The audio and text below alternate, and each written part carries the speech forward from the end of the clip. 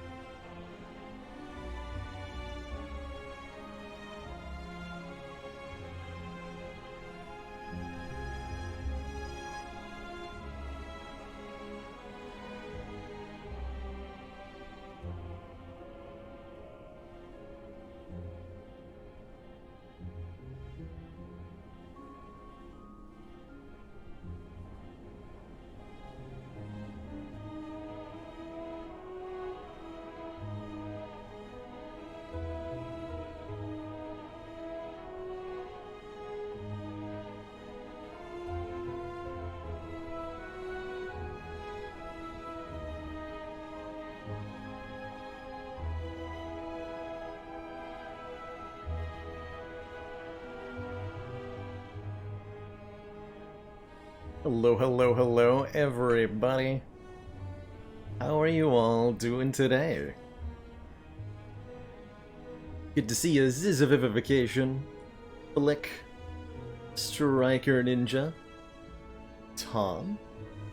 Good ear with the soundtrack identifier there, as we're booting up. The Ivy Blade. Hello, Sour. Baron Vonas. Hello, hello. Cyrus.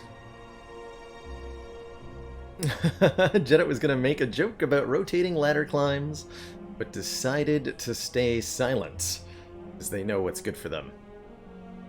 How's it going, Fluggy?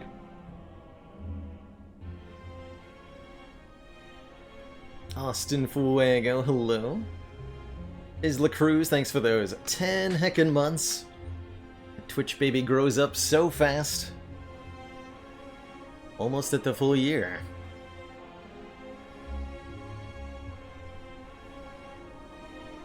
Yeah, Traps. A Lagonian. Good time-appropriate greetings and all that. Good to catch you here, Despot. Always a pleasure to see you in chat. Isla Cruz.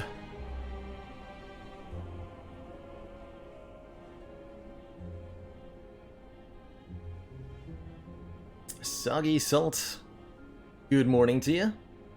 Got a day off work and can tune in live? Well, happy to have you here. Hey, Cyphix, Southern Touch. Glad you liked that breakdown, Despot. I think I learned quite a bit over that 50-game stretch. Defect in particular really feels like something clicked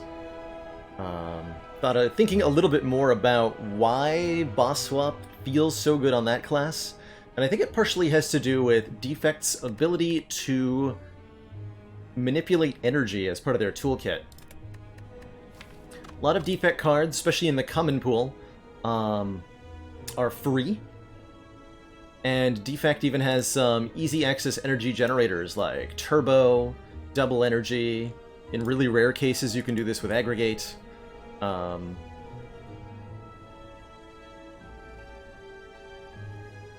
yeah, the save file hasn't seen all the cards for Defect. You know, Plasma Orbs, Fission. There's a lot of ways to make Defect really functional on 3 energy. But at the same time, Defect also, because they have so many energy-generating cards, they have lots of ways to spend tons of energy as well. So, because there's like lots of card draw in Defect, lots of card generation, lots of big expensive cards, lots of X-cost cards, there's a lot of ways Defect can turn lots of energy into lots of power. So regardless of whether you get an energy relic or not from your boss swap, you're going to be able to take advantage of it with Defect's toolkit pretty effectively. Defect is just as happy to get a floor 1 empty cage as they are to get a Velvet Choker half the time.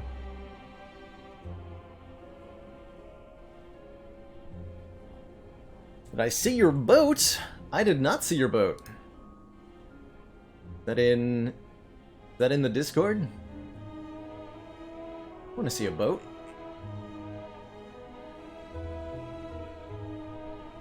The quietest guy. Pacific's hitting us up with an astronomy fact.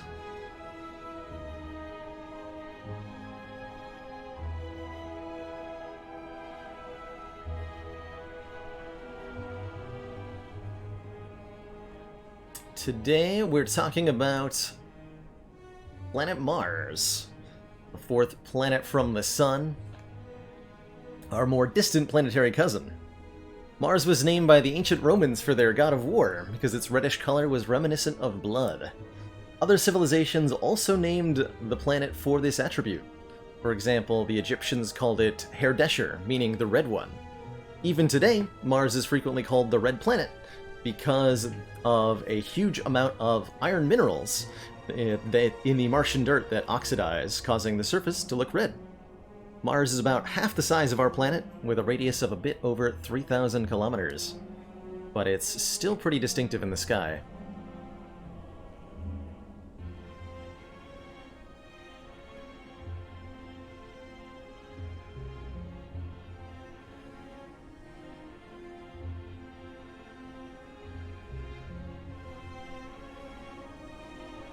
I'm glad to share the knowledge. It's been really enjoyable reading up on different branches, different chemicals, different planets, and learning stuff to share. I got that dad joke for you, Miasma. Apologies. Getting a little slow to get going here this morning. Alright, just for you, I have a very especially terrible dad joke. So, those of you in the audience who are expecting or have heart conditions may want to plug your ears now. Which island has the tallest men? Long Guy Land. I'm now going to end the stream.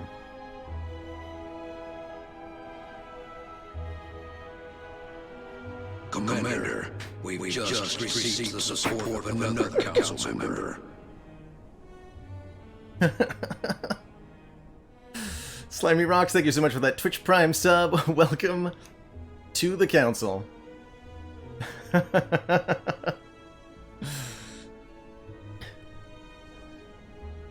And that marked the high point of Baylor's career.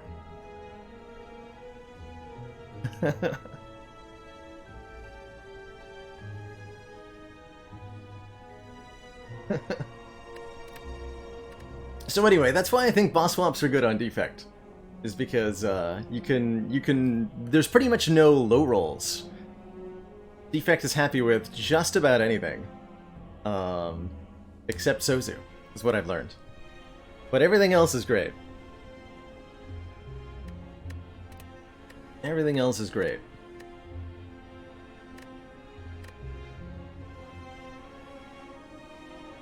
So, to start the stream, I wanted to share something that one of our community members brought forth. Zizzification. I think I pronounced that almost correctly. If I say the word really fast, no one will notice. Zizzification put forth a seed in the Discord in response to the kind of ongoing question of, is there such thing as an impossible run in Slay the Spire? Or I kind of asked a more specific version of that. Is it possible to get a Pandora's Box start that you can't win? Is it possible for a boss relic swap to kill you? So, Zizzification gave me a seed to try with Silent. I'm gonna give ourselves the best odds. Thought I had you on the clipboard. KQ4. Pretty short seed here.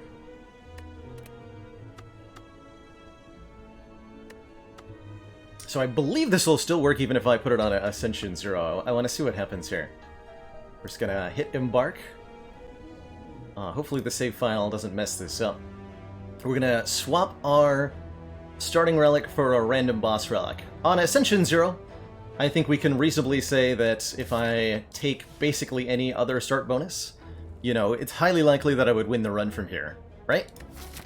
We've seen many a ladder start. And we could say that this is very consistently winnable from this position. But what if we click this?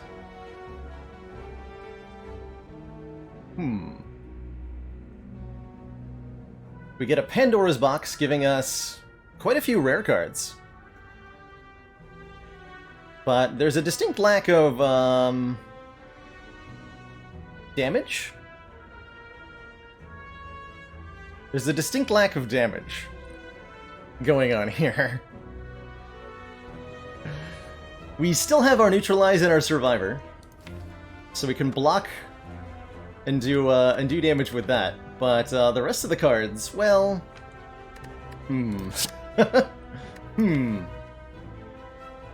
So we do have a way to do damage, right? Neutralize and Venom, and with some tricky stuff like Burst Piercing Wail. Unfortunately, this accuracy is useless. The Reflex and Tactician are basically useless. Well, we could probably beat, like, the 2 Slimes fight, right? Maybe? And if we can get through one single fight, we can get to a store, and the store is guaranteed to offer us attacks. So all we have to do is, on Ascension 0, get through one easy pool fight.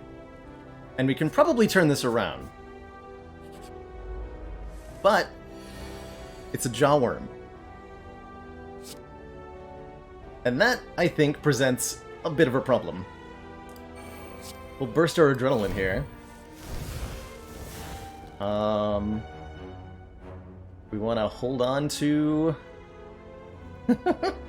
How do we do this? We probably want to try keeping Piercing Wail here, so we're going to burst the Survivor. Don't want to set up anything, right? Do we set up Survivor? Burst Piercing Wail? Maybe that's what I need to do. But if I set up the Survivor, I want to be able to get the Envenom in play, so if we burst Survivor... I'm going too deep into this, aren't I? Let's not make it so difficult on ourselves. Just get the powers down. So, we can do 4 damage! Huzzah!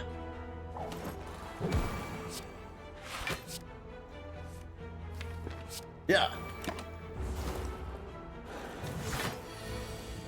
Alright. 4 down, 39 to go. We can full block-ish this turn? Question mark? But we immediately notice a problem, which is that every time Jawworm has block, Neutralize is not going to do anything. And Jawworm sure spends a lot of time blocking.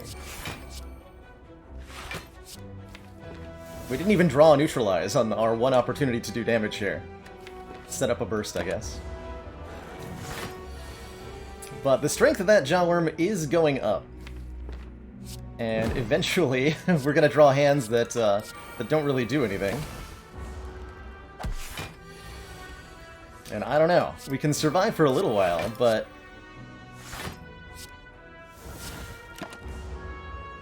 we can't really kill it, can we?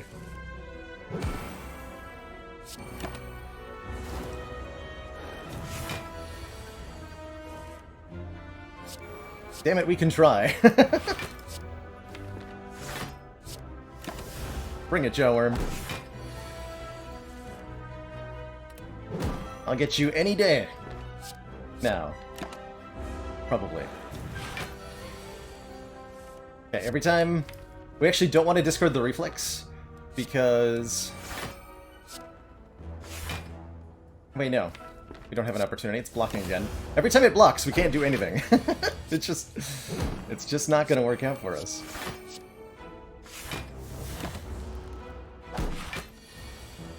Jawworm, please. Okay, we have to set up the neutralize.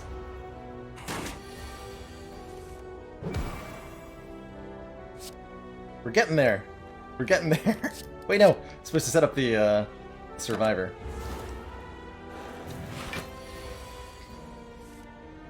Ah. Disaster. Set up the reflexes. Take the 26. To the face. Hit it with the neutralize. Commence the surviving.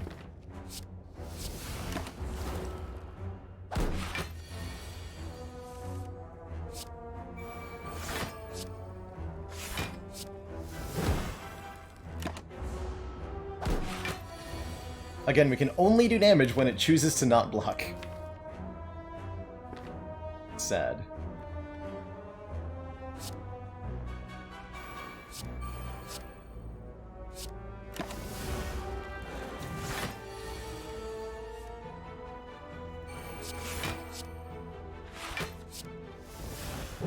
Damn, can we survive pretty well. We're on 19 turns of standoff against the Jawworm. Terrifying.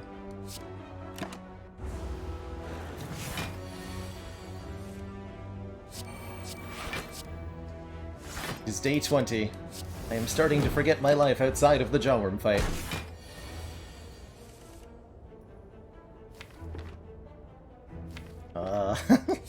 First set up this. Okay, we're any day now we'll get this Jawworm. Got him right where we want him.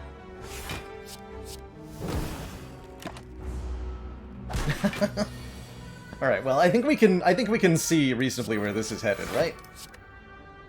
We are not even halfway done towards the Jawworm killing, and it is starting to damage us pretty consistently.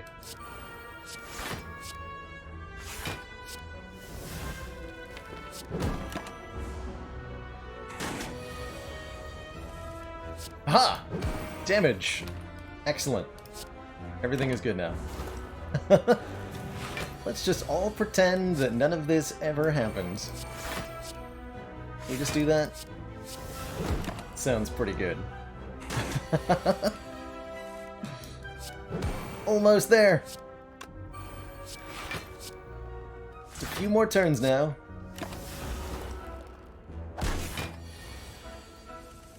Just a few more turns.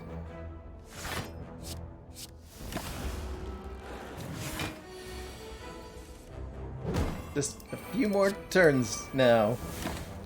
Oh dear. I don't think there's any draw order on any Ascension that gets past that starting Jawworm if you trade on this particular seed. Pretty good find, I think. Pretty good find. I don't know what the odds of something like this are.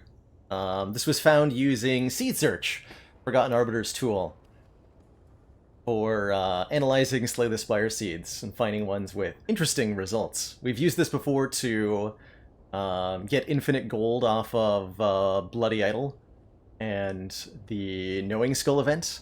We've used this to get a 473 max health Ironclad a long time ago with a seeded run, and it's cool to see unusual results in Spire still being discovered through that tool. No matter which fight you pick, you're always going to get a Jawworm on floor 1 here. Doesn't matter. We can show that off real quick.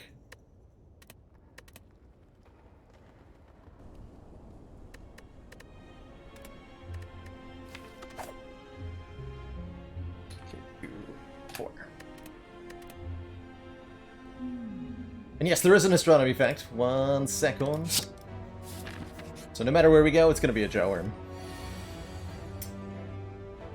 So let me catch up with the redemptions real quick. Iraq! Sorry about the delay on that one. Did you know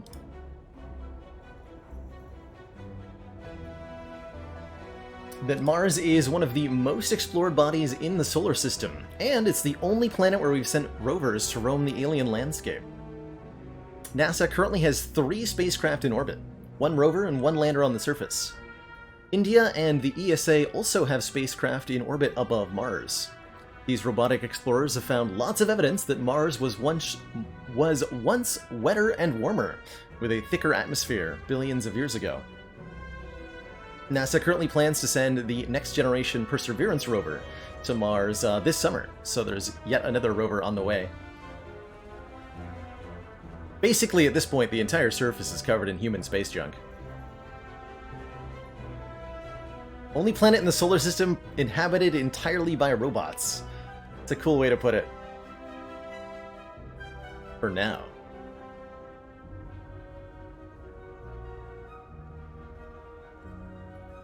Has the tool been used to find a max claw swap seed? So that's something I wanted to exist really early on, is a Pandora's swap that gives you 8 claws. But it turns out that is such an astronomically unlikely event that it's might not actually be possible for Slay the Spire to generate it as an output, because there are a finite number of seeds in the game, many billions. And it's actually very probable that 0 of all of those, actually way more than billions, trillions I think, it's likely that none of them give you only claws from Pandora's box. The most you can reasonably get is like 4? At least that's the most I was able to find. And that's why it's so incredible, I think, Zizivivification, that you were able to find a Pandora's start that just dies to that opening encounter. It's so incredibly unlikely that in 10 cards you get no way to do damage. And then on top of that, have to roll the Jawworm to be unable to escape the first floor. I think Cultist would also kill this. But the 2 slimes and the, like, you saw how long we were able to survive. This would beat Lice, and this would beat 2 slimes. So even this seed is a 50% chance to have been winnable, theoretically. Or at least get past the first floor. I'm pretty sure you could fix this pretty quickly into something good. You know, add 1 Blade Dance and we're starting to talk big time damage. But it doesn't get that far because it dies to Jawworm. So good find. Very good find.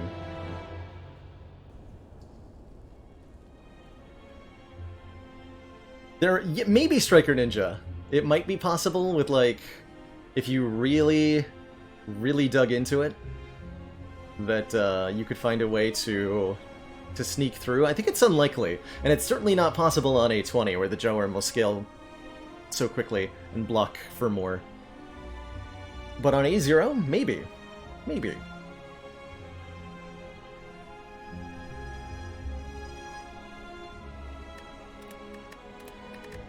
Alright, so, just a little quick thing I wanted to showcase before we start our first actual run of the day here, which will be a new start to the no-skip ladder. Our previous attempt died on Ascension 14, the Poor Silent. Did not get past Exordium Thugs after taking a transmutation and trusting it perhaps a little bit too much.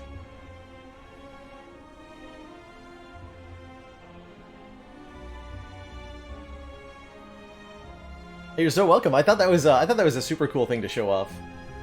There's been a couple interesting discoveries in Spire lately. We had Forgotten Arbiters highlighted a kind of a glitch with the RNG of Spire, or rather pointing out that certain events in Spire are correlated, particularly at the start of the run, and so there's some inferences to be made. Let's see, we last died on Silence, so we're going to start this ladder with Defect, I guess.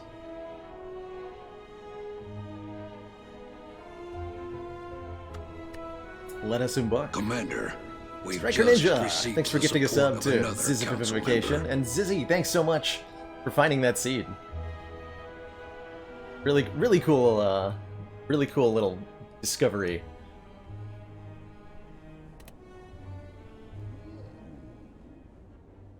So, this is a fresh start on the no-skip ladder. Quick little spiel Commander, for anybody who might be we've new. just received the And Stress support Blows, and of thank you another for the council Twitch Prime member. sub. Welcome to the council.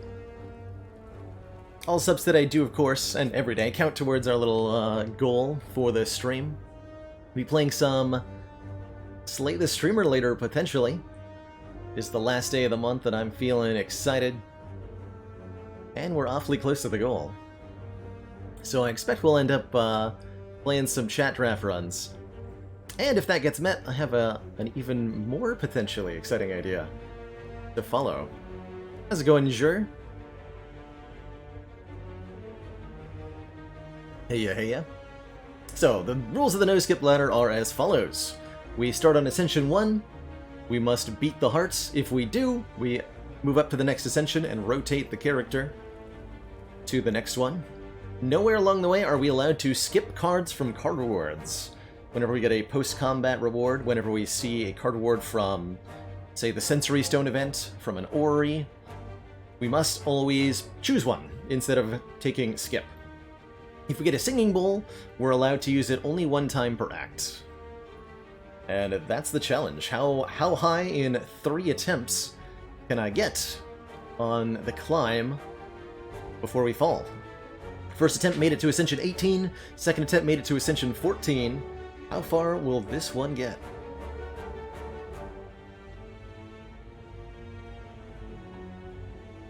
I do like 250 gold starts, quite a lot. We could, of course, go boss relic swap. Have been really loving the boss swaps on defects. But I also like diversity of starts. We take 250 gold for a curse. We only have to get through one pretty easy combat encounter before hitting up the shop.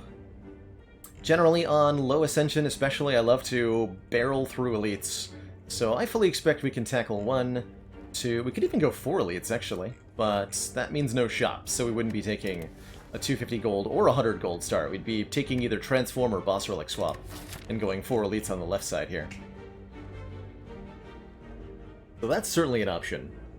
But the one I think I'm leaning towards a little bit more is 250 gold, hit this shop up, and then try to bop 3 elites, getting our Burning Elite as well.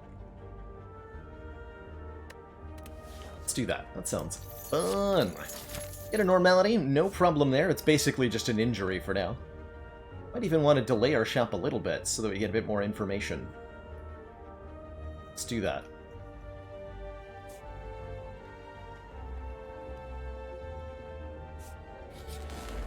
So, one of the correlated things in Spire that's been learned is, I believe, if your first combat is not a cultist, then that tells you that your first question mark room will not be a combat.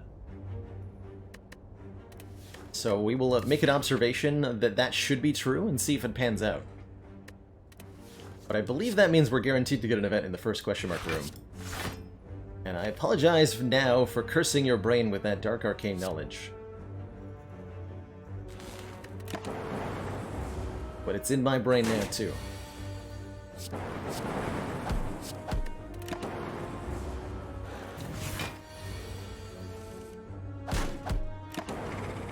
Zip, zooping, and zapping. Got our way through that first fight, no problem, and are given some pretty interesting options here. Consume, recursion, go for the eyes.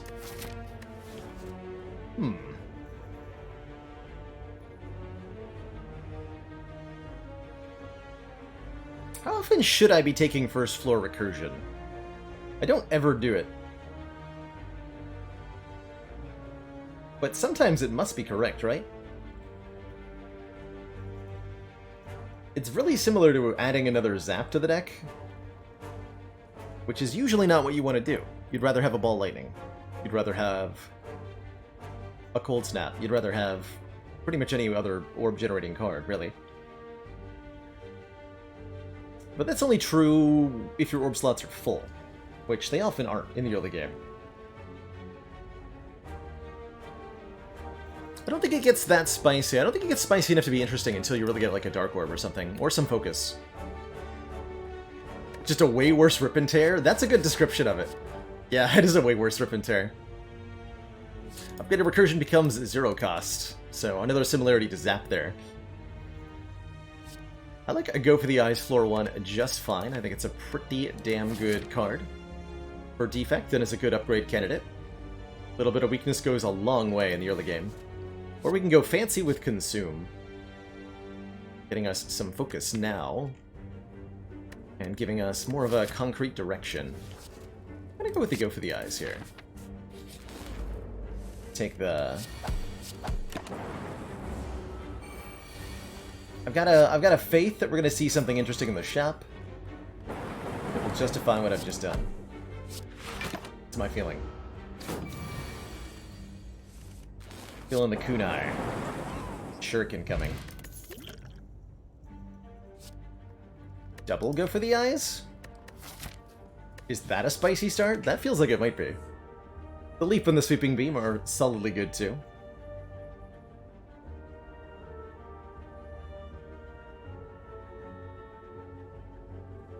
Got an odd amount of faith we're going to see a Ninja Relic. I think I'm going to go Double Go for the Eyes. Actually just curious how well it will perform. Toxic Egg. That's not a Ninja Relic at all, but it is pretty good.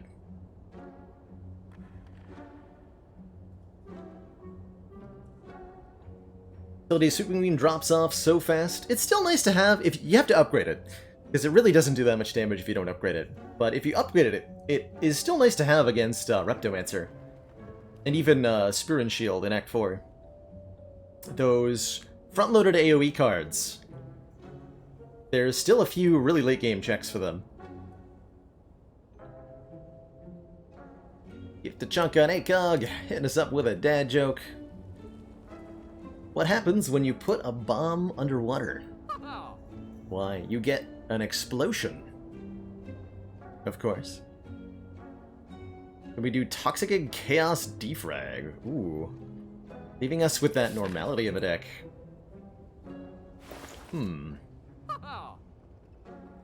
We can do those things. I believe, right? We have math on our side. That's less than 371. Pretty sure.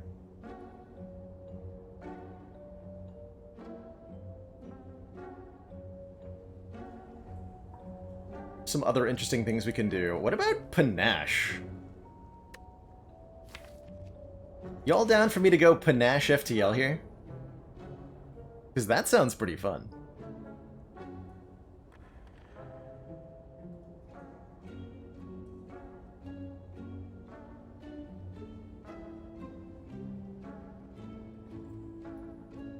That's actually pretty functional, too. We picked up 2 zero-cost cards. We get some inbuilt card draw, and the payoff is lots of AoE damage every turn with a power.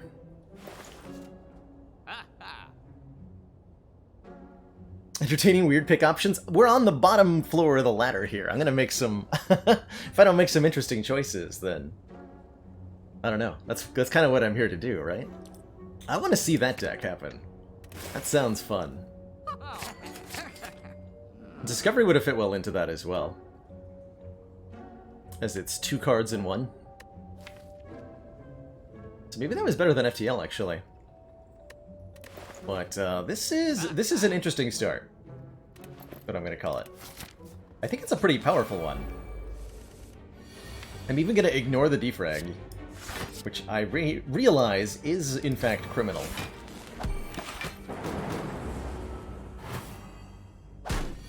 Also realize that we're no-skipping, so this might be difficult to keep together.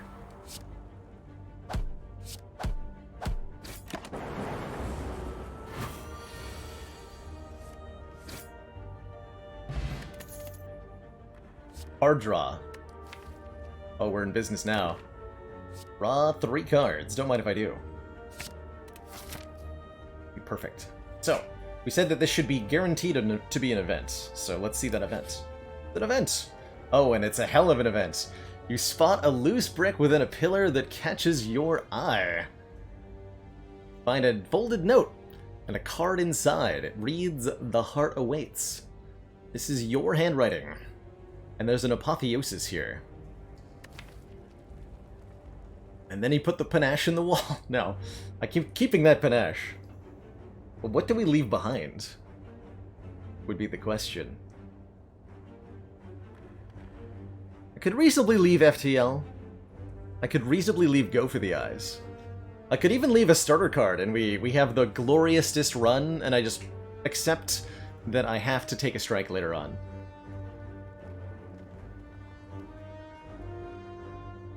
Kind of okay with that. That sounds hilarious. Alright. Let us have our beautiful defect. Put a strike in there for later. Future Baylor can suck it. Yeah, leaving a dual cast is even worse than leaving a strike, I think. Would not want to do that. Future Baylor would be very sad.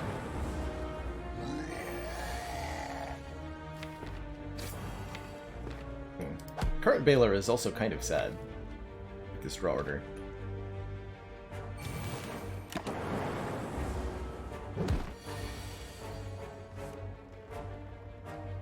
Okay, if I panache, I do it this turn. Or do we apotheosis panache? Got a lot of zero-cost cards we can draw. So if I panache first, should be fine here.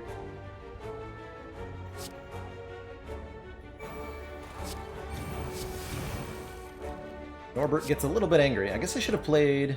Wow. We drew a lot more stuff than I thought we were going to. For blam. So we can do... We can actually kill it with the explosive pod, just outright if we want to here.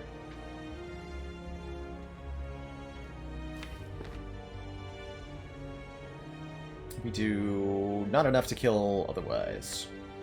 We're only blocking like 8 damage with this explosive potion. Just gonna take the damage. This potion. Seems good to me. The Dream Catcher. If we choose to rest, you get to add yet another card to the deck. Here's Chaos being offered, and I think it's pretty reasonable, especially with our Apotheosis upgrading it. It'll generate 2 random orbs. Or we could try to do fusion things, which is spicy. Gives us more energy, meaning more card plays, meaning more hot nonsense.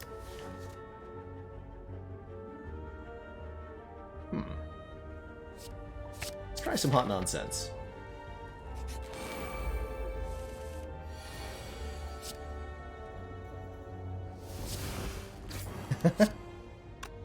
The lurk continues. Get him.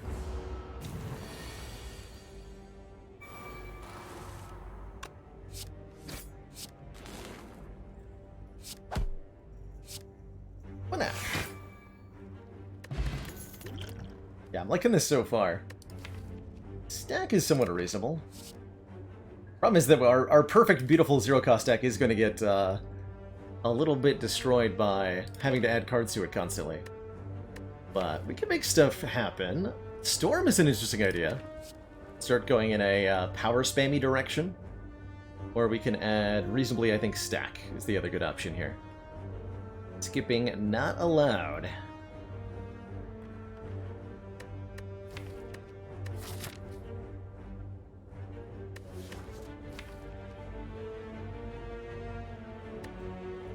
Works well with the panache, right? We have a zero-cost power, so we can get panache to generate a lightning orb for us. And yeah, the Apotheosis upgrading the stack definitely makes it more consistent as a block card. Take a stack here, I think. Blood Vial is just fine. Could certainly consider bites at this point, so maybe well, we already got rid of a strike. Unfortunately. Disaster. Strikes.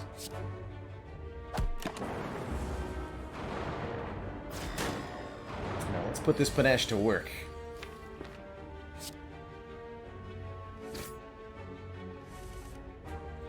Oh my. Oh my. Boop.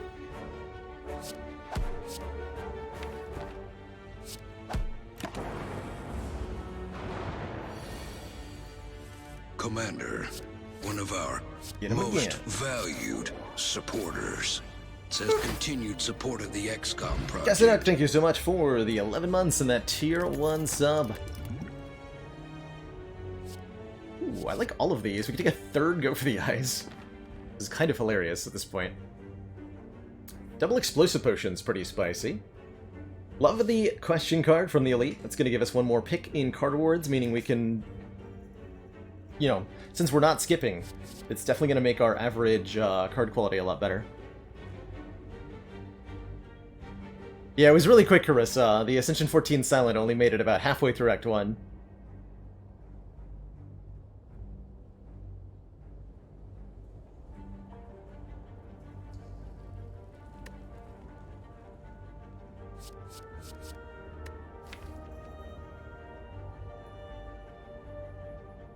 Double energy lets us start to do some, like, serious shenanigans, but it's a dead draw a lot of the time right now.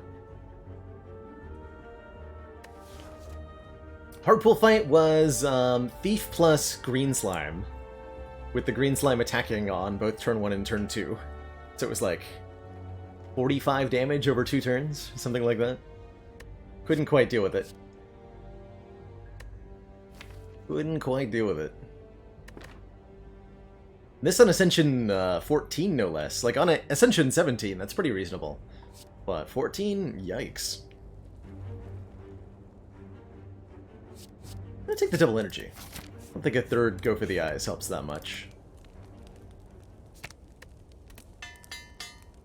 Slap the upgrade on the skim, make it easier to find the Apotheosis since we don't have it bottled or anything. Already fought 2 elites? We already have. This is another very nasty fight sometimes. This one. May even... I am going to Explosive Pot, actually, to kill this Acid Slime. No need your nonsense, sir.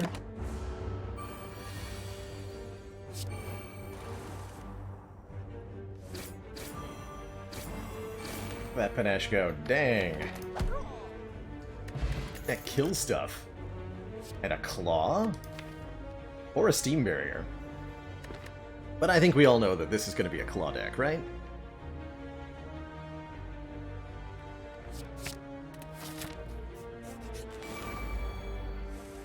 It's where it has to head. Surely. Right stack, block!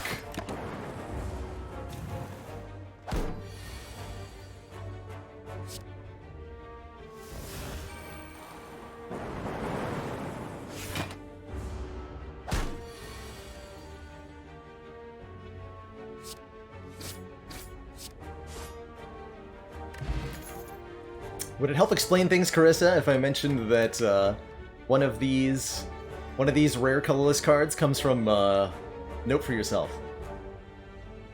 Because you're right, it is odd that we have 2 rare colorless cards in the middle of Act 1. I think that's very unusual. Pretty hard to pick up. So White Noise is 2 cards in 1. Skim is more card draw.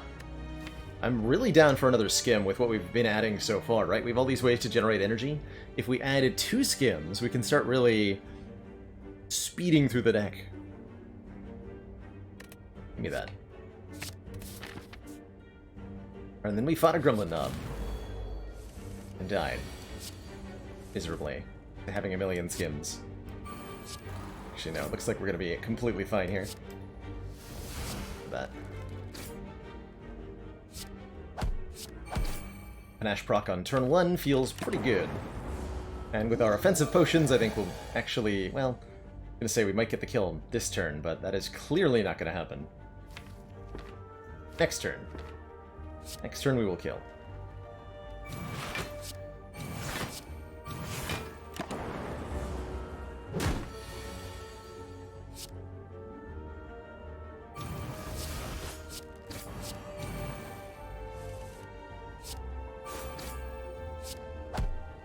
I should get there with the explosive pot, so we'll keep the fire pot.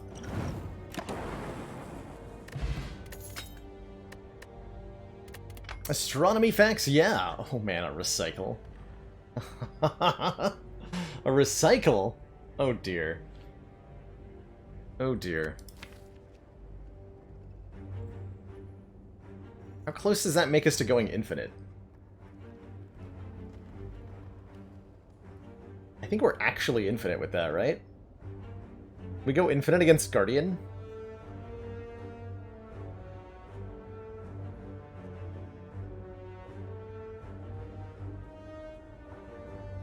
It would be...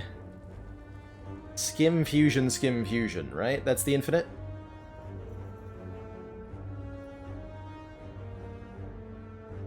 Because once all 3 orb slots are full of plasma orbs, each fusion is 1 energy for 2 energy.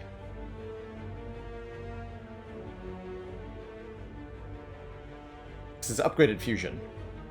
So we're paying 1 to get 2. And then we draw it again with Skim. So 2 energy per cycle. Yeah, it's energy neutral. It doesn't do anything except proc Panache over and over and over again. There are 2 skims, but we don't play 2 skims between every fusion. We play 1 skim, and then the fusion, then we play the other skim, and the fusion.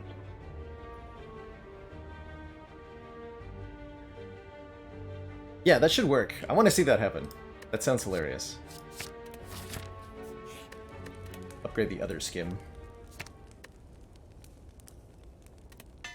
We could insert a claw into the infinite. Yep, there's a lot of little things we can do there. And my dearest hope is that we don't accidentally kill our guardian friend. Before I'm ready here. Because that would be disastrous.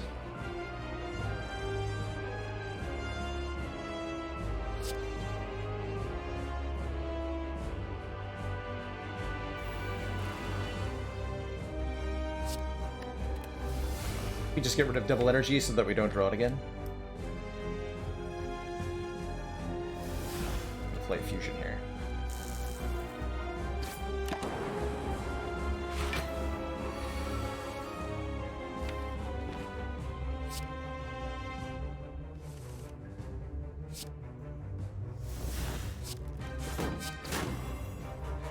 And strike will transform here. Could dual cast as well. In fact, I would like to get rid of the lightning orb. Let's do that.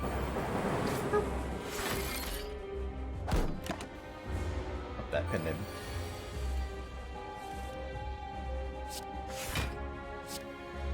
Not gonna play Zap.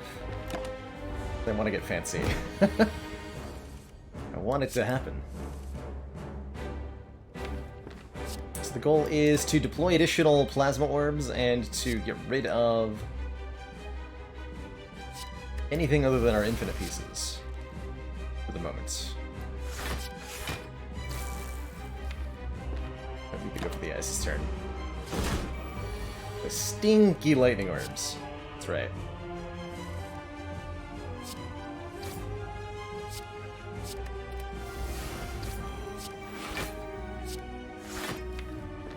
Yeah, looking good.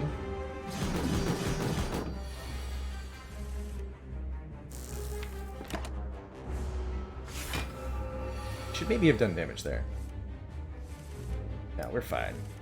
I can just block for 1 million. Easy peasy. Every time.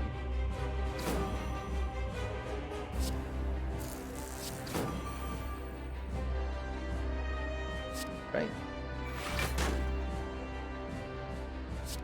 Actually, we don't even need the stack anymore. Good.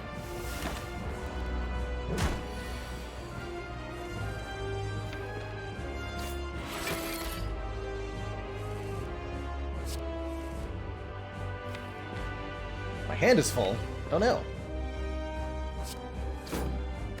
That is definitely not what I wanted to happen here. Sure, hitting us up with a dad joke. Did you hear about the aggressive orchestra player? He had a tendency for violence.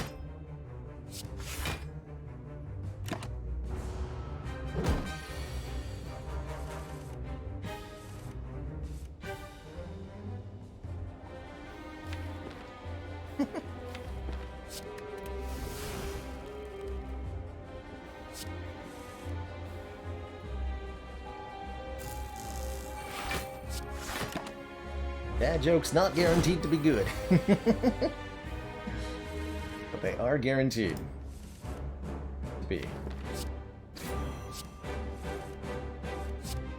Okay, we're almost there. We are definitely almost there.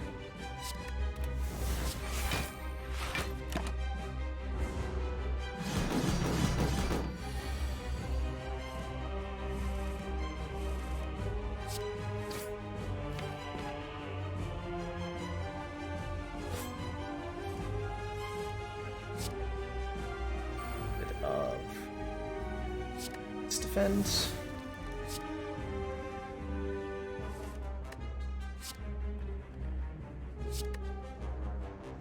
Okay, I think we're there. So we go fusion, skim, fusion, skim, and that's our turn. Fusion, skim.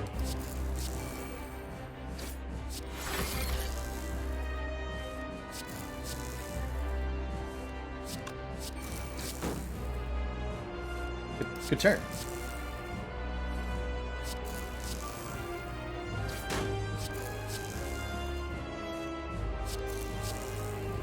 It even works on spikers. Yeah, we can absolutely, if we want to, we can stick a claw in here. We can go claw, fusion, skim. Claw, fusion, skim. That is way faster. We could even get our pendiv up this way, which we should do. Because I'm very try-harding this Ascension 1 run.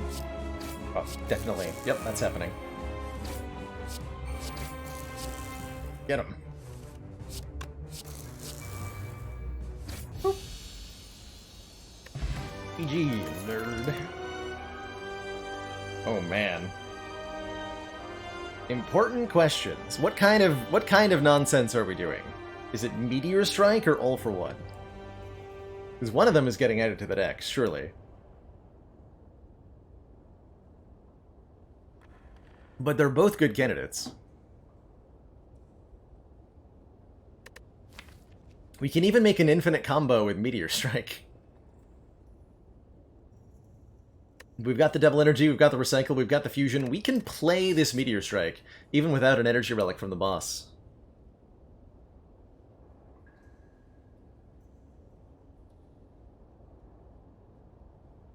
But All for One makes the Panache go completely ballistic, getting back tons of cards. That's pretty spicy.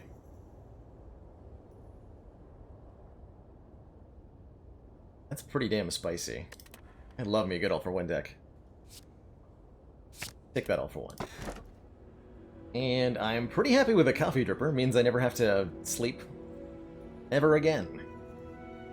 Could go for the Calling Bell, which adds a curse to the deck, definitely making it a little bit more difficult for us to do what we're doing.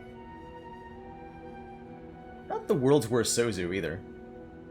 We could discard one of our potions, drink the Entropic Brew, and then pick up the Sozu. If we wanted to reroll what we have here.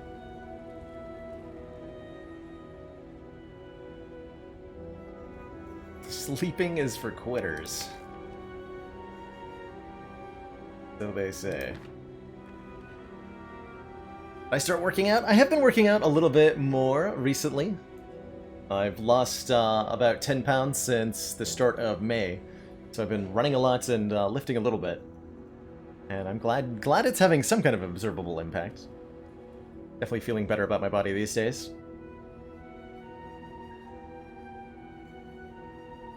Exactly, Caruso. Especially with the blood vial. I think we can get away pretty cheekily with a coffee dripper here.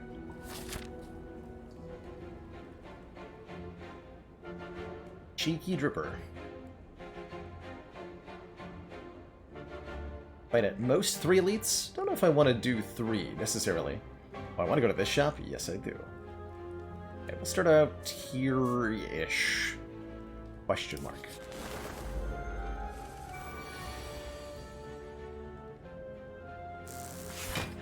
Here-ish question mark. Pretty underwhelming turn 1 there. This looks more appropriate, however.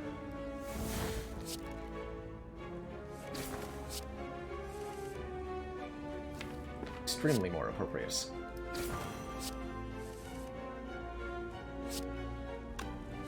Ash, double energy.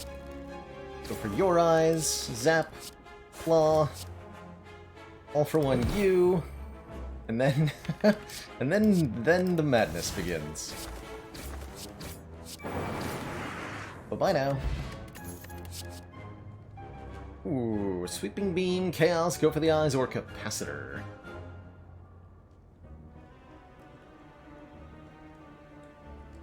What % of the weight loss is attributed to simply wearing workout clothes? After many days of observation, Cody, I've noticed that the less clothes that you wear, the less that you weigh. Think about that.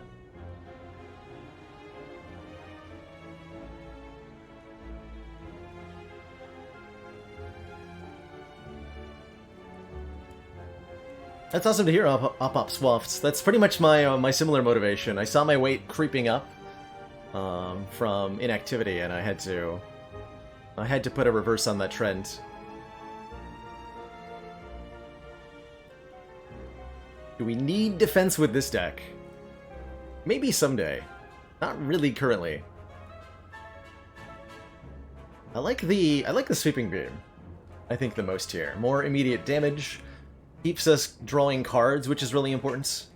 As the deck gets polluted more and more, we're going to want to be continuing to draw them cards aggressively, so that we may destroy our foes aggressively. Hooray and all that. Oh no. Our foes.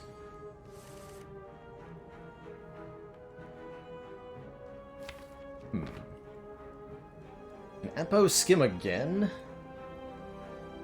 I don't want to pen nib the sweeping beam. For 18 to both of them. Maybe we want to swift potion here? Instead of playing the skin? I'm down for that. That gives me some more possibilities. Yeah, we got the all for one in our hand now. That's a big deal. Although it would only bring back FTL and go for the eyes, so maybe it's not that big a deal. Do I instead simply try to block as much as I can? Keep the pen nib alive, block 16, take 1. Pretty good. Well, we could try to, like, skim into recycle, but I don't think I can really pull that off. Next turn won't be pretty, though. We can block this turn, but next turn is going to be ugly. We better do that, then.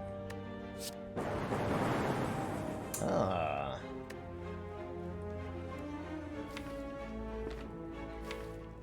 Now do I skim?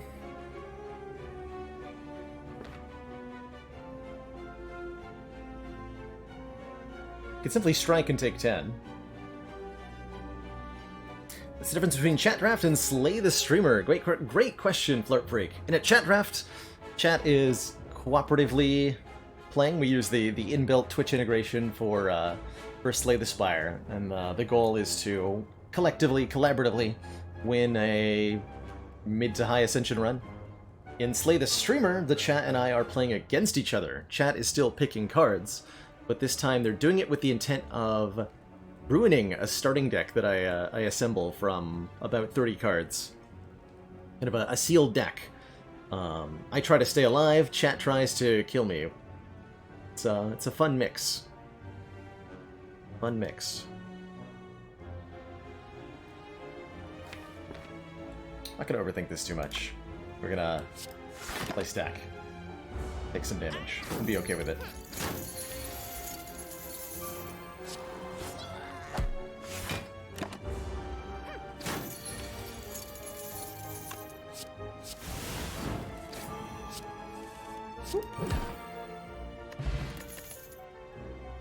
Feather go for the eyes, leap, consume, or barrage. How many go for the eyes does one man need? None of these say draw cards on them, unfortunately. Okay with the leap, though. One more block card. With the Coffee Dripper, it's important that we not get murdered. So I do like that. To some extent, these will both come back with all for one. No reason to get rid of either. The daze could prove a bit of a problem, although that would require the fight to continue to happen beyond this turn, which I'm no longer convinced will occur. So that's nice.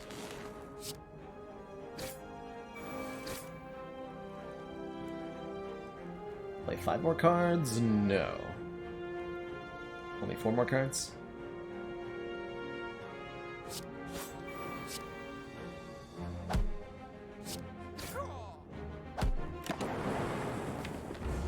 We draw all for one on this turn. Very beautiful.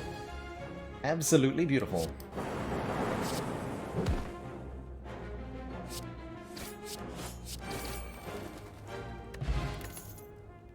Ooh, and a beam cell gives our enemies vulnerable, allowing us to do a lot more damage. Alternately, Cool-Headed does say draw a card on it. Ladder run of Slay the Streamer. So I think a ladder run would have to start on Ascension 20, so that chat has a good chance of winning the first one. And then we go down one Ascension every time chat wins. So chat's goal is to get a ladder streak against me. That sounds pretty wild. Go with the Cool-Headed. Take that card, draw card.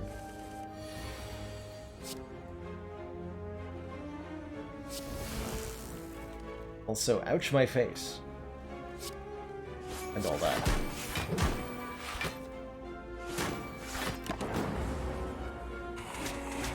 Could have dug for help in our potions, but felt like I was alright.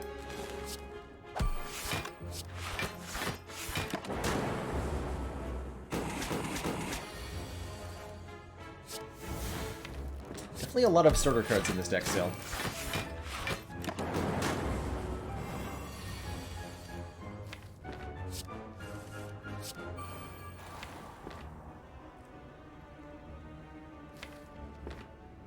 So we'll play this.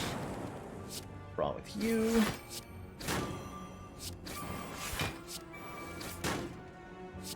More energy. Basically have a ridiculous turn.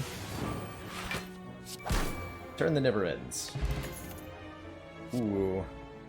Like retain quite a bit, but it's up against a second claw. I think I'm legally obliged to pick the second claw, right? Gotta be. You gotta be.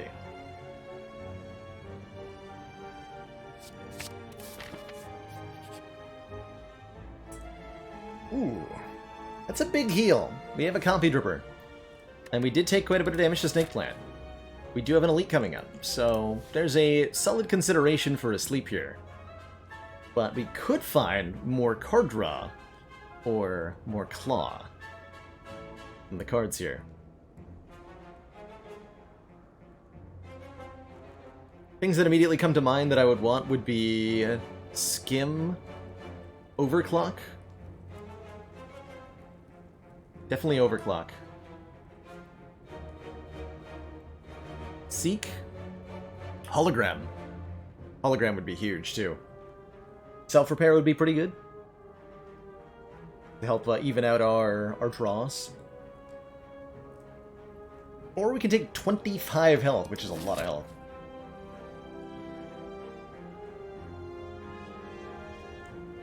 Murphy! What's up with a dad joke? Why did Mozart and Bach get in trouble at school?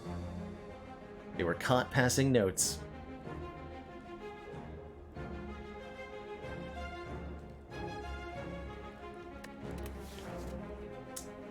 I'm gonna go with the heal here.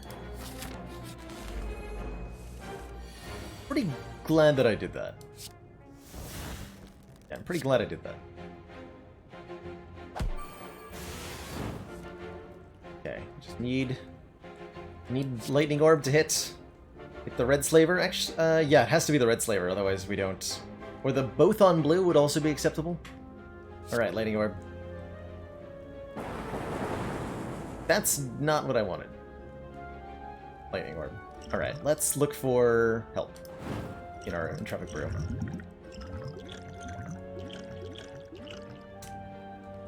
Not quite what I had in mind. Could try the power pot. A little bit late. Electro would be an out. Buffer would be 4 health. It's not really helpful. Guess I'll use the weak pot. It's not enough hits on that power potion to be worth it. But now everything is fine.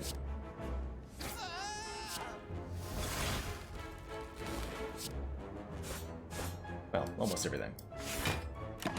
Lose a few more health here. Definitely grateful I rested at the library.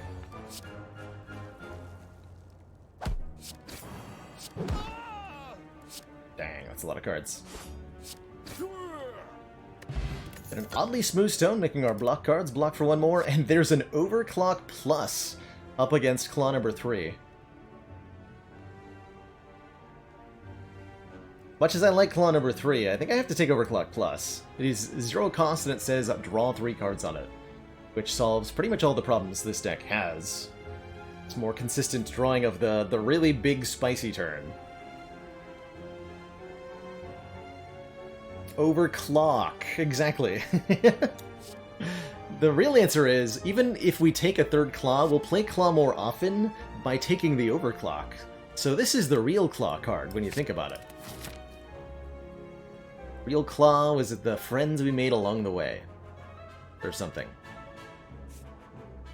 Pick on more elites, because I'm crazy or something. We have an overclock. Everything's good.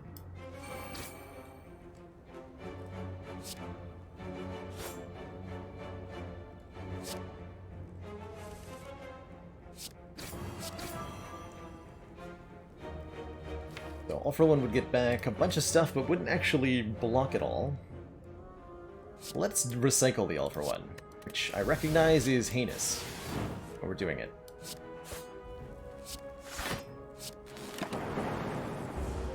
Does deck want madnesses? Probably not. They do slow us down a little bit, because they're not useful really until the 2nd time you draw the card. This is more of a first cycle kind of deck.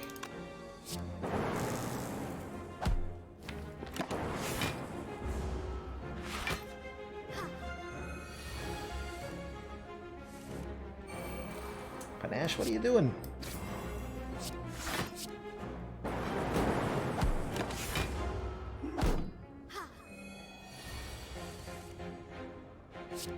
Panache, why?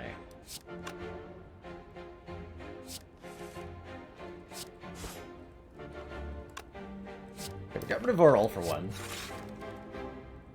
Unknown reasons. Why I would have possibly done that. Smiley face.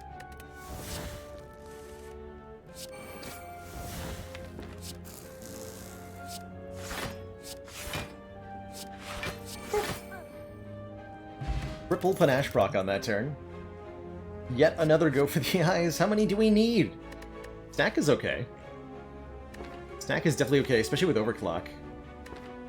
Or we could take a Beam Cell.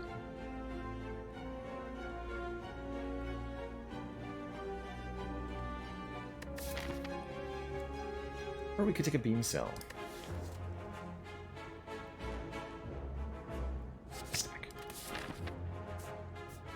before I decide what I'm going to upgrade at this campfire, I am going to take a quick break, use the bathroom, refill my water, and when I return, more defact nonsense. Be right back, everybody.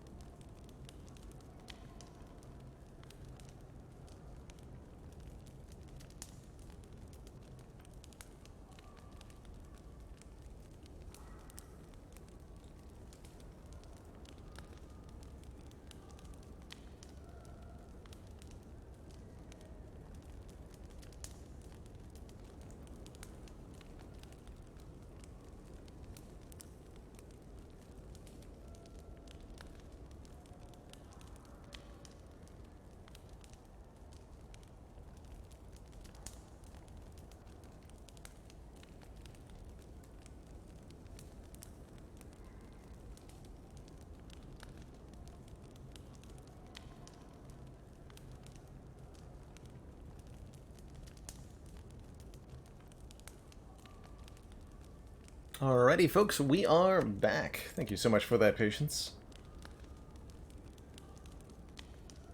So, upgrade-wise, what are we looking to do here? I think we want to either make our fusion easier to get in play, or, again, keep upgrading our card draw so that we can get towards Apotheosis faster on average. Go with the cool-headed upgrade.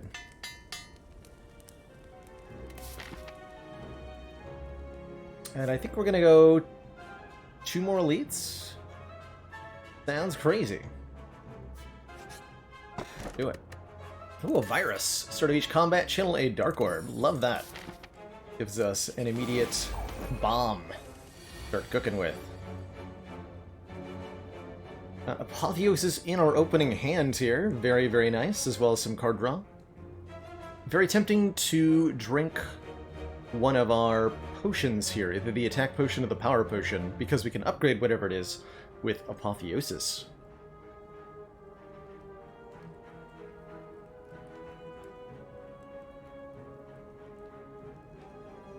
Probably go Power Pot.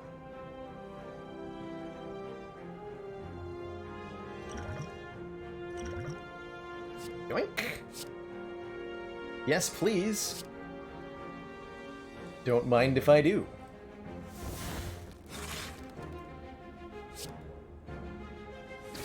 Do not mind if I do at all. Oh boy, we got a really big turn here. Continues.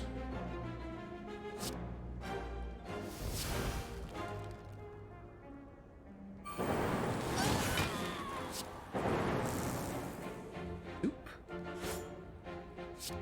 And full block. Stuff. Very good stuff.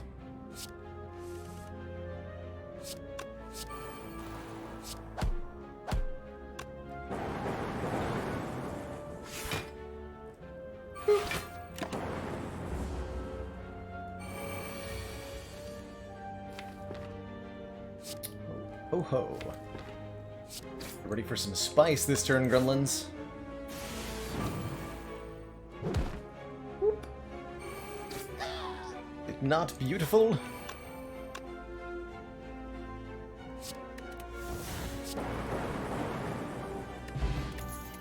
Duvu Doll doing a whole load of nothing currently. And we're offered another overclock versus a cool-headed versus a hologram. Oh my. Some very excellent addition options here. Question card putting in some serious work. I think we want the hologram, as it gets us pretty much anything from the discard pile. Could be recycle if we need more energy, could be a claw, could be go for the eyes, could be more card draw. At the regret. The sadness of not having taken Calling Bell. Ooh. It's only 16 health to get the book, actually. You get either the Enchilada. The Necronomicon would give us a point of strength.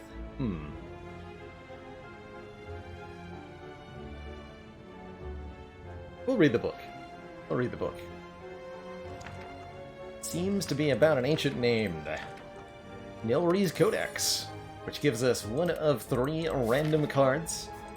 You can choose to add to the draw pile every turn.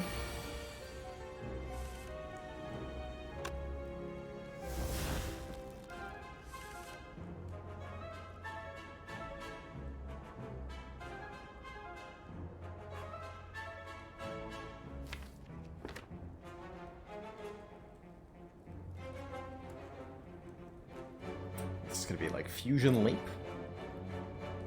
Actually, I can Fusion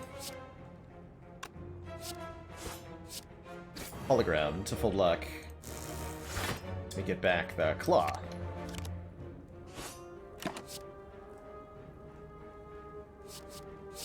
I'll take a Hyper Beam.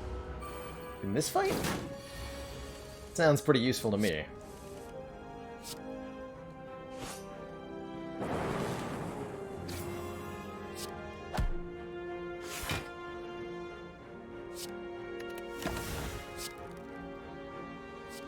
Surge sounds good too. Bird is already dead after all. We can block the Vuln here.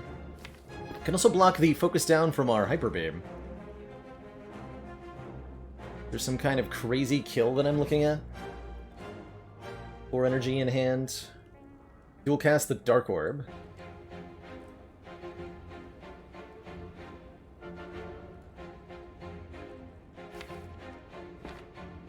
Are hexed.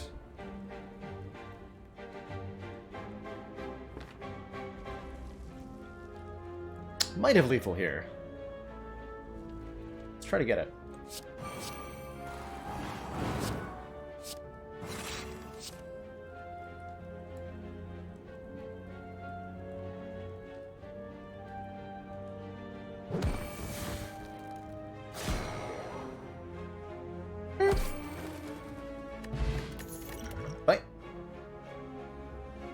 Beam Cell starting to look a little bit better now. Don't mind necessarily a recursion or another even sweeping beam. Storm feeling kind of curious.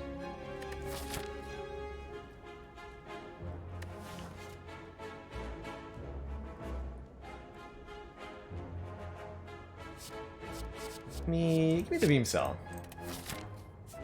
And with 500 gold, take the shot. The elite behind it might be a bit scary, but there's a waffle here. And there's a bird-faced urn here, which would heal us 2 every time we play a power card.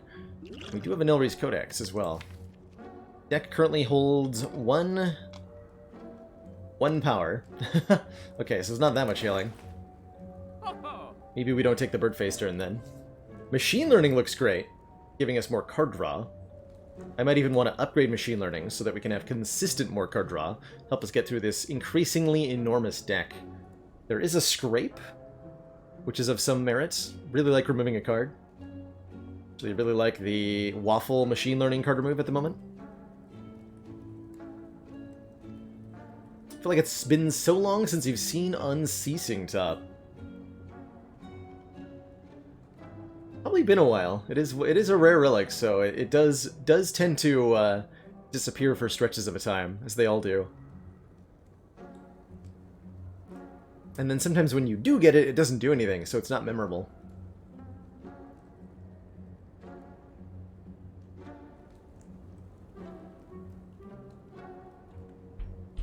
I think we definitely take Waffle. Much deliciousness. Definitely remove a strike? Let's say yes to strike remove. Let's say yes to Machine Learning. Those are the things I most enjoy here. Could take this algorithm. It's a little bit late, but not too late. Could take the Scrape and have it be okay. Could buy a potion, but I think we'll just keep the rest of the money here. Very, very happy getting a full heal. Means that no matter what, this fight won't go too badly.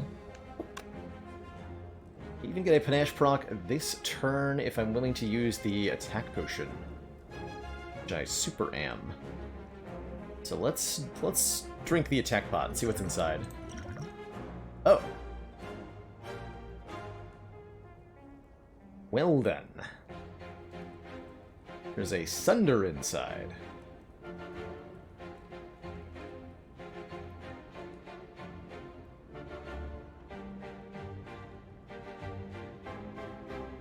I see.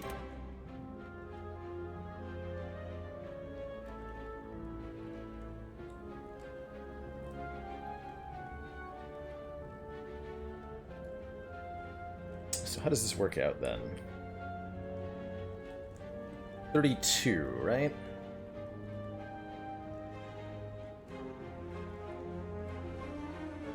For an upgraded Sunder. We go Apotheosis, Sunder. Actually, would it be Apotheosis Panache, Sunder, Recycle, Hologram, Sunder? Now we have to have Panache first. Okay, so we don't get a double kill. We only get a single kill here. Unfortunate. Definitely take the Sunder here, though. So we go Panache, Apotheosis, Sunder, Recycle, Effusion, Hologram the Sunder, play the Sunder with Pen Nib to KO the Red Slaver.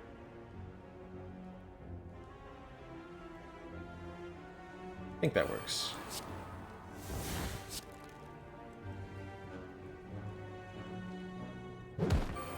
So we don't Apotheosis first because otherwise we're short one card for the proc on the Panache here, and it won't happen. Blah. Immense the blappening. Sunder is not still 0 after being discarded, no. Tragically. Scandalously.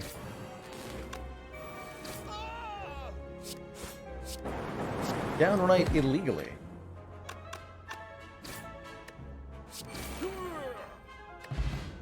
Boat thingy, here's a block on turn 2 for us with 14 block. Love it. Also love a Steam Barrier. The Static Discharge and the Darkness are not too shabby either. Really like the Steam Barrier, though. Comes back with All for One. We have +1 dex already.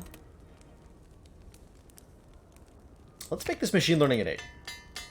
So we always draw it on turn 1. I think that'll help us quite a bit, especially in this fight. Electrodynamics from Nilries, you say? Why Nilries? You absolutely should not have. It's just glorious.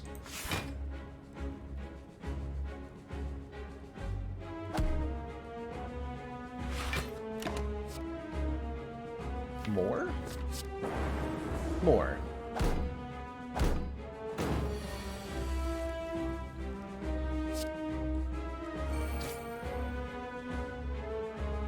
$28 from All for One? Oh, I gotta play the other stuff first. End of this claw.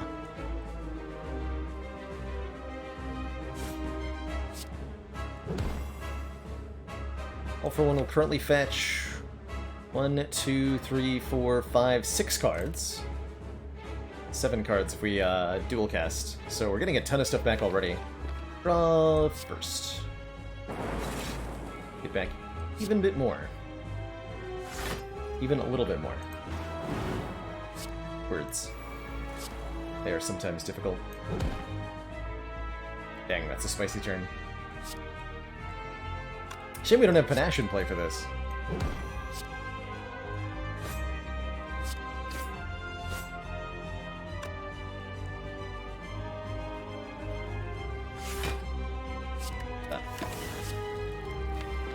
Meteor Strike? Why, yes. I do want that. Yes, I do.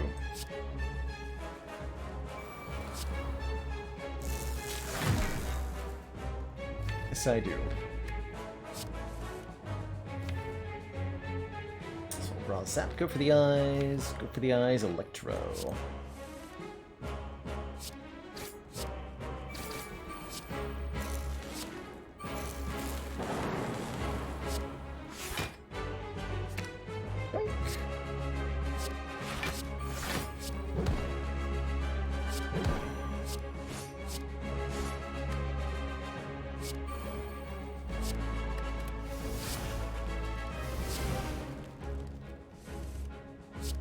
Oh, what's that? My turn is still happening? How unfortunate. GG.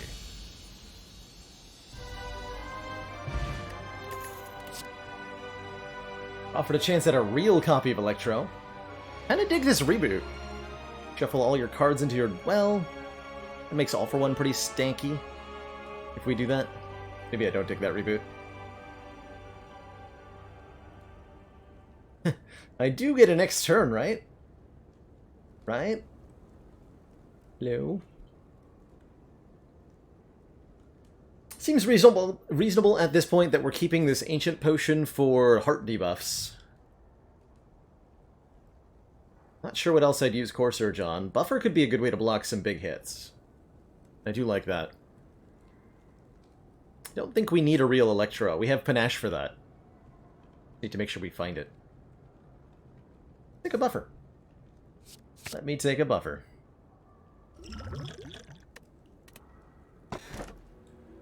Oh, Empty Cage kind of feels like cheating here. Slimming down this deck a little bit. I could see a lot of power in this Sacred Bark as well. Making our potions double power. 2 artifact from the Ancient Pot. 2 cards back with Liquid Memories can fetch like All for One and Hologram, and that's just insane. Or...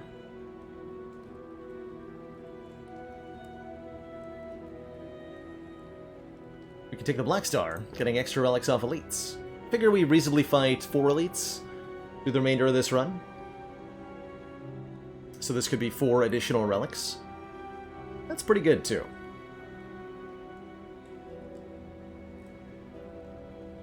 Don't need Blessing of the Forge with Apotheosis so much. Well, we do, though. It helps in the event that we have a rough turn 1. We draw a bunch of unupgraded cards and didn't see Apotheosis. As the deck approaches 40 cards here in Act 2, we're gonna, or in Act 3, we're gonna want some insurance policies available for us.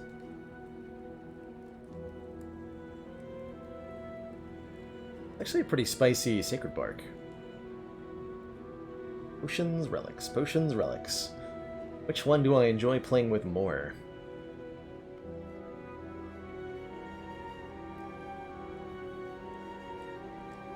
Take the sacred bark. We need some extra help against bosses, I think. Specifically the heart.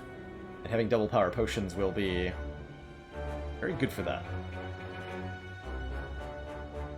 Okay, we would have only gotten 2 elites this act with the Black Star.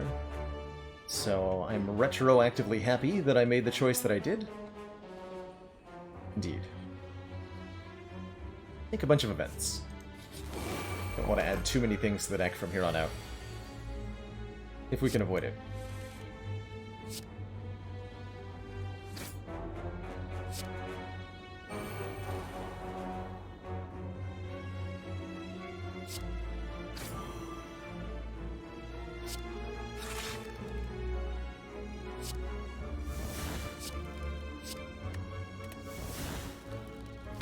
Now we're cooking with mayonnaise. Give me that mayo.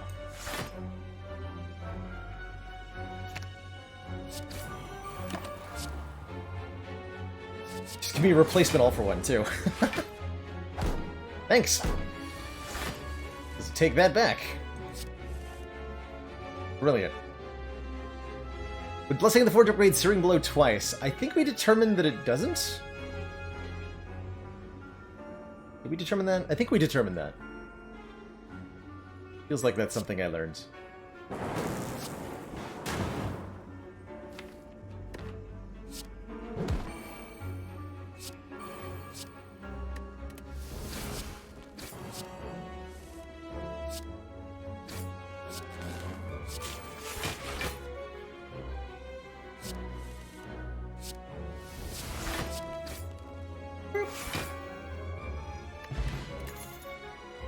More skims. I'm in. Be that card draw. Lose defend. I'm also in. Stinky cards get out. We checked our Act 3 boss. Conveniently, it's Dear Nudeka. I think I wouldn't have been too worried about Time Eater here, but it's definitely nice to not have to deal with them. And we are offered the Madnesses. I don't think we take them. We're already actually pushing the limits of how many cards All for One can bring back. So I'm happy to keep this relatively small to retrace our steps here.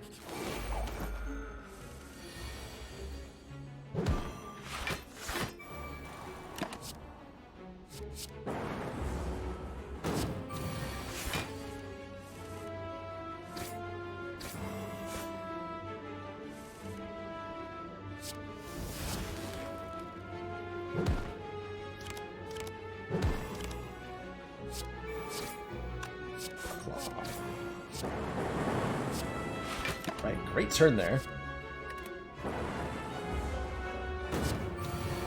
This fight is half dangerous. One half of one dangerous fight. We'll take Skill Pot over Blessing now that we have doubled. And a Compile Driver draws cards for us. We have 2 starting orbs that are different, so this is at minimum draw 2. I like it. And it works well even if it's not upgraded. Risk it for the biscuit here. Has been risked. Double free hologram. Kind of fascinating. Double auto shields is kind of awkward. Helps us with a full block though. Just recycle one of them.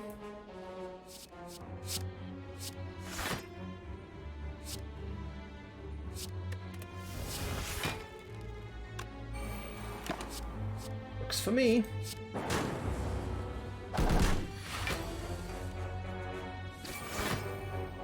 Yeah, that's a nice safe intent. So I'm immediately gonna break it to play Compounder. Yes. Stop.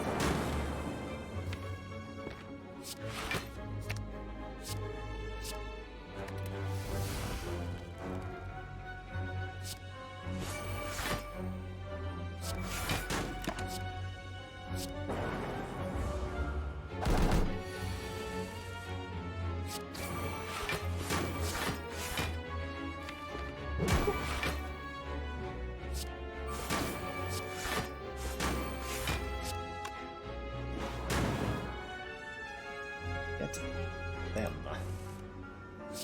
Got another roll for one? Oh dear. Oh dear. Good fight. 4 orb slot potion? What? That's crazy. That's a lot of orb slots. Safe intent. Oh. Stack number 3 feeling pretty reasonable with a deck that draws tons of cards and has tons of cards. Is tons of cards. I like it. Show off the power of stack as a mitigation engine. A little bit there. Believe in the power. For recall here. Some more freedom in future future picks. Very happy to see Giant Head here. I think we scale up extremely well against him.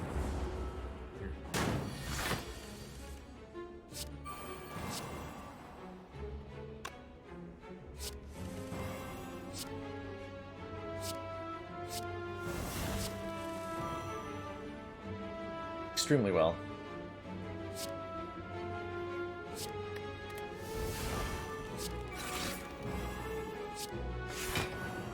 Bye.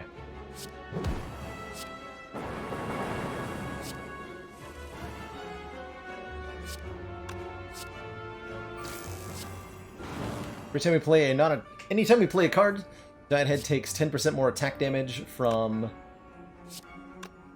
attacks for the rest of the turn. And since we play so many cards, that number ends up scaling up massively here. Okay, we're actually going to overdraw the ult for one, so we want a hologram.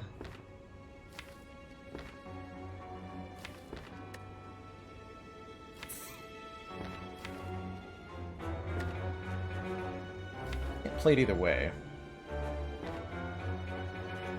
But I can potion to fix that. If we just want to kill the Giant Head on this turn. Which sounds fun. So let's do that. Yeah, I like that idea.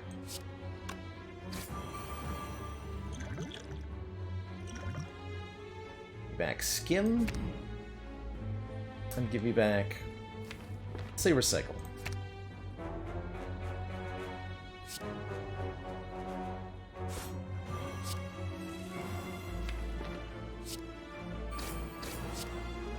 Recycle this buffer.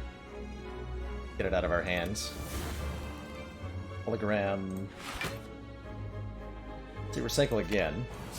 This buffer. Get it out of our hands. All for one to get back. Oh, let's get rid of this stuff in my hand too. Get back these cards. And Claw is now doing 45 damage per. 48 damage per.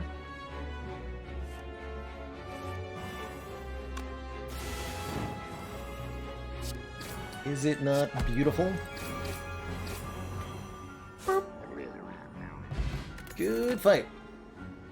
Yet another overclock plus. I mean, yes? Absolutely yes, right? This is beautiful. This is the perfect defect deck. And we even get gold for it.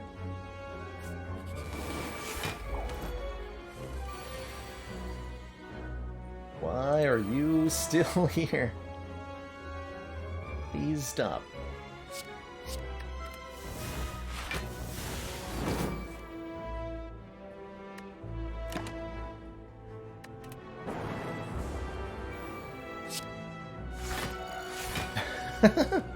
Favorite streamer or Baylor? Well put. Good disclaimer. For the Twitch Prime value. Did you know? Oh. No FO, sad times. I get bigger, the chair gets smaller. Chair has been placed on a diet. It got a little bit too chunky past couple weeks, so we're trying to slim down together.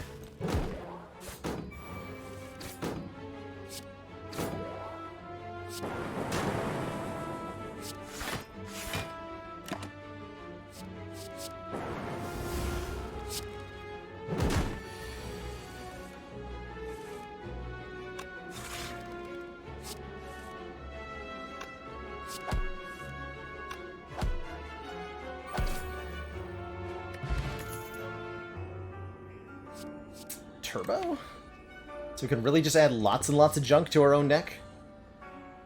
Or another stack, so that we can take advantage of all the junk in our own deck. Is there such a thing as too many stacks? I don't think so. We need more of them. Collector bonus on stack. Rest in pieces, Vajra. No 1 strength for us. Gotta take that blue key. How far did we make it the second time? Ascension 14 is where we ended. I'm really that guy.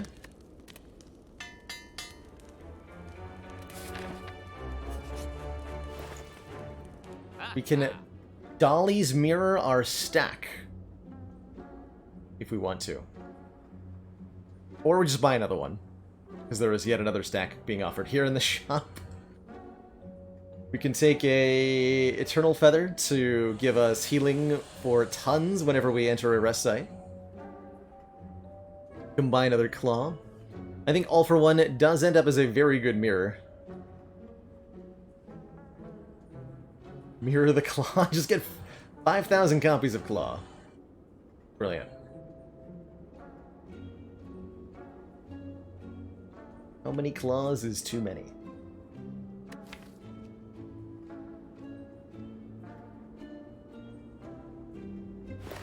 Definitely buy this.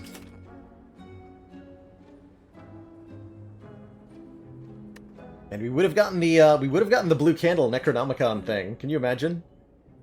Triggering panache with that?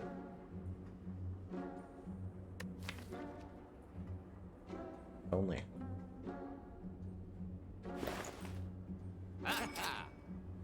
I think we dupe all for one, right? We've just received the support of another council member. An anonymous gifter gifting an Avenue Philanthropist a sub. Avenue Philanthropist, welcome to the council, and thank you so much, Anonymous, for gifting that sub. The feather would be nice with the dripper if we weren't already most of the way through the act with full health. Not too worried here. Card move looking good, or we can leave some of this cash for the next shop, which I think is what I'm going to choose to do.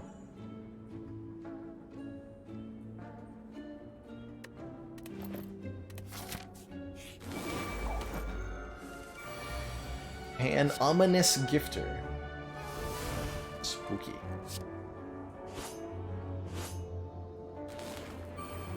Get him. Yeah. A little bit of static. Goes a long way, as it turns out. Double claws coming back.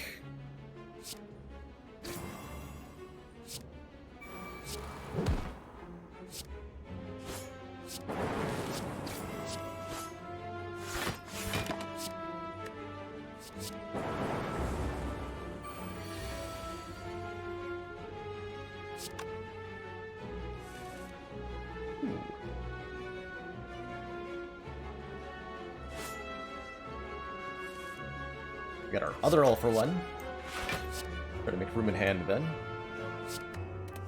Gonna get back 1, 2, 3, 4, 5, 6, 7, 8. Oh geez. So basically just get as many cards out of our hand as we can.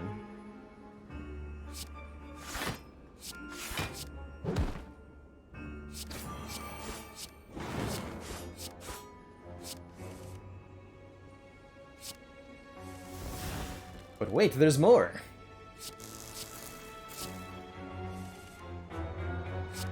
There's so much more! Boy, if you thought we were done, got news for you.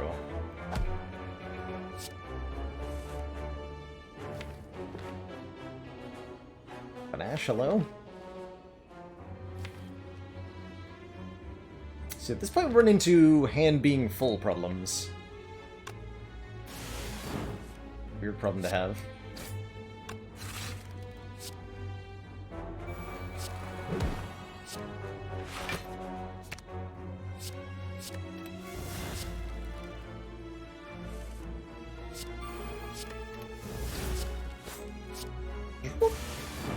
Alright, good turn. Smiling Mask will make our next removal nice and cheap at the shop. And a hologram looks like a great addition. Especially one that says plus on it. I don't think I actually needed to upgrade, but we're gonna do it anyway. Triple Jawworm. That was turn 2? Oh my god. The devastation. 2 free skims. How can you say no? I think you're legally allowed to.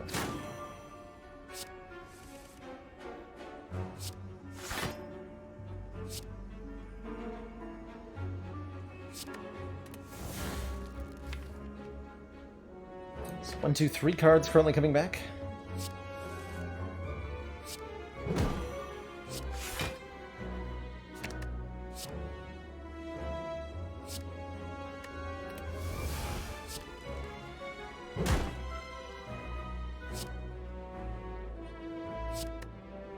I'll get rid of that.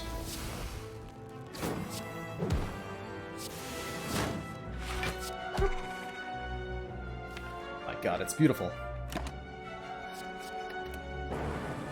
A beautiful, beautiful deck.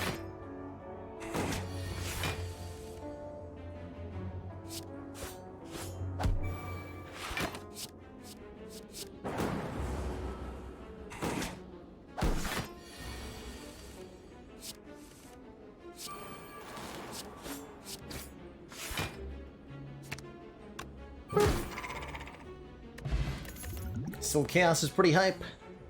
Do we want any of this? Is the seeded run? No, shockingly. We just started up a defect run on A1 for our second attempt at the no-skip ladder, and this gloriousness has happened.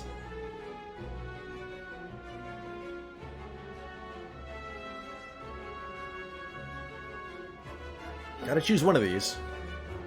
Third, sorry, did I say second? Third attempts. Really don't mind a third go for the eyes, especially against Onudeka. Although I think the Steam Barrier will serve us better in blocking Beat of Death. Is that the first go for the eyes we've seen? It might just be. It might just be. Been noticing a lot that Recycle is not upgraded when I draw it, and I want it to be. So let's make that happen.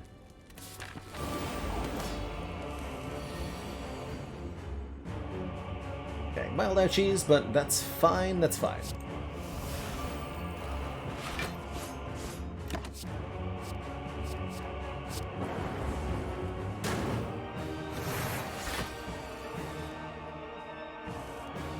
Yeah, here we go. I have 3 stacks in my hands. Seems reasonable.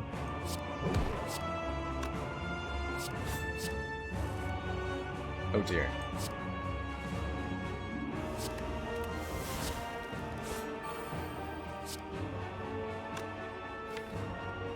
Oh dear.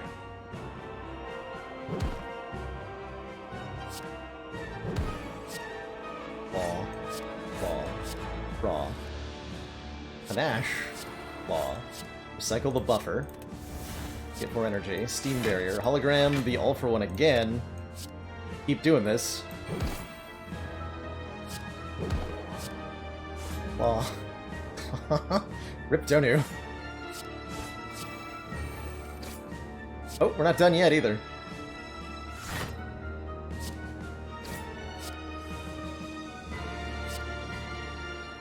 Cycle the stack, double the energy, which gives me enough mana to, you guessed it, hologram the all for one. Claw, claw, claw. Overclaw. Oh, are we ending? Might be ending here. Got so close!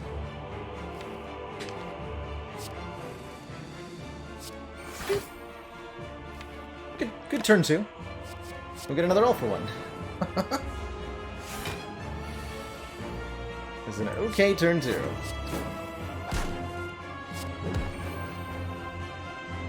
Just okay though. Not like amazing or anything.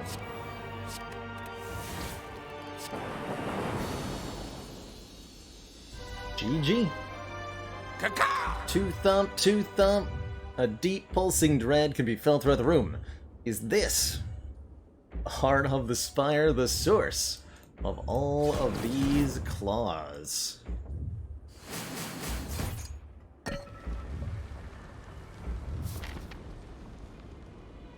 And we're back to full health, courtesy of low ascension here. Let us upgrade.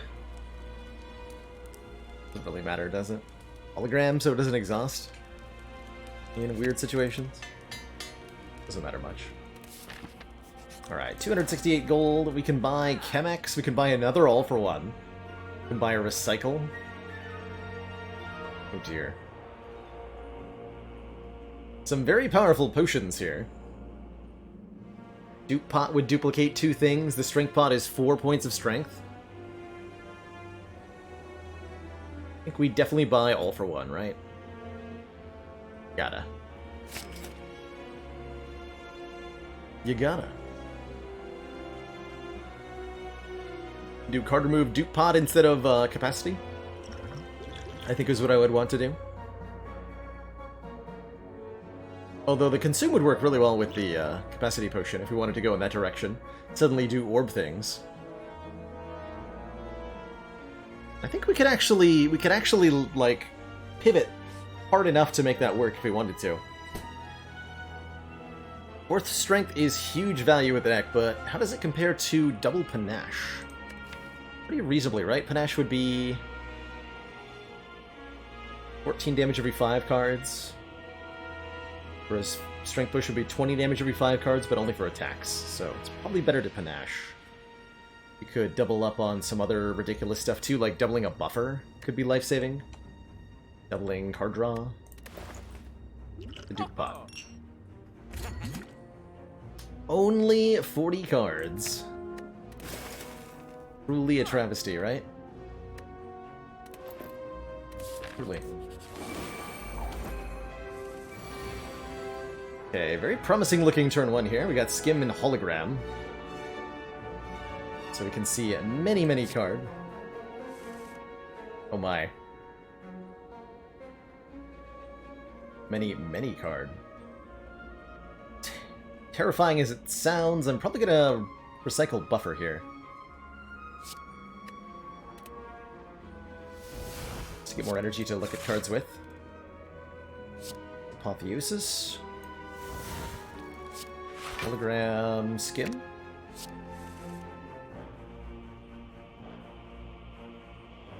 It's an unfortunate double energy draw.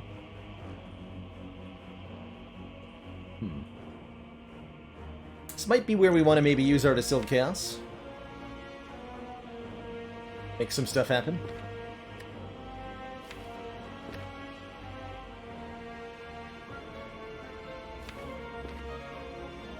Although we can't really draw any more cards, so it might be wasted. Maybe we save that for next turn. Probably do. Very probably do. Do this instead.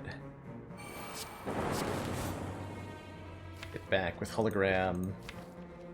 The Beam Cell. Stupefy you. Skip all this nonsense. And on this turn, we're set to have a big old good time. Yes, a big old good time. Pretty sure those are words. Let's see. Back 1, 2, 3, 4, 5 cards.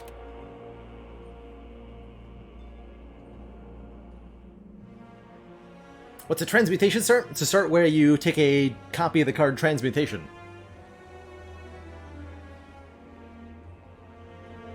The colorless rare card that adds other the X cost rare colorless card. That one. That's what that means. Leaving the double energy in the pile was an option, but every card we leave at this point is another card we don't get. It's kind of odd. We've oversaturated the zero costs. I think there's a functional limit to how big your all-for-one decks end up wanting to be.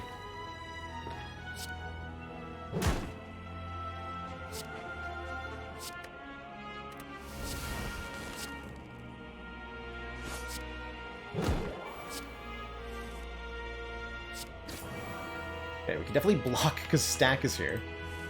To be a ridiculous blunking source. Or we can all for one getting back. 1, 2, 3, 4. Oh, those are not good 0 costs to get back. 3.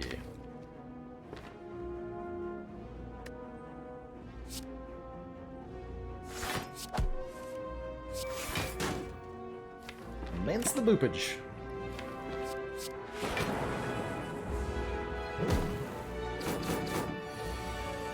Who could have foreseen the deck getting so out of control? Size-wise. No one, I think.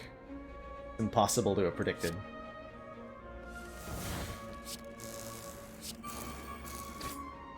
No one could have seen this coming. Okay, we're getting back quite a few 0 costs.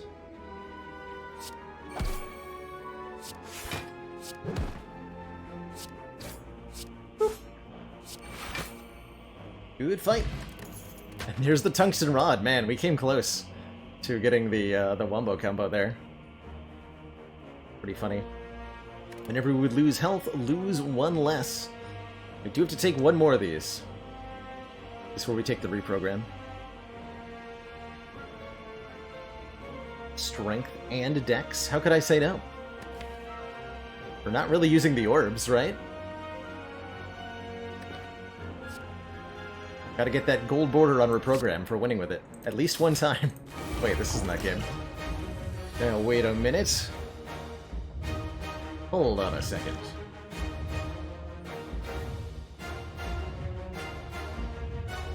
Well, that'd be a cool mechanic in Spire, right? If there was a way to track which cards you've won with and which ones you haven't. I do like the unlock mechanic of Monster Triton for that. Encouraging you to win in ways you haven't done before. Okay, we're definitely Ancient Potioning here. Do I dupe Machine Learning and Buffer? It's an interesting idea. 7 cards per turn would be pretty juicy.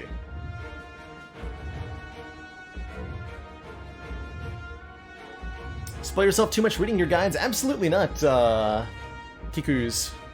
I try to, with my Slay the Spire guides and my educational content, I try to sell more of a approach to the game rather than a concrete strategy, telling you how to evaluate decisions, how to set yourself up for success, but not what to take or what's coming, necessarily. Although the boss guide does give you some mechanical spoilers about the bosses, so that one would be a bit of a spoiler for you. If you haven't seen them all yet. Does buffer trigger if tungsten blocks the damage? Yes. Yes, it does. But I think we learned that...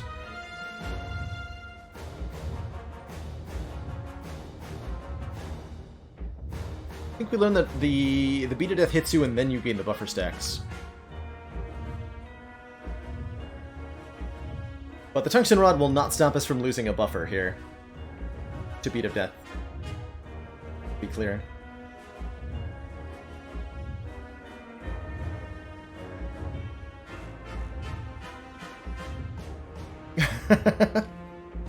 Anyone want to join my misplaying buffer against the heart support group? It's a brutal feeling, right? Okay, I'm gonna dupe these powers.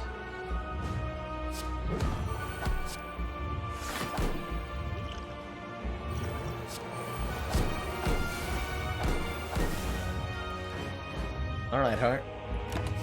Bring it on.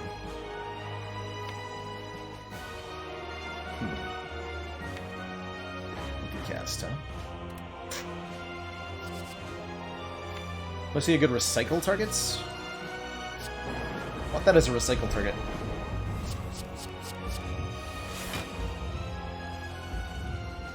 Okay, we need to be able to block this entirely so that we don't lose our buffer here, so that we can buffer the next hit. It'll be a 40 damage hit. Happy to play our admittedly unupgraded Panache. We'll figure it out. 1 times 12. Okay, that's not going to be hard to block, at least.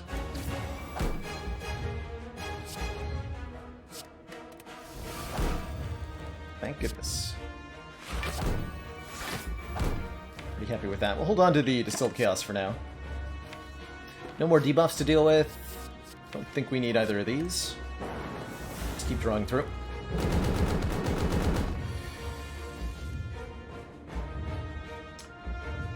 Ooh.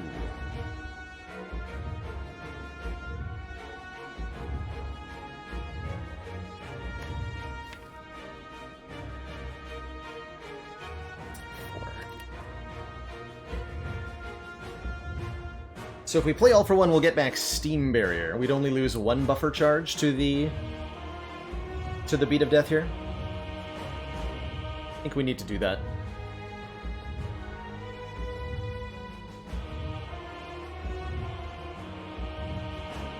And then we can play a few cards at least. We get to play the Claws. There's no need to play Go for the Eyes, because we're going to buffer this hit. Let's go this. So you can see that we do lose a buffer charge. Tungsten Rod did not flash. Oh, I didn't get the... I miscounted. Well, shoot. Okay. So I'll just end my turn then. I think. Unless I'm willing to use more of these buffer charges. I think we'll be fine.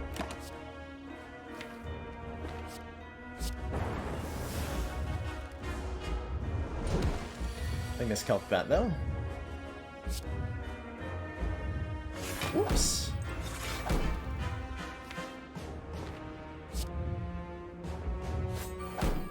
Probably compile over overclock. When I put too many burns in the discard pile. When I draw garbage like that, though. Well done.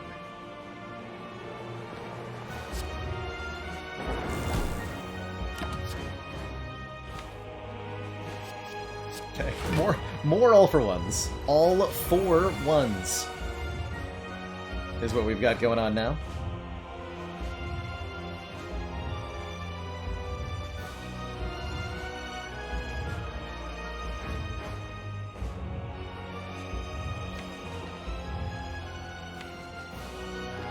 Okay, this is gonna be a spicy turn.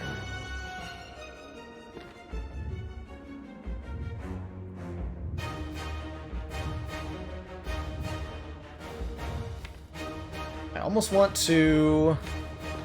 Actually, that's a damn good Distilled Chaos, although it would cause me to shuffle the draw pile.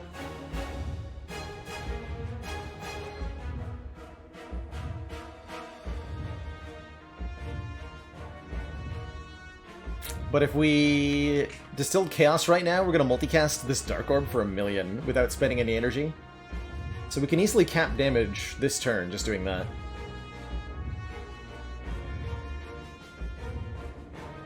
Gonna be a really big turn.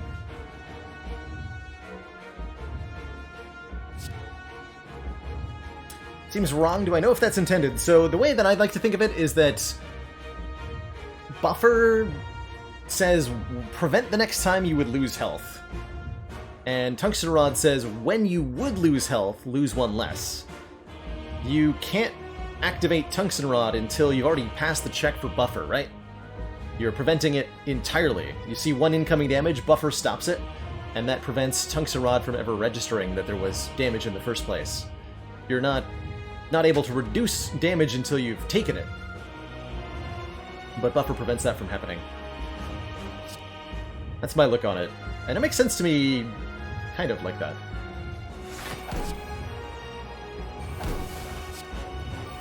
I'm gonna do this. Now what? We have 2 all-for-ones, 2 holograms, and 6 energy, which seems ridiculous. In the good way.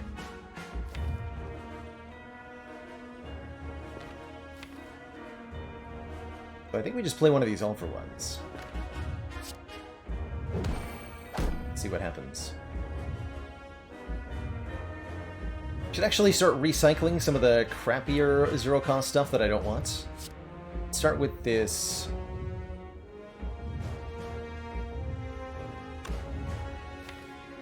I'm gonna say dual cast. Yeah, let's start with this dual cast, because we have multicast. So let us recycle that.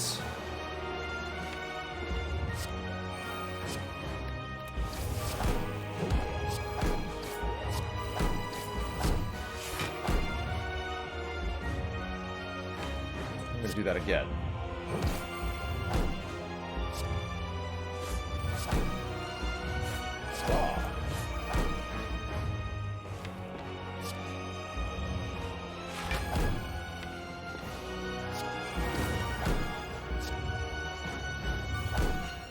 Start double energy. We've got skim. Cycle again. Really want to get rid of FTL. Like to be able to multicast this plasma orb with a reasonable amount of energy, though. Be best to make that happen.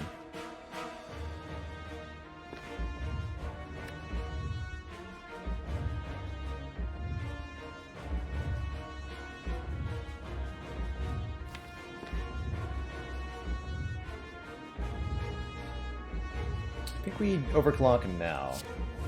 Shuffle the deck here. This is what we do.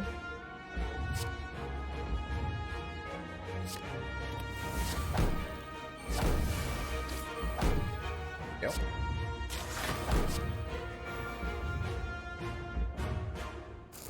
All the energy.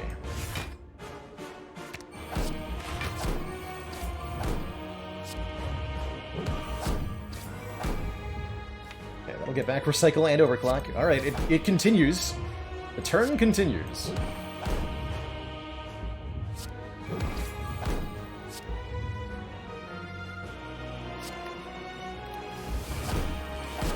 We'll play as many overclocks as it takes.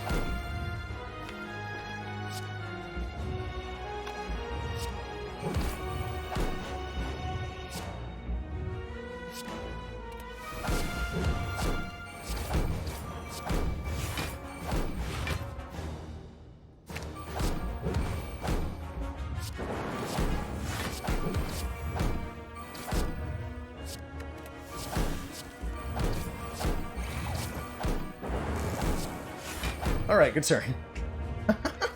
Good turn.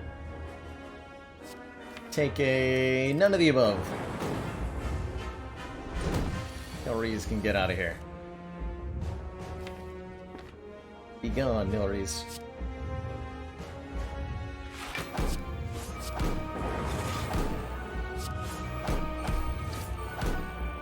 Why?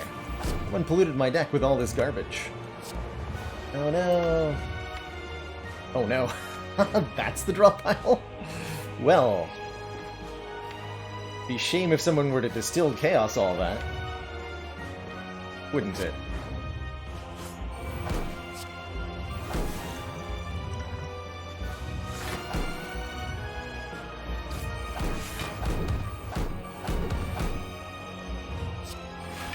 Wouldn't it?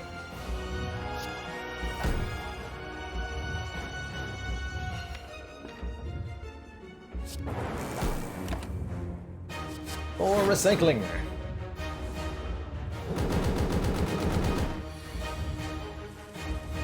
I demand it.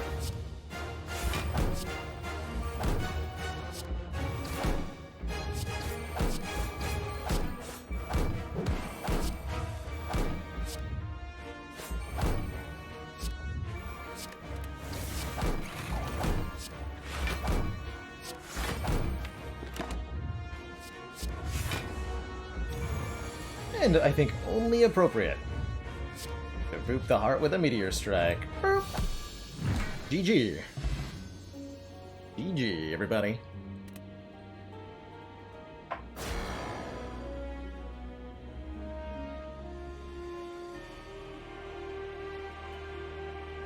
What a beautiful fight. Gotta love the crazy all-for-one nonsense. It's so good every time. So good. So good. And it's all thanks to reprogram. Yep. It's definitely what was broken about this. For sure. For surezies. Now what? Has it been done? The Spire sleeps. And so shall I. Not yet. Got many, many more runs ahead of us today. Be diving right on into A2 with the Watcher, I think. Do another no-skip run. Let's see where it leads us. On a silly adventure in the Spire. Ooh, and we can choose a rare colorless card to obtain. I would like to redeem Transmutation, after it failed me last time. Wouldn't mind. There's a lot of cool rare colorless card starts with Watcher, I think. Hand of Greed is amazing. Bomb can be pretty interesting.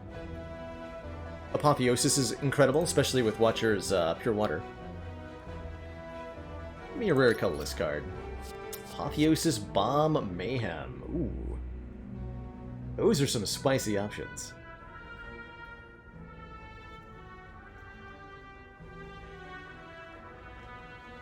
You're always given a certain relic from the Necronomicon event. There are 3 different relics you can get, and it's going to be randomly one of those 3 mid-bros. Either the Necronomicon, the Nilri's Codex, or the Enchiridion. The 3 book relics, all of which are pretty good, but which one's best is situational for your current run. Mayhem or we riot. This threatens Phaley. I'm having a hard time saying no to the bomb here. That's what I want to take. Start our Watcher run. The bomb. At the end of 3 turns, the bomb does 40 damage to all enemies. I think it's a little weaker than Apotheosis, but does lend us towards a interesting style for Watcher, which I haven't played in a while, where you don't do damage with your attack cards so much, and you do more damage with your big skills like Bomb or what are they called? Alpha, Beta, Omega. Or Blam. A bomb wears off. Now we're offered a Tantrum. Does not scale the bomb very well. Flying Sleeves is okay. Pick up the Flying Sleeves here, just a little retaining attack. The bomb.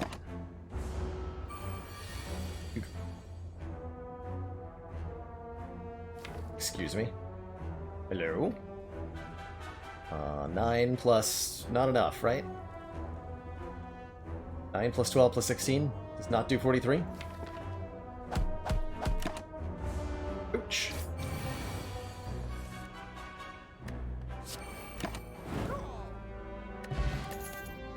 Okay, a Protect feels solid. Another retaining card, a big old block card, help us get the bomb down. Or to stall for the bomb's detonation. I think it could be very good for us. Consecrate's alright. Sash Whip's not bad either.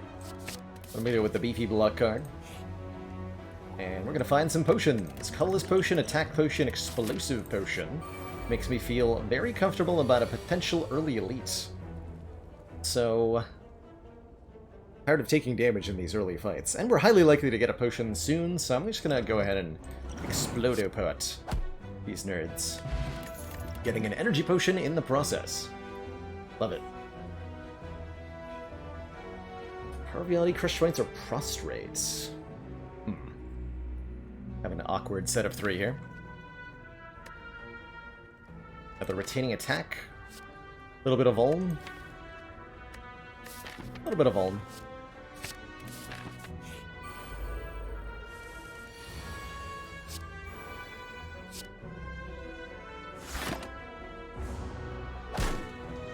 Could use the miracle to save 1, but I figured it'd be more useful on this turn.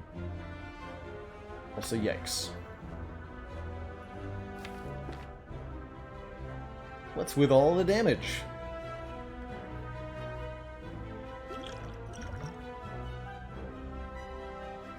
Transmutation could turn into some block. Let's trust in Transmutation.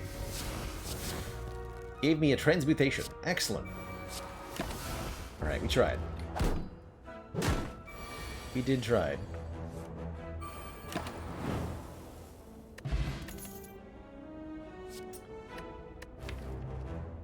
Block when we change stances from Mental Fortress is decent. I like a Bowling Bash quite a bit to fix our issue with, like, multi-enemy fights where we can't wait for a KO with Bomb. Bowling Bash will help us bop one immediately. We're okay against elites. I'm gonna fight an elite here. It's gonna go well. Because I said so.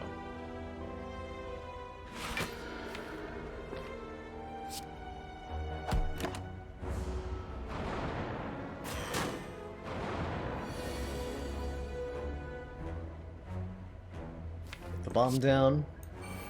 Pretty good energy pot here. Could also, like, Hack Potion Bowling Bash to maybe kill one. But I'm quite happy just energy potioning. Playing out our block, taking very little. Try to kill the middle one next turn.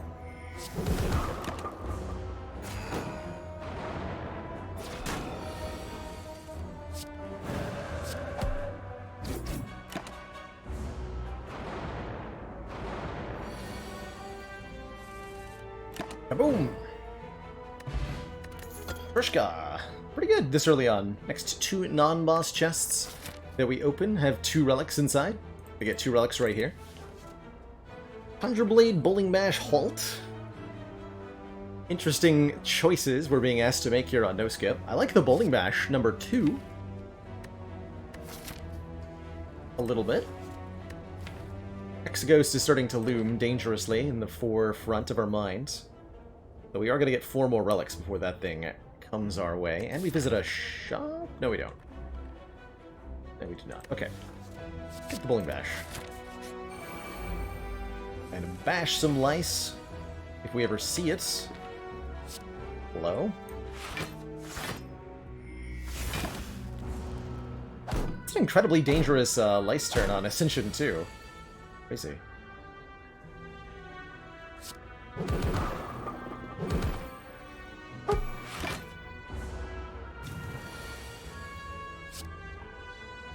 How's No Skip made me think differently? I kind of have to acknowledge that my deck is going to become a little bit diluted with stuff. So I have to incorporate some flexibility into it. Scrying helps quite a bit with that. Oh, this Tantrum is looking pretty good now.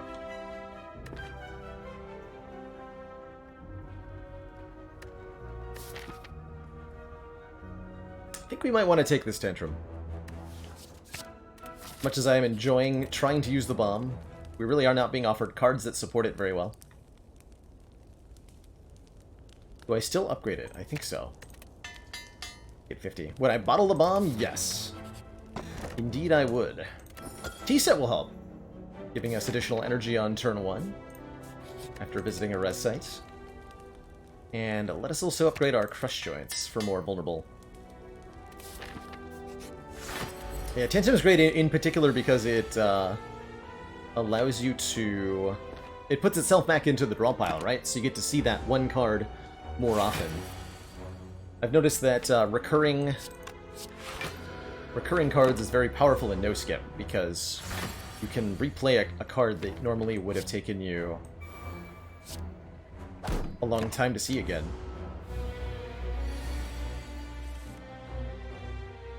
Shame I can't Tantrum here and have it go well for me. Do that. Vigilance defend.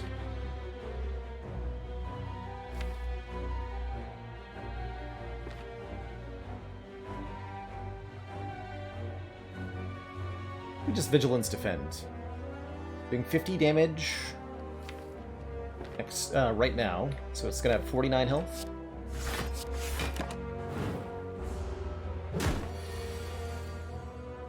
We have Eruption. Do a lot. We'll attack potion next turn if we somehow fail to draw lethal, but we only need 1 strike here.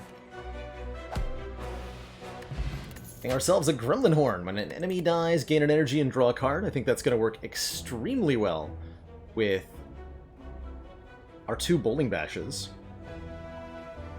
I would have taken a Pressure Points before we got all these attacks thrown into the deck. Don't really need another flying sleeve, so I'm thinking about Prey here. Does neither any damage or any block on the turn you play it.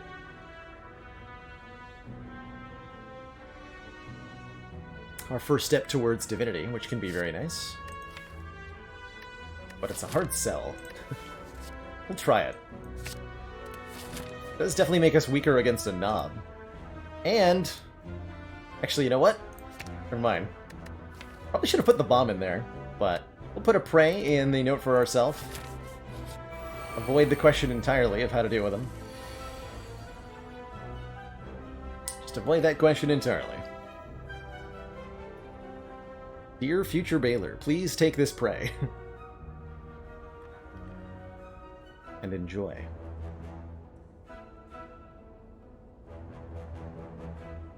Crush Joints, Flying Sleeves, Bowling Bash does 39 exactly.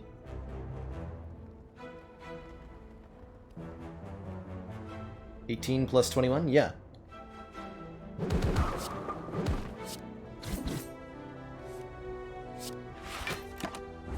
Where did that defect strike come from?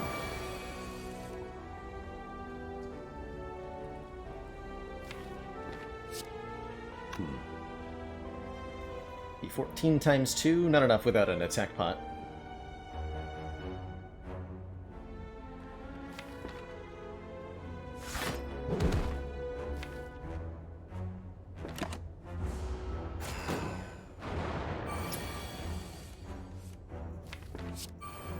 Get got, Failey.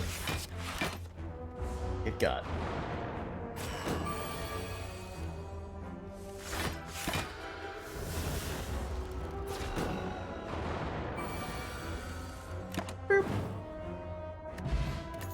The shovel lets us dig for relics at rest sites.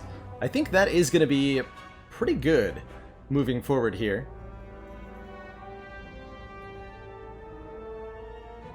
As the deck gets larger and larger, you know, the impact of one upgrade becomes smaller and smaller, but the impact of one relic stays more or less the same.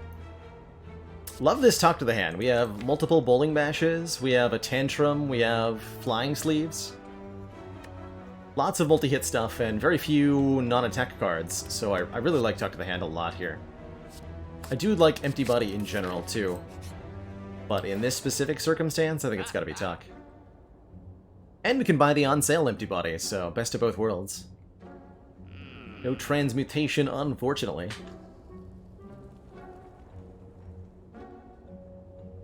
Could take a medical kit against Hexaghost. That's cute. Very cute. Definitely down to add Empty Body. Definitely down to, let's say, remove a strike. Some argument for Battle Hymn, some argument for Blind. But not a lot for either. Actually, Blind's pretty good. Could see doing Blind card remove.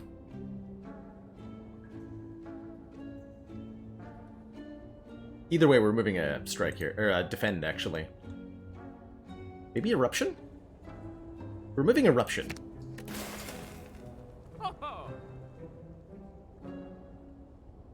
Not paying 2 energy for that, and I'm not upgrading it because I'm digging.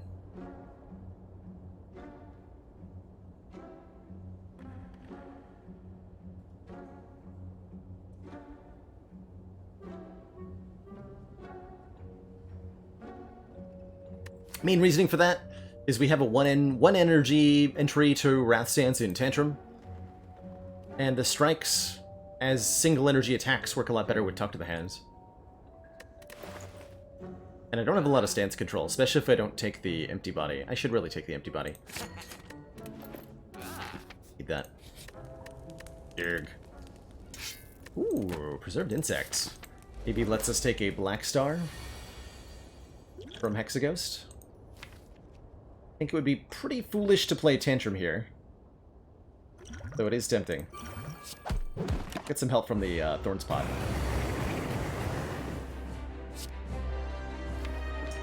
Ouch.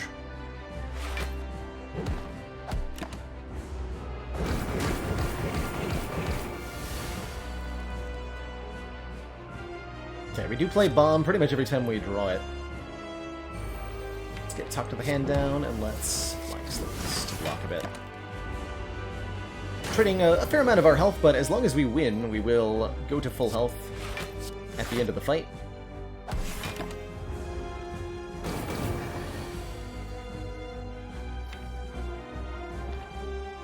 Okay, it's safe to enter Wrath here.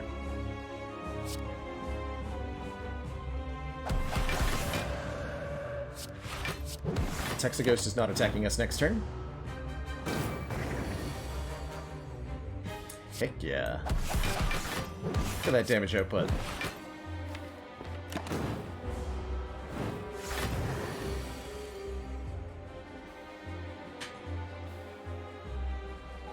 $12, 16.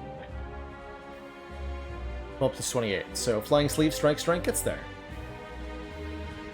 Assuming Baylor math. Not incorrect. Good. GG. Get exactly 100 gold. And a choice between Devotion, Establishment, and Lesson Learned.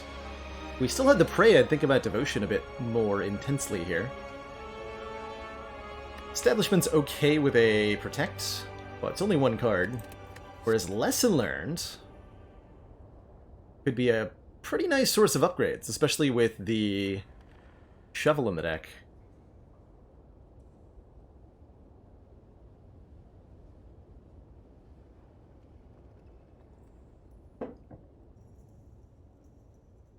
Take a Lesson Learned.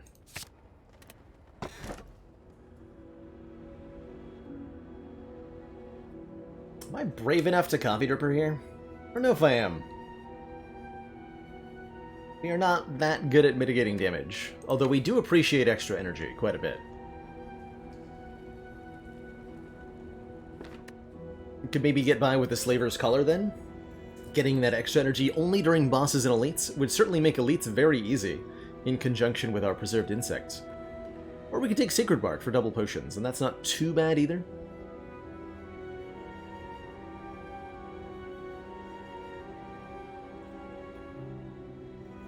Already can't rest because of Shovel, so it's a free Coffee Dripper. You know, it's a compelling argument. Dig.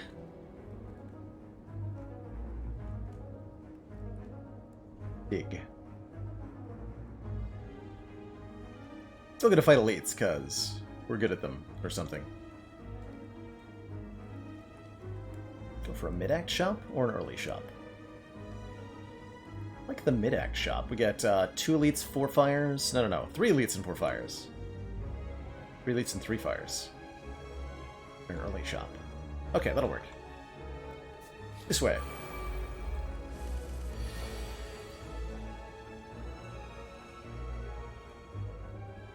Okay, not my favorite turn 1. Starter cards, .deck. There's a 4 elite path on the left. So there is. Actually, this path could be 4 elites if we wanted to as well. I see. So we block 15. We can use the Miracle to block 17. I think we'll save the potions. And the Miracle. Take our 7 damage there. Beautiful turn here. Go Tantrum, Bowling Bash, Lesson Learned, get an upgrade, and then Empty Body and full block. Beautiful.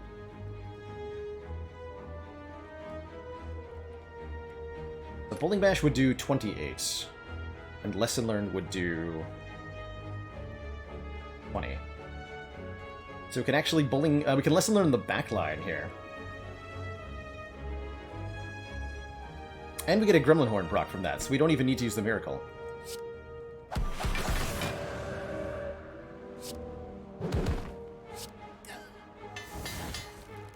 Herblam.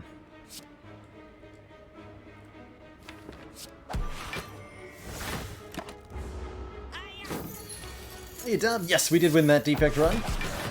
So we're on Ascension 2 now. And we got our regen potion, which is spicy. How do I feel about Flurry of Blows? Also spicy.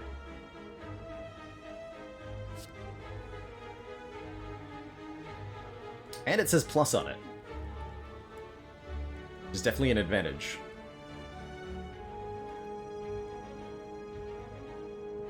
Wreath the Flame works pretty well with 2 Bowling Bashes and a Tantrum and a Flying Sleeves. Actually, that's a really good Wreath of Flame.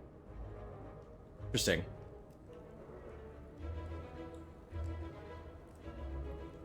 But it does not say plus on it. So I'm going to take the Flurry of Blows.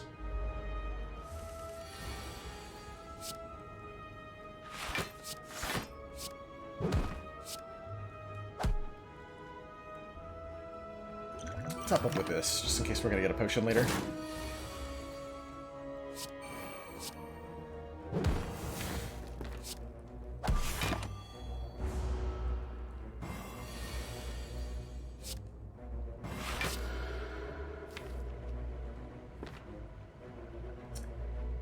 Oh, I gotta be careful. I would like to lesson learn if possible. It's gonna be really hard to do.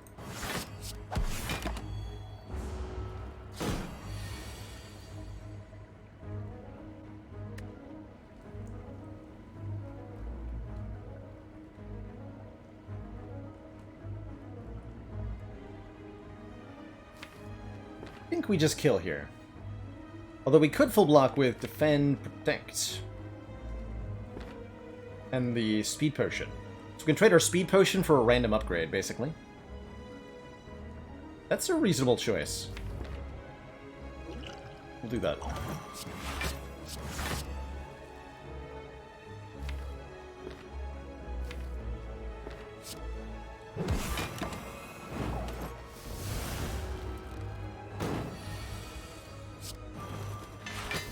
Ah, yes, the strike upgrade that we wanted the whole time. Crescendo Plus looking pretty hot, giving us more stance control and retaining stance control. Study's not bad either, giving us insights every turn, also says plus on it. So it helps us draw through the deck, although not that quickly. A little bit awkward. I'll go with the Crescendo here. Especially with that Flurry of Blows that we just picked up. Wallop is now a thing. And I think Wallop Crescendo work very well together. Wallop and a Carter move. Frozen Eye is also here. With no ability to manipulate our card draw, Frozen Eye doesn't do a whole lot. How often do we get to say that's a really good Wreath of Flame? Not often enough. I think. Not often enough.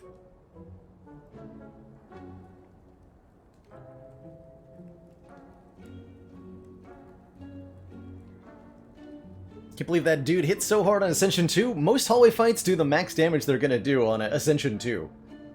That's when the Chosen can swing for 31, Transient starts swinging for 40 on turn 1. Snake Plant does 8 times 3 on this Ascension level. Those hallway fights are no joke. No matter what you're playing. Can prepare when we know what comes ahead, that's true. I do think that is a pretty decent, like, even a bad, relatively bad,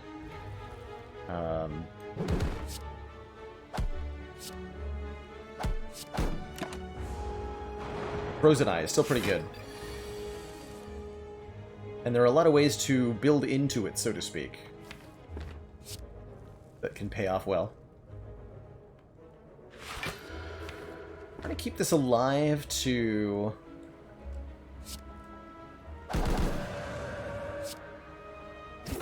potentially land a lesson learned here.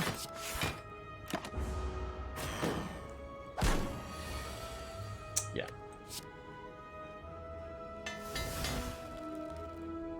Good stuff.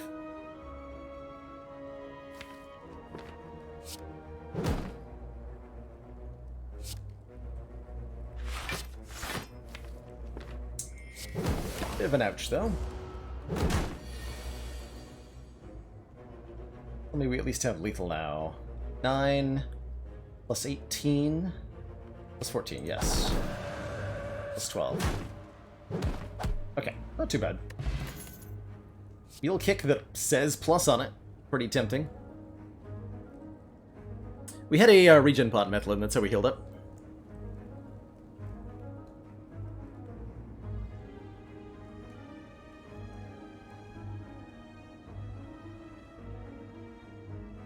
Yeah, on specifically Ascension 2, yeah, the hard pull fights might well be easier than the elites are. These elites are going to be not hitting for extra damage. And that will make them a fair bit safer. Do we want Strength on turn 1, or do we want to transform 2 cards? I'm super down to transform a Strike and a Defend here. Although turn 1 Strength with Bowling Bashes in the deck could be really nice. Giving us 3 strong immediately against these Act 2 elites. I think that'll make for really, really easy combats.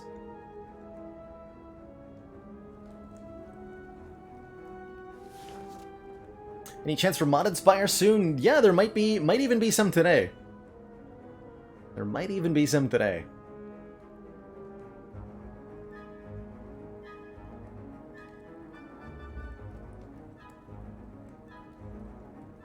Let's take the mutagenic strength. I think we will appreciate it right now-ish. Actually, yeah, the 3 points of strength on this means we can hit. We can actually kill the backline because I took this. Convenient. Convenient.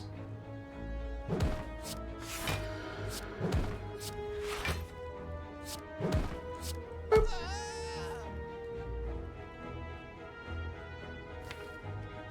Dang it. Double dang it. I can get a kill with the signature move, but only if I waste our lesson learned. Alright. Sad. A big sad.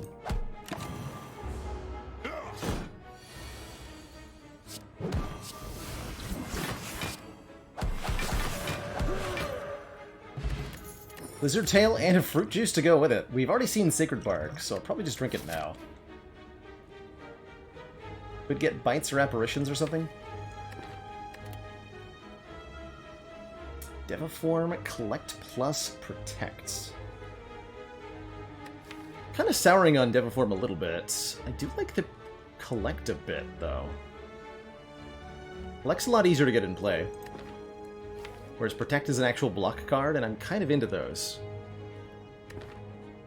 I think we could make good use of that. For some explosive turns. Let's give it a shot. Dig. Ooh, Wing Boots. Opens some new possibilities for us here.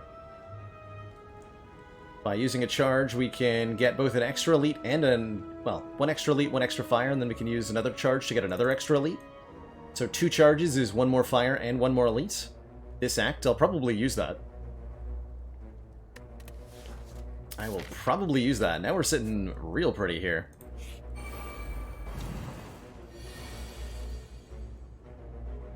And ironically, liking collect more the more you play with it? I could see that. I can definitely see that. Oh, I was supposed to Bowling Bash first. Whoops. My bowling sound.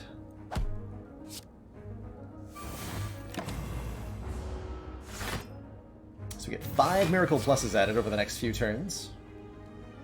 Or whatever that's worth.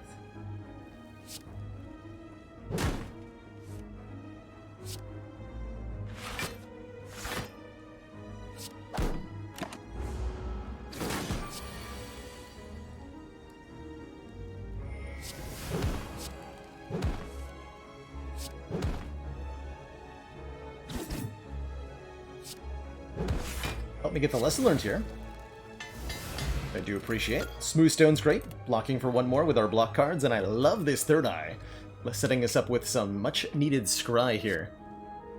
Empty Mind, not too bad either, giving us card draw. But I want the scry that also has good block on it.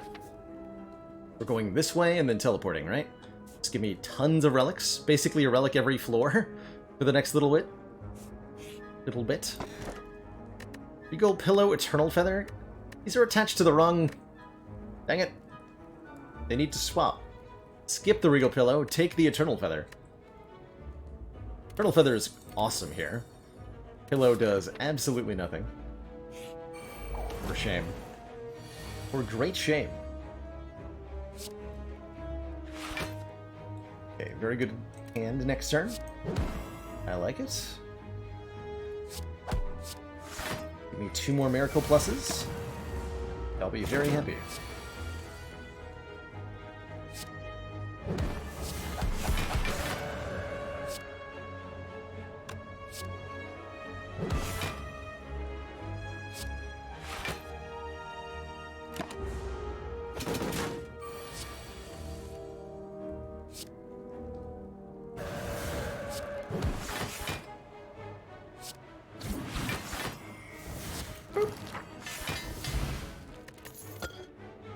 Sundial, every 3 times we shuffle the draw pile, gives us some energy. Another retaining stance change card could be nice. A way to exit Wrath on demand, or a halt so that we can block while in Wrath. Halt works really well with Oddly Smoothstone in particular. Yeah, Lesson Learned has been a little bit generic with its upgrades so far, but it'll hit something good eventually, right? Right? Take a halt. This is elite number, what, 4? Yeah, this is elite number 4 of 5 this act. Threw Bomb on turn 1 against Slavers. You'd think that'd be good, but I'm not actually sold on it being great here. Wallop blocks for 12. That's a start. So we could bomb or we can block for quite a bit. Come on board train, block for quite a bit. Hopefully use the miracle here.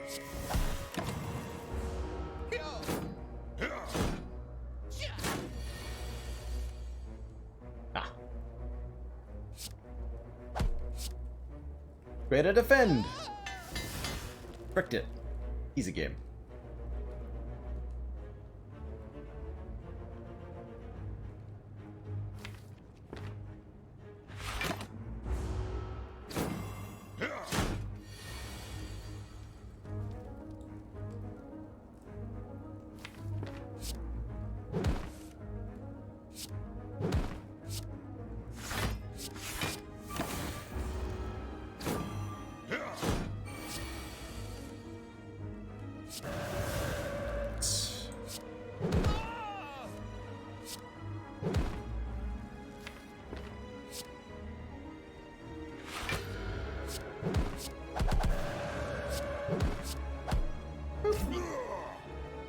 Pretty smooth fight, scoring us a Pen Nib. Every 10th attack is doubled in damage. And another Third Eye, or Crush Joints or Weave, but probably another Third Eye here. Pretty happy with that. Pretty happy with that indeed. Yoink.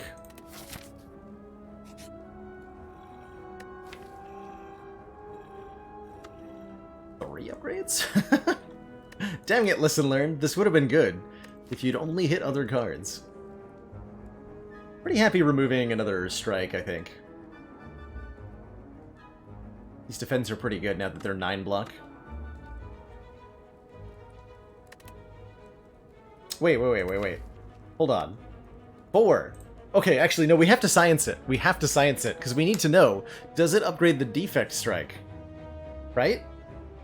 We have to know.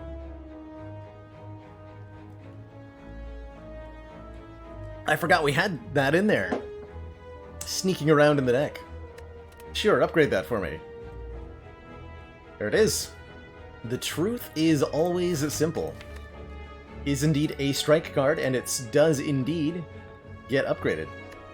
It's pretty cool. Big. Ginger prevents us from becoming weak. Book of Stabbing, we meet again for the 3rd time? I feel like we've done this fight 3 times now. Maybe twice.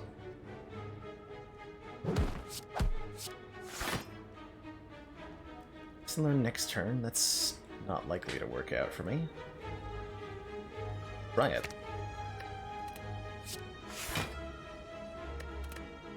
Try it.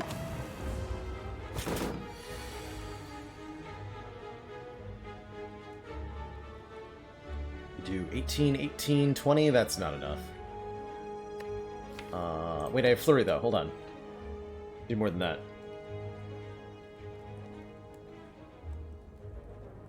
Vigilance Flurry, Empty Body Flurry, Crescendo Flurry is 6 + 6 + 12.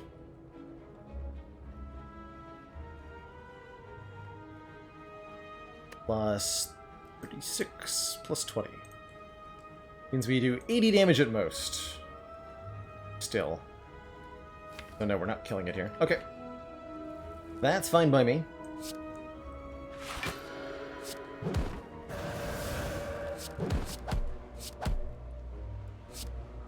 Get close though.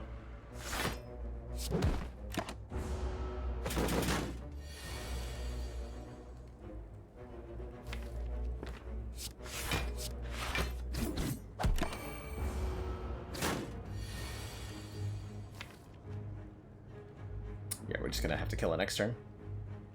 Or right now. Pentagraph heals us 25 at the start of boss combats. Another Tantrum. Or a Perseverance Plus. Not a bad block card. How do we feel about Tantrum number 2? Okay? Okay. Good on turn 1. We'll take it. We will dig. A ceramic fish. Whenever we add a card to the deck, gain $9 redues. How could I say no?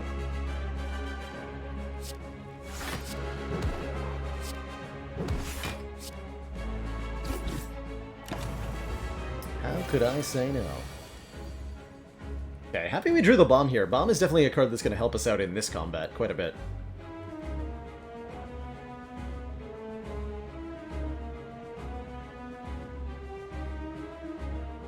Because it'll take out these minions for us. Which means we can focus all of our damage on the automaton. Or almost all of it. Should we leave a little bit there? Safely storing our lesson learned for later. I like it. I like it a lot.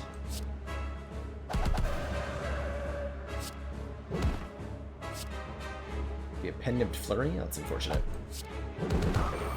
Would like to pen-nib that bowling bash, but couldn't quite make it happen.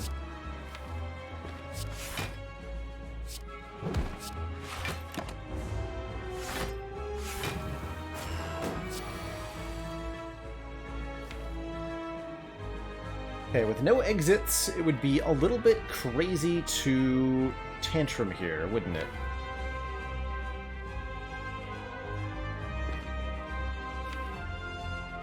Just a little bit.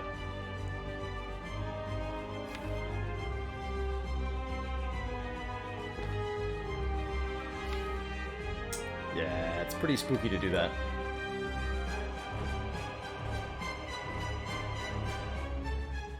Full heal after the boss. That is, true. It's technically true. Actually, can we just kill it? Be a 40 damage wheel kick. Heel kick.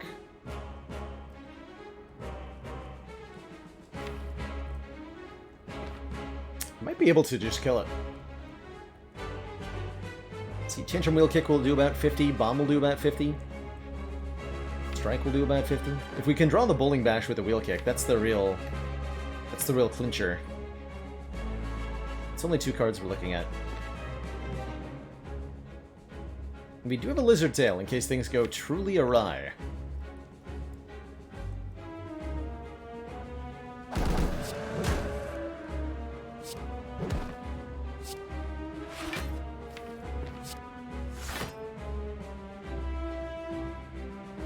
Be strong. 5.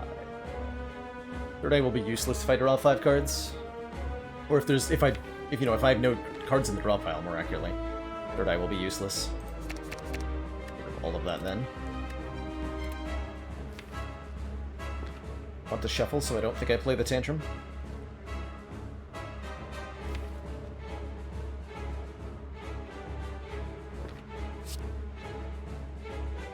I want this guy to live.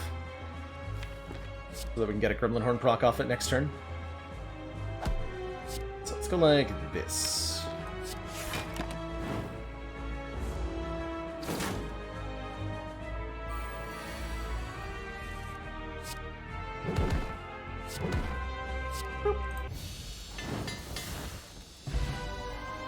Good fight.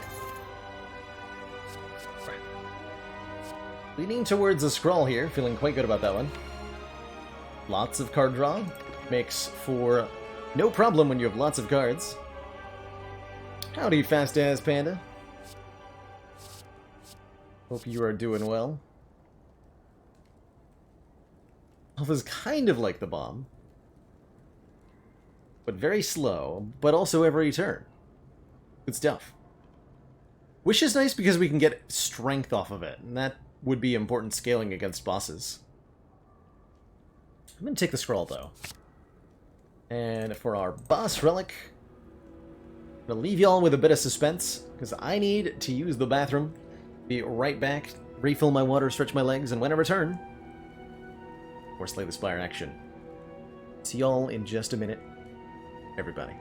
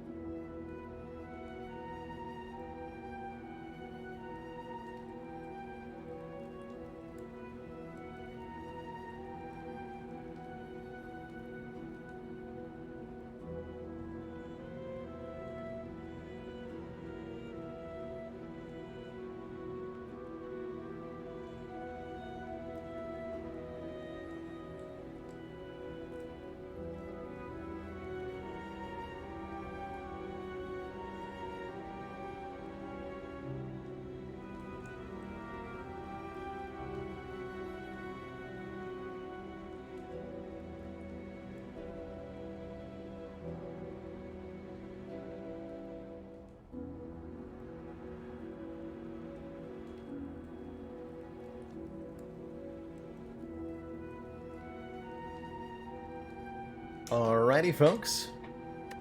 We are back. So, Fusion Hammer with Copy Dripper is usually kind of a hard sell, but we have both Shovel and Eternal Feather.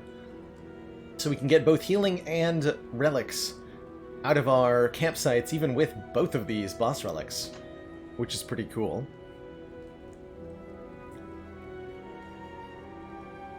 Curse Key's not too bad with Blue Candle. One could make the argument that the Curse Key gives us 9 gold because of Ceramic Fish. And I would say to them, yes, but you're probably missing the point. Let's take a Fusion Hammer.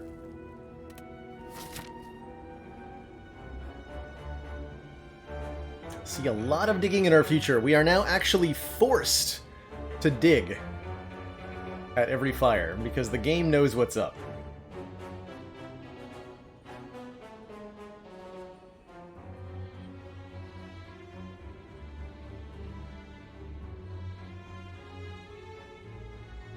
Game knows what's up.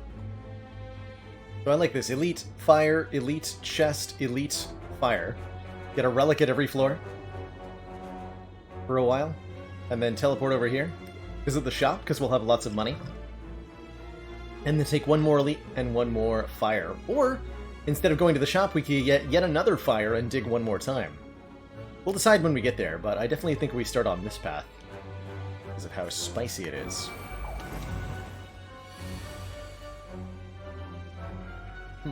Wallop blocks for 30.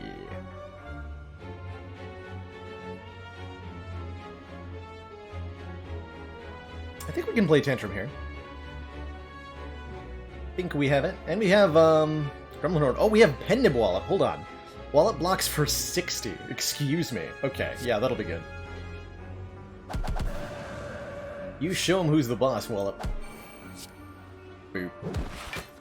Look at those stars. Does that make more stars the more damage it does? I've never really looked closely at that before. But it kind of seems like it did, didn't it?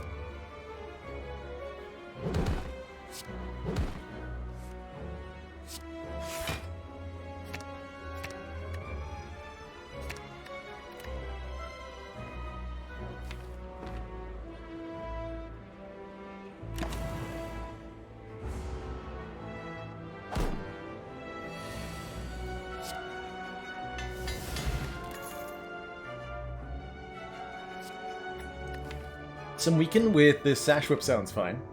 Don't really have a need for a Consecrate or a Sansa time. Pretty easy fight. Like another easy one, too. I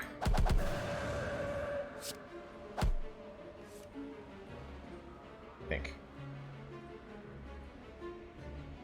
Defend, then Crush Joints, then Flying Sleeves. That'd be 26 plus 27. That kills, right?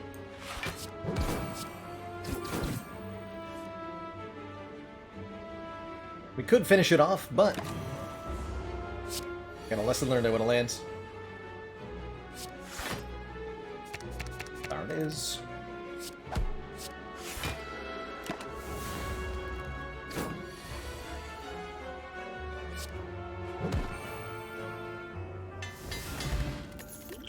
Tantrum upgrade is welcomed. Empty Body is here. This Wreath of Flame is still decent. Still decent. I think we take one more Empty Body. We have 2 Tantrums now, right? Glowing Tesseract. I'll look at 3 cards, even though I do have to take all of them. It's another 27 gold, and colorless cards often make our deck better at what it does. Apotheosis. Definitely gonna take a Dark Shackles here. Do we want Apo? We still have a lot of unupgraded cards, right? We do.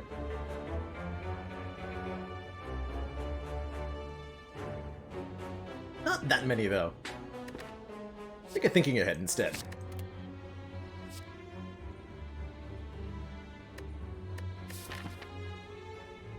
Do I take a hand upgrade? Too many bombs? Too many bombs.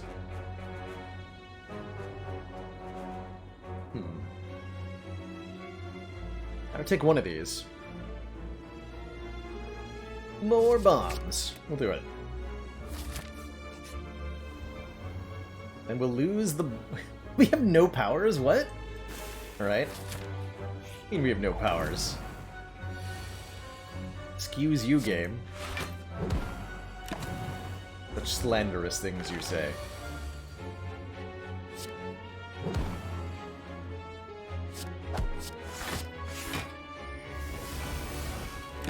Decent, push and turn there.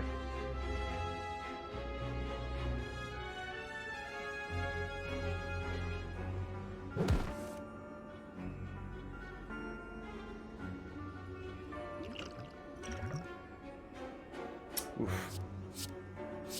Ding. Particularly helpful. Happening here.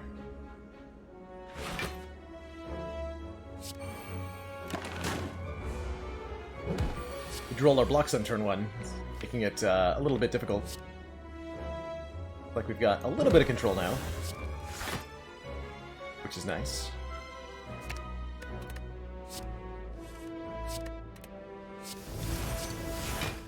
Still a bit sketchy, though.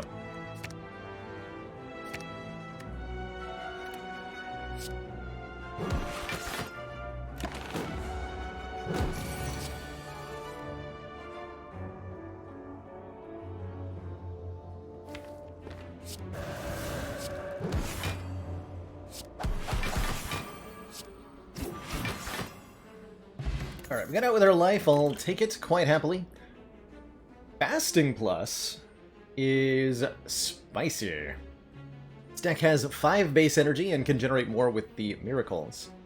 Gaining 4 strength and 4 dex would be, I think, a pretty good addition. Otherwise, we're taking more Wrath entries, but got lots of singleton block cards. We've got lots of multi-hit attacks. Fasting is perfect here. Now let's slap a coat of paint of relics on board and see what we can make happen.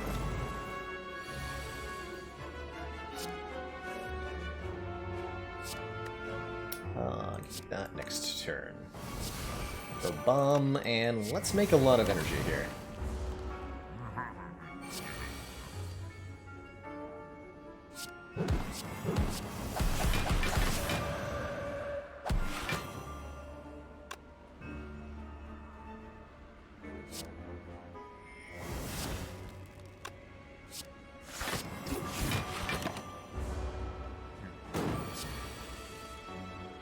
The big boot.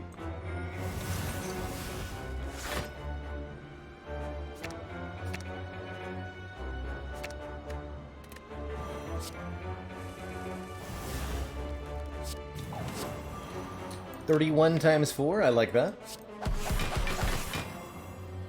I like that a lot. Actually, too much. Much damage.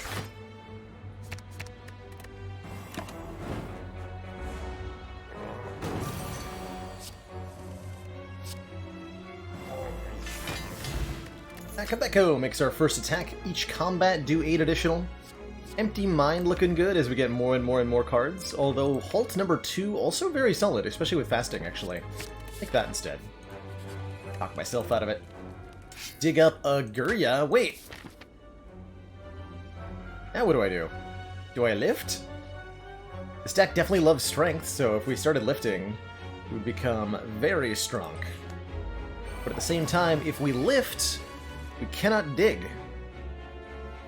I'm pretty sure that's illegal.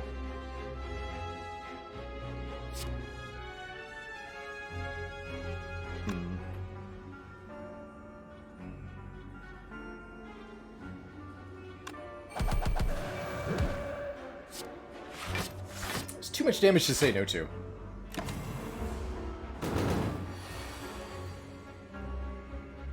But then this turn happens.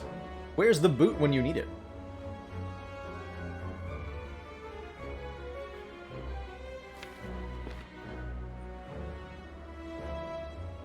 Are we just lifting dirt out of the way? Look the way you think.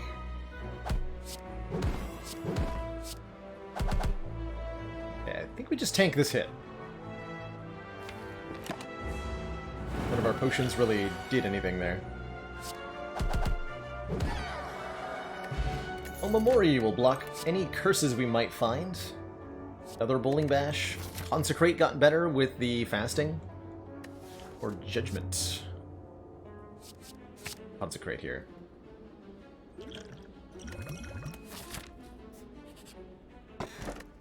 Ooh, Ornamental Fan would have been really nice, but Sapphire Key it is.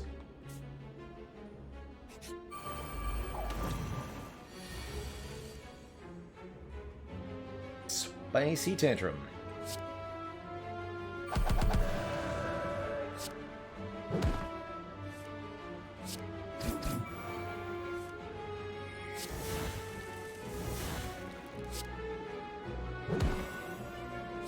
Okay, well, we have a turn 1 kill on Repto. It's awfully nice.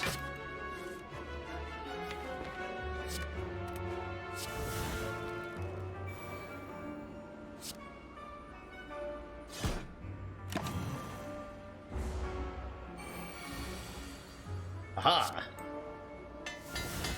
Sneaking in that scroll upgrade. Potion Belt makes our Entropic Brew ridiculous. And I kind of dig this Evaluate. Does Judgment work on Intangible Nemesis? Yes. Yes, it does. Indeed. You're telling me that we keep digging instead of lifting 3 times to gain 3 more points of strength? I mean, then they could stretch across the screen onto the next one? That is pretty good. Hey, Ratley. Hello, hello. I think we dig. What do we get?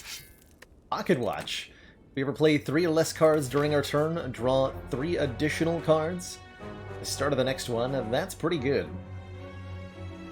I think we also go over here now. The shop. To the shops. Apparently.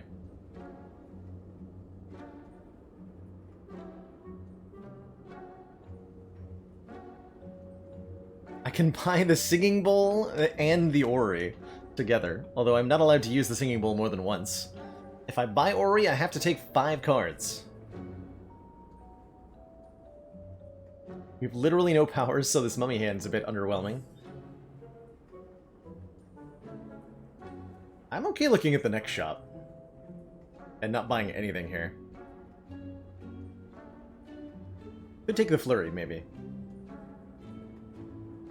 I don't even think I remove here. 125 gold now. We can get better stuff. Stance Potion's okay. Liquid Memories might be okay.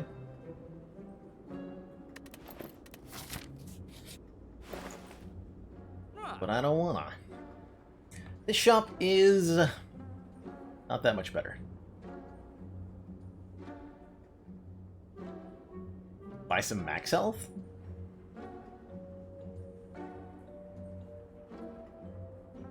Finally, a hand drill. Thank goodness. I'll buy the strawberry.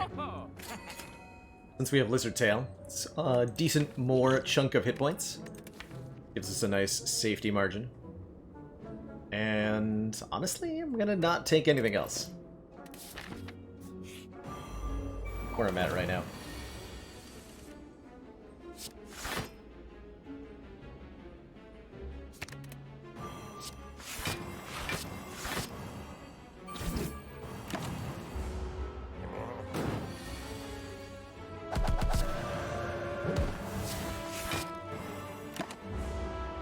That a little wrong, but that's okay.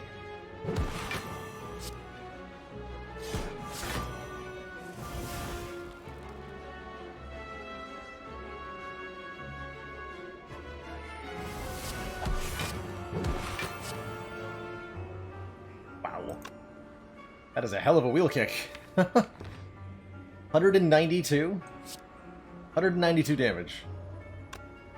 with pen nib charged here.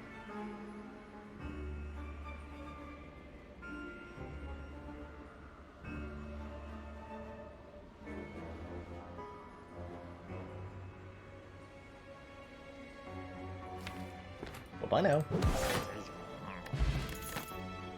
Art of War. We don't play any attacks on our turn. We gain an additional energy on the next turn. And I think it's reasonable to add Study now. Or some kind of card draw. Even if it's not that great. A recall here. Alright, the Woke Bloke. About to choke. Let's see, Bowling Bash would normally do 13 times 3. So it'll instantly kill a cultist, but if I use the Flurry of Blows to not kill one, we can land our Lesson Learned. On the bomb. Excellent.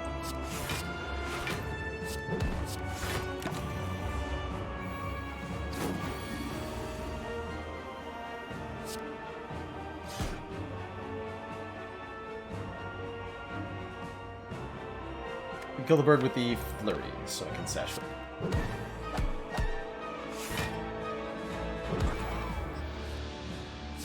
Ooh.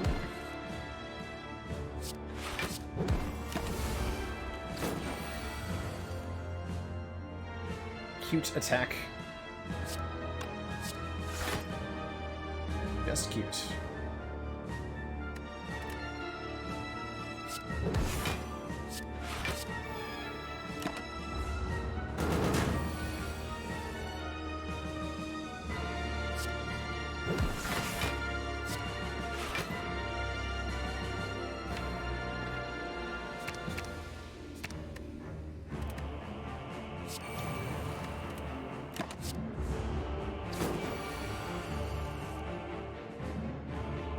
Time to get our miracles in.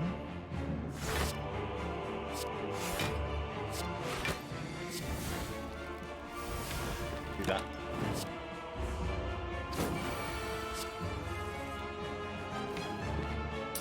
Now we can play fasting. Feel pretty good about it too.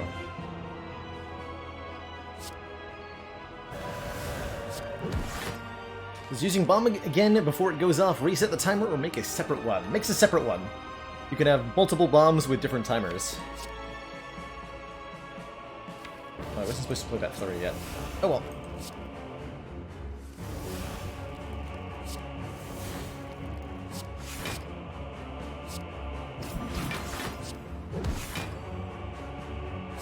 I'm not going to use that scroll.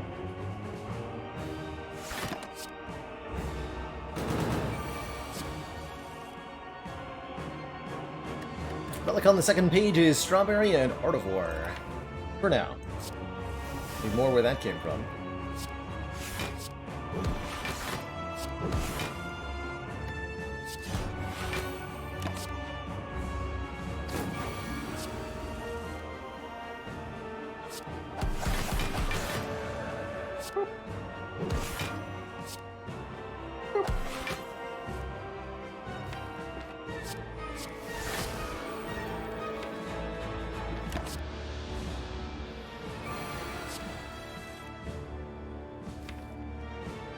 Okay, so I have one halt in my hands.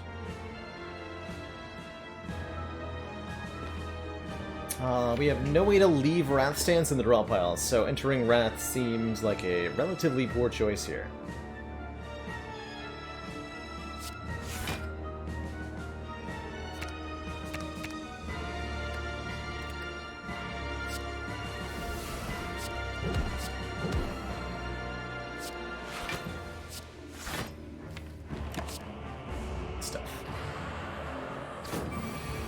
There's our last miracle.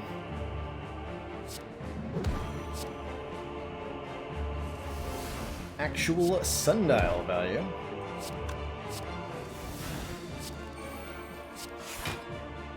Ridiculous.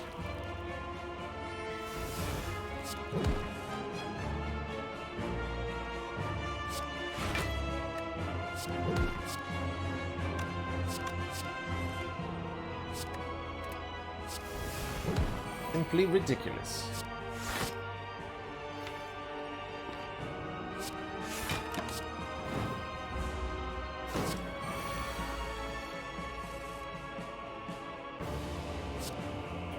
Boop.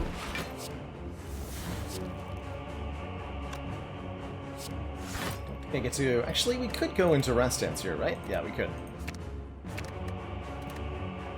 If I wanted to. Don't go into yes.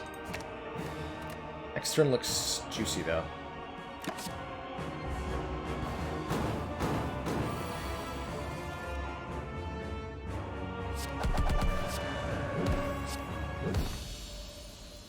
GG.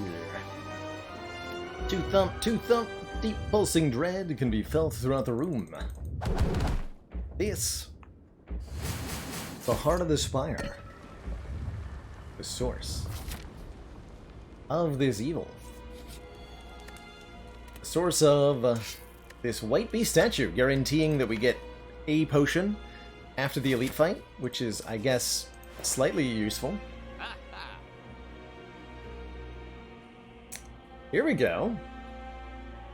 Ancient Potion and 2 Speed Potions in the Heart fight is busted. Outright busted. As we can get 10 permanent decks from these 3. Can take a Panacea, potentially in addition to that. I like the toolbox, giving us a colorless card on turn 1. Gonna buy all of this. Leaves us enough to buy Panacea. To potentially block our fasting, or to potentially block the heart debuff. I like it. Brings us to a nice 40 cards after the one from this fight.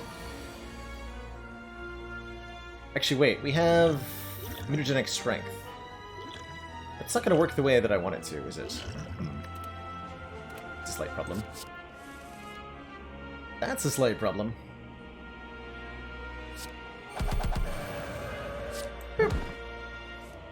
Alright, well, there's only one enemy in this fight, which is going to make it a lot easier for us. It's in the draw pile here.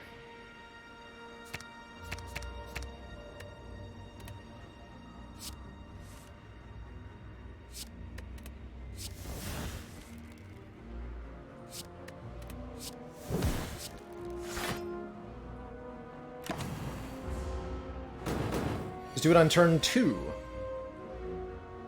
Good point. Yes, that'll work. True fact. That would totally just work.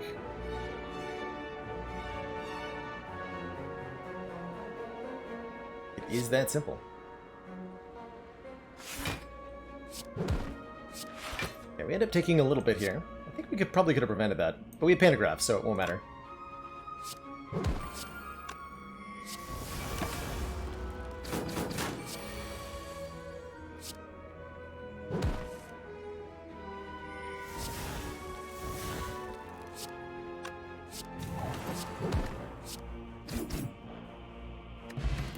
Mercury Hourglass. It's 3 damage every turn.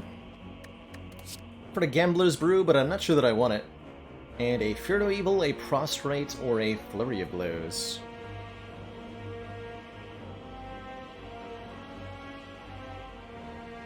Ekabeko Tantrum sure wrecked the elites for us quite nicely. A little bit more stance control could be welcomed. Get another attack. 0 cost block. We're going to have so much dexterity that Prostrate would surely be good. Can become even more speed potions? True. Yes, that is possible. That is possible.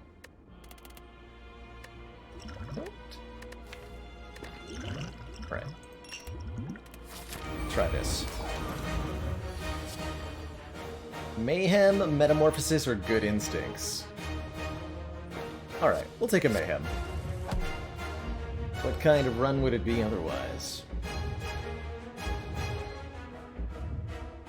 So I will use the potion on the other stuff. Get to put down Talk to the Hand, we get to Empty Body, we get to put down our Mayhem. Unupgraded Talk to the Hand.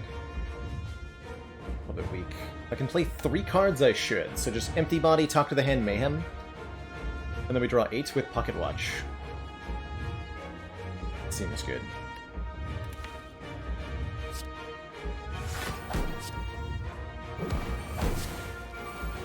Don't play one of these specifically because it's costing us a whole lot of card draw.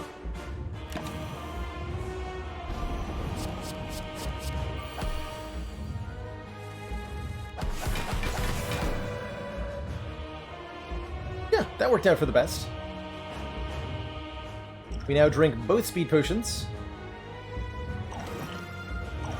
And the Ancient Pot, which at the end of our turn will cause us to keep all of that dexterity.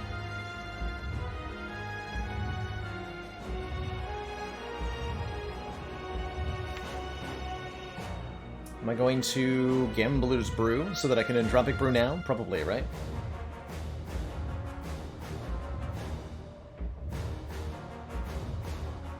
Just draw me a bunch of cards.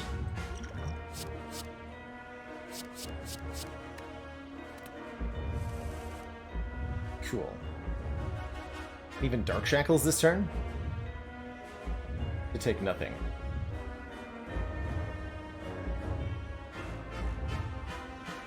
What's in here? Yeah, we did not get another speed potion, but we did get a cultist pot. 1 strength per turn. 2 block potions. A skill potion.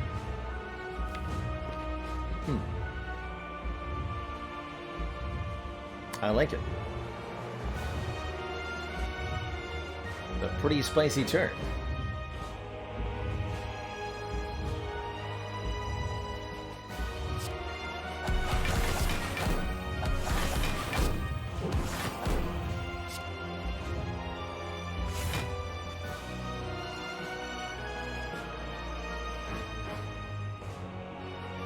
Vigilance. A lot of block. So we don't play Empty Body then. We can actually just full block without leaving Wrath. That sounds like Watcher. Yeah, that sounds like Watcher.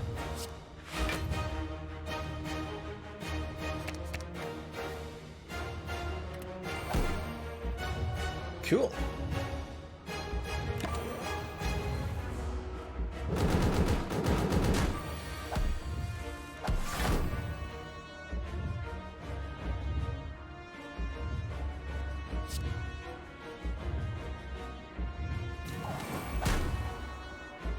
So, less energy every turn now. We did miss the Panacea. But Halt blocks for 31 in Wrath stance. Both the numbers on Halt benefit from Dexterity. And that's while frail. Jesus. So much block. Miasma. They haven't gotten a gig. Oh dear. Oh dear. Is this Slimes? Sure.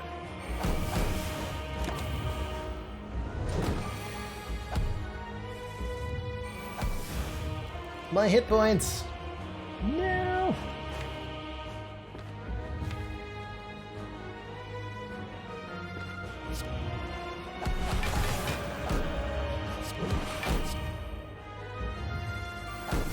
Let's draw some cards.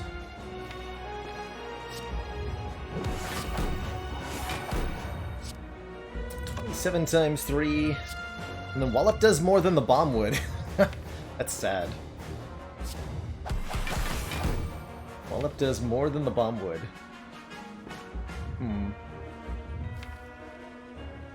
A big So we just play it immediately, of course, right? Could also play the bomb. With Energy Potion, I suppose. Not a bad option. Do that.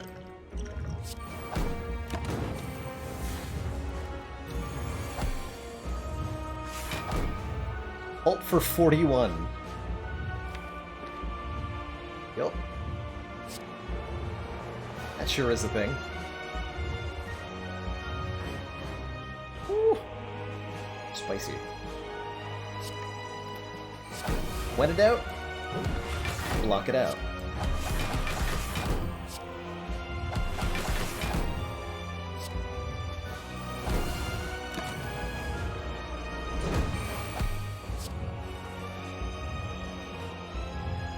23 block from defend.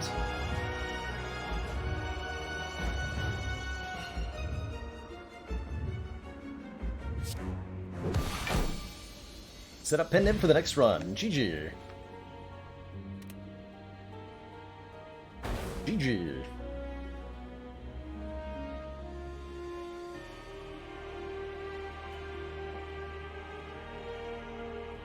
Rip 1 damage.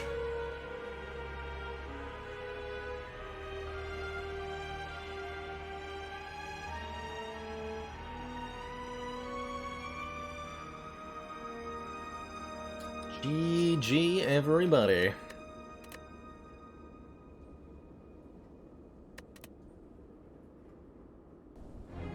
Alrighty, a good couple of runs to start out our stream today. Not 100% sure what I want to do next. Could play some chat draft. Could do some Slay the Streamer. Or we could play around with modded Spire a bit. What do we do? What do we do? That is the question. Or we could play more ladder. That's also an option, of course. But at the end of the month, I'm usually feeling kind of risky.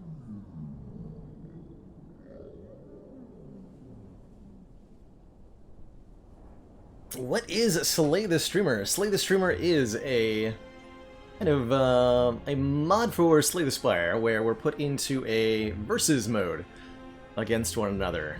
I try to survive while chat tries to kill me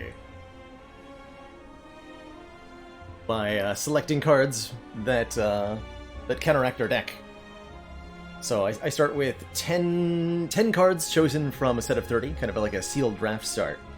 And then chat's goal is to KO me.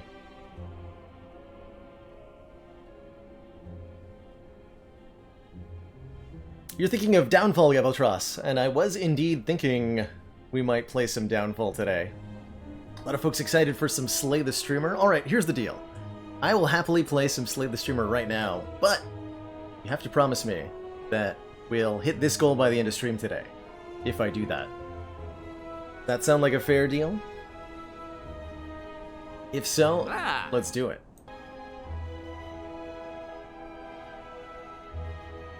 Maniac's got an idea. Go modded, give yourself 1,000 health to see how quickly you can die while spending all energy each turn. Oh, that'd be interesting. How quickly you can die while spending all of your energy every turn. And not skipping cards. Be a interesting little challenge. One of our most Alak, valued thank you so much for that Twitch supporters. Prime sub. Says continued support of the And the XCOM 6 months. project. Is it possible to enable only Claw in the other classes? There's a mod called Claw the Spire. This is a joke mod made really early on in the game's development that turned every card into Claw. Feel no Claw? Claw the Eyes? Claw Pile Driver? The Claw Effect, that's what it's called. The Claw Effect, that's the name of it. Just play Watcher get a blasphemy from the whale. I spent all my energy! Easy peasy. Easy peasy. Alright, let's play some Slay the Streamer. That sounds heckin' fun. Excellent work, Commander. And This Valinus, council is pleased to see our Thank you so much for the continued 2 support months. of this project has been Twitch Prime. worthwhile.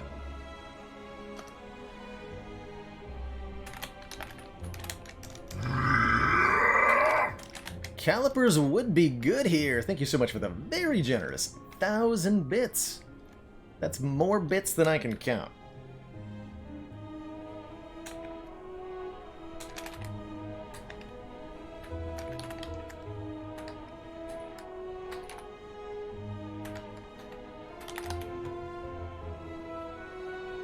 So if we're gonna slay the streamer, who are we gonna do it with? Here's a poll for you, chat. Which character do we play?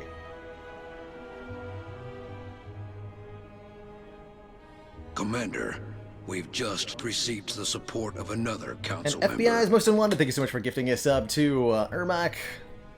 Super duper appreciated. Ermac, welcome to the council.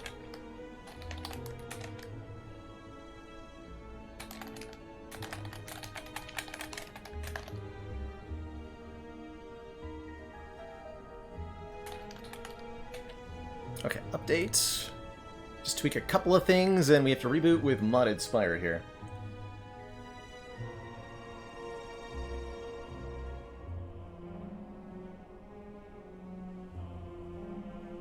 What am I doing? Which config? Like, defect is a solid lead here. Enabled equals true. Perfect. Okay. Boot up with mods. Commander, regrettably, our briefs have recently Moribund! been Thank you so much for gifting contaminated. 3 Your subs discretion in this matter is to the community. expected. Chat making very good on the promises. There might be more than one, so stick around, Feely. I could see us doing another one.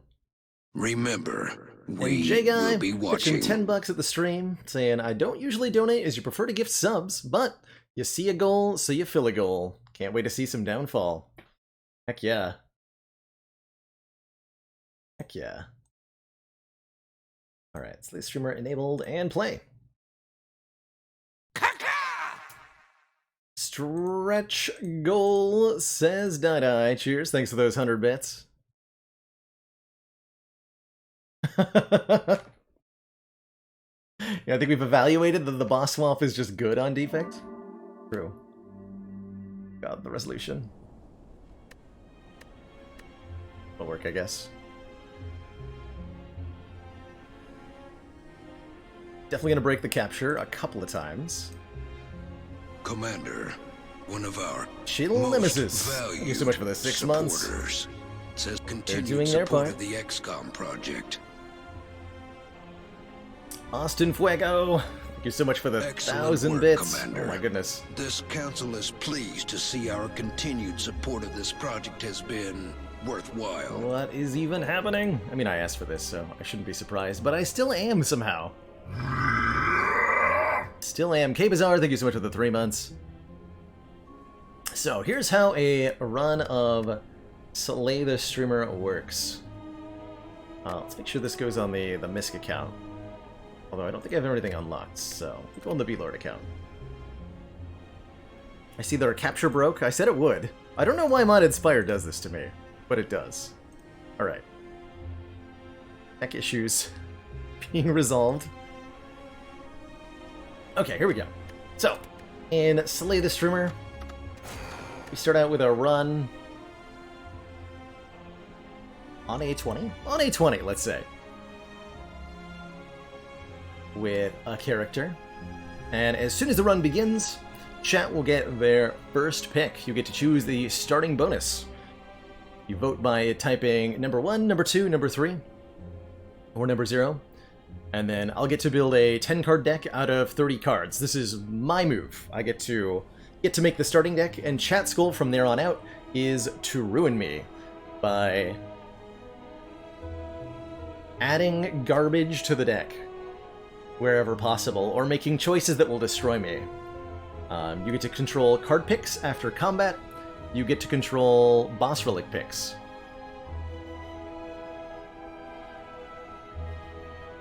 But I get to control pathing, in-combat decisions, and stores. If you choose pick a card, Tubu, then anytime a card reward appears on screen, chat gets to choose it. So chat gets to pick stuff from Ori, chat gets to pick stuff from Sensory Stone, chat gets to pick the card from Tiny House. Yes, SRN, Slay the Streamer has always given a sealed deck start. It's even customizable. I could make it 30 rare cards if I wanted to. But I've never really tweaked the settings for the cards offered. So, another try. Here is your starting vote. What starting bonus does chat want? You can choose a card. Jack gets to pick the card. 100 gold, lose all money for some max health, or the boss swap. Thank you so much for the very generous 500 bits, Methlin. Those salty, salty bits.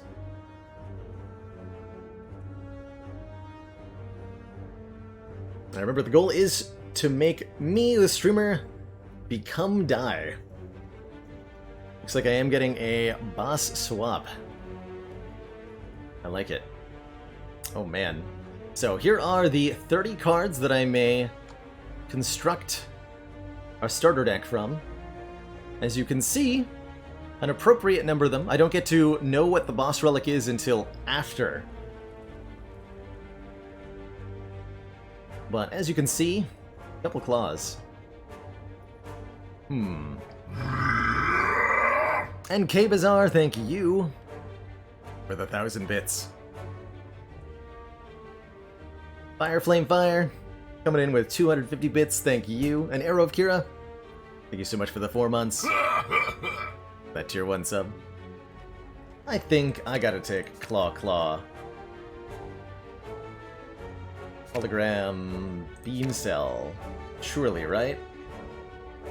Surely. 4 months of support. We are extremely impressed. Baron Von Ass coming in with another 1,000, my god.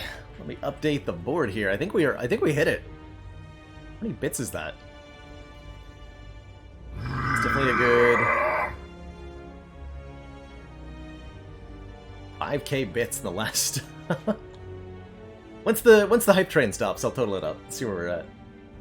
Makes it nice and easy for me. Risk making such a cloud-pleasing deck that we help me instead of sabotaging the run. Isn't that the meta play though? That's how you get them. That's how you get them. Me the card draw. Take a steam barrier. Take a charge battery. Take a Kabyle driver. Still have to add more to this? What more do you want? Game? Or take the turbo? Oh, I should probably take the consume. Yeah. Do that. That looks pretty spice to start out. Claw, Beam Cell, Cool-Headed, Hologram, and some support stuff. Small contribution. Absolutely. Thank you so much for the bits of the original Kamehameha. And we start with a Cursed Key, giving me an energy every turn, but cursing me whenever I open a non-boss chest. Alrighty. So, my tactic is usually to try to avoid hallway combats.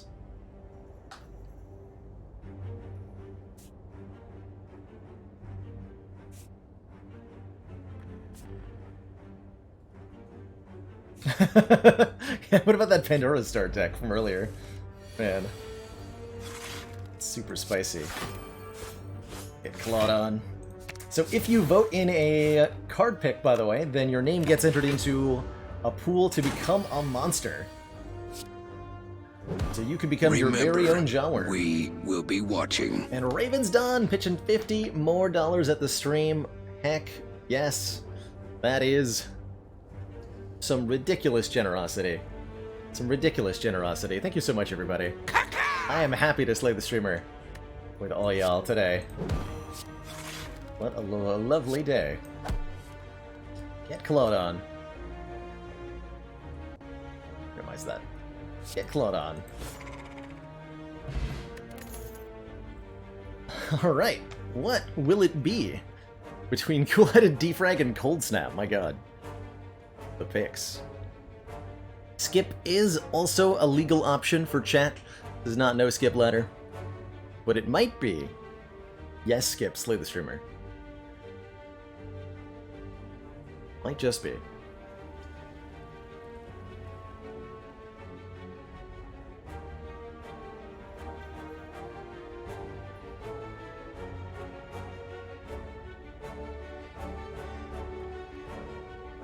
Big ol' load of nothing. Fair enough. Isn't the most consistent way to kill the streamer just to skip everything? Great question. I still get to make choices in shops, and I still get to pick up relics after elites. If you skip every single card... Now, normally, if I had started with a regular starting deck, it would be the case that skipping every card would kill me sooner or later. But with this set of cards, I think it would be possible to go without adding any cards to the deck. Just upgrade everything, get some relics, and then this could win with the right stuff. And I think chat would be hamstringing itself to skip every card. Because then you're giving me total control over the state of the deck.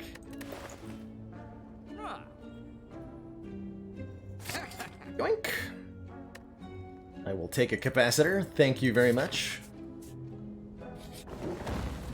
And I like everything in the deck, so let's grab some upgrades.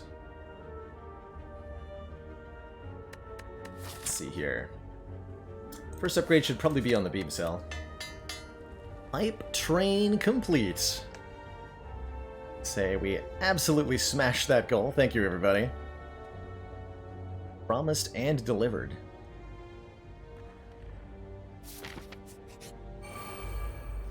Choo-choo.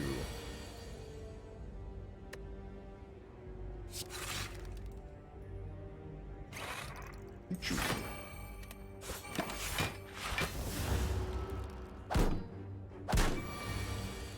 Me! I won't. The soon-to-be-dead louse.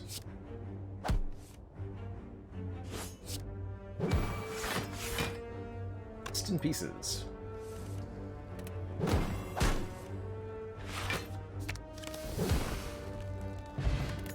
An early Entropic Brew might help me get through some elites. Recursion, Rebound, and Cold Snap are your choices on floor 2 here.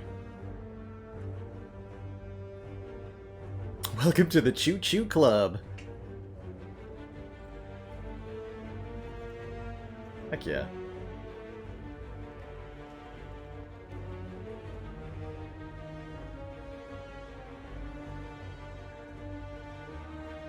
Wow, that recursion is popular. 63 votes. Alrighty then. Recursion evokes our orb, then channels a new one of the same type. Well, specifically the same orb. Which is different because... reasons.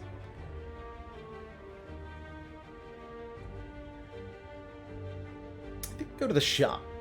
Hit 2 elites here, and then lean towards the Burning Elite. If I can take the Burning Elite out in Act 1, I should, because it frees up my pathing a lot in future acts. Unfortunately, I don't have enough money to buy a common. Dang.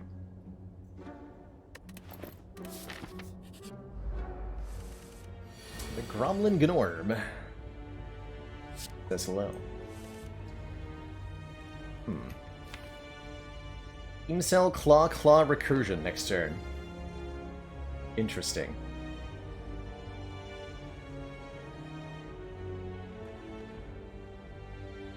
I think I'm gonna need the help from the Entropic Brew here. Ooh, Blessing of the Forge. I think makes my life a bit easier.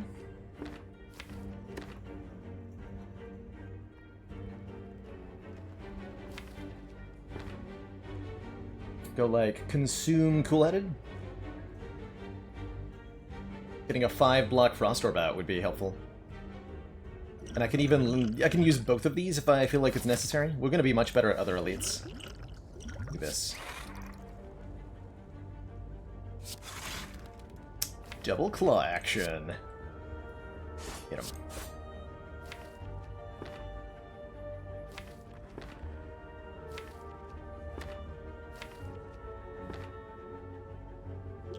Do I use this potion to consume again? Yes, I think so. Not gonna lose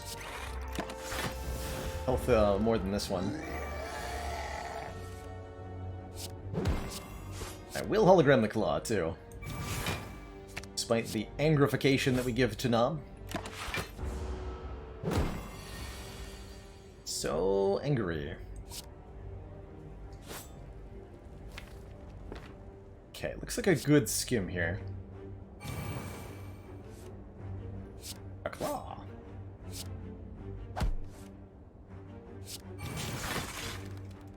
Claw. Ice Cream means energy gets conserved from turn to turn, as well as some sweet, sweet cash. But that gets to add a card. Another recursion, a barrage, or a turbo. Ice Cream and a Claw deck, yeah. I think we generate extra energy some of the time. What'll it be?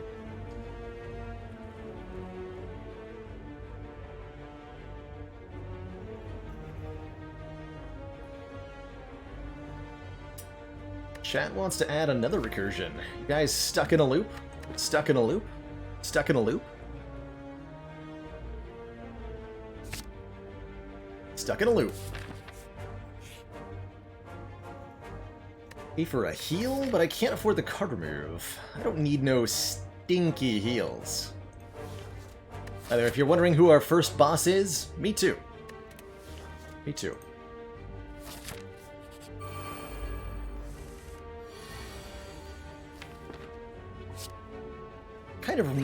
Kind of wishing I had that heal now. Oh, I shouldn't have done that. Wait, ice cream. Playing my cards uselessly is actually bad for me. Who knew?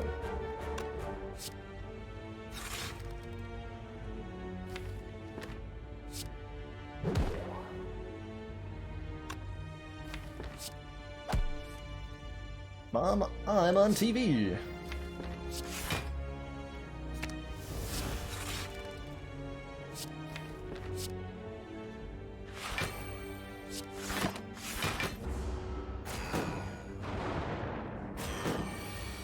So I'm just gonna go with Frost Orbs as my entire strategy. Seems reasonable.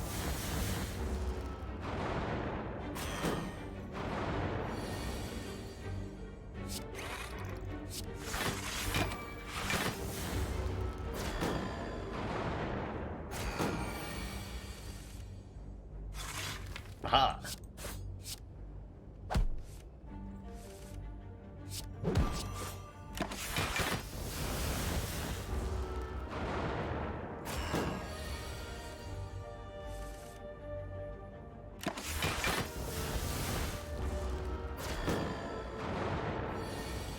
Fair, no! Defect, yes.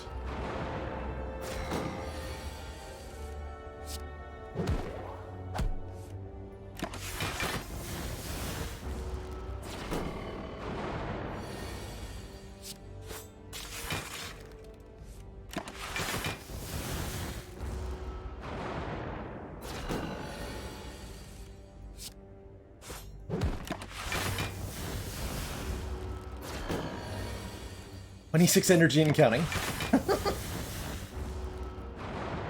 My kingdom for an X-Cos card. Please.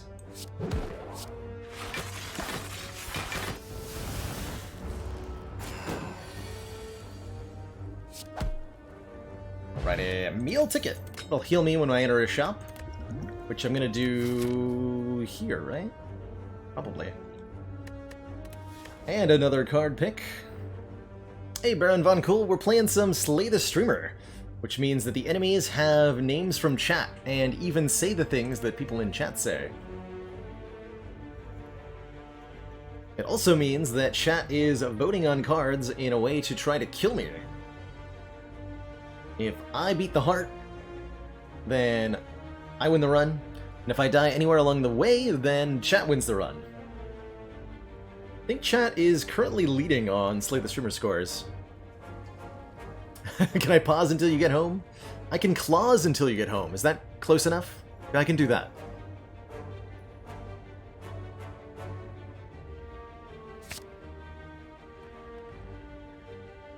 Voting on card ended. Chose Turbo. Turbo or Turbout? That is the question.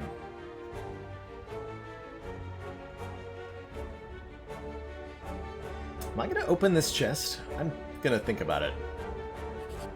The medium chest, so there's any rarity of relic in here. I gotta know what's in here. Gambling chip, super worth. Discard any number of cards. After each mid-act chest, chat gets to vote on which boss I'll fight. That's one of the things that you get to do to strike back at me. So if there's a particular boss that you think has a particularly good chance of killing me, cast thy vote.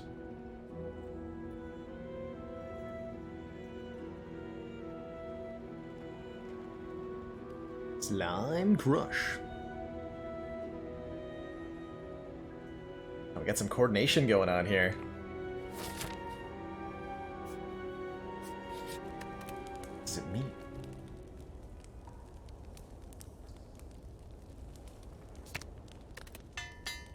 Hologram upgrade on that. Going. Words. This could be hard.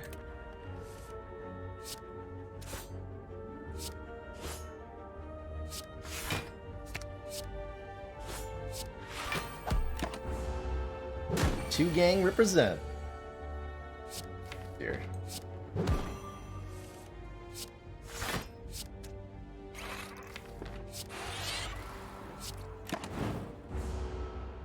Ouch. Two gang, no. Smoke bomb. Ooh, smoke bomb. Escape from a non-boss combat and receive no rewards. You don't say. Yeah, oh dear. You don't say. What do you get when you cross a bad joke with a rhetorical question? Love it. No rewards, you say. Yeah. Skip the heart fight, you say.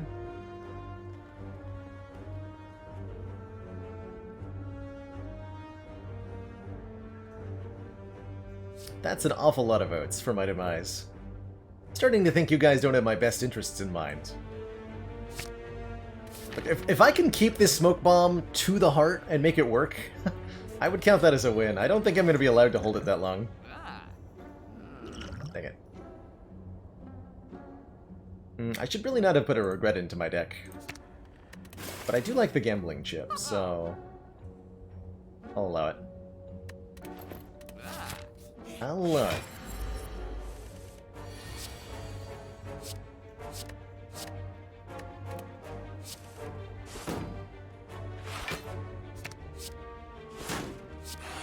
Sleepy Egg has no chance.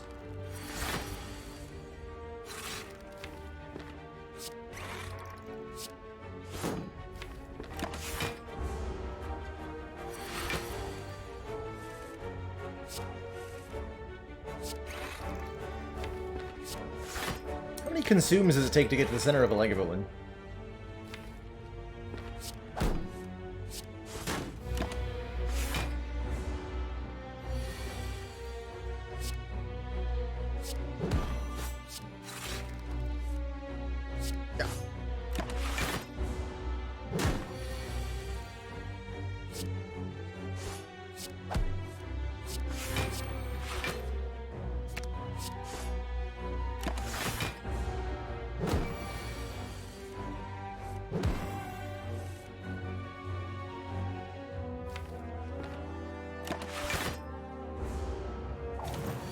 Sad times. Alright, no prob. Toy Ornithopter will heal me when I use the smoke bomb. I am gonna keep. And one of these cards. Barrage, Sweeping Beam, or Charge Battery. Velvet Choker makes me quake in my boots. Deeply terrifying. What'll it be?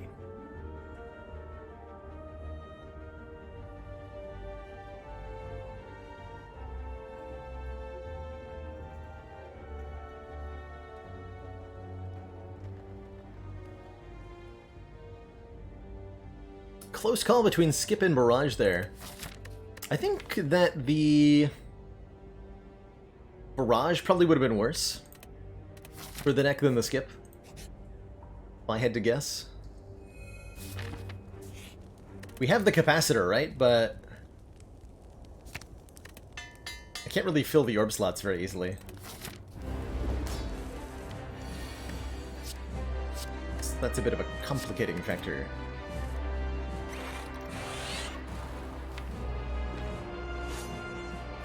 Okay, play that skip.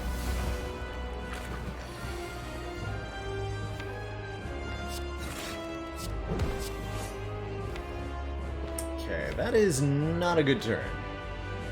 There's nothing I can do about it. Can you use the smoke bomb trick to skip a boss that is not hard? I don't think you can, because you need to have a combat right before the boss, and there's always a campfire before the boss instead, for non-heart bosses. So I don't think so.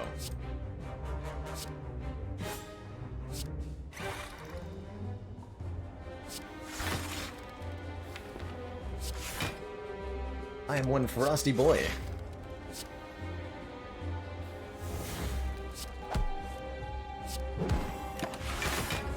Boop.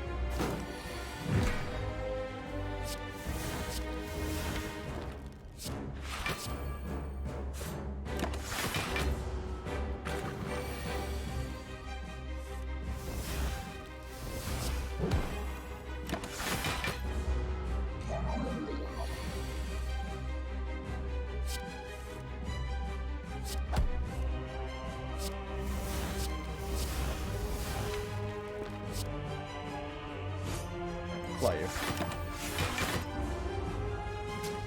No need to fire pot, I don't think.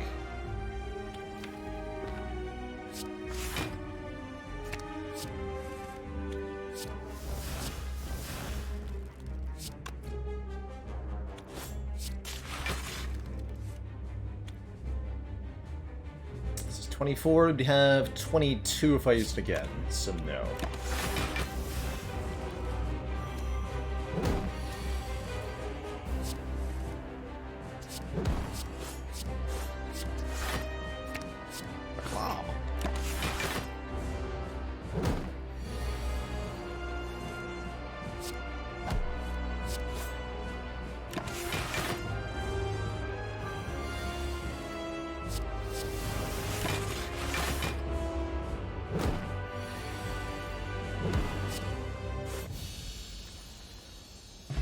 GG. Solid attempt in Act 1. Really more about limiting how strong I can get. And you're doing that pretty well. Here's the rare card choice. Will it be a multicast, evoking our next orb X times, an electrodynamics, letting me hit all enemies with lightning, or an amplify, letting me duplicate a power card? And there is, of course, skip as an option as well.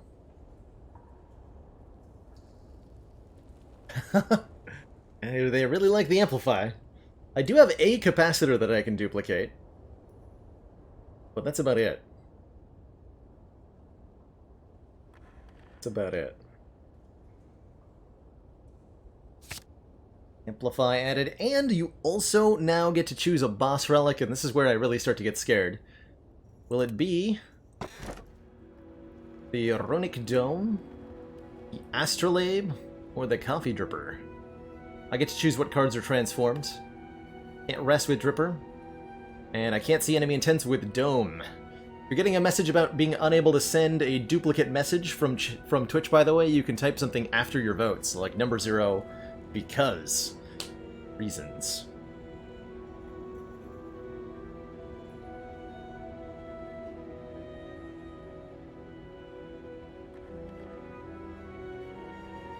$100 votes for Runic Dome. Alright, 5 energy per turn, though. For whatever that's worth. What boss is scariest with Dome? Is something I would be asking myself right now if I were an aspiring member of chat who wanted to murder a streamer. An innocent, down on his luck, poor streamer.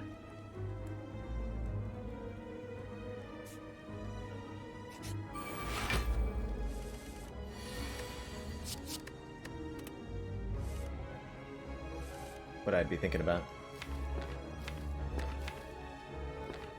Program the skip. Really need to upgrade that.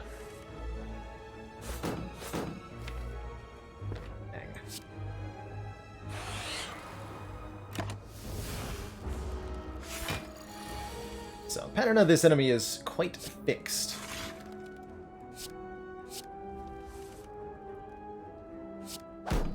So I know that they are always attacking for a number. 11 on this turn. 4 on the next turn. 11 times 2.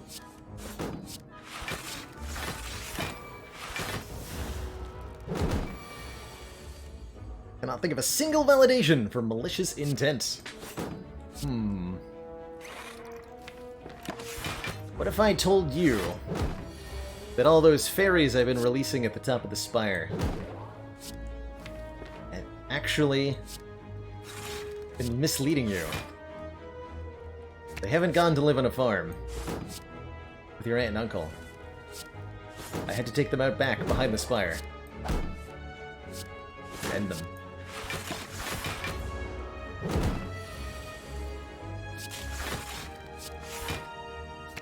Those poor little fairies.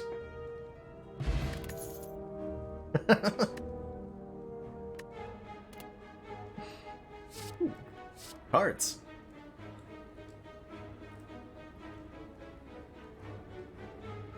Are they with the rabbits, George? Those poor little fairies.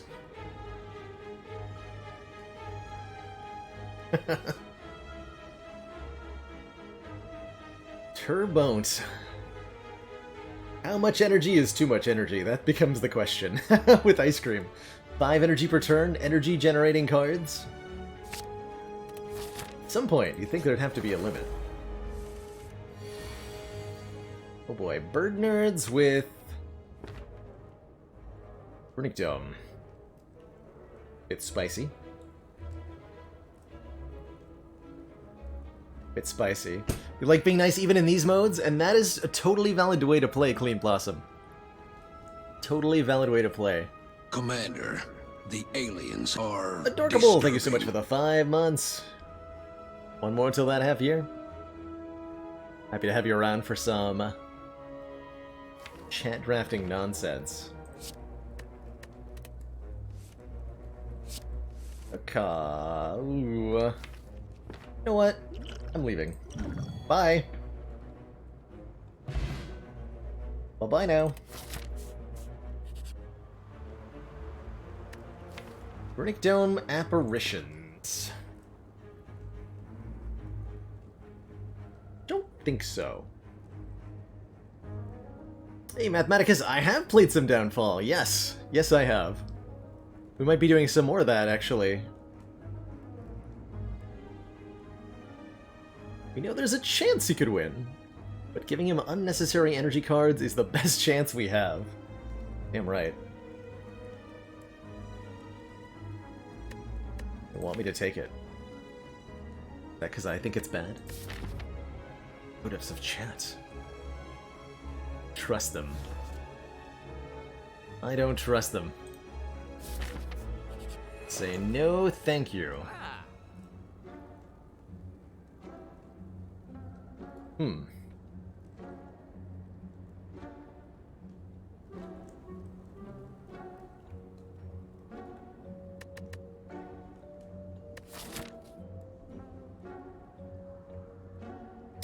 Membership card. Or cool-headed.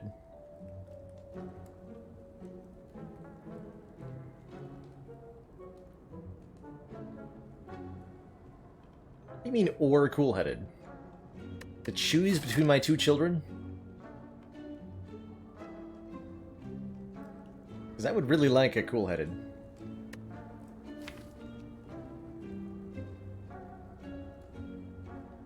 We only vote on one of the Act 3 bosses, Shoveler. The other one gets chosen randomly. The bullseye, right? Yes. I want the bullseye. True fact. I think I'm going to take the membership card. It reduces my immediate purchasing options, but it's such a powerful long-term investment that I think I have to.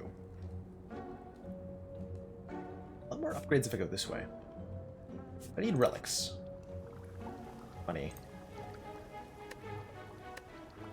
Alright, Fairy, you're coming with me. Or else.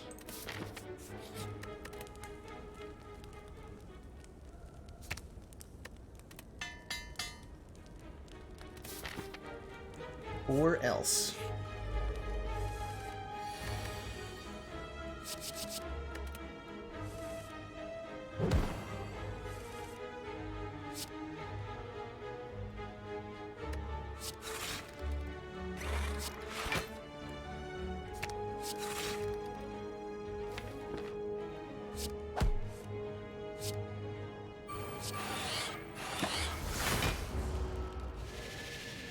Orbs. I have no idea how much I'm being attacked for. Here.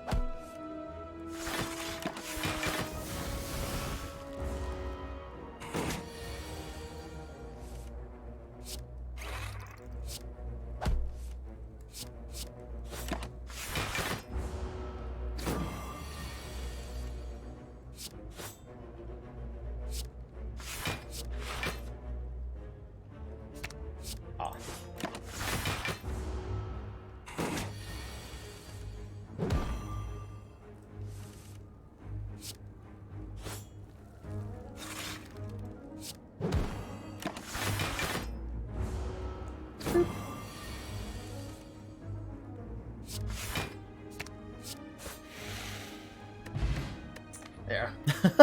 Thanks to all the energy relics. Neko not too bad. Neko not too bad. What do we get here? Sweeping Beam, Barrage, or Cold Snap are the choices this time around. Made him too strong. Can one man hold all this power?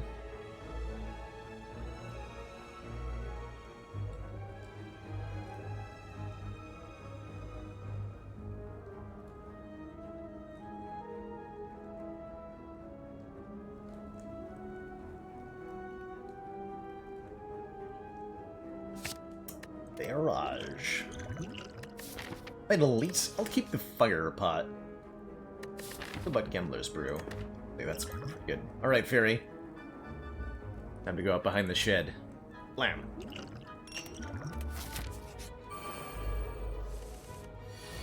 Is a vivification. Oh boy. This fight with Runic Dome, pretty spooky. Bat Gremlin has less health than the Sneaky Gremlin. Kind of an interesting little observation there. How often does that happen? Not very often.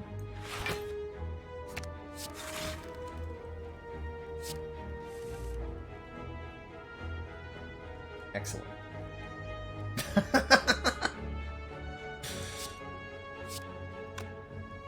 Well put, well put.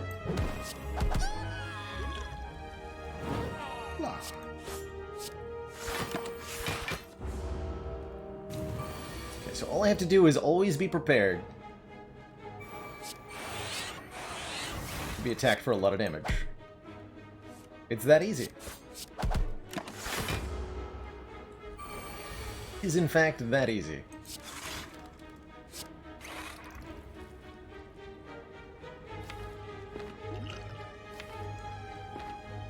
Okay. Might be forced to be attacked next turn, but that's fine. Fine. Or if we're lucky, we get attacked now. Okay, so guaranteed 16 times 3 this turn.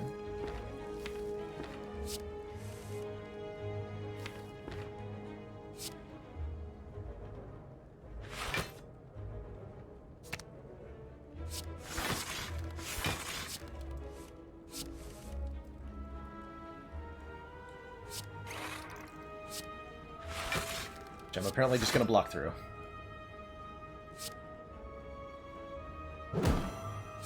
It ain't nothing. 81.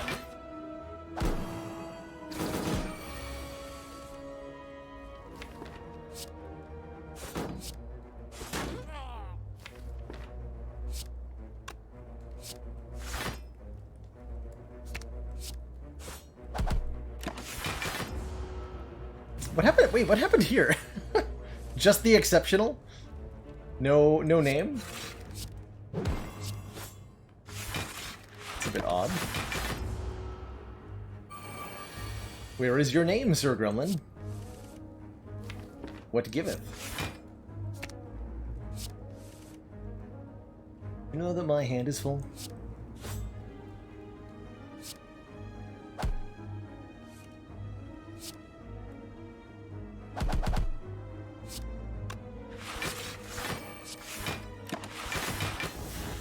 Did you know? Hey, Armaki, you're awesome too. Did you know? Yeah. Alright, smooth and clean. Neck is still piloted like a whistle. Smiling mask makes my next card removal more expensive by 12 gold. Not sure if I want that. I'd have to buy 2 more removals. Actually, no, I have to buy 3 more removals for this to save me $0. 4 more removals, and then it actually saves me money? Wow, that is useless. That is actually useless. Wait, no. Hold on. I already bought 1 removal, so... just 2.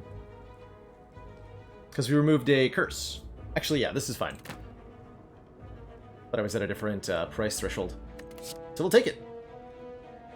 But what about these cards? Cold Snap, Ball Snap, or Hollow Snap? Or none of the above?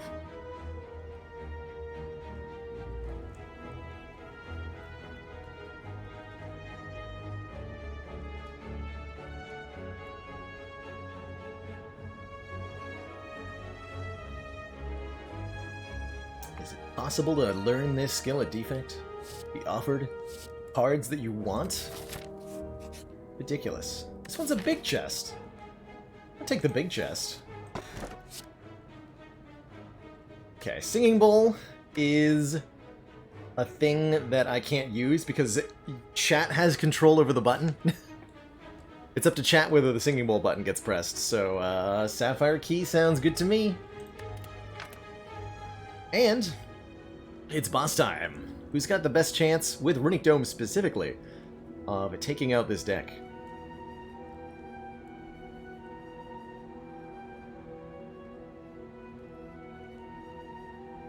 Chat wants to collect me. I am yours.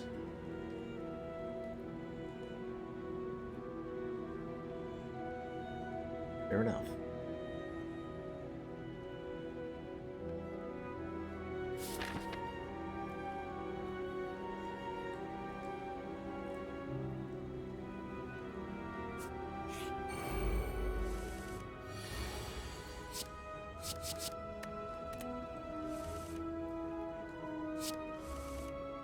Beautiful, beautiful skim. Let's see, what am I hologramming? Probably skim? Yeah.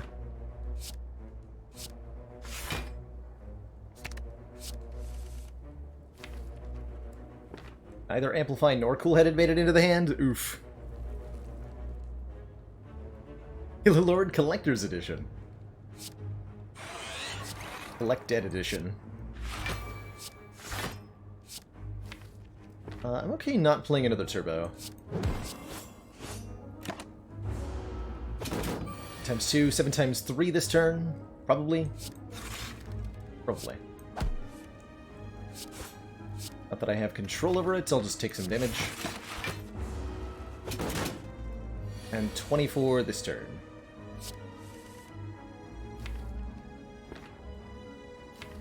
Cool-Headed's in the discard pile.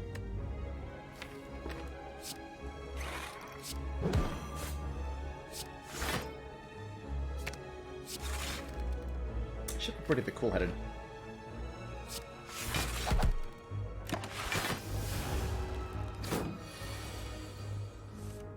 Ah!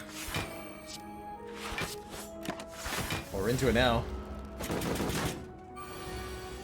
7 times 6 on this turn. Big yikes.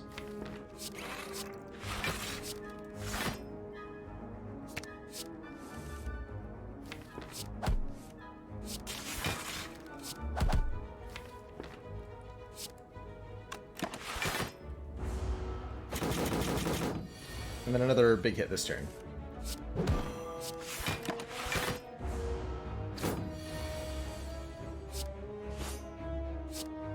No, shoot. Is that enough block?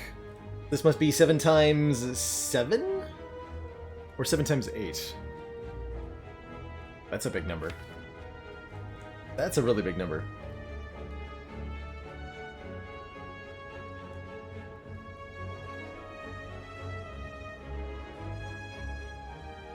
Blocks for 14, 21, 40 something. It'll be alright.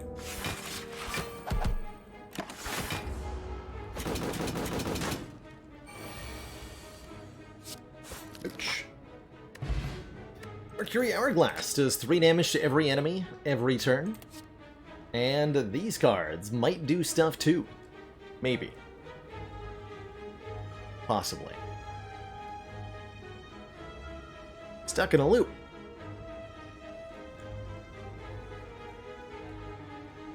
Stuck in a loop.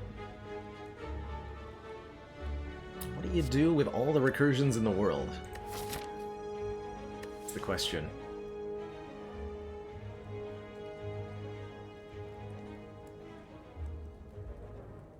That is the question. The recursion from my collection. Yeah, we're gonna get a collector bonus on a recursion here.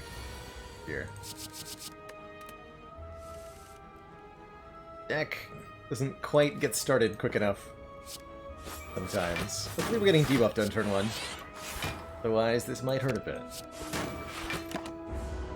Ouch.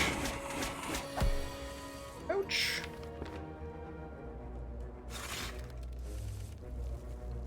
Big ouch. It looks like we've got our work cut out for us, Red Commander. Beardy McGee, thank you so much for that very generous raid. Hope your runs treated you well today. Playing some Slay the Streamer as you're coming in here. So the goal, for those of you who are brand new, is chat is picking cards with the intention of killing the run. And I am trying my hardest to keep it alive. If I die, chat wins. If I beat the heart, I win. That is the game. The name of the game. It's a weird one.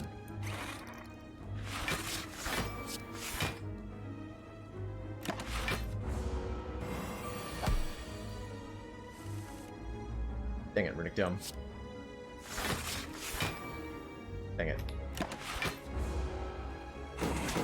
Starting to fall apart a little bit here. Oh dear.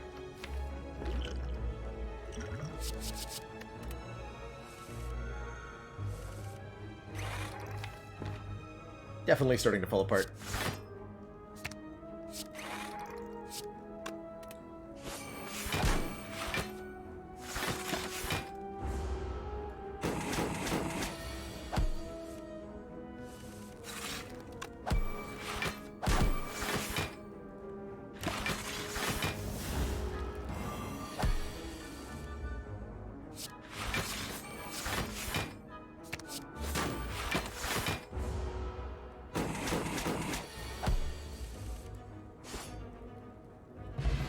Red Beardy had a good-looking run that just ran into 3 of the hardest possible fights for the start of Act 2. Oof! Oof. Best of luck on your next run. But big oof there.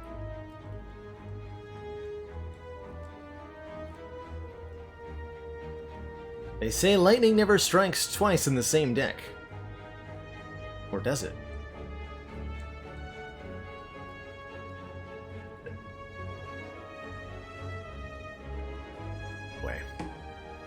Starting to deeply regret not taking the cool-headed at that shop. I think this was maybe pretty greedy. Maybe pretty greedy. Yeah. Strikes get 5 bites? Am I that desperate? I don't think I'm that desperate. Save me! Yes! Yes! No! There's no frost orbs here. Only sadness and despair. But there is a Gambler's Brew. And I can remove a card. Which would be the Writhe? The Curse.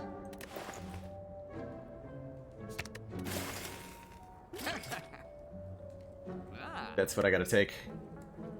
Not a big fan of, anything else there. Oof. Take another curse. Alright, I guess I'll rest? Collector? Kinda need this cool-headed upgraded. How many hit points do I get? 24? No. We'll upgrade the cool-headed. This is a bit sketchy.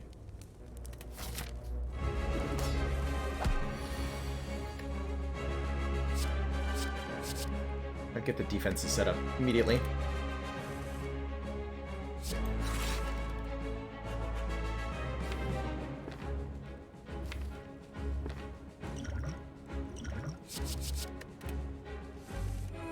Good.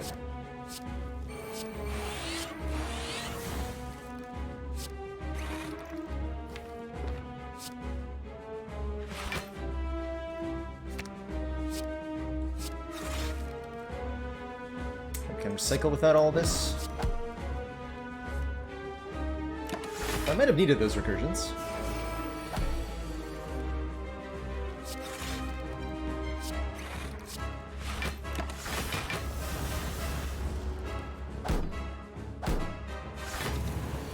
Oh boy, that's extra spicy.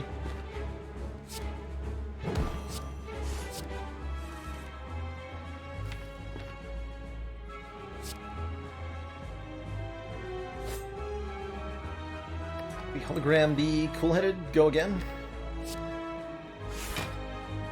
Gotta.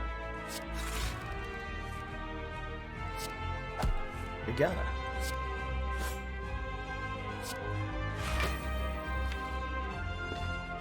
One turbo.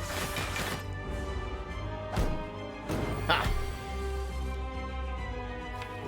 Blunt. Okay, this doesn't do anything on this turn.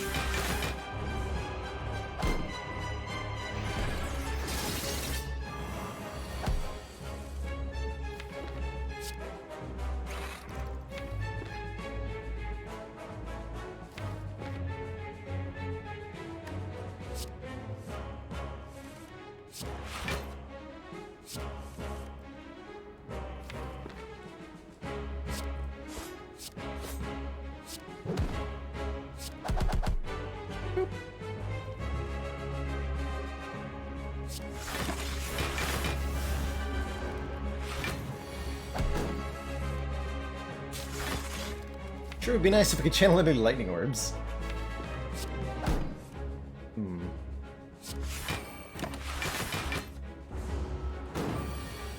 Okay, we got attacked twice in a row, we can't be attacked again. Not that that helps much. Wait. We didn't get attacked twice in a row. I wasn't paying attention. My hit points! My hit points.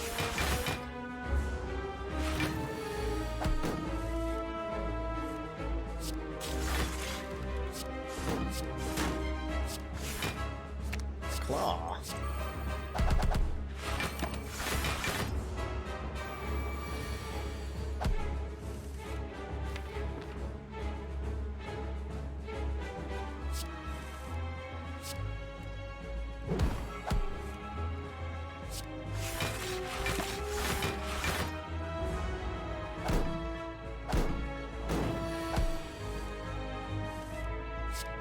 You fool.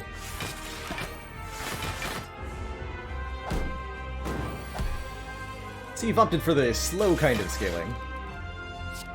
We're getting there.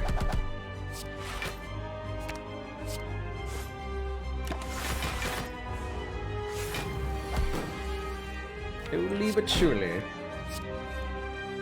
This is happening. Probably.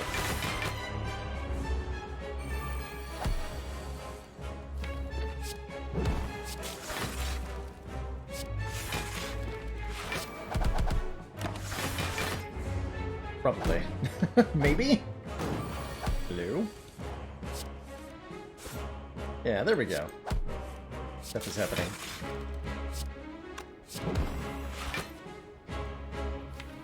Ah. Alright, GG. GG. Oh. This is off of one cool-headed. Just one cool-headed. Alrighty, what will the card be between Core Surge, Machine Learning, and this card that I've never seen before called Thunderstrike? Which seems to be pretty good. I think. I hope. Maybe? Maybe someday.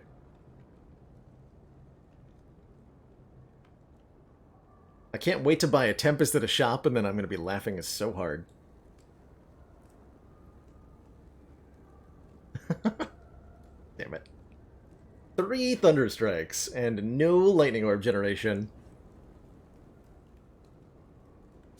How do they do it? Alright, a reminder that if the thing you want to vote for in the boss relic is the same as what you voted for on the card pick, you'll have to add something after the vote number in your comments so that Twitch will allow you to do it.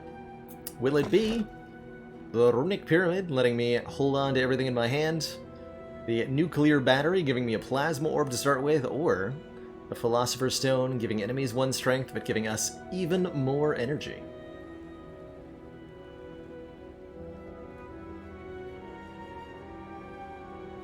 Directly stronkifying our foes.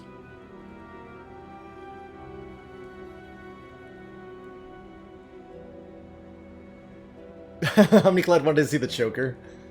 Quaking my boots at the thought. My non-existent boots. Of course.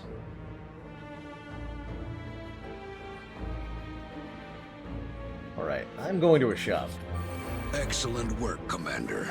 Rosity, thank you so much for the 2 months. Pleased to see our continued support of this project has been And that Twitch worthwhile. Prime sub.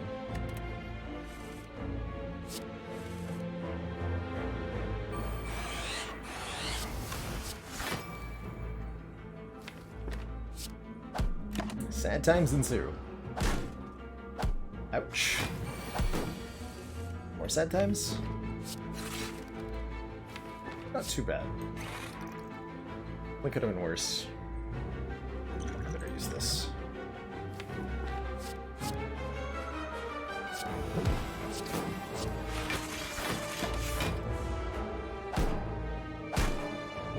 Ouch. Uh-oh. Telling me I made it to the collector for this?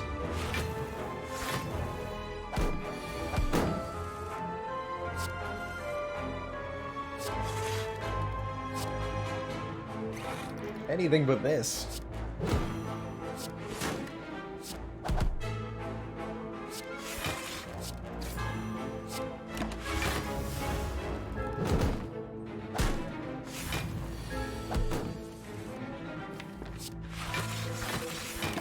God.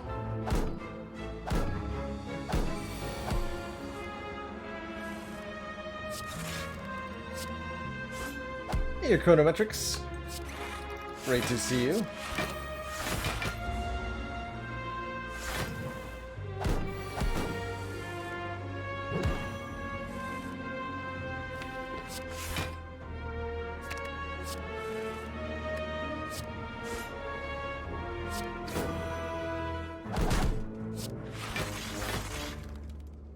These rare cards.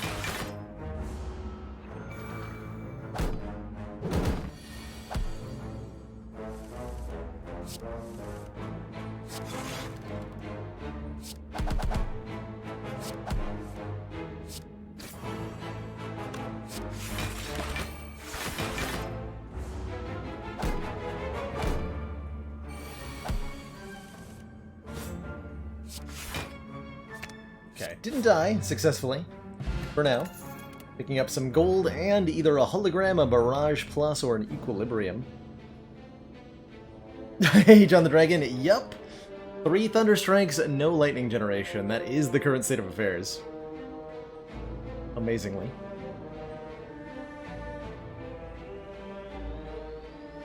Tragically.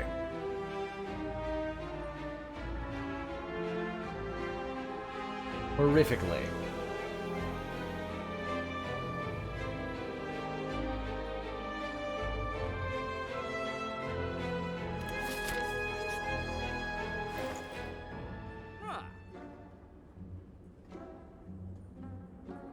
Okay. Buying a smoke bomb seems kind of good. You get another recursion? Hmm. I mean, I definitely take a cold snap.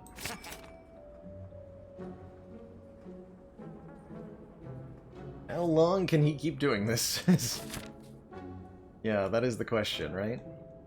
I don't think I can afford to take that smoke bomb. I need the next shop to be good. Dangerous to go alone. It's dangerous to spin the wheel. Uh-oh. Gremlin? Gremlin? Whose team is he on? He's on Team Chat. He's on Team Chat. Better luck next time. Oh dear.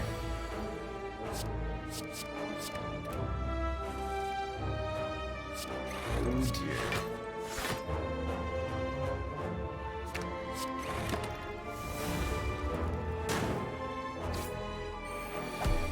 Hold up the thingy.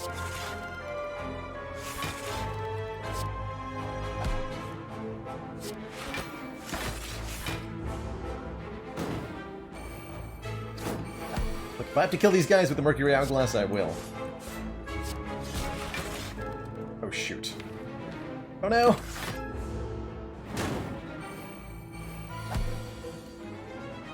Exploder gets in on the action too. Savage. Totally savage.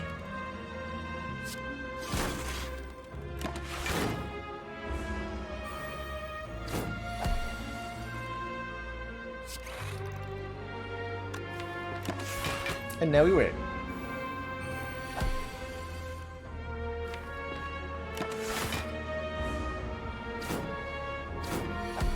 Probably speed this up a little bit, huh?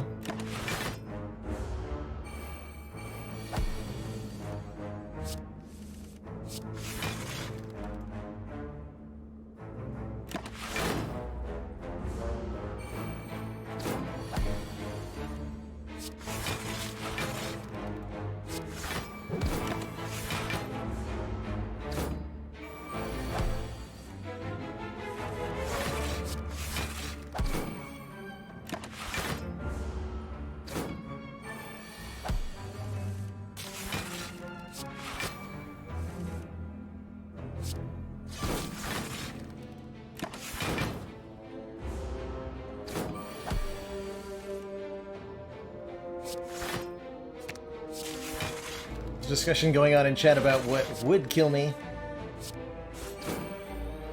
Not a lot of discussion about what wouldn't kill me.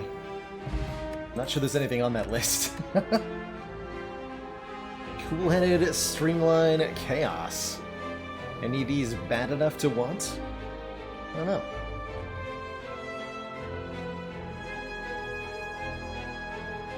I don't know.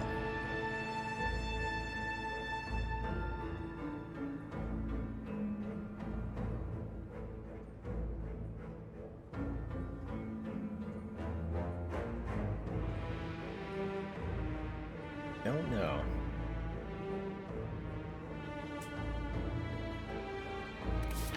Big ol' skipperoo, please let me live.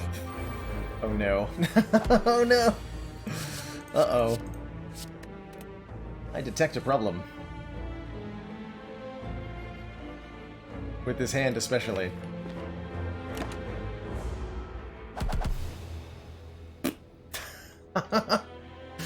The spaghetti gets there. Oof.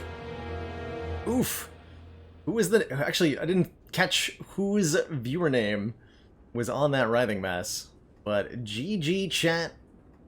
Well fought, well won.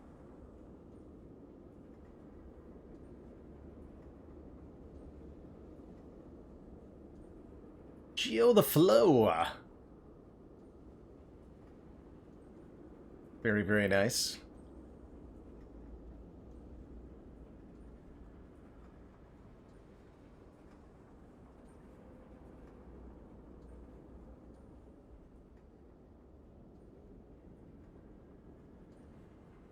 Shall we do the thing?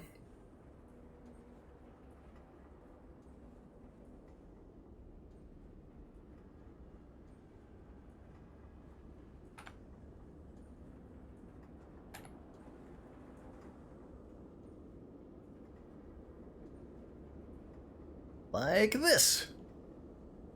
Commander, we've just received Geo the the Flow. support of another council member. Welcome to the council. Enjoy your well-deserved sub for taking me out. And thanks for participating in some Slay the Streamer. Got some more fun nonsense coming up, but I do need to use the bathroom really badly. So I'll be right back. When I return, actually, let's give... Let's see, how do I want to do this? Let's play some modded Spire. I've got an idea.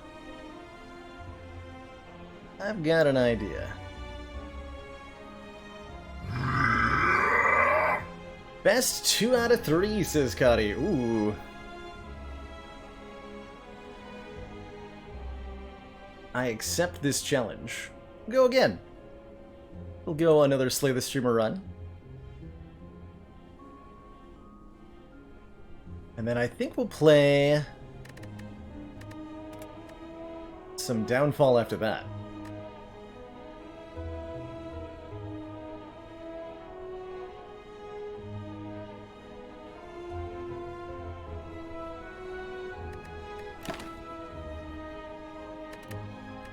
Just gonna tweak my resolution here.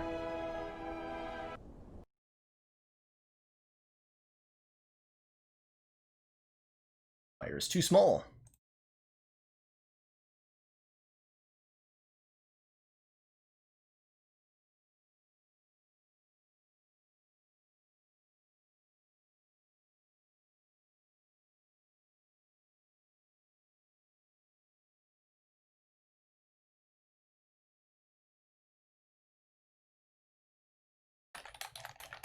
Tell you what.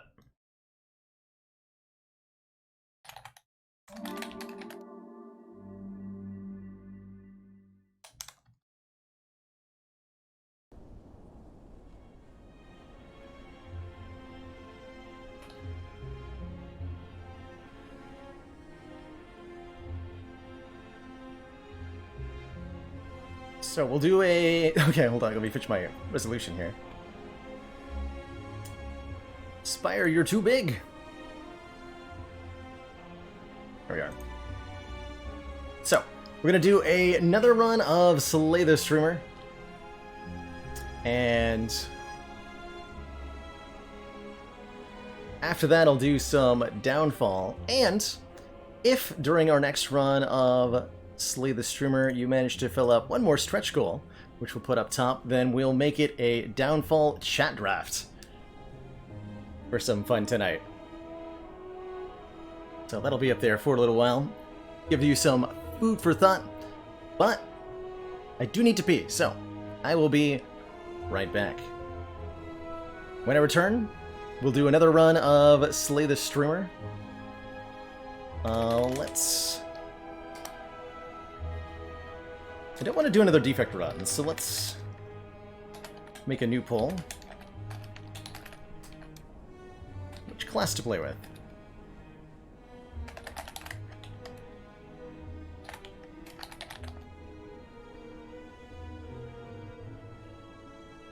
It's not 1,000, yeah, it's 100.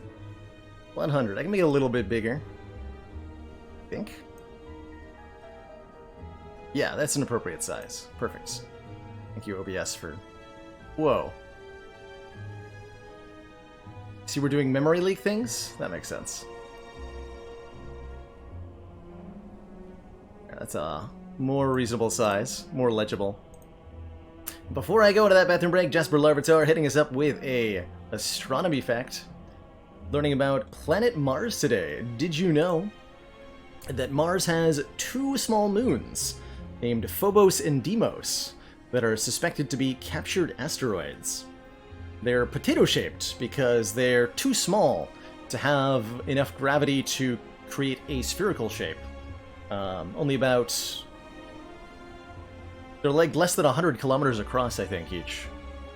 These 2 moons get their names from the horses that pulled the chariot of the Greek god of war, Ares. Commander, we've just received the support of another council member. The innermost and larger moon, Phobos, is heavily cratered with deep grooves on its surface. It's slowly decaying in its orbit, and is expected to crash into the planet or to break apart from tidal forces in about 50 million years, which, in space terms, is a pretty short period of time. And NJ Newton, thank you so much for that Twitch Prime sub. Welcome to the Council. I'll be right back, everybody.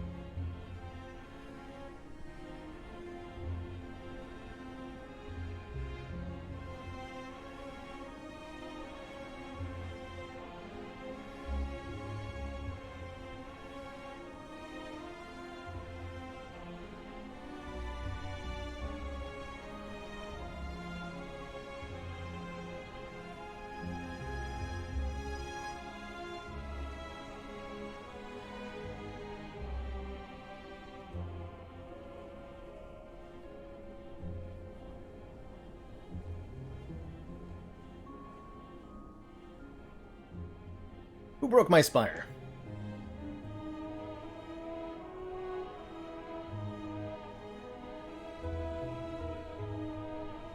Who broke my spire? Is that you, Ruben? Looks like Ironclad is by far the second most popular option. Cool. Play some Iron Boy. Right after we tell Neural Fizz about Mars. Neural Fizz, did you know that Mars's volcanoes, impact craters, crustal movement, and atmospheric conditions like dust storms have altered the landscape over many, many years, creating some of the solar system's most interesting topographical features? A large canyon system called Valles Marineris? I don't think I pronounced correctly. There's a canyon on it that's long enough to stretch from California to New York, more than 3,000 miles or 5,000 kilometers. This Martian canyon is over 300 kilometers wide at its widest, and 7 kilometers deep at its deepest. So just imagine the United States Grand Canyon, and then magnify the size times 10, and that's what you get. Mars is also home to the largest volcano in the solar system, Olympus Mons. At 25 kilometers tall, it's 3 times taller Commander, than Mount Everest. We've just received the support of another council member. If it were on Earth, the peak would stretch all the way into the stratosphere. Neural Fizz, thank you so much for that Twitch Commander. Prime sub, and Ruben, This council is thank pleased you to see for the our 2 months continued support and that of Twitch this Prime. project has been worthwhile.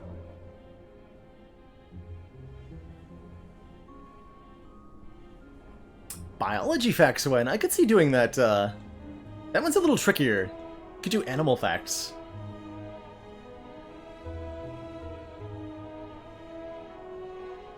Olympusmon is ridiculously huge. Yeah, it's almost incomprehensibly large. And this is on a planet that's about half the size of Earth, so relative to Earth, relative to the size of the planet, these features are even larger. Comparatively, which is crazy to think about. Crazy to think about. Alrighty, let's slay some streamers. You versus me, chat. Again, the goal is, if I die anywhere along the way, chat wins. If I beat the heart, I win. It's that simple. Chat gets to pick our starting bonus and all our cards and the boss relics. I choose just about everything else. So what will it be? Larger planets tend to have less exaggerated features because of their gravity. Yes! The larger the mass of the planet, the more its gravity makes it round, basically. In fact, I think that's even the definition we use to determine what is or is not a planet. Is whether its gravity rounds it. I think we're going to have huge numbers again, by the way, because I changed to 4K res. Alrighty, we picked transform 2 cards, obtain a curse. So I choose what I'm transforming. Being offered a Reaper. But I do have to take the curse. Let's see. This is an interesting dilemma here. No strength whatsoever. Bit of a problem.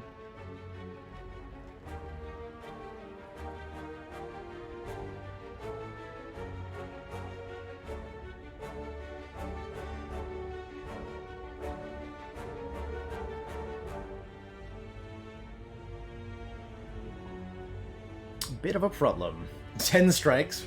Twin strike, perfected strike, pommel strike. We only get 4?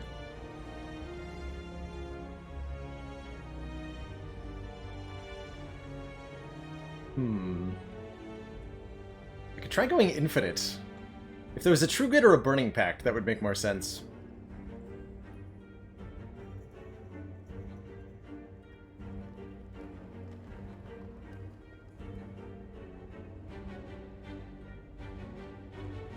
Hard to say no to 2 shrugs. And I'm gonna have to transform 2 cards as well, so I gotta make sure that I'm only really choosing 8.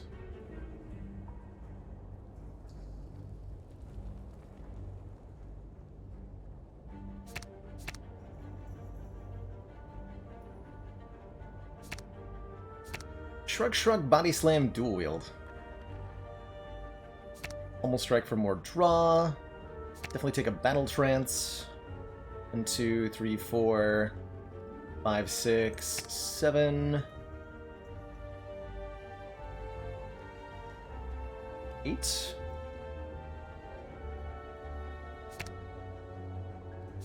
Then 2 things to transform.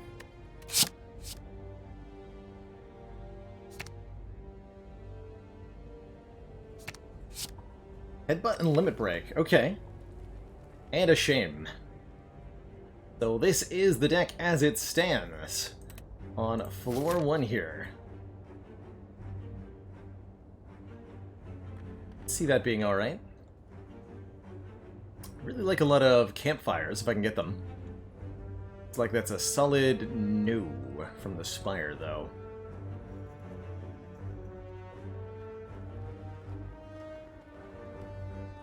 I can get a few. Up elites, don't want too many combats. Or a 3 elite path? No 3 elite path. Interesting. Okay, we'll start here then.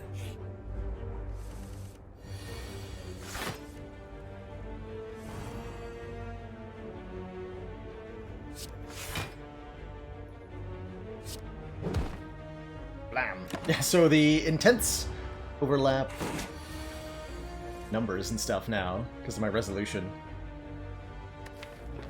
Figure it out.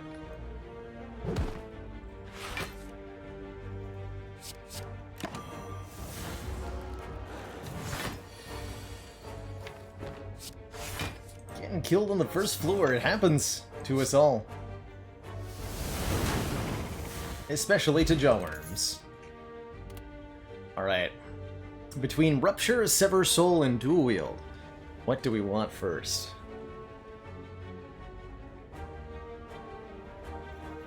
What do we dare take? Only a couple of cards here that you don't see typically thrown into Ironclad decks. Multiple good options. I like it.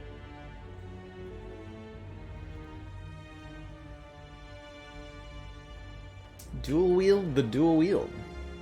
Brilliant. Voting on card ended, chose dual wield. I could take a Warped Tongs here. I'm really sad that I didn't get a... Man, if only the Rupture. If only the Rupture. We could have had such a good Rupture together. If only.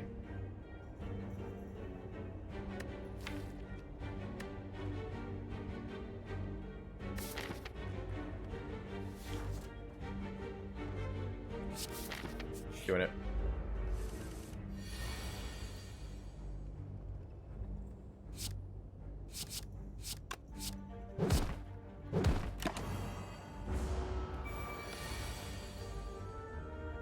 I'm doing it.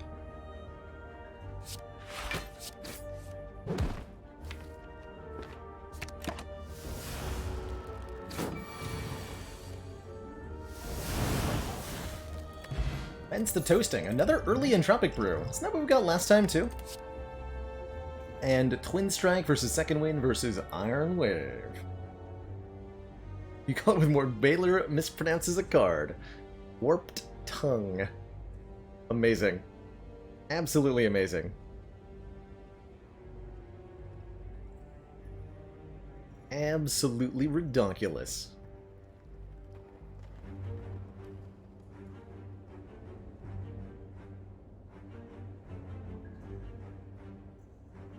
Give me the old wet noodle. Slippery do.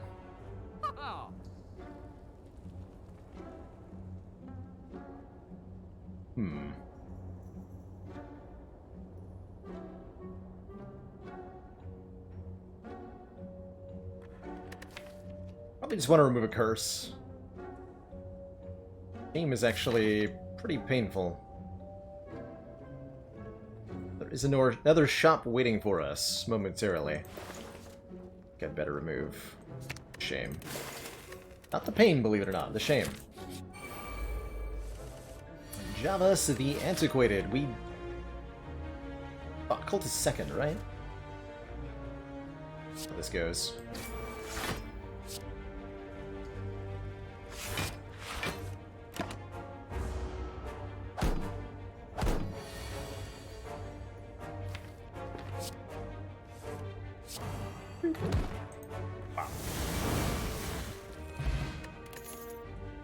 Power Through, True Grit, or Thunderclap.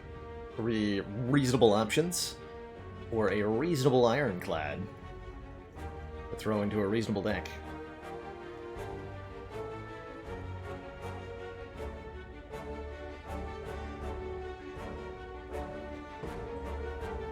Or are they? No blocking allowed. Mom, I wanna.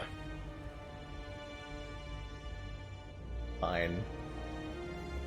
Be that way.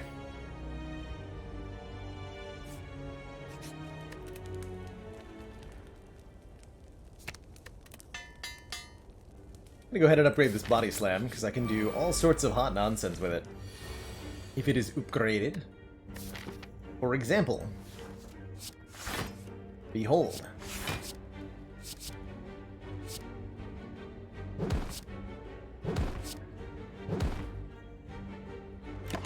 Bye-bye now.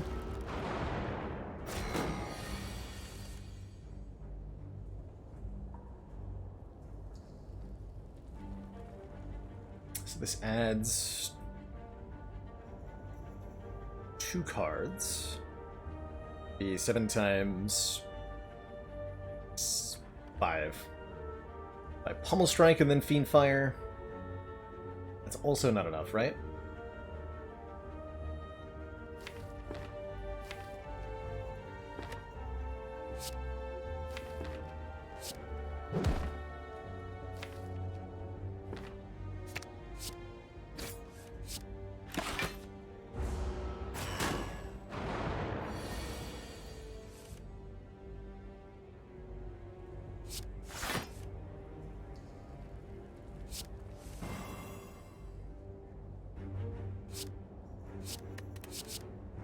Just block, they say. And do.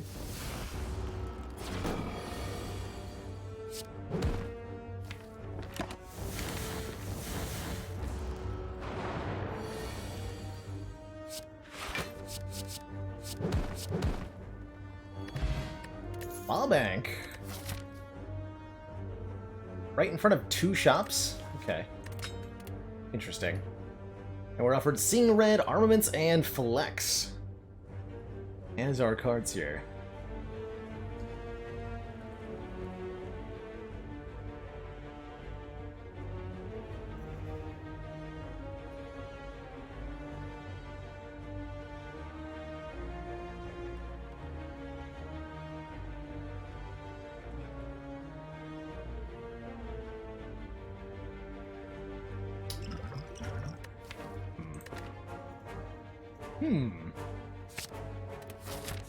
Alright, shopkeep.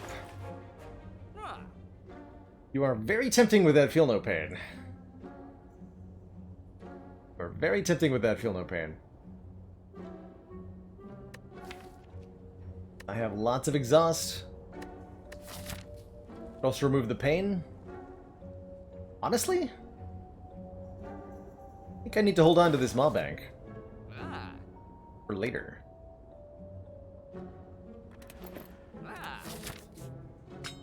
It'd be like 200 gold if I don't use it. Gold is such an important resource in Slay the Streamer. I'm gonna try to... Ooh, yeah! Toxic Egg! Heck yes! Whenever we add a skill to the deck, it is upgraded. Makes all of the stinky skills at least slightly less stinky. As for our boss, who's it gonna be between the Smexaghost, Slime Boy, and the Guardian? Who's it gonna be?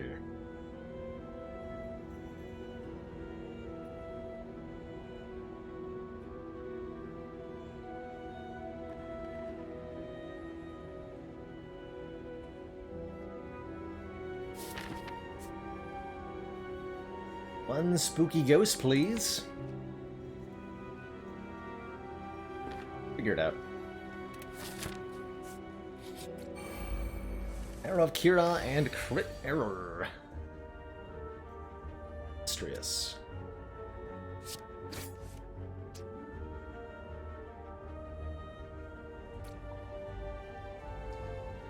Fiendfire now, we KO. There's like a Shrug second power Seeing Red play. Shrug Seeing Red was the thing I could have done. But I don't know.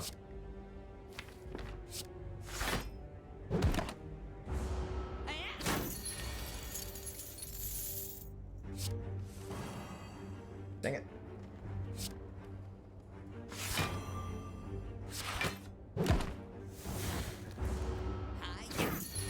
Leave that pain in there on purpose.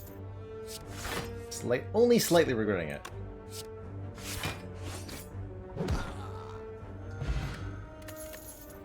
Lots of cash, Jackpot, and one of these 3 cards, potentially. Pommel Strike, Havoc Plus, or Metallicize.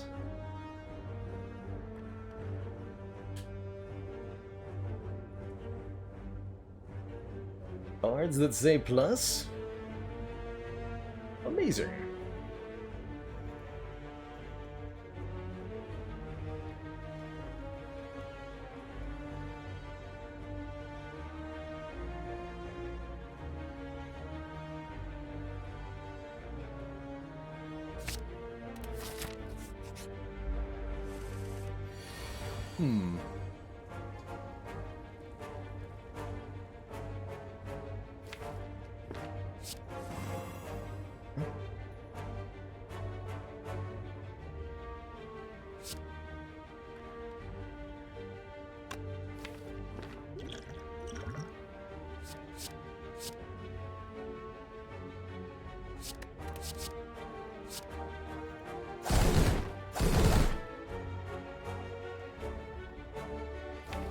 Ouch, the pain.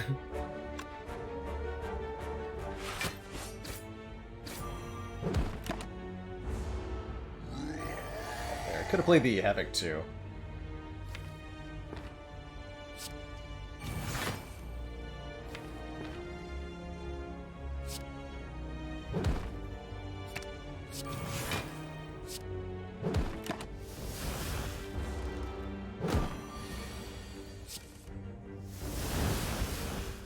Boosted. Wing boots? Oh my.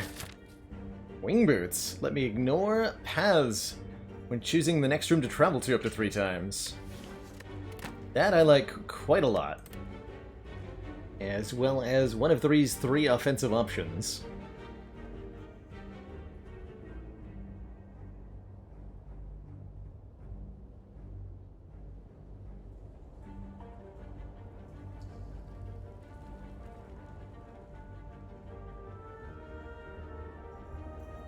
Good old Reckless Charge. I'm trying to remember the last time I deliberately added a Reckless Charge to my own deck. Definitely been a long time. Definitely been a long time.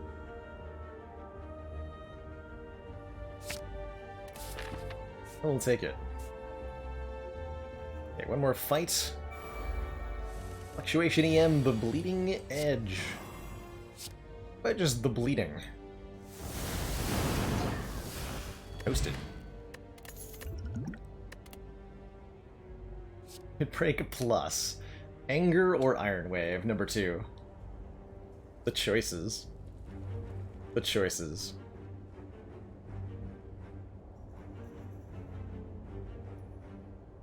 A lot of votes rolling in for that useless, for now, Limit Break. I like it. Think? I mean, they're all good in theory.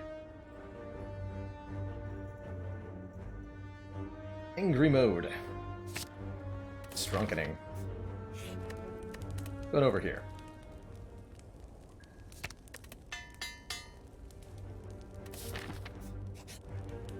Ooh.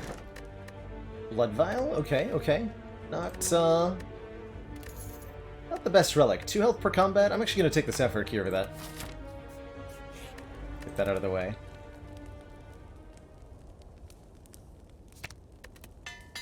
Great both dual wields.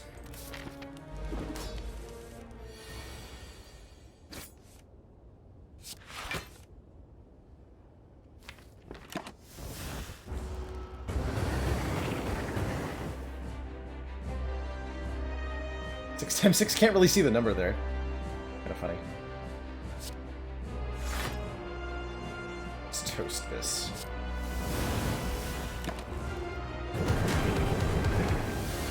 Cane. Okay, why don't I...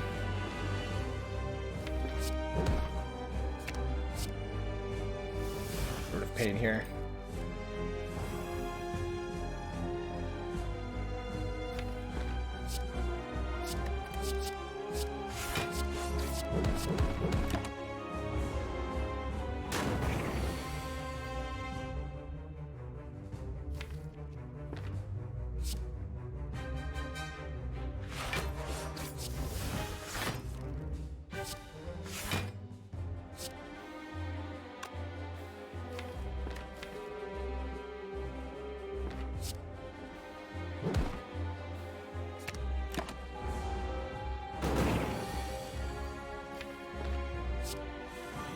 I should have shrugged first.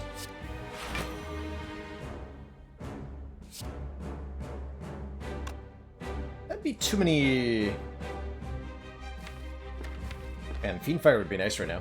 I think that'd be too many body slams. Another Pummel Strike.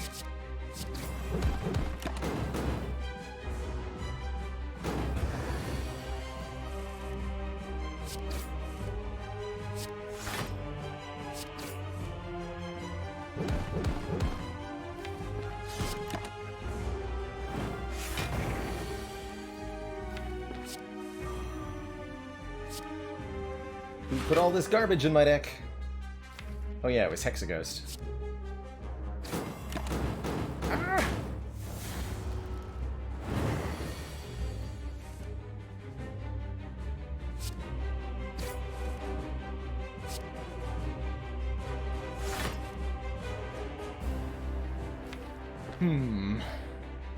Don't you kill?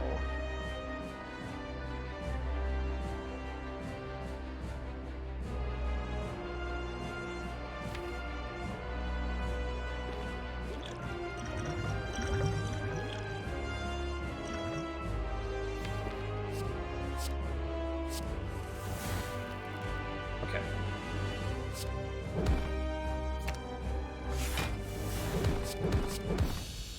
Boop.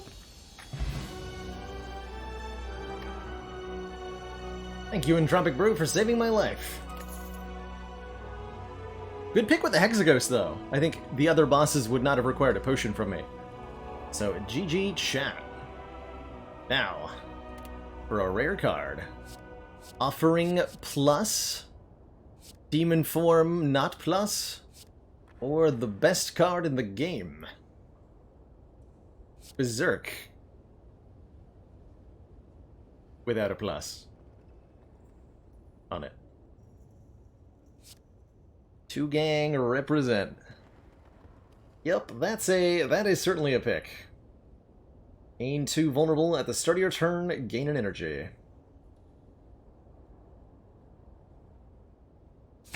I will try to find a way to play that. And Chad also gets to pick the boss relic here. Will it be the Cursed Key? Giving me a curse whenever I open a chest, but giving me more energy. Calling Bell is 3 relics and a unique curse. Or Sacred Bark is double strength potions. Where's the skip option? It's right here. All I gotta do is click on this button, and you'll skip it for me. Easy peasy. Easy peasy.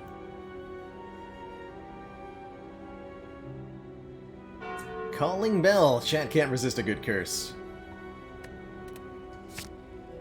Akabeko makes me do 8 damage with my first attack. Frozen Egg. 2 out of 3 egg value, and Turnip means I can't be frail.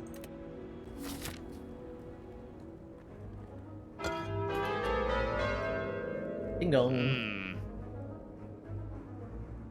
You don't need energy when you have a berserk. True statement. The big truth. Alrighty. What an act and a half here. Elites, fires, everything. Everything for days.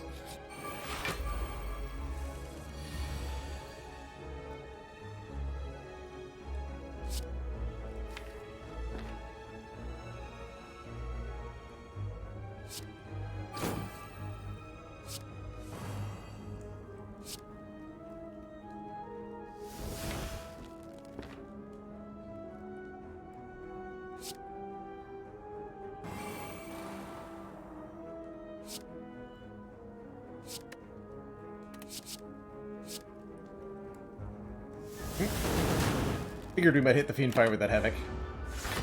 Wondering. Oh dear. Nice, nice hand. That's a good one. Ooh, I am immune. Oh, we got rid of Body Slam too. Oh dear. Shoot. Oh.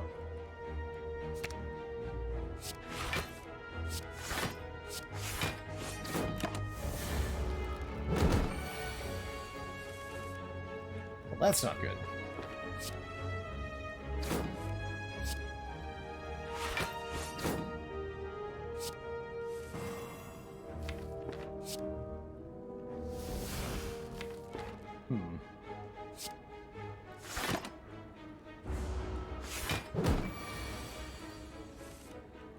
Stakes have been made.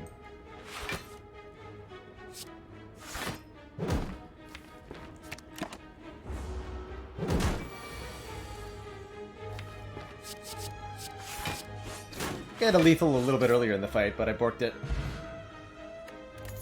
So, yikes is happening. Rampage, Pummel, Thunderclap. Any of these worth slapping into the deck? Some sort of scaling. Wouldn't that be nice? I would love some sort of scaling. Any kind of scaling. Any at all, really.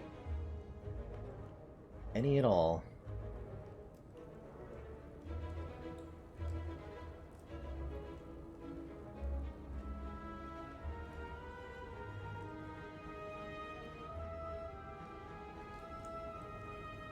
Kind of scaling. Almost scaling. Call it almost scaling. Happily buy a potion. Good, now leave. Don't have to tell me twice.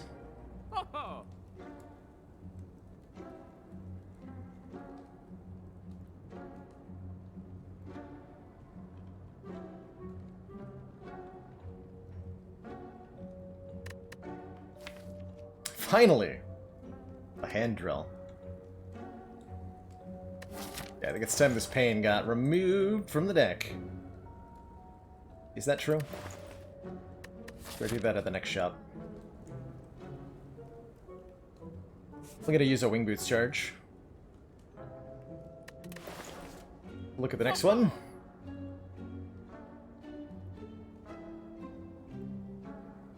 Do I buy anything here? I don't think so. This is a particularly garbage shop. The third dual wield, though. Question card. It's demanded. It'd take more than 100 bits. Alright, number 2. Dark Embrace.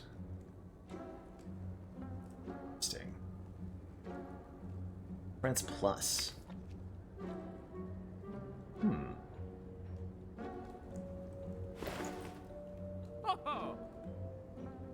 The Prismatic Shard is here. Not seeing a lot of convincing reasons to give Chad a Prismatic Shard right now.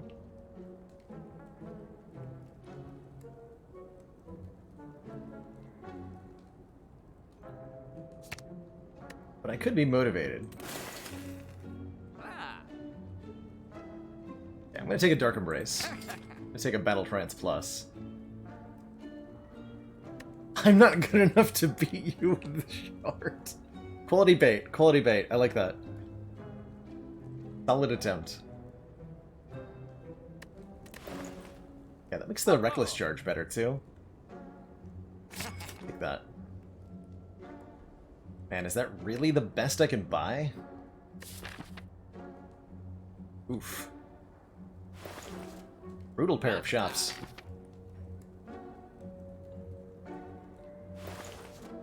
Brutal pair of shops.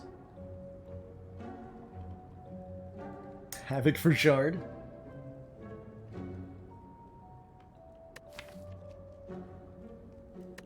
This is how I end up with a multicast in the deck. Right? Alright. We'll make it happen. Make it happen.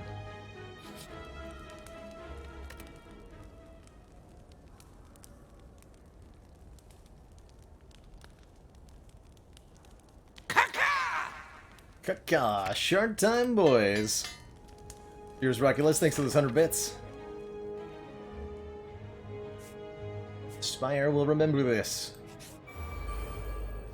Rockulus! And Melik, thank you so much for the 288 bits. Heck yeah. What are you doing? How much damage on turn 1? Stabby, stabby.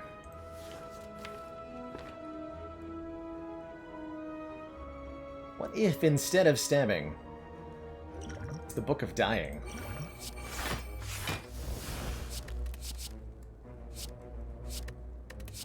What then?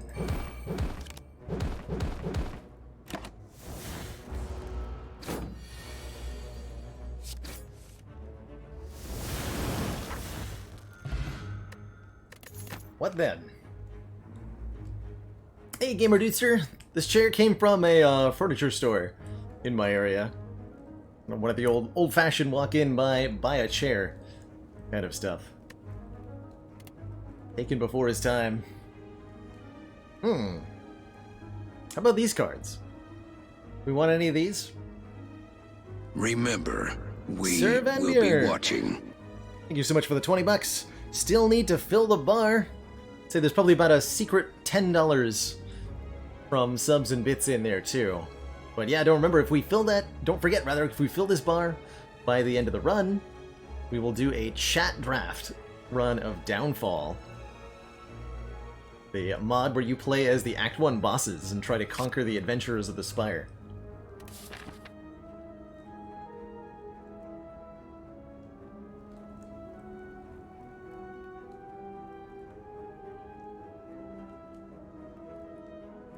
Commander, Throws one of a our hammer. most valued supporters. Thank you so much for the says 11 months. continued support That of the almost full XCOM year. project.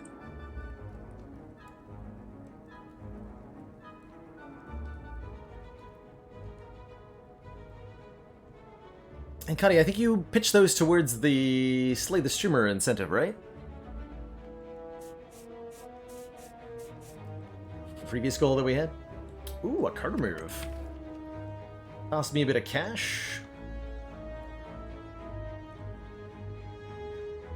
Take this heavy blade out, although I kind of like it. Take the rampage out of the deck. Nope, that's not rampage. You're rampage. It was after the first one. Oh, then I might have missed it. Take a look. 7 max health is nice. Who's going to be the most deadly of the Act 3 bosses here? Oh, that's what you meant by 2 out of 3. Ah, yeah, yes, that does count. That does count. I was misremembering Commander, exactly what we're talking about. Regrettably, our briefs have JHTM. recently been contaminated. Thank you so much for those Your 5 gifted subs. discretion in this matter is expected. Welcome to the council, everybody, and thank you for pushing us a little bit closer to that goal.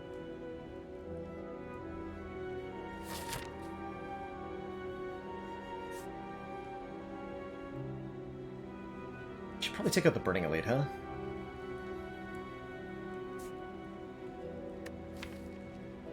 Yeah. Stop! Base. Let me touch, maybe trade. Subs do count towards the goals, but I can't get the thing to automatically update. Not how the donation thing works. So let me update that real quick. Commander, one of our Silver, thank you so much for the 7 months. valued supporters says continued support of the XCOM project. Commander, we've just received the support of another council We're member. around here-ish. Sarbandia, thank you so much for that Twitch Prime sub. Welcome to the council. Choo-choo, everybody. Take some money here. Take some money here. Right? That wants the face. Give him a face. Cleric face. At the end of combat, raise my max health by 1. Why, you shouldn't have, chat. Excellent work, Commander. Mezzo This Emrys, councl is thank pleased you to see our the continued Twitch Prime support of sub this project and has been worthwhile. the 3 months. So many moons of channel reading. Kind of an awkward turn 1 here.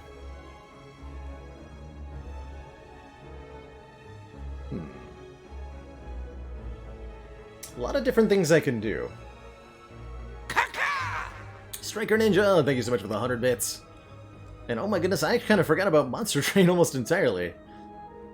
There might well be some. We'll see how the downfall goes, and how I'm feeling after that. There will definitely be, if we don't get to any today, there will definitely be some Monster Train in the near future of the stream. To be clear.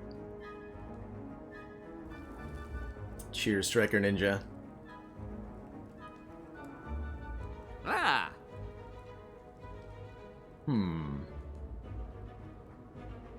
So Heavy Blade kills a sneaky gremlin. As far as killing things, that's about our capacity. Do we play the Berserk? Probably not, realistically. So Heavy Blade, Iron Wave, Ghostly Armor? With the Sing Red? I also have a Akabeko, so I can actually just kill with Iron Wave. We don't need a Heavy Blade at all.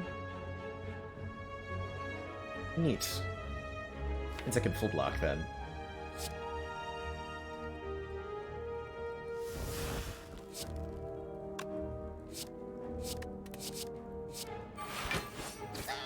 Recall.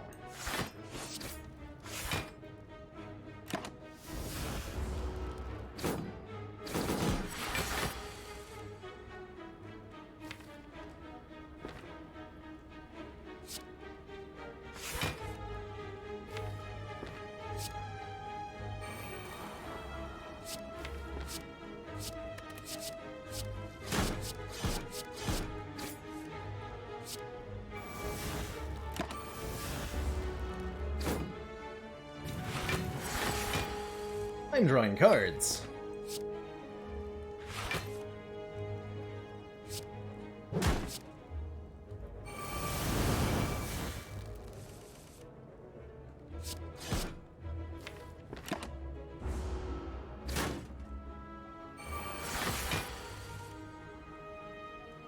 I'm dying. OmniCloud, the original Kamehameha, not guilty, and SLEK. Yikes. Pretty much just yikes. Can't even play the Limit Break, it got upgraded. Can't even play it to exhaust. I think it's Colorless Potion time. Draws a card.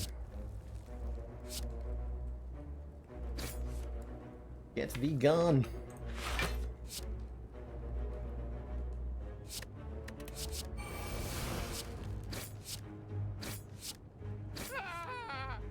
Okay, okay. We're getting somewhere. Getting somewhere.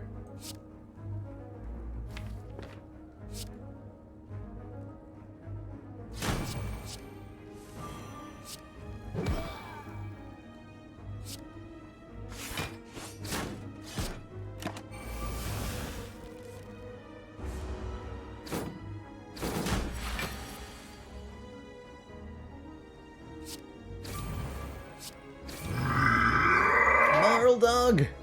Thank you so much for 500 bits. Keep that train choo-chooing.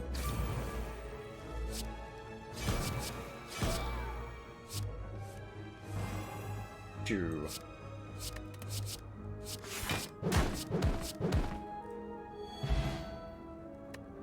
$33 gold, a pen nib, an emerald key, essence of steel, and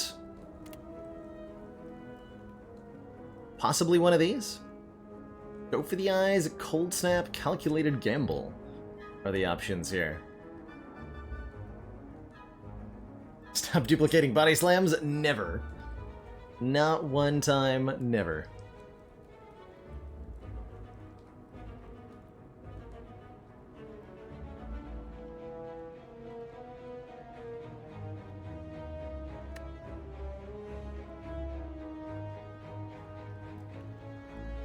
Heck no. Yoink. What's that mask? That's the Face of Cleric, giving us 1 max health at the end of every combat.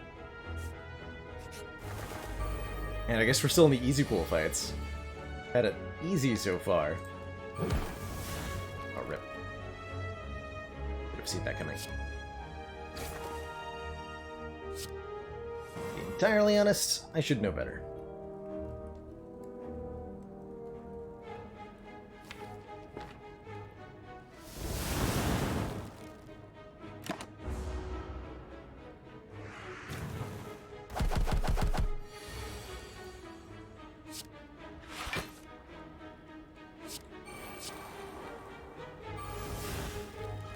Ooh, so did you know that Mummified Hand works really well with dual wield? You guys like Iron Wave.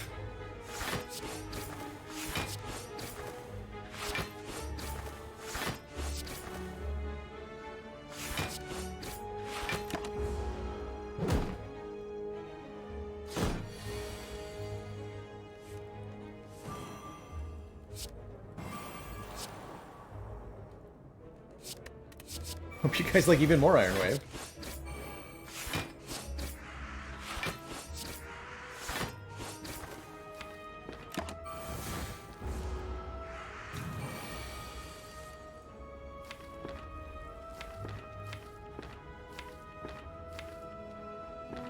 Destroyed Body Slam, I destroyed Body Slam.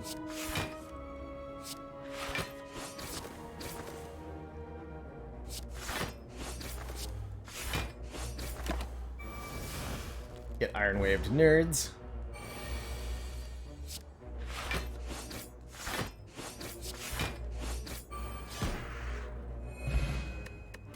Potion acquired, and one of these cards. Dodge and roll, wheel kick prepared. Fairly interesting options. Toxic Egg again, upgrading most of the potential choices. Kinda spicy like that. That feel when they convinces Streamer to take the shard and then skip. Disc. Disc.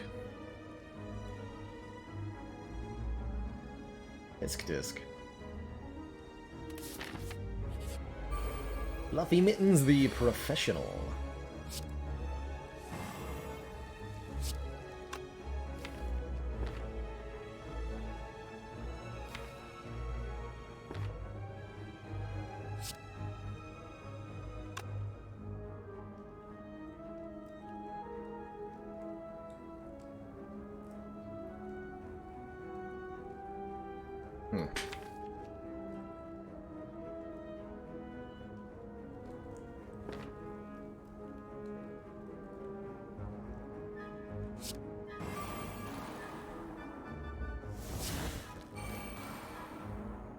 Dang it. All the heavy blades, apparently. That's what I'm doing? Not quite what I meant to, but sure. Sure.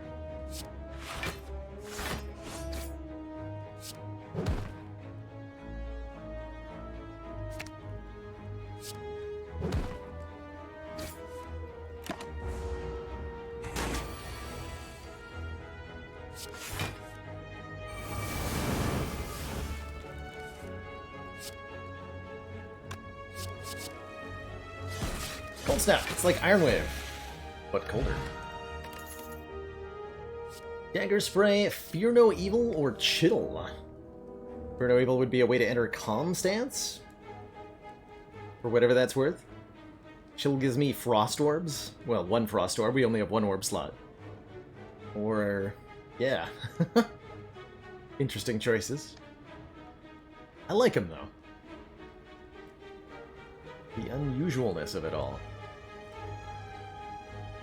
The calmest Ironclad. Or a boy in red finally goes to anger management classes. Comes calm.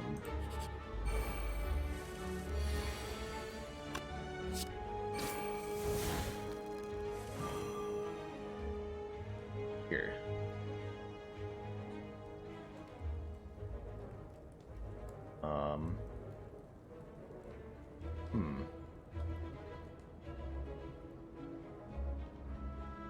Make a million reckless charges, but to what end?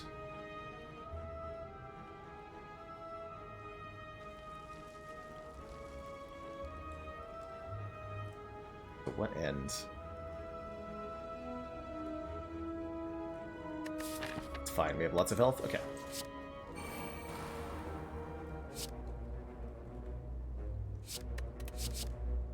Graphene is not delicious. Very, very crumbly in the mouth parts. This is what it is.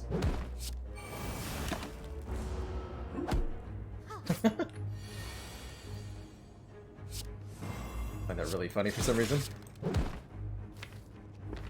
Mysteriously.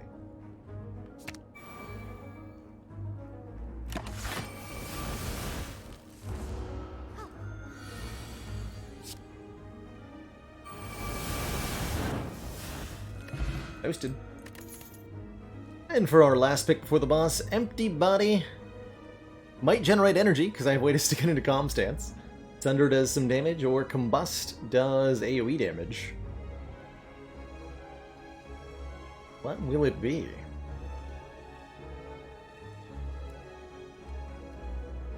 In these myriad of options.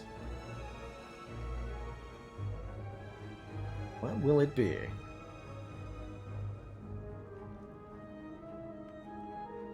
About to get toasty in here. Very toasty.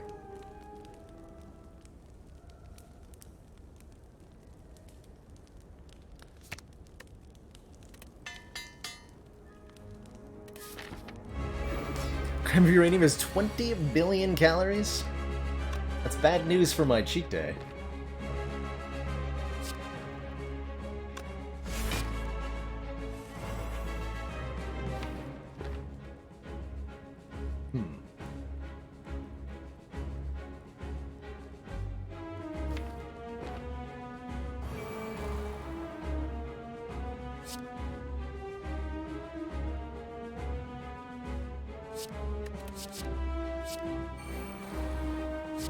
Nice.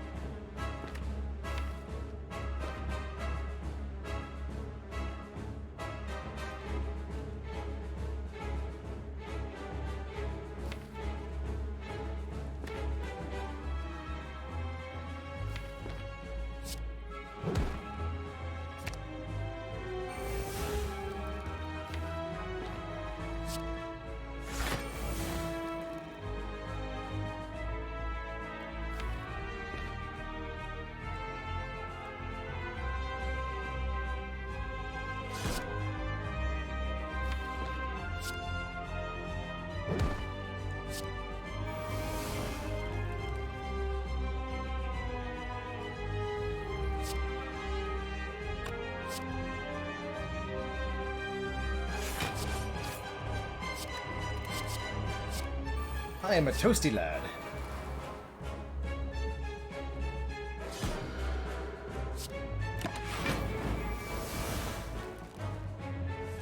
Let's go.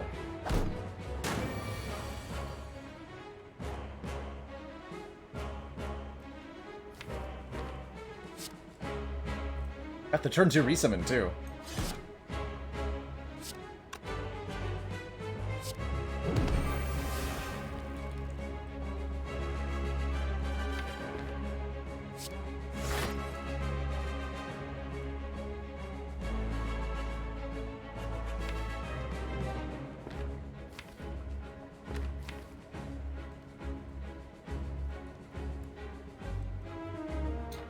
Body slam, shrug. Okay. Well, bye now.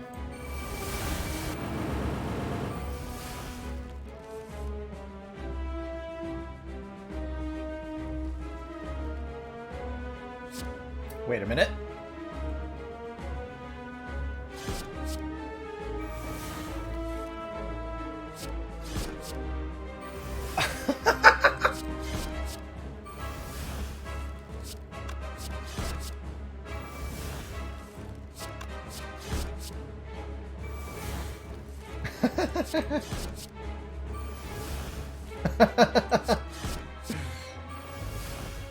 Glorious. I don't think I've ever had that infinite before. So we're putting... What's happening is we put a Dazed on top of the draw pile.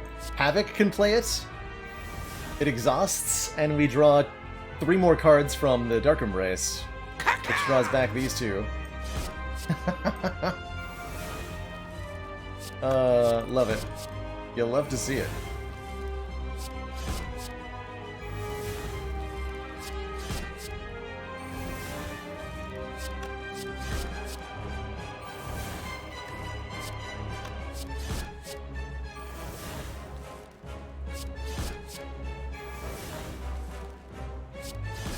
Commander, regrettably, NC, thank you so much for the our 3 recently gifted been subs. Contaminated.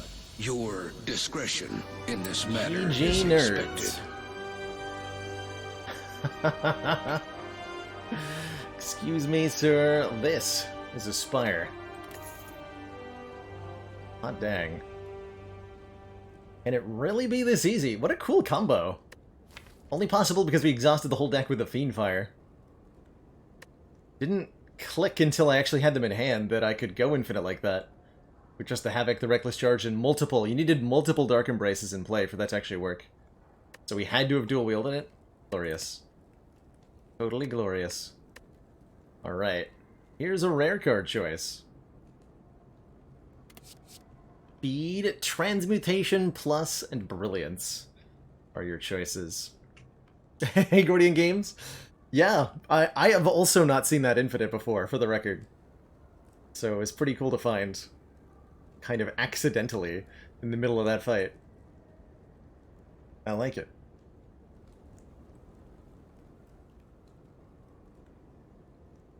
I like it.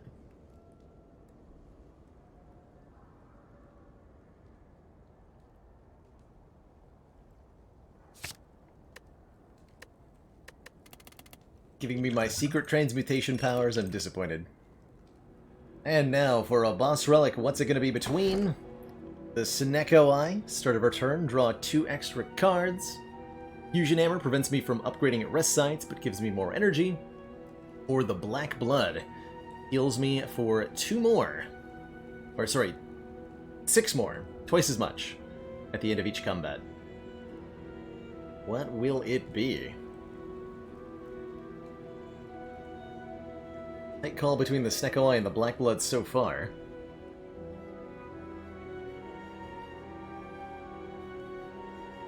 Pretty close, but we end up with the Black Blood double healing. Should at least keep me alive somewhat through Act 3 here. Do have to forge it alone on 3 energy. Commander, and that's we pretty just received the support King of Smurf, another thank you so much for council gifting a member. sub to Yabby Yabs. Welcome to the council. Etc. Love the padding I see. Cinema, the Baron of Slimes. Oh man, we have Penib Akabeko. Dang.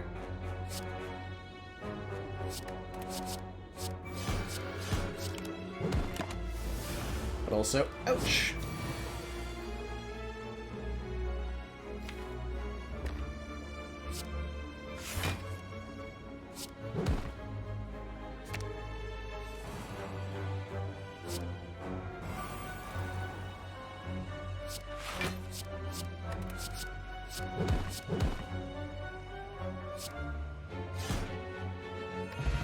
Healing.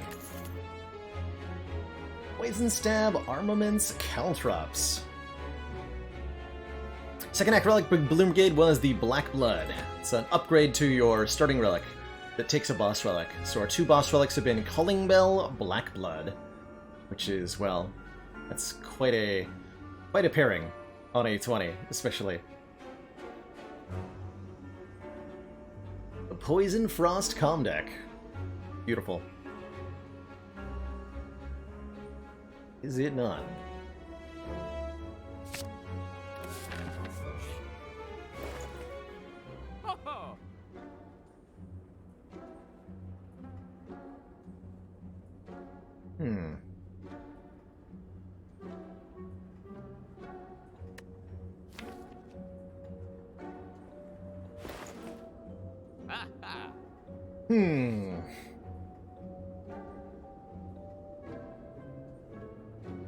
Look at all of this strength. Look at it. Calipers are tempting here. Though I actually cannot produce that much block. So I'm eyeing this True Grit Plus. That's what I want.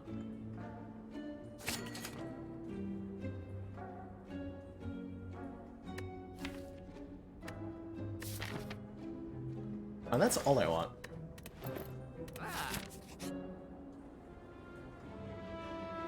I might regret this. But I'm gonna fight.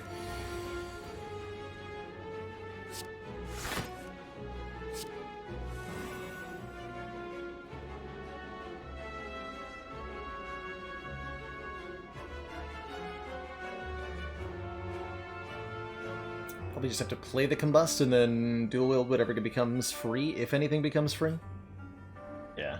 Hopefully this hits an attack. Nice. Heard you guys like Iron Wave?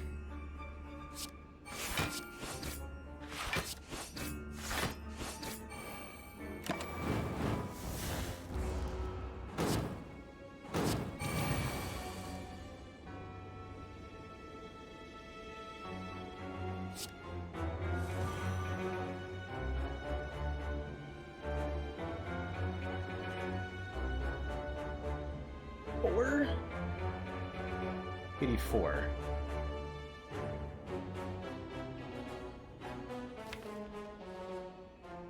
And we lose most of the good stuff.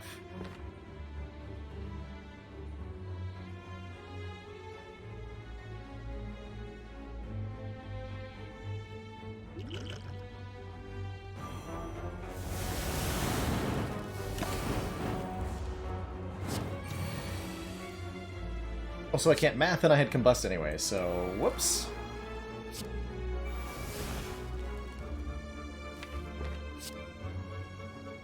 Just call that a whoops.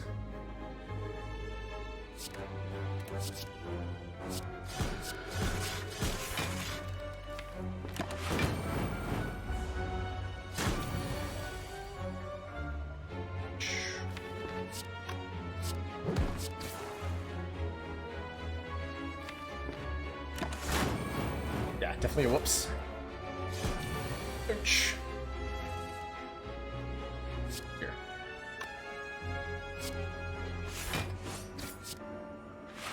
Commander, we've just received I the break for support of another wombats. Thank you so much for that council Twitch member. Prime sub. Welcome to the council. Ooh, but I got 300 gold right before the shop. Might be potentially worth having done there. Unfortunately, Chet gets to pick this card, not I. Dark Shackles Recursion prepared. Why didn't I Fiendfire the full health guy? I thought I couldn't kill him, but I didn't spend long enough time thinking about it, because I totally could have killed him. So, Chat takes an advantage as I punt away about 20 hit points there.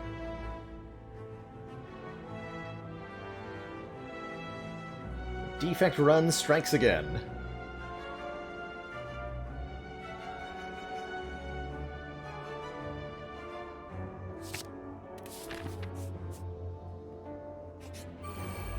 Okay, this I can at least survive. Probably.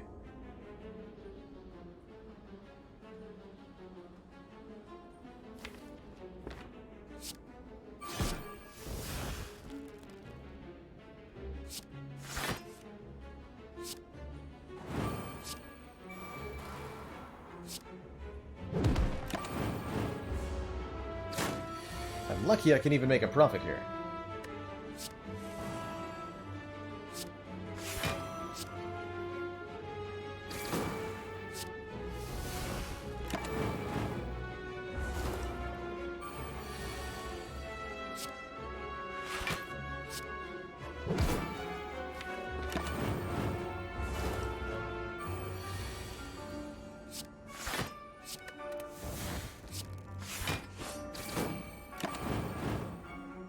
Yeah.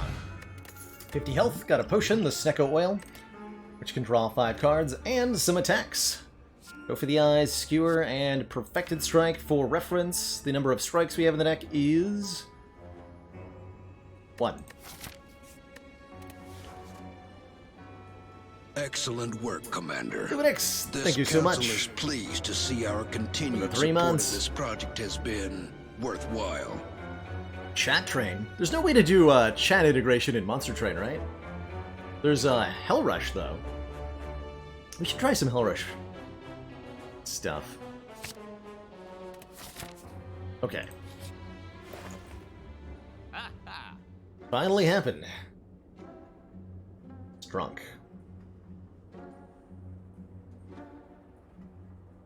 This changes everything. But possibly also nothing.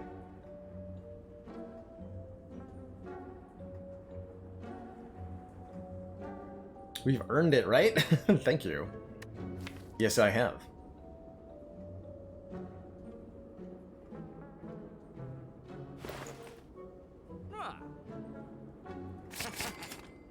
Like Shrug and Inflame. Violence is pretty good card draw.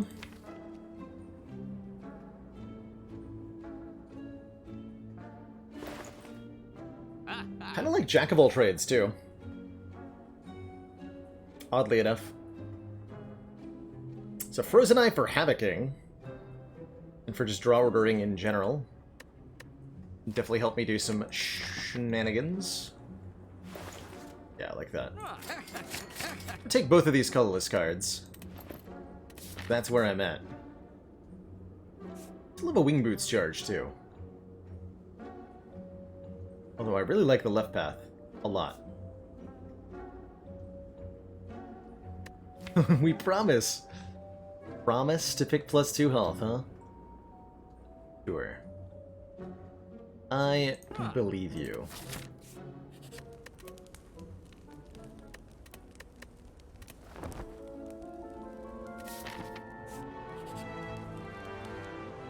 Spring Voices. Madness Plus. Okay. Take 2 Madnesses. On purpose, believe it or not.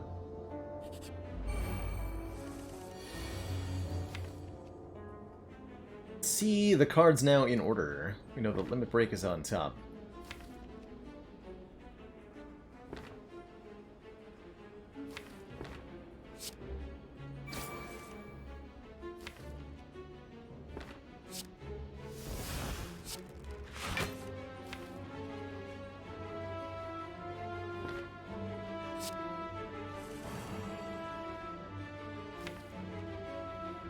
Dual Wield is on top now.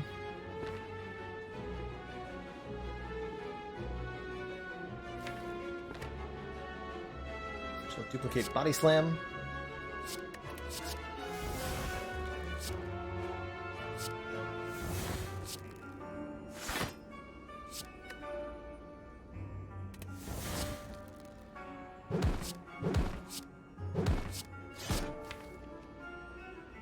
I did put that in the bad spot.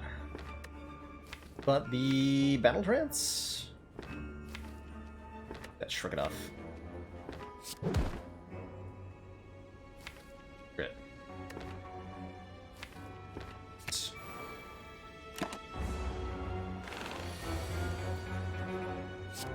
Show me what you got.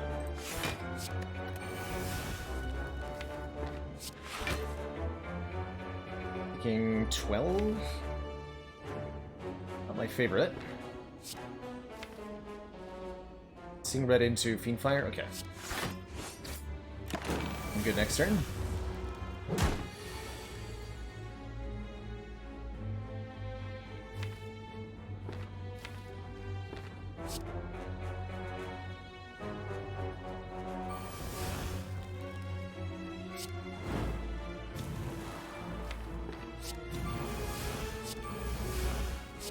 Well, bye now.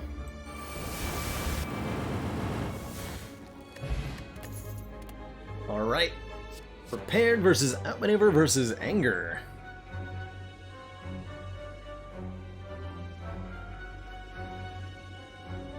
Who will it be?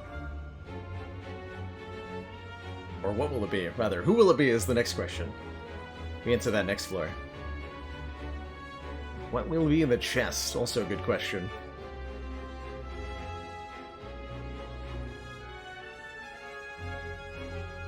I gotta try actually taking Outmaneuver again sometime soon, on silent, seeing how it works. There's gotta be a use case for it, right? It's a common card. Commons ostensibly have usefulness to them, right? Smiley face? Ooh, boat thingy. Dip! Spend gold at shops. Thanks, merchants. I knew I could count on you.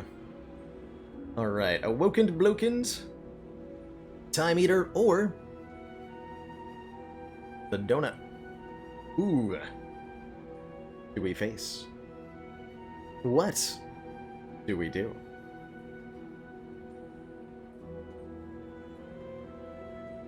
Source of this evil. Two thump, two thump. Ooh, close vote here. Donu and Deka just barely winning out over the Awakened one. Can't make up its mind, the chat. Interesting. Let's see, don't have the recall yet? Let's grab that. Choose the most deadly. Big if true.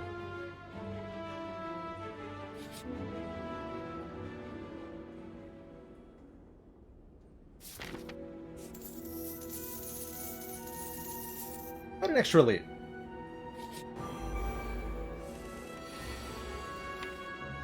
So, Limit Break with the next two cards. Dark Embrace is a little bit further down than I would like.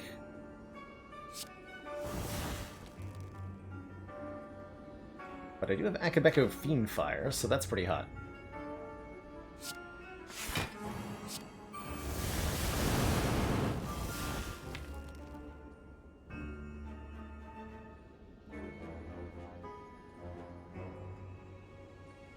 Where'd Dark Embrace go?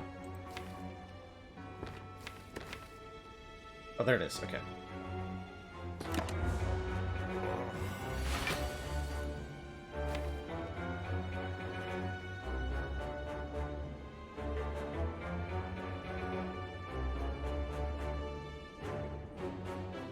Okay, we're gonna pop off with the Dark Embrace. So we just want to draw as many cards as we can this turn.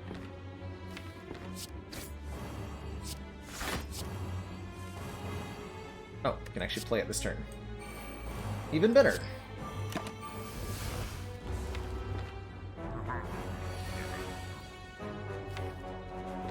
Even better.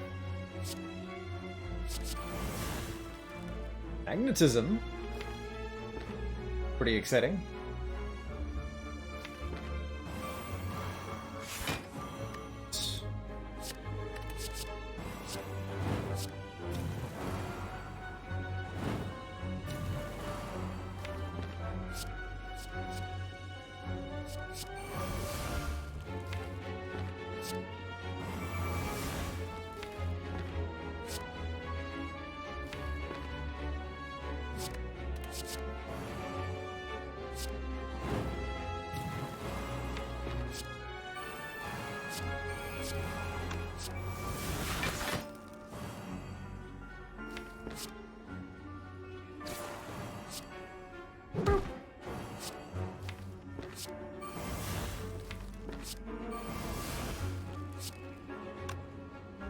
Got exhaust to get one more card.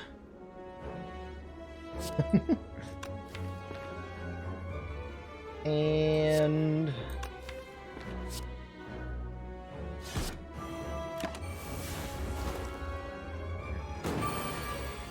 I got a good instincts and a secret weapon and a dual wield. Though unfortunately the secret weapon upgraded, which makes it somehow worse. Not really sure how that works.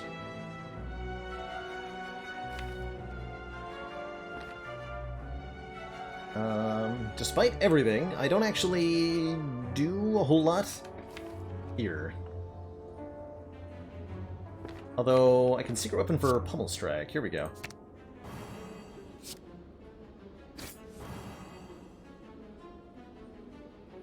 And then delete a whole bunch of garbage.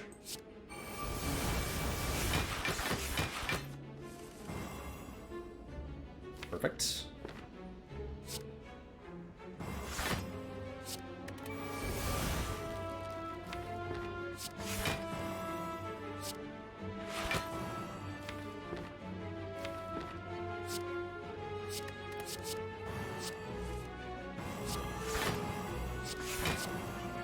Boop. Good fire. Strike dummies here to make Perfected Strike do more. Yes, excellent. Excellent. And a choice between Bludgeon, Slice, and Deadly Poison. The value. The value.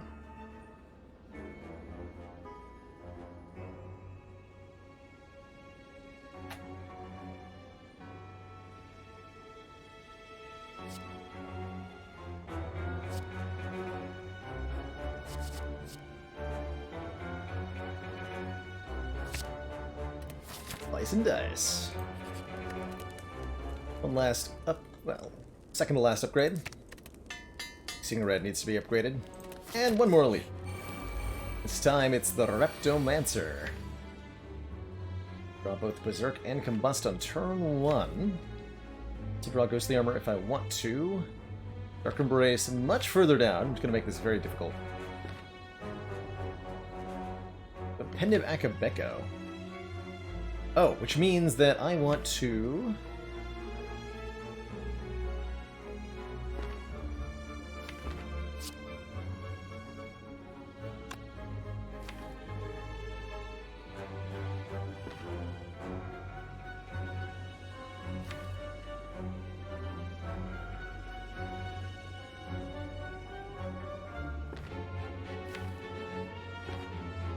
I want to block.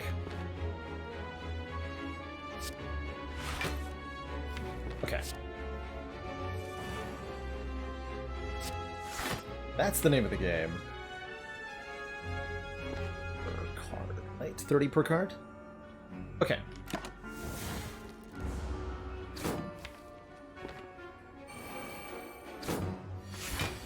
So I'm just gonna go ahead and do this. Bye-bye now. 10 more max health from the pair is definitely appreciated. And these choices. Cloak and Dagger Plus versus Unload versus Terror Plus. Take it.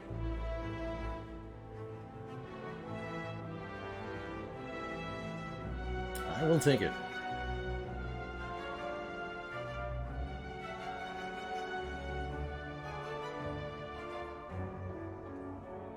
I think if I've got any use for discard. Doink.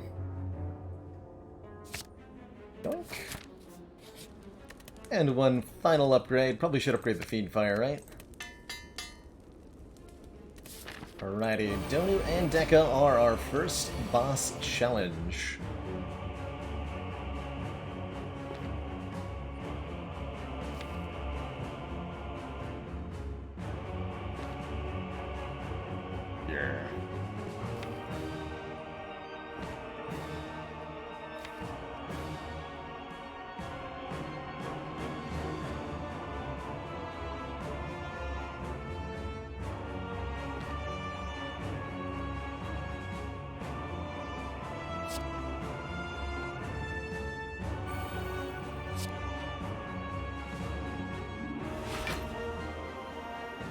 I could dual wield the Berserk.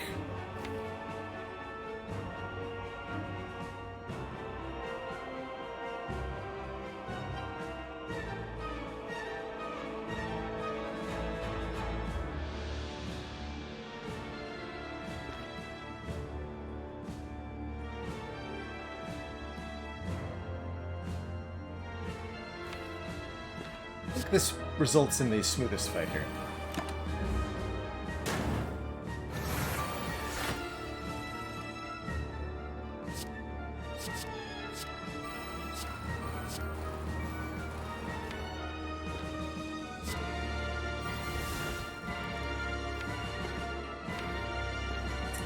Limit breaks are coming up. Card draw. Stinky unload out of here, I guess.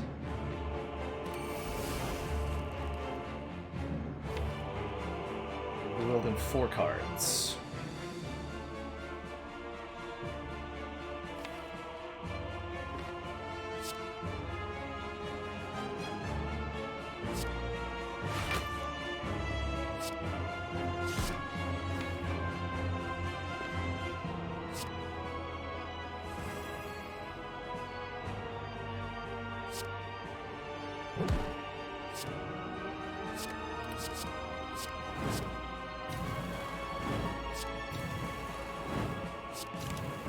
Oh no! Wait. No, we got it. Ah. Alrighty, that's a turn.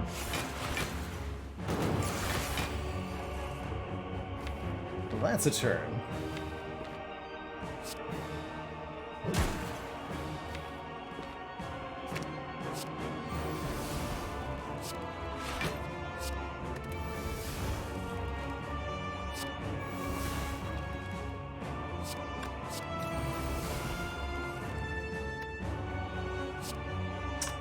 Well, would you look at all those waffles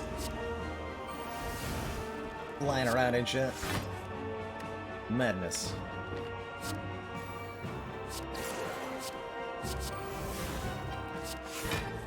My hand is full. So is the Spire.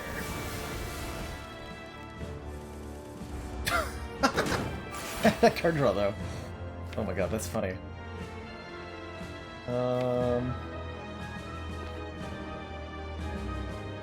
It's pretty funny.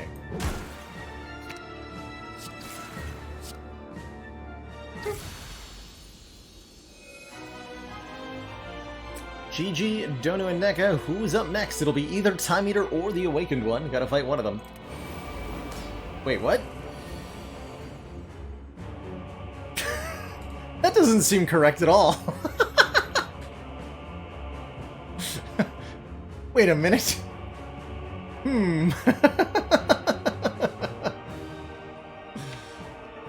I got a slightly better draw order this time, too. Fuck, that's funny. We meet again! Round 2. Alright, I'm playing it. Play it as it lies. Best 2 out of 3? Anyone? Anyone? Oh my, that is... We played a fair bit of A20 Slay the Streamer. I've never seen this happen before. I didn't even know it could, quite frankly. Amazing. Definitely amazing.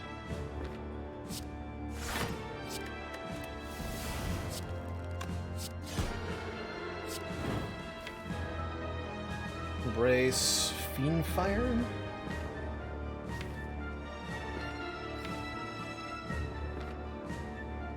Sure. So we only got one Dark Embrace this time, though. Very notably.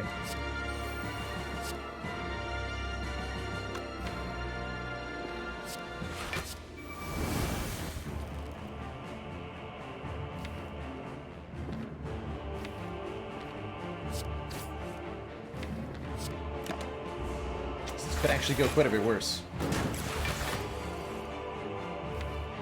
Was it a fluke the first time? That's the question.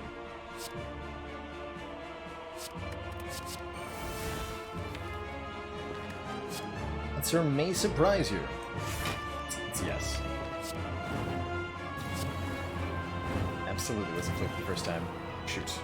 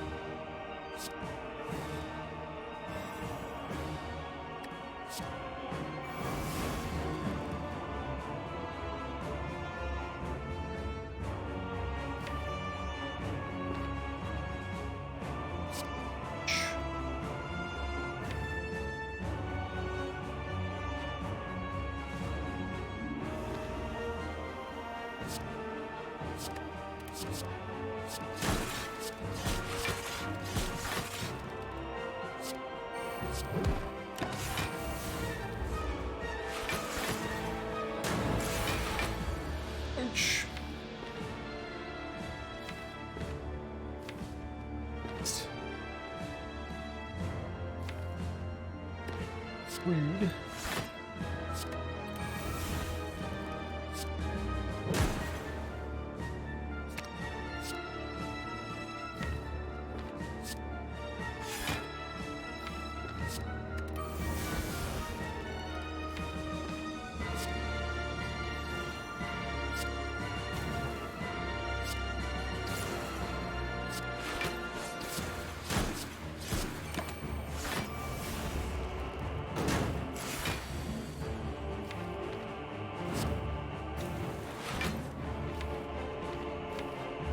that's not a good draw. Not a good draw at all.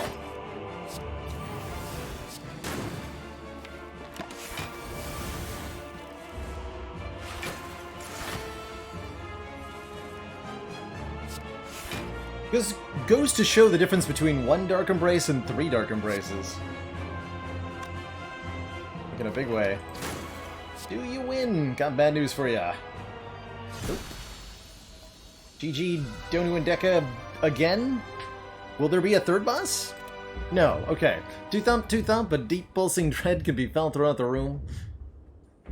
Is this the heart of the Spire? Source of this evil. Battle against Donu and Deka and Donu and Deka.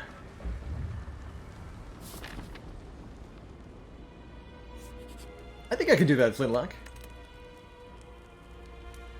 We are most of the way, I think. Probably closer to 60 on the goal here. Let me update that all real quick before we head on into the final store. Are we on the wrong floor count here? Might be. Feels like we are.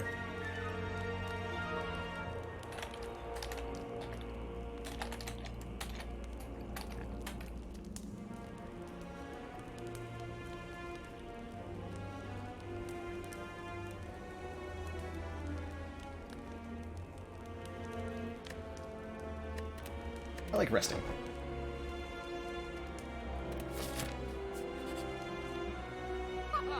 Boss voting takes up a floor. Oh, that makes sense. Yes, we're definitely too high.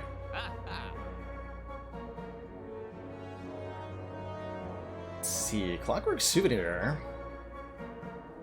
is okay here. I don't mind an Intimidate. It's my first weaken card, I think.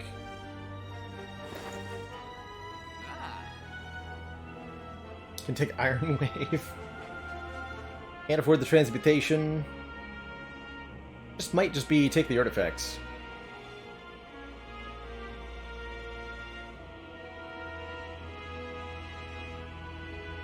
I think we just take the artifacts.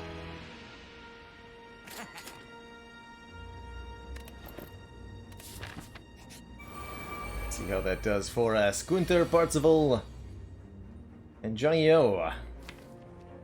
Luck to you both. Gonna need it because I drew all of my powers on turn 1. Pretty spicy.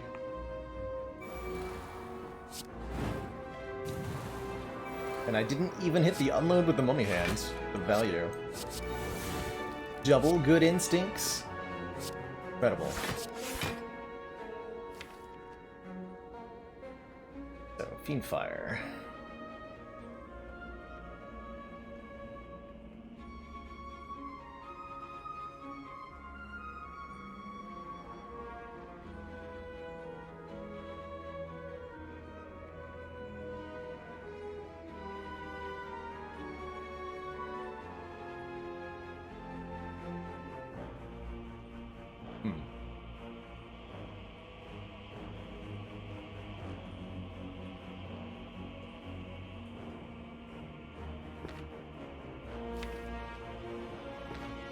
Two burns going on top of the deck, too. Okay. We go Shrug. Have these 3 in hand. 4. So we go 1, 2, 3, 4. On top. And this, we get this. 1, 2, 3, 4. That.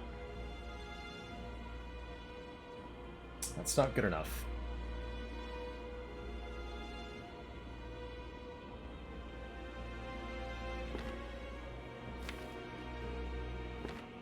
I do it now.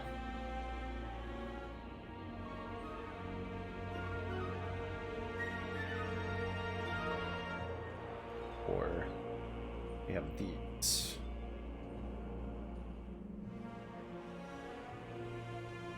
For Madness draws Poison Stab, we hit the Limit Break. Draw the Dual Wield. Get me there either. Oh dear. There's no quite way to make that work.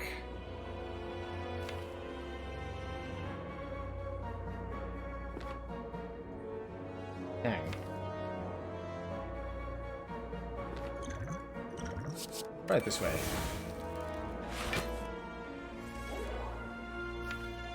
Oh! Of course, we have an artifact. I can keep drawing here.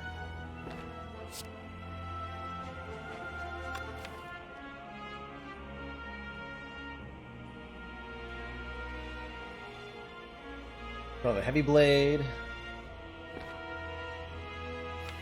I got a pummel strike.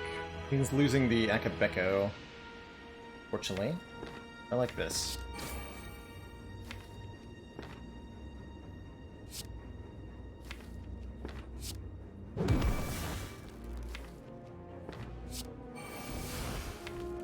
Okay.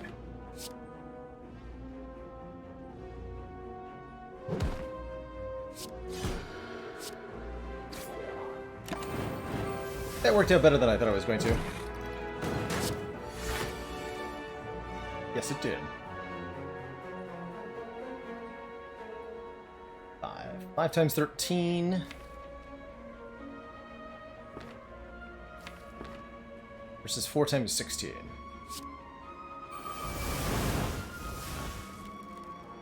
Nice. Very nice.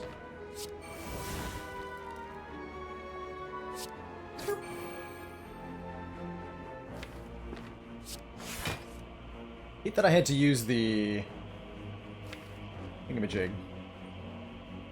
It's all good though.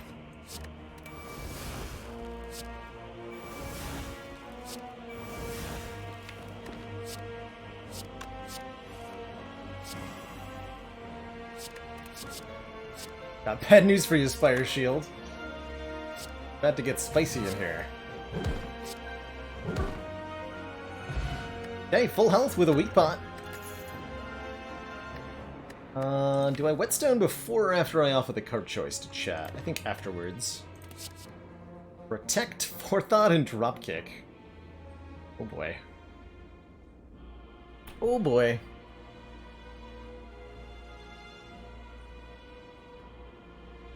Forethought says, put any number of cards from your hand to the bottom of your draw pile, and they cost 0 until played. Would not have done even remotely okay in that Elites fight without the Frozen Eye, by the way. Being able to get the Fiendfire lined up with the Dark Embrace nonsense was magical there. So thanks, Frozen Eye. And now Unload is leveled up. The Value Town. I like what I see. Yes, sir. Like what I see, indeed.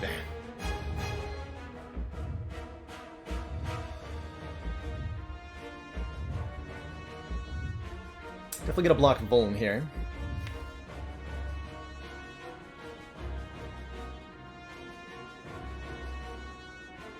And we can use the weak pot. Survive quite a bit. Patron of Demons.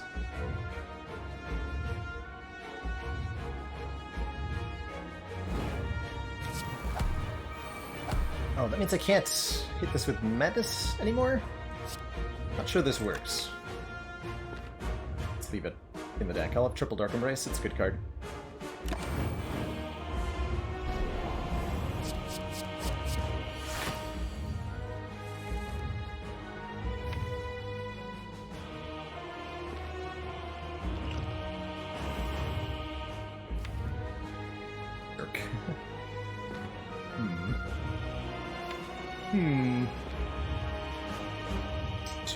Two thump.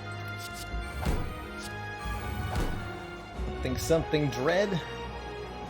All throughout the room.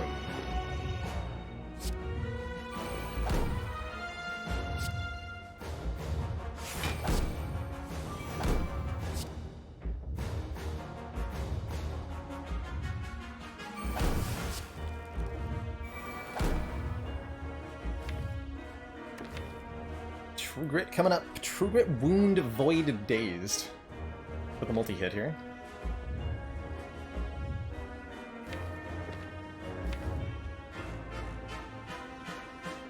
Already played in Flame? We already played in Flame. Okay.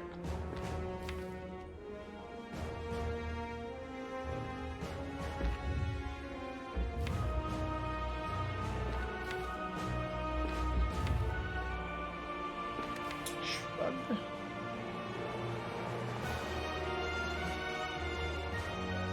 So I can make a free trigger if I headbutt the Madness? That sounds pretty glorious.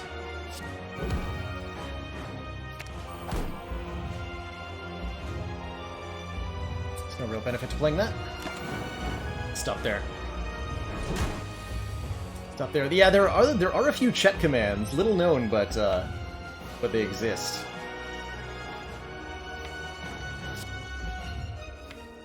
And use Enslave the Streamer to do some fun stuff.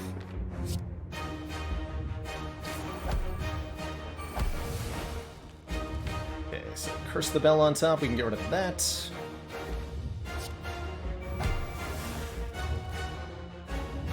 Destroy the burn.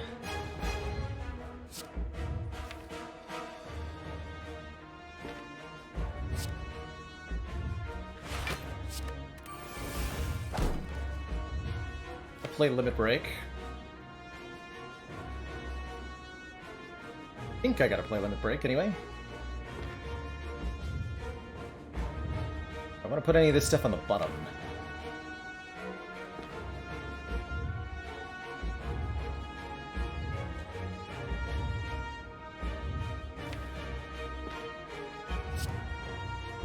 I think so.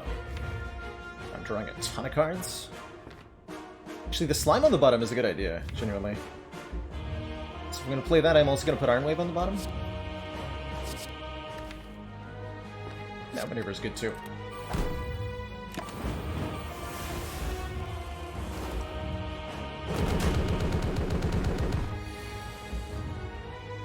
Okay, no more weak turns for me. Fire is the top card of the deck. Definitely wouldn't mind getting rid of this nonsense.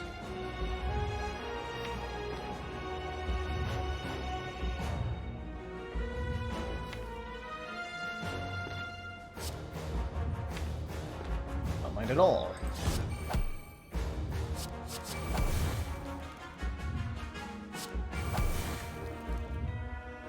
Don't lose this though.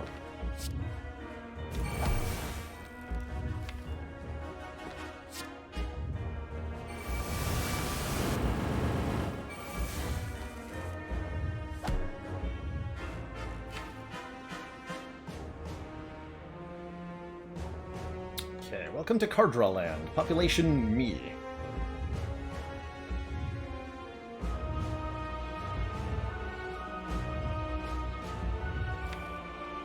A hell of a turn next turn.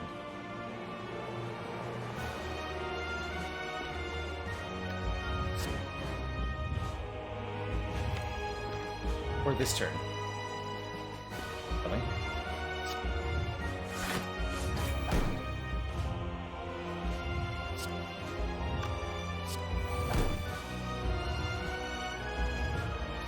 Shrugs on the bottom? You don't block that well. This is part of a problem here. But I have to survive 2 more turns because I can't kill the heart next turn, or the turn afterwards. Without any source of weak, that's going to be really hard to do.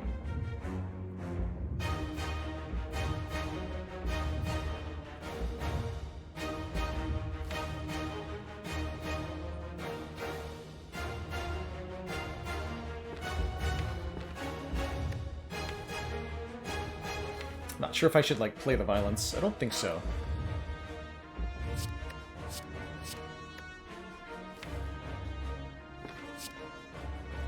Good card to go on the bottom, and a free Heavy Blade on the bottom sounds good too. Stop there.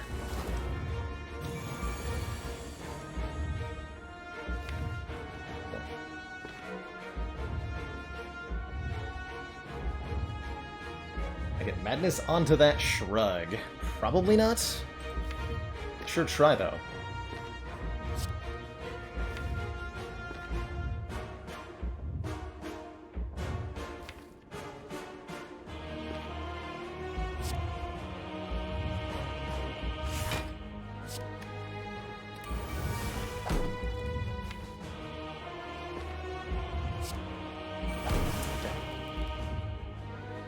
Not succeed at that, that's okay. Break Berserk. Berserk is not getting played. Not gonna happen. Do I Havoc limit break, or do I have to play it again? I probably want to play it one more time.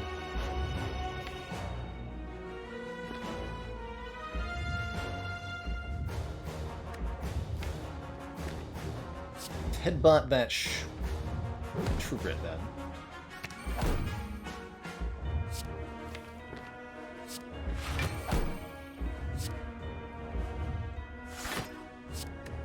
Nice.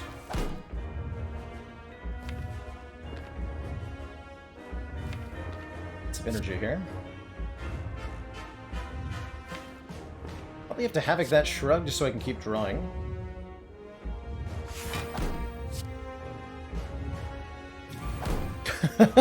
Feature. Fair enough. Fair enough, yeah. That sounds about right. It's a feature.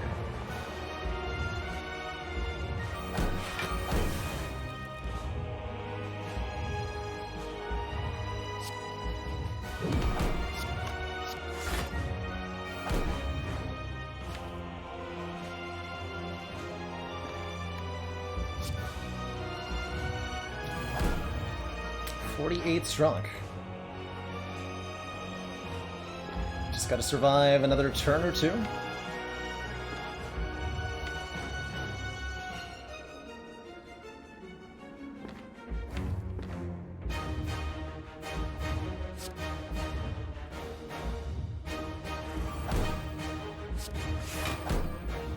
Full block this, wow.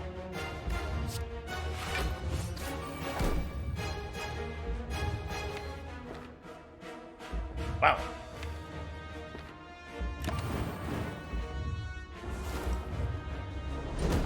$459, by the way. 316 damage Heavy Blade. Seems decent.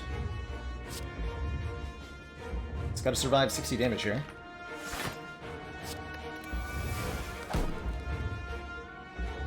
Shrug.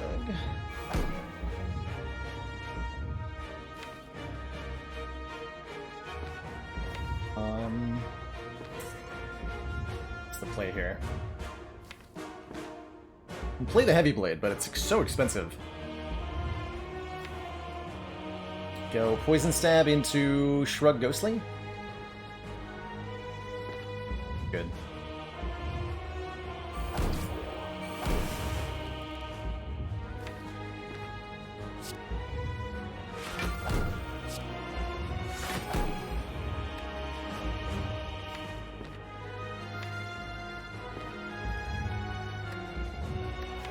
Even get that True Grit in my hand, too.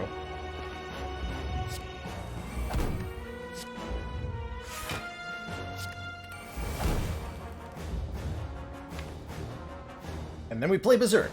Yes.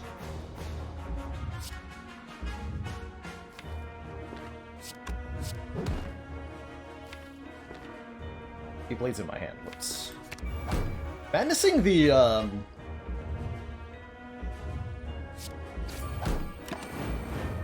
Madnessing the Heavy Blade was shockingly good. Or the True Grit, excuse me. Shockingly good.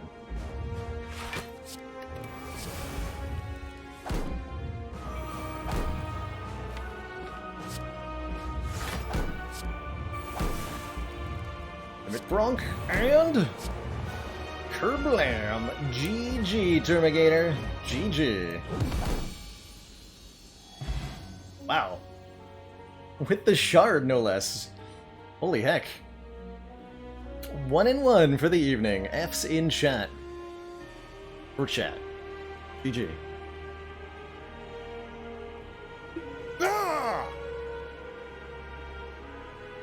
Did agree to best 2 out of 3. I did, that's true.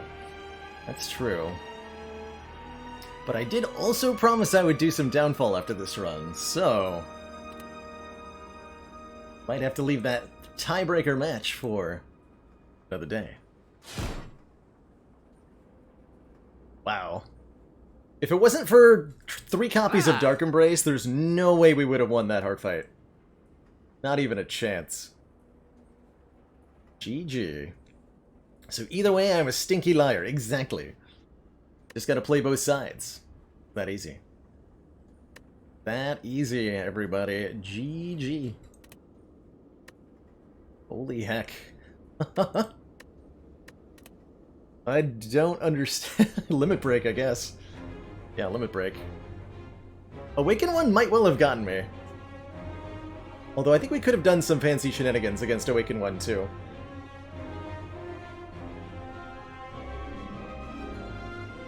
Time Eater would have been a challenge, but I think it was beatable.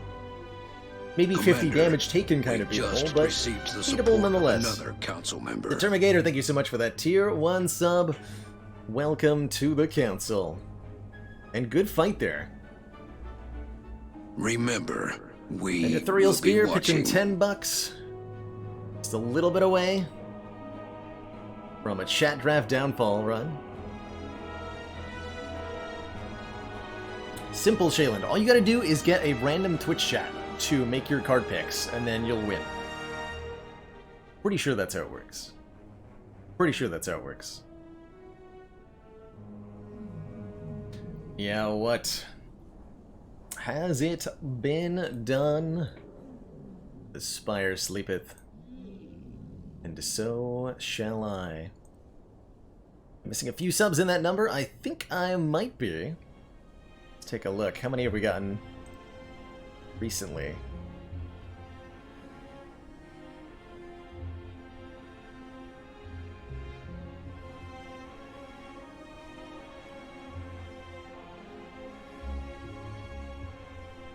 Doesn't count Cotty's bits too, so we're at least $10 closer here.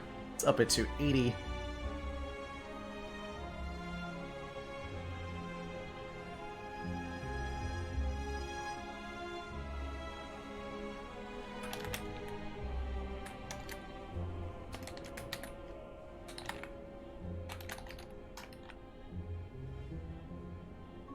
So close.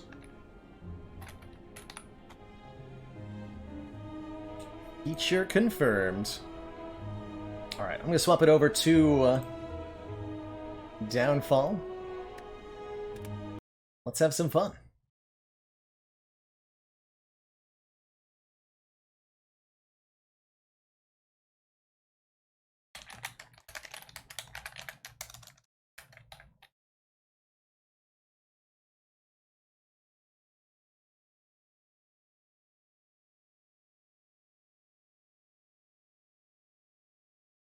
Oh, and thanks for getting that August Game Vote live. I just saw that in my own title, Tom. Super appreciated, as ever. So, Slay Spire Downfall. It's a mod where we play as the bosses of the Spire. Downfall.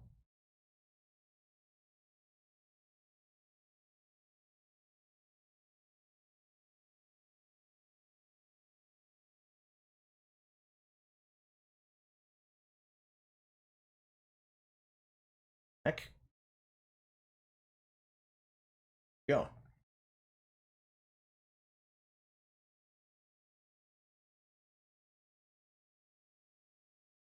Not in my list? Oh, there it is. Okay. Lines. Well, that makes sense. Well, that makes sense. And Snecko, because Snecko, indeed. Because why not? Be more smart.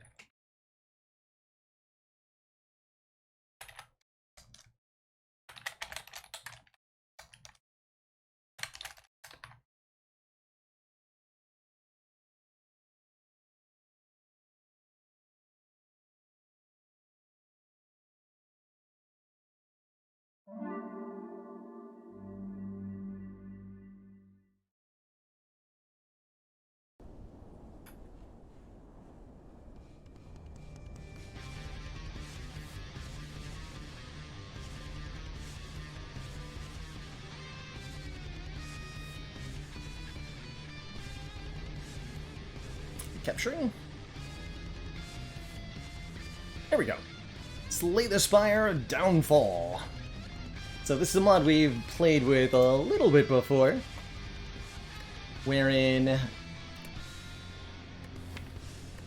you play as one of the... Looks like I've got the wrong account here. So I see we're breaking our capture again. Come on. There we go. There we go. So we do have a save file with everybody unlocked. So we have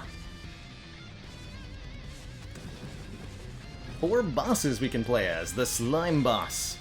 The Heart's slimiest general can fight as one or as many. The Guardian comes in Guardian Chan and regular original Guardian variants with the Mode Shifter. The Hexaghost, an accursed spirit of the Spire, sealed to an eternal fate as protector. Or the Snecko, serpentine creature native to the city known for a stare. Confuses predators. Only the Guardian has the waifu skin. I don't know where people are getting those damn Hey advent Abu, burgers, long time no but see. if I find another rapper stuffed under one of these command consoles, there's gonna And be Callisto hell to Dreadful, pay. thank you so much for that full hacking year. We're definitely going to leave this up to a poll as to who we play here.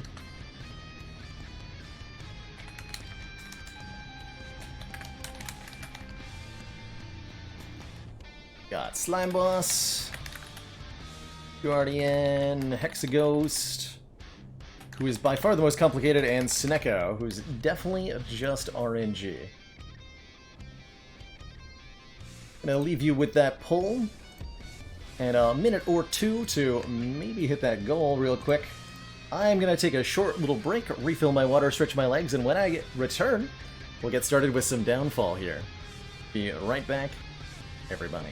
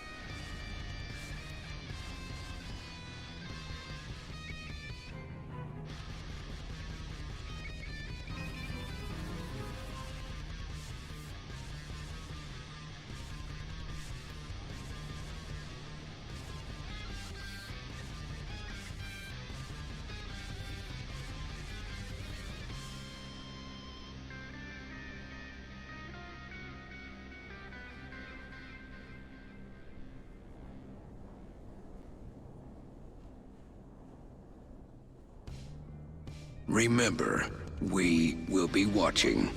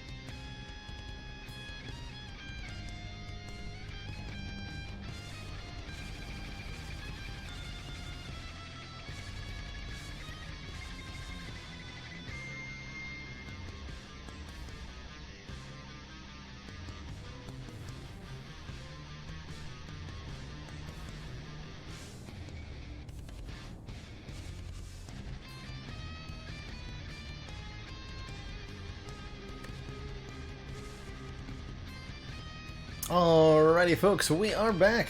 Thank you so much for that patience. Felt here while I was away, thank you so much for the $10. You know what? I'll call it close enough.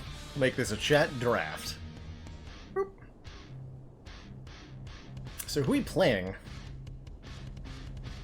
Poll concluded, and it did not actually tell me who won the poll. Wait, who won the poll? Hello?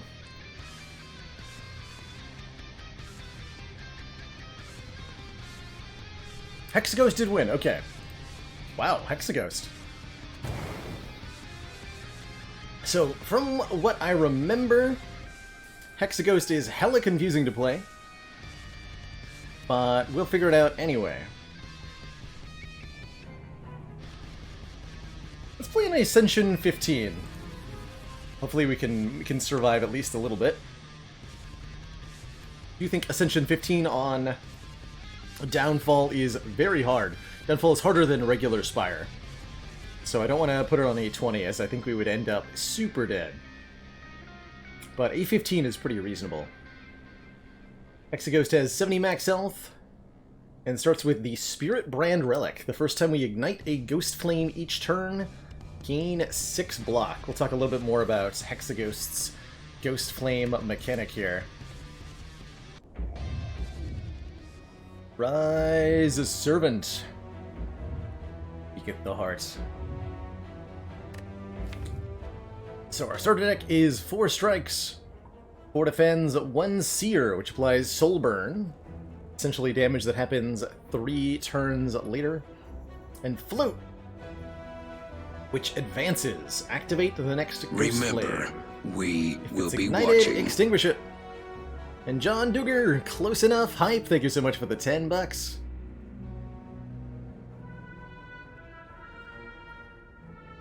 Hey, Wonderful, this is a modded expansion for Slay the Spire.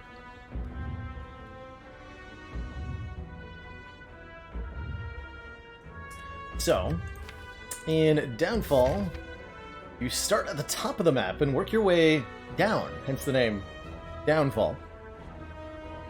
And we've got to fight the Watcher at the end of the X. Downfall can be extra tricky because elites are really hard to beat when they are really early on.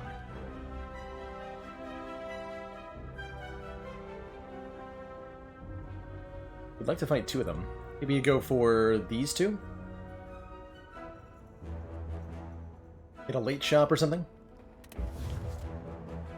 Shops will be combats, too. The whale is the heart equivalent. Yeah, if we can get all 3 keys and break them, which is not so easy to do, and we have to beat the merchant in combat. We also get a starting pick here. A random rare card, 3 random potions, a curse for a rare colorless card, or the good old boss swap. Oh, you should definitely try this Blur. It's dope and it's hard. Although not particularly balanced, but it's definitely dope.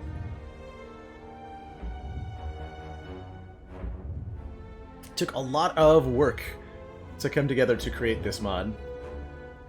What should we take here?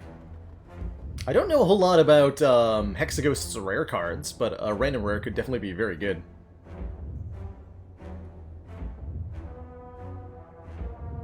Our starter relic says, first time we ignite a ghost flame each turn, gain 6 block. Don't worry, I'll explain what that means. Let's try it. Oh, that's right, there's new colorless cards, too. Your random rare. We got the 5th seal. At the end of combat, so it's a ethereal seal card. Can't be upgraded. There's a kind of Exodia mechanic here if we can gather all 6 of the seals. And just getting this now is very good, because this is basically a lesson learned. So that's pretty hype. That's going to make us want to take a bunch of easy combats to get upgrades on. So, super excited about that. I think we start over on this side and progress down hereabouts. Going straight into an elite fight is asking for death. And this is where a lot of the extra difficulty of Downfall comes from. Floor 6 elite? Forget that, how about a floor 3 elite?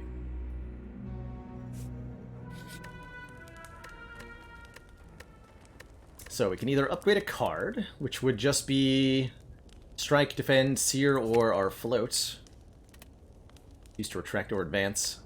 We can obtain the Ruby Key, which we need to do eventually, and we could even break it later, giving us Strength. I think that's usually what you want to do at your first fire. Although it does cost you money to do that, right? 75 souls? Do it anyway. And let's take a fight.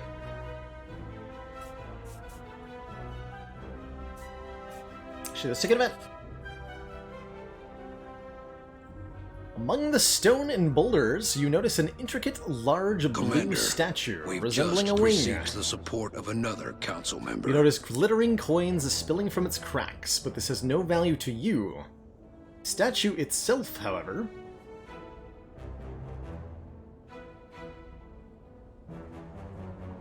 lose 21 health, get a relic that says at the start of each turn, add a crystal shiv to your hand. Or collect... Gain the broken wing statue. The cultists that worship the awakened one will be interested in this. Add a shiv to our hand every turn? Commander, there's a relic. That's pretty cool. Just received the support and Tom, of thank you so much for gifting member. those subs out to Feltier and Firix. Welcome back in, everybody, to the council. So all the events are reworked thematically to fit the Spire, the bosses, yeah. Let's try the Sharpened Fragment. I want to see how good that is. 21 health is a lot. But, how good's a Crystal Shiv? Is it a regular Shiv? Yes, it's just a regular Shiv. So we're getting a Shiv every turn for the whole game. It's pretty good. That is pretty good. So a quick explanation of Hexaghost here. This Hexaghost is by far the most complicated character in the Downfall mod because of Hexaghost's Searing Ghost Flame. Well, their Ghost Flame mechanics. Each of the 6 flyers around our Hexaghost can be activated or deactivated, and there are certain requirements to activate. The Searing Ghost Flame activates when we play 2 attacks. So if I play Crystal Shiv, you see that attack indicator up top lights up, and then play another one. It ignites our first flame, causes our starting relic to give us 6 block, and advances to... Actually, I think we advance at the end of turn. The next flame. Gonna get this 5th seal in play. So our next Ghost Flame lights up, and it says, if we play 2 skills, it'll do the thing. So we can play Sear and Defend.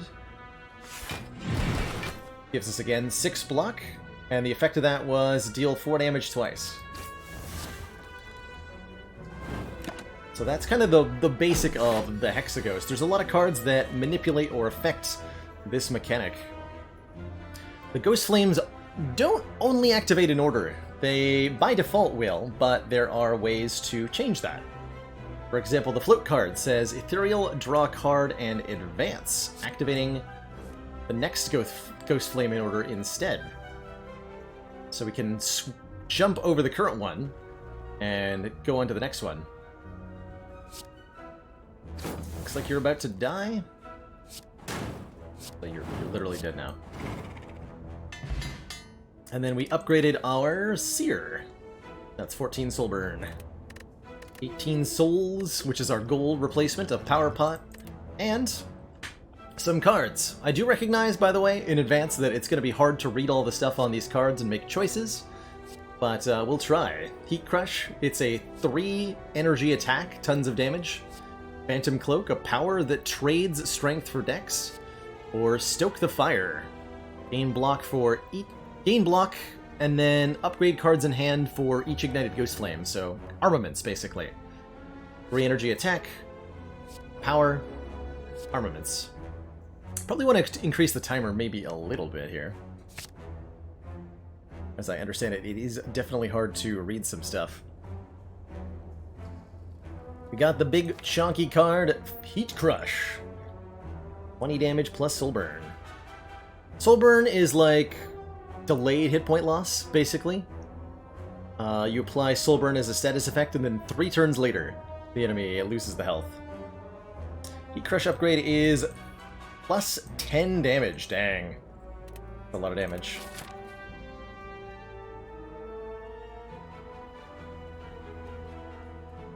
This has helped the streamer. We've just got regular chat draft enabled, so the Slay the Streamer mod is not currently active. To be clear. So let's Heat Crush. Blah. Oh shoot.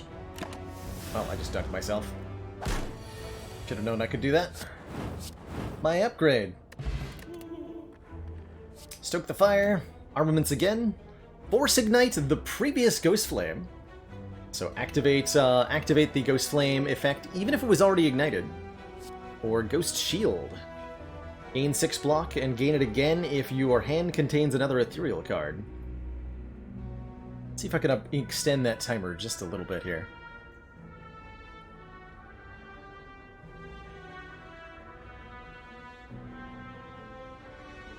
Make another 10 seconds.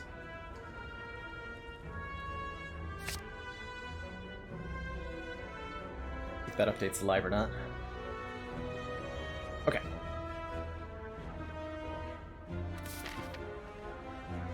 So what did we get? We got the Ketchup, igniting the previous flame. You find a shimmering mass of light encompassing the center of the room. Its warm glow and enchanting patterns cause your stomach to turn, but you know this light carries an immense power. Take a regret for 3 random upgrades. I can't explain the final Ghost Flame Silver because I do not understand it. Quite frankly. We just trust in 5th Seal to do it for us. Won't always be able to play it. I don't think we go this many elites, do we? 2 elites with no break probably gets me killed. The upgrade to Ketchup is 0 cost.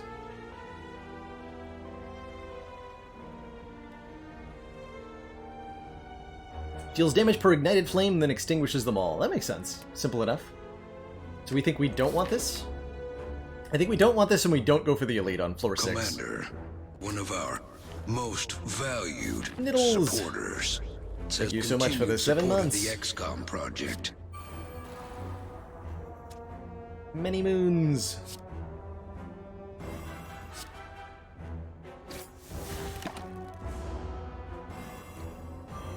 There are indeed shops. We'll be seeing one relatively soon. But there totally are shops. Oh, the previous one. So yes, if we're on the first flame and we force ignite the Inferno Flame, that'll happen. And some Soul Drain. Cool. Got a defend upgraded. Nightmare Vision. Okay, that didn't extend the timer, so I'm gonna have to reboot Spire to change that. Put an ethereal card from your exhaust pile into your hand. Force ignite the current Ghost Flame, and then advance. Or deal 5 damage and 5 soul burn to a random enemy X times. Rain of Embers. Pretty cool. Oh yeah, we get boss length health bars. That's pretty cool too. Normally the little character doesn't have the full thing. I like that.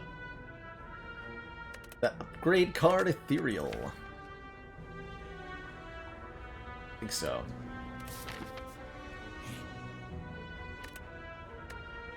Oh man, I guess I can't because we don't have save and quit. So we'll lose the run if I reboot Spire. Let's not do that. What's in the box? Early Molten Egg is very hype, getting us upgraded attacks. And let's fight an elite. It is the Lagavulin. Let's ignite the active Ghost Flame. And advance. Apply Soul Burn. If we force ignite the previous Ghost Flame, we'll apply more Soul Burn. Perfect. Do I want a Power Potion here? I think so.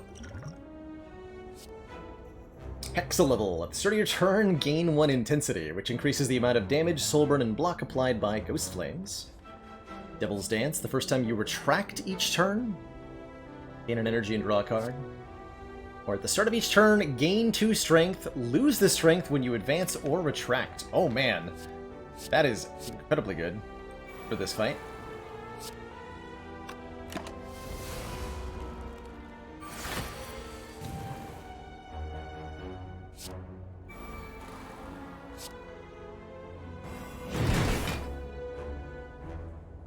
Wait, no. Didn't mean to advance. Whoops. Well, rip strength. Oh, but we regain it. Okay. So we're rebuilding it every turn. That makes sense. So I don't want to play the Shiv, because then I'll advance. But we can play Heat Crush.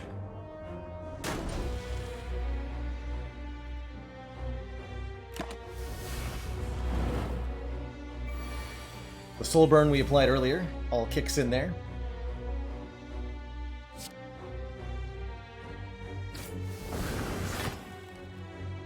So we do 28. We just strike, defend, defend. And lose that strength again. I think? Apparently not. Not really sure how that works. Evidently. Let's ignite the previous Ghost Flame. Gets his block. I like it. Such a weird character. Don't fully understand what's going on in combat all the time, but I like it. We upgraded our Heat Crush, and we get a Shuriken. We play 3 attacks in 1 turn, gain a point of strength. We've got a Molten Egg, we've got a Shuriken, and we get a Shiv every turn. Pretty good start. Another fast forward, Spectre's Wail. This card is exhausted. It activates, dealing 11 to all enemies. Or Incorporeal. Gain 1 intangible, but lose 6 health. Ooh, interesting. Very interesting. Gotta love some AoE, though.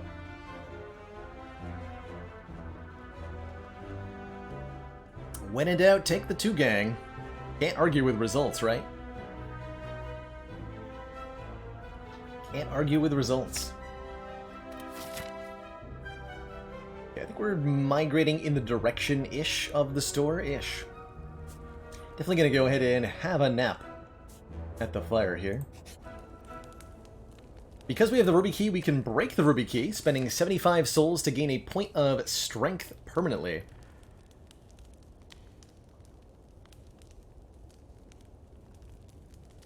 And that doesn't take our action at the fire, so we can break that. Shattering the Ruby Key. We have now have a permanent point of strength, and we're gonna sleep.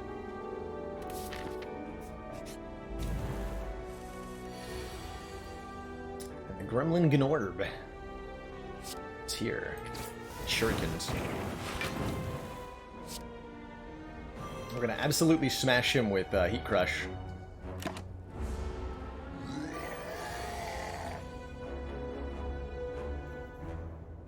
Get him.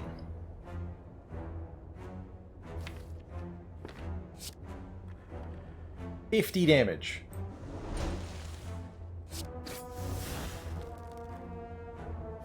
And then I should be able to play 5th Seal next turn. This is when you ignite a Ghost Flame. I don't think I want to play that.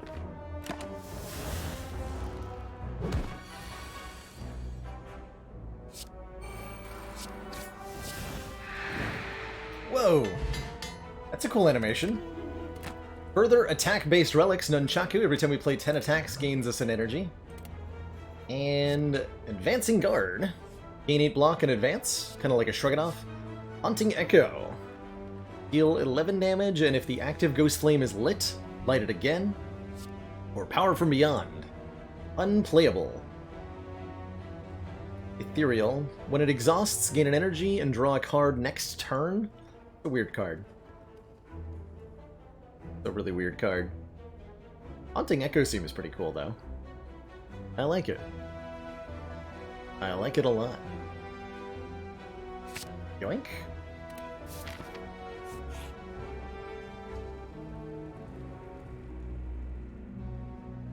As you make your way down a long corridor, you see a banana, a donut, and a box. This is the classic version of the event. Happy to take a donut. I think we can afford the 5 max health. A donut. Pretty sure we beat Watcher. Smiley face. Hello, merchants. How are you today?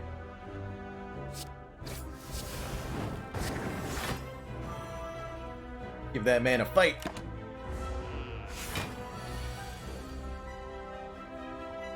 Okay, we've drawn absolutely no defense, which is not great.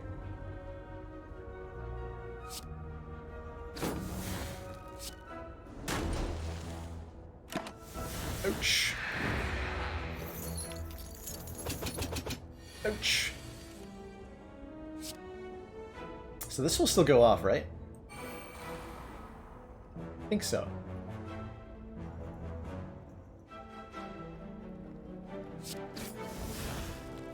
Force ignite the active one.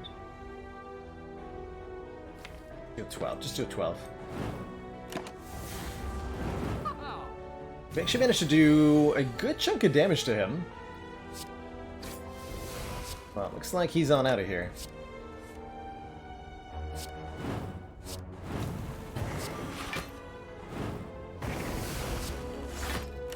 Toodaloo, Mr. Merchant. So he gets away. We do get the upgrade. And once the merchant flees, the heart says hello. And we get offered shop.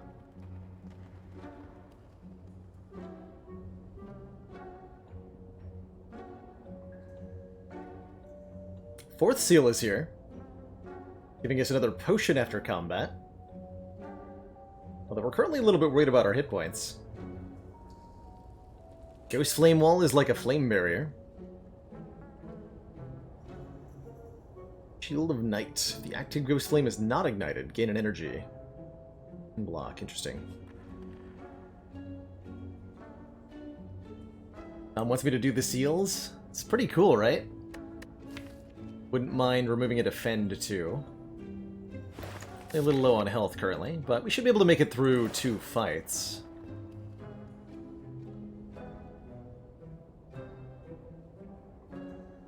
So it's either add a defend card or remove a strike are the 2 good options.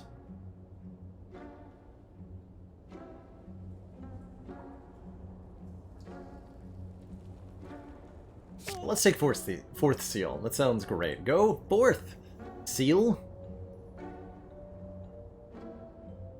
Ghost Flame Wall.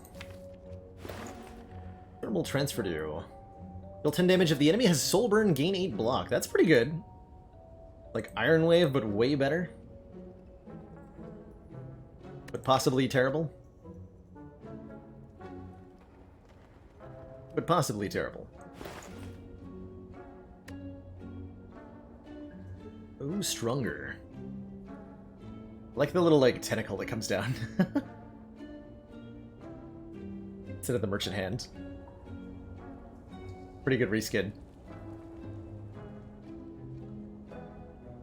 Go with Ghost Flame Wall. It has been spoken. Let's ignite the active one. Even if it was already ignited.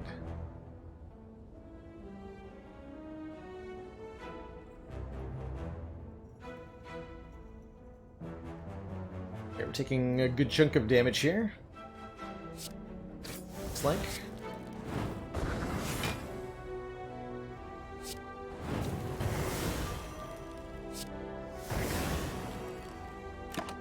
Have some soul burn.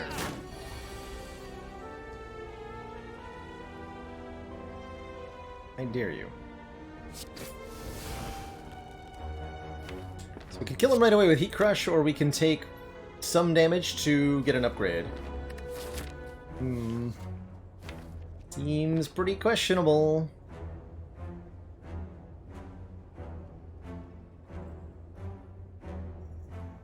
The 2 skills flame does 4 times 2 damage.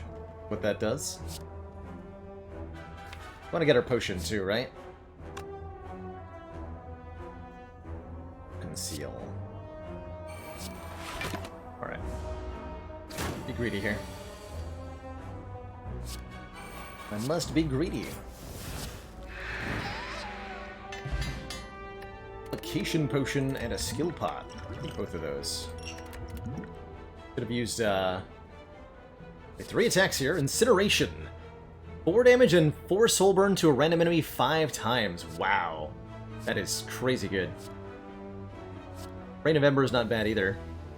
Basically any way to apply lots of soul burn would be really nice.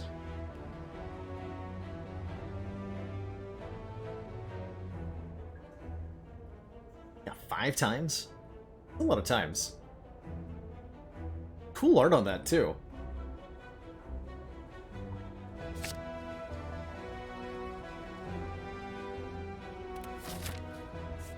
Hey Squeak, we tried a Pandora's Box seed at the start, which was pretty cool. Yeah, I think with the regen potion we might actually be okay. Said moments before dying to these jerks. Ghost Flame Wall, 4th seal. Inspector's Wail will, if activate. Does that trigger the Ghost Flame, is my question. No. No, it does not. Fair enough.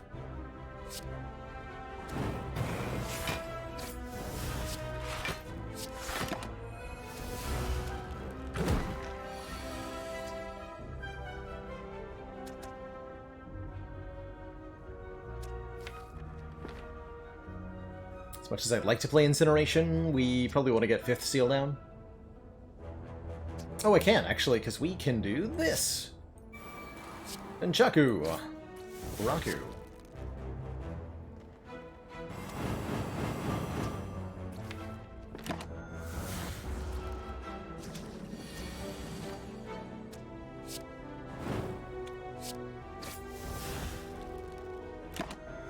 We're just getting regen potion value.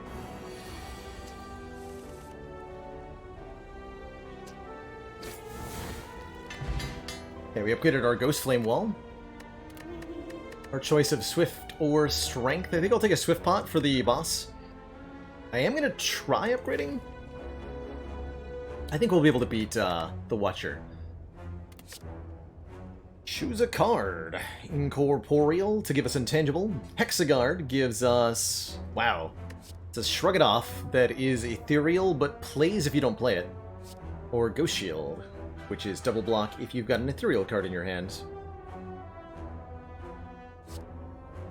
Pretty cool cards. I like the Hexaguard a lot here. For what it offers us. Should be a lot of survivability.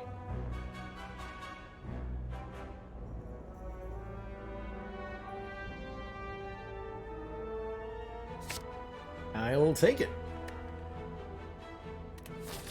Alright, and now, time. We don't get a fire before the boss. One of the really difficult things.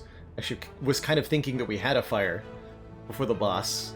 Talked about an upgrade. There is no upgrade. We just have to fight it. Because of that backwards. We started with a fire instead of ending with one. So, yikes. Right, it's Watcher time.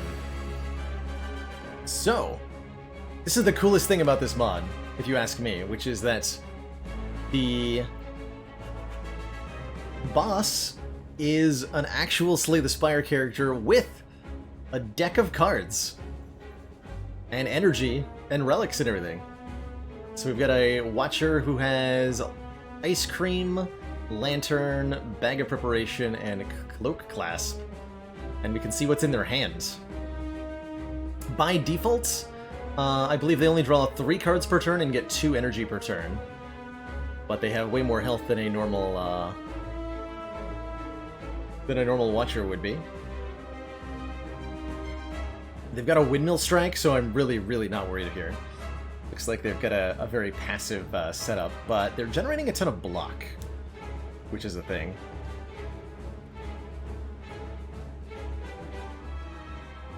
So how do we make this do? In Double Seer? Potion here. We should think about. Our opening hand is not particularly impressive. With Hexaguard. Use this. There's Heat Crush.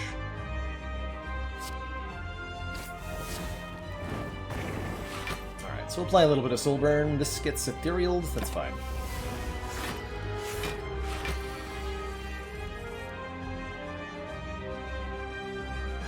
Oh, they've got a Sansa time? That's dangerous.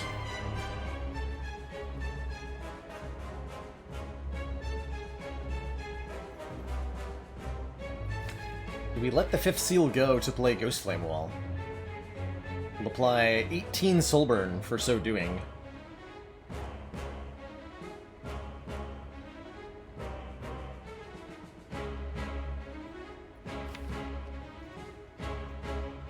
I think we have to.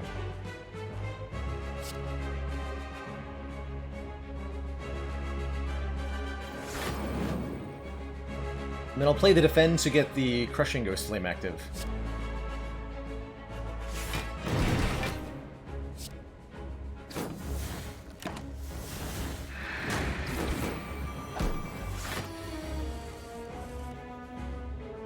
Talk to the hand? Oh no!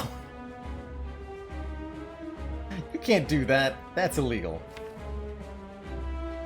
Sir. Cannot do that.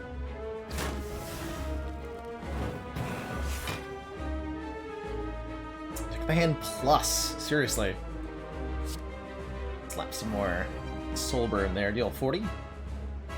And oh yeah, strike for sure. Strike again. Yeah, strike again for sure. Still have 2 potions. We're gonna play that Sansa time on us pretty soon. Just blocking here though, which makes Incineration super good. On this one, so the previous one, we can Force Ignite Searing Ghost Flame again. This one requires us to play a power. We have no more powers, right? We'd want to advance. Play Incineration first.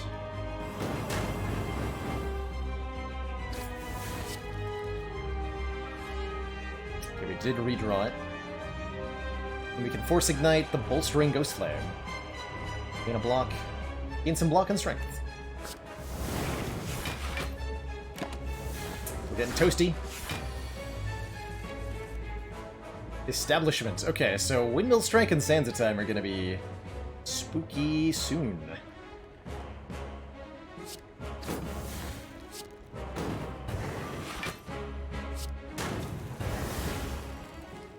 Yeah. We're almost there. The toasting begins.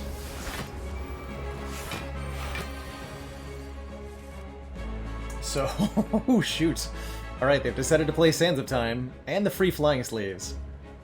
But, what if I told you that Heat Crushed is 76 damage? And then activates the Inferno Ghost Flame. That sounds pretty good.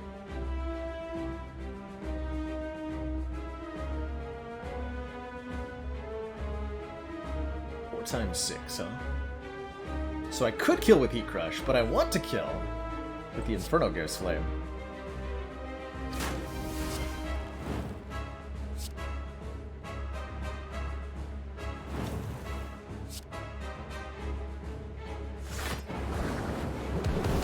Get Inferno, nerd. GG. GG. Good job. We got there with whatever the heck is going on. Actually managed to get the Inferno to go off. I've not successfully done before. And an Entropic Brew to boot. Now we've got some cards. Volcano Visage applies Soul Burn to all enemies every turn. Stirring Wound makes enemies lose health equal to their Soul Burn. Or Instant Inferno does what it says it does. Instantly activate your Inferno Ghost Flame. And it retains, too. Oh god. Got lots of upgrade text on it. Kind of weird, right? Kind of weird, but I like it. Instant Inferno! How can you say no? So the upgrade says also ignite the active Ghost Flame, and then the Inferno Ghost Flame, so more effect. Cool. And now we get to choose a boss relic. There might be some mod relics. I'll try to point them out if they're there. Oh, the usual Snecko Eye, Runic Dome, blocking Intense, and the Philosopher's Stone, giving enemies 1 strength, but giving us extra energy. The average cost of cards in the deck is... well, we've got Heat Crush. 2 cost, 2 cost, 2 cost... pretty expensive on average. Which is good, because I think we're ending up with a Snecko Eye. And the best part is that the shivs that we get every turn, well, those aren't randomized.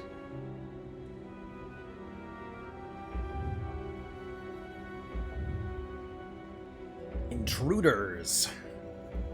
In the city. Let's go. We're fighting the Ironclad. Oh man, the Act 2 Ironclad is mean. I'm not sure how Dome works with the bosses, Senecan. I'm glad that we don't have to find out. I think we're going to take a fairly conservative path, start with a fire, go to another fire, and then maybe think about fighting elites. Not sure how strong we are, admittedly.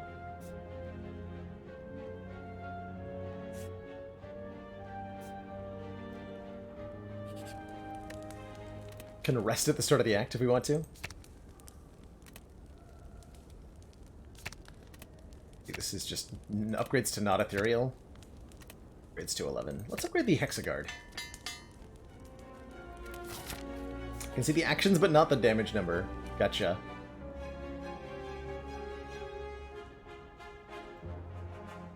As you continue your ascent, thick black smoke begins to billow out of the ground and wells around you, coalescing into 3 masked forms that start to speak.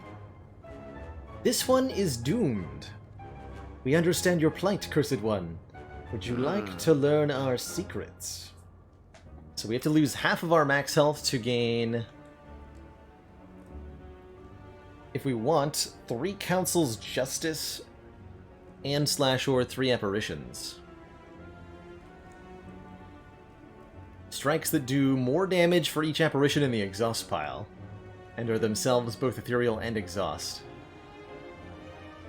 That's a cool card art on that.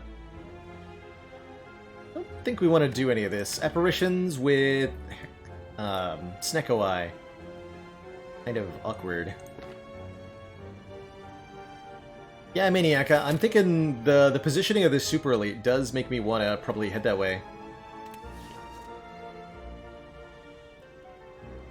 I'm gonna say no. Although, Hexa Ghost?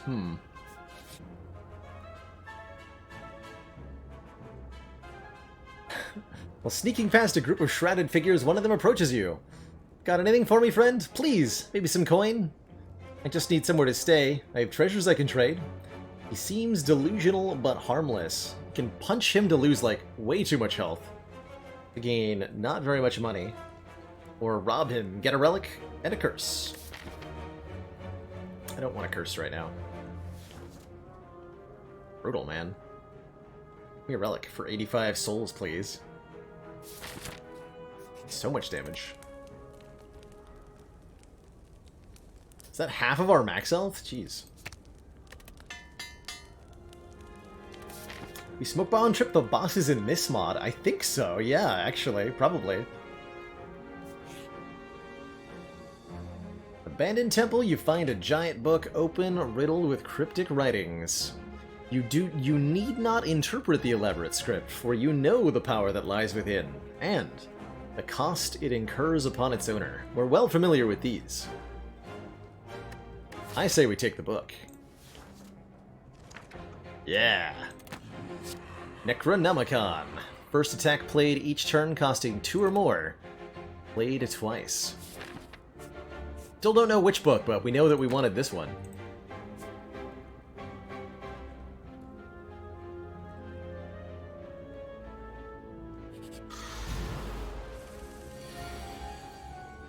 Oh boy.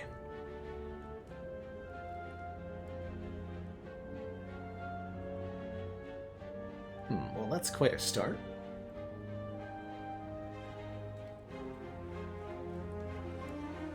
Pretty good dupe bot.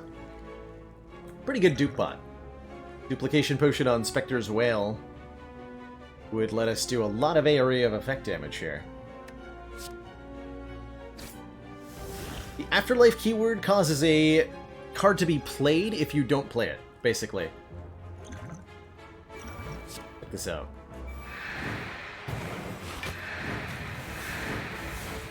Toasty.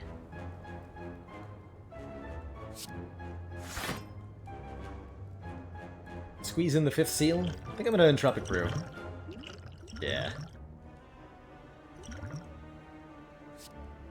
Deal 5 damage twice. Replace the active Ghost Flame with a Crushing Ghost Flame. Interesting.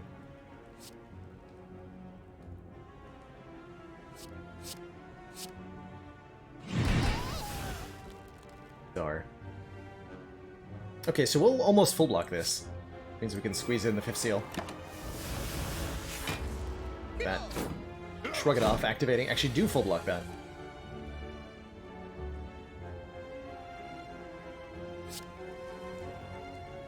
These are always...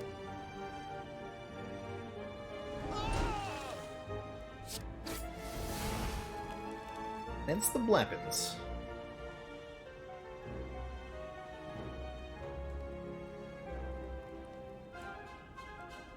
We have no active Ghost Flames, so Instant Inferno won't do anything.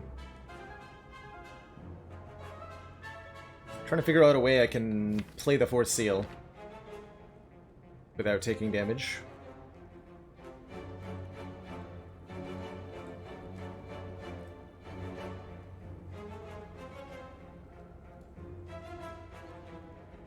It'll deal 16? Oh, yeah, because it activates the current one, too. Okay, so this should work.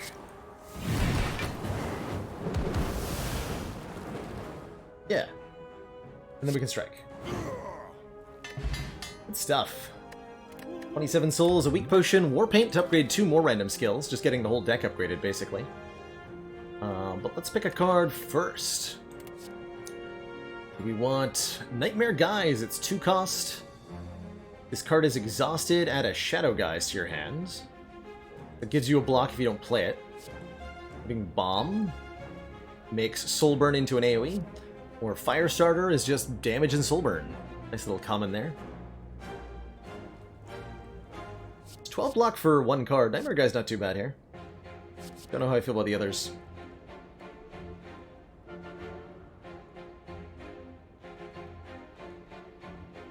Don't know how I feel about the others. Pick the Living Bomb, which got upgraded here. Cool. I like it. I like it. Okay, we're feeling confident. Let's head for the Burning Elite. That confidence may crumble as the enemy surges or something. Juzu bracelet? No, thank you.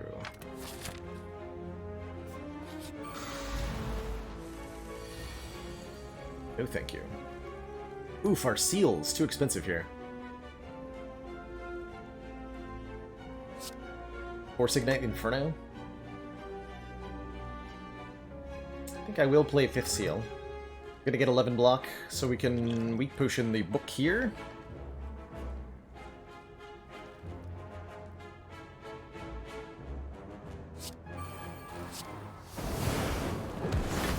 Which does give me 6 block, actually, so I don't need to use the weak pot this turn. Good stuff.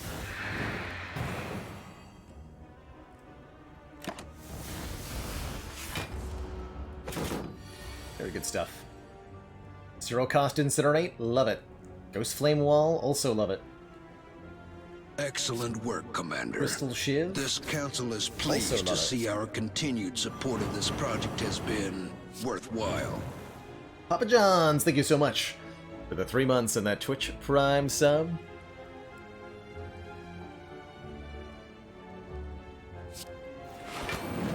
And then this will cause us to activate the Ghost Flame, getting 6 more block from our relic.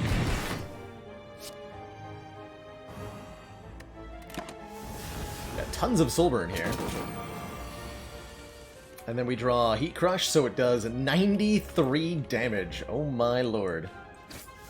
Commander, one of our That's a most lot of damage. valued supporters says continued support of the XCOM project. Ba-boom!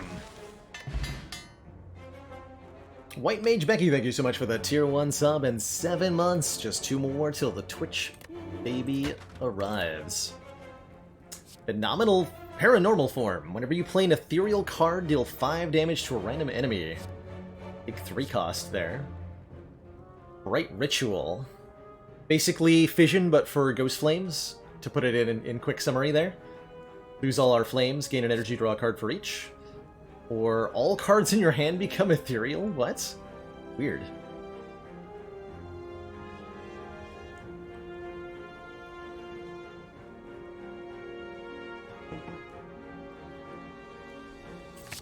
Take that form card. What's it upgrade to? 8? 7? 7.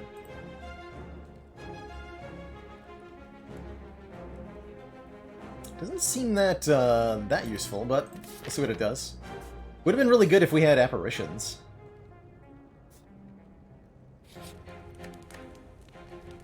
Destroy the key to raise our max health by 10.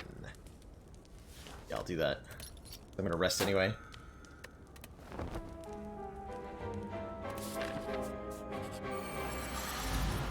Here's the Green Elite.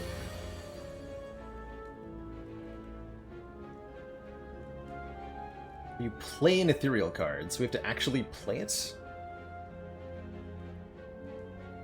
Seems ridiculous. Why would I play those cards?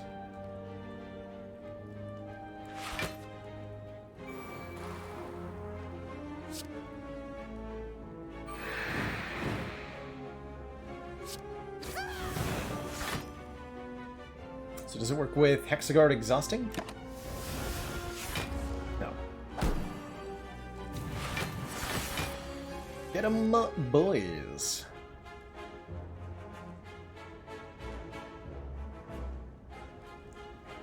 Okay, we want to stack Ghost Flame on the Gremlin Leader, probably. We're going to Heat Crush the Fat Gremlin. Can afford to get 5th Seal down here.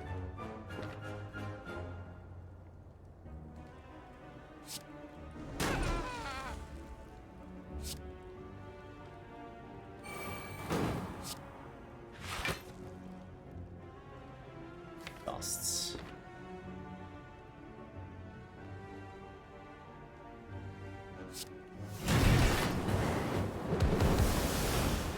That didn't quite work like I wanted it to. That's okay.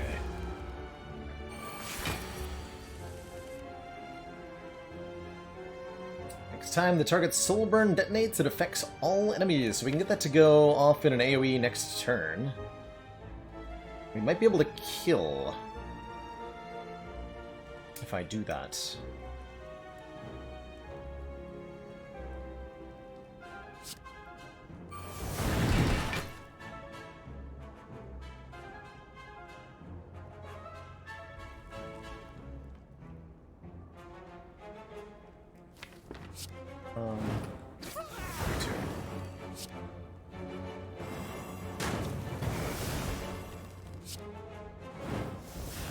That got Necronomicon, but I worked it.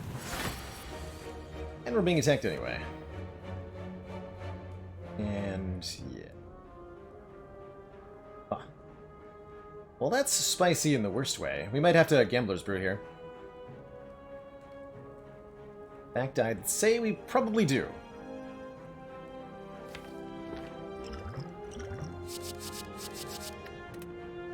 Let's need our Heat Crush. Will work just fine here.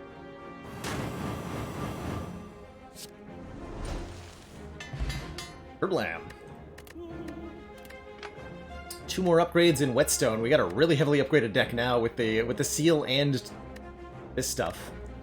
What's here? Another copy of Force Seal. Extra crispy. Cards and Ghost Flames apply 2 more Soulburn. Or another Ghost Shield.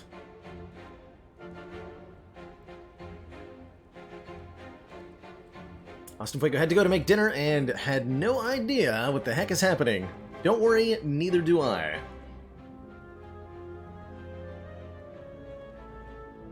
I am also confused.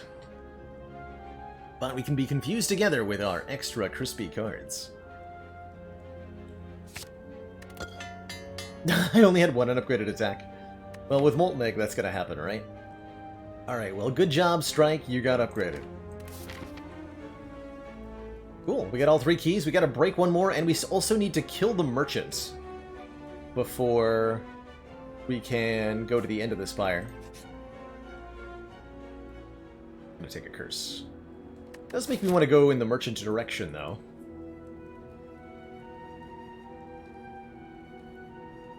Why do we have to kill the merchant? The heart said we had to do it. I don't pretend to know. Don't pretend to know. Sound effect. The seal cards can't be upgraded. It's part of the seal keyword. So these 2 cards, the 4th seal and the 5th seal, never get upgraded. To the merchant. Oh man, we're still on easy pool. Nice.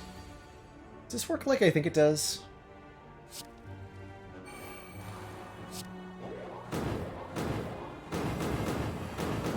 Absolutely destroyed. Dang.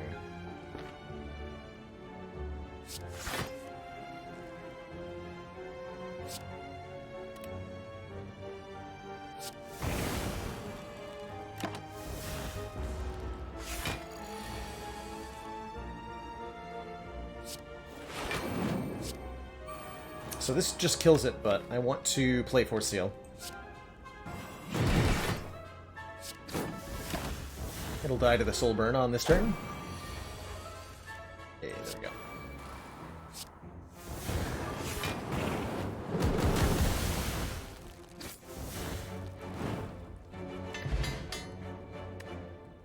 Take the Cultist Pot for the Ironclad fight. Worried about that. First Seal. At the end of combat, heal 7. There's the 3rd Seal card. Or we can take a Nightmare Strike plus. Just 2 damage, 2 energy, 18 damage attack.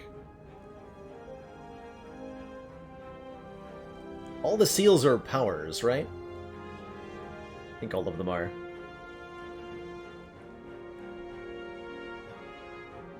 See a seal, vote a seal. Yoink. Alright. Merchant. We might actually want to use Cultist Potion on the merchant here. This guy. Yeah, you know what? I am. Caw.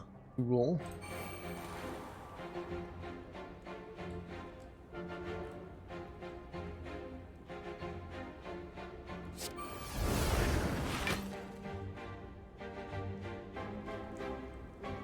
cards angled. We just want to play this here rather than going extra crispy. Getting the soul burn started matters. Now we'll do crispy. Because what if double... What if double incineration, right?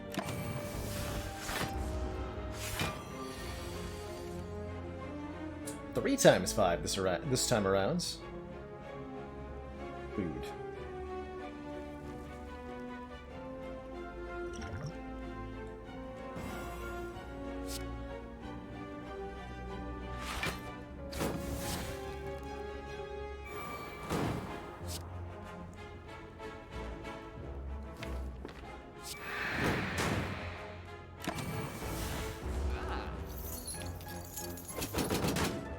So here's our chance to... Didn't draw Incineration? Ooh, not good. I think he flees next turn. We do have double Heat Crush for not that much damage. Fortunately.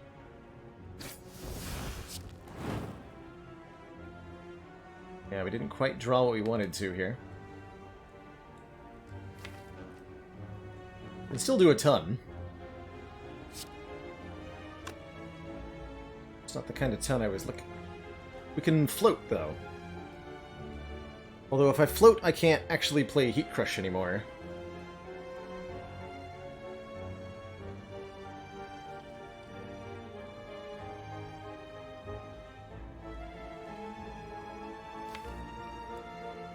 Don't think we want to do that.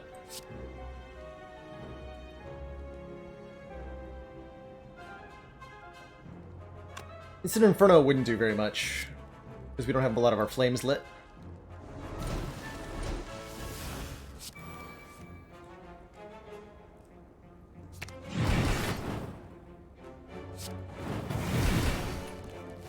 Okay. These be 2 cost.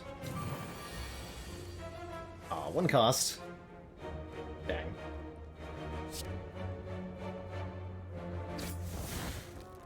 Do 9 times 5, though.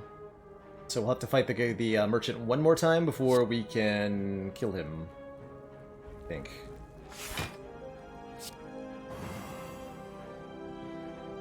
Yeah.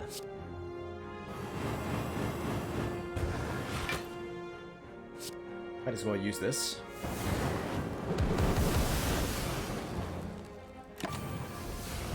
When he gets away. No!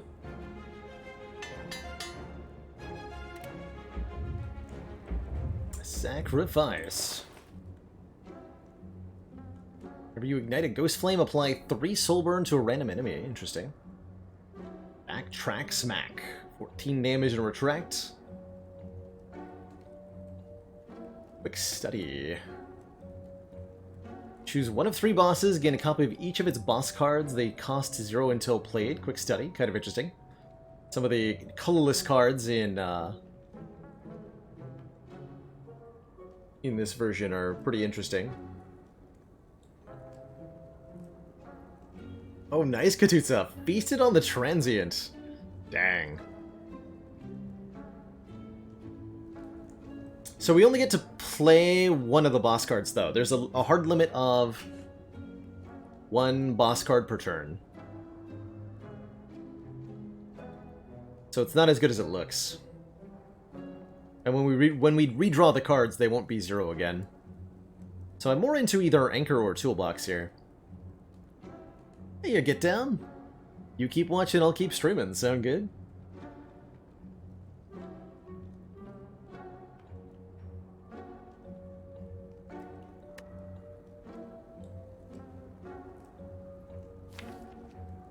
I do like the Toolbox. Toolbox may contain boss cards, yeah. Let's get the Toolbox. Probably should have removed a card, but oh well.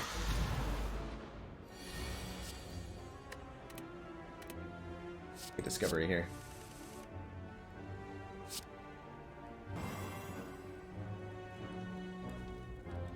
A lot of plated armor you'd lose, sir. Perfect.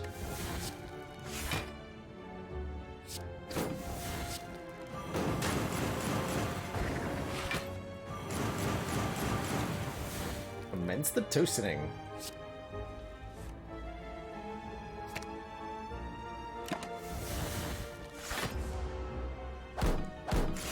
Oh, this is ethereal too.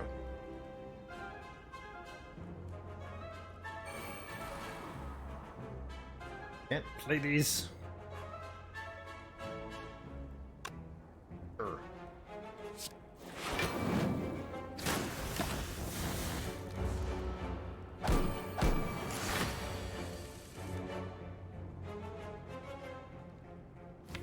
I'd like a potion more than I'd like an upgrade right now.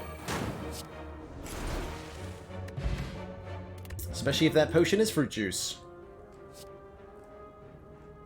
Get an energy and draw 2 cards next turn after we draw the Power from Beyond. Not bad with Snecko Eye. Stoke the Fire upgrades cards, we don't want that. Spectre's Wail, we have one and it's okay. Say Power from Beyond if anything, I think. But none are particularly amazing.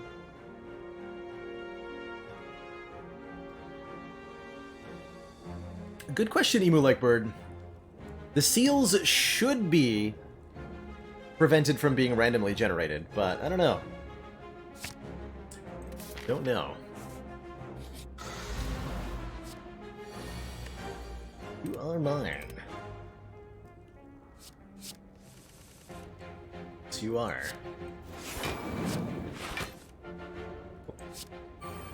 Playing that.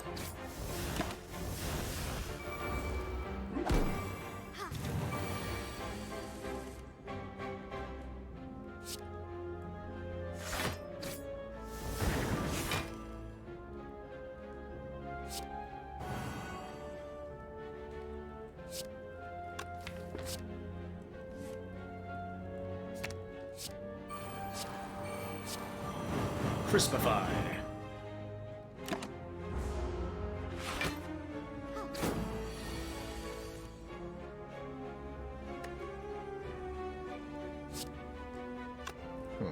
Uh-oh. My hit points. No.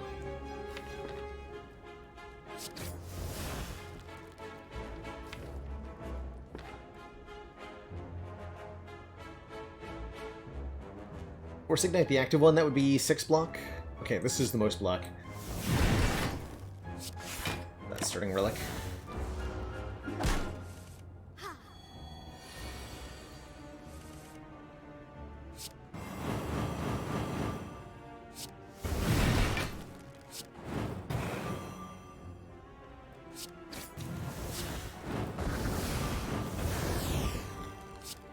Getting the...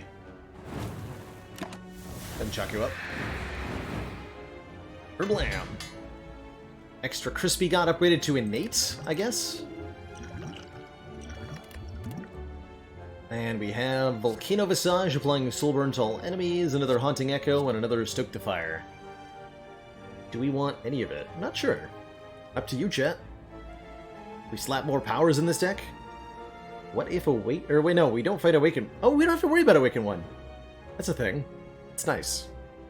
But what if the Ironclad?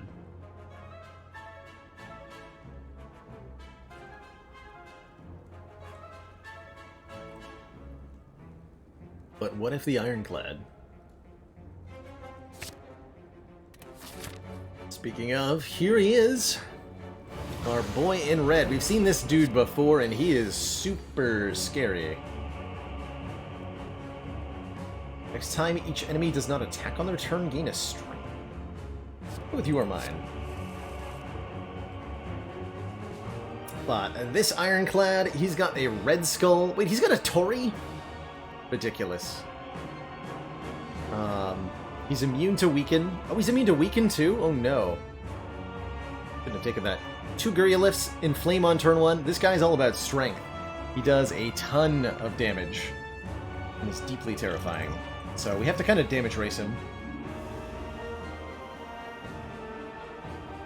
I was hoping this would do a thing. But I guess not.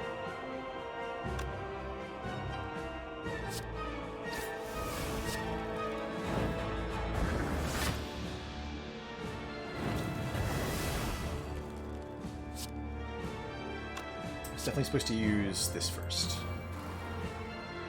And we're gonna let first seal go. So to apply more soul burn. Alright, here comes the chunketing. 32 damage. Yeah, that's about right. That is about right. Fortunately, we have good blocks in our hand, but, yikes. He's got a regret, though. Good for him.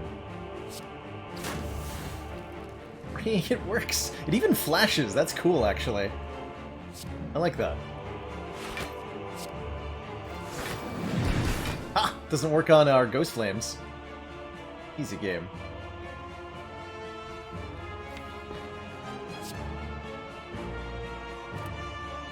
Probably want to strike twice rather than playing the seal cards. I'm really, really worried about this fight.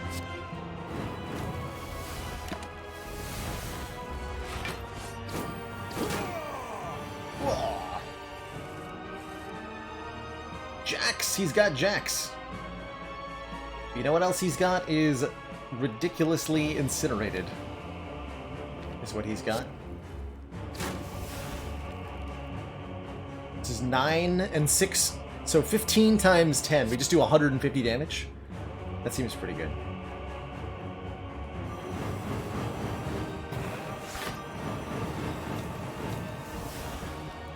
Toasty.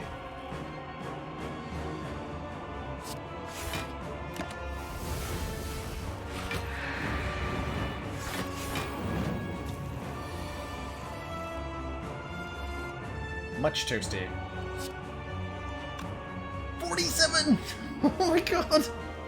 It's not even an upgraded heavy blade. Oh dear. This dude hits like a truck, but he also dies like a truck. Bye-bye now. Oh, flame barrier too? Jeez. GG. GG. That is a terrifying fight. That's why I wanted so much health going into it. We've seen that guy before, and he is mean. To the box. Another copy of 5th Seal. We don't need that. 7 damage to a random enemy. Repeat for every ethereal card in the exhaust pile. Interesting. Or replace the active Ghost Flame with a Crushing Ghost Flame. Meh. Crush is a weird card. It's a multi-hit, though.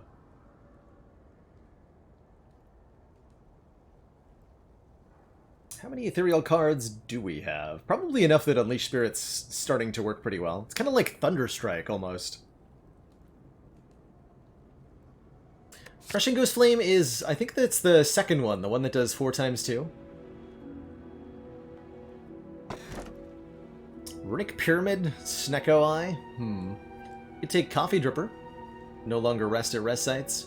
Or the Tiny House. The old bunch of stuff.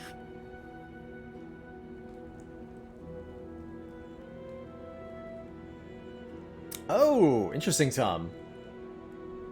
Permanently for the fight or permanently for forever? Which kind of permanently are we talking? I do agree with more energy here. Oh yeah, we've got a self-repair too. Yeah. Should be fine.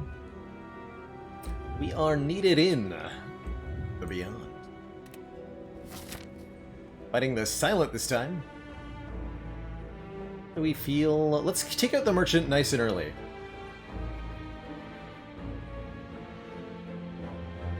Yeah, let's take out that stinky Merchant. We'll break the Emerald Key to gain 1 dex. Not a lot of unupgraded cards in the deck. Guess I was meant to... Oh, we can't rest. Oh god. What have you done? Chat!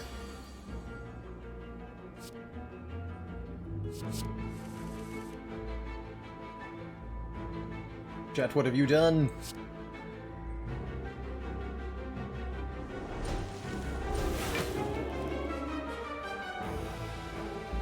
$330 souls. Sacrifice. So we're off at the first seal again.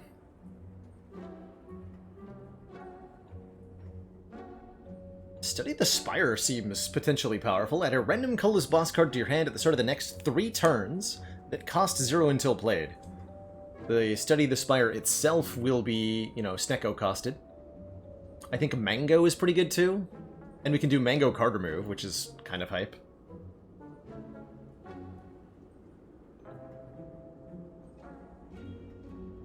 Or we can do Study the Spire card remove.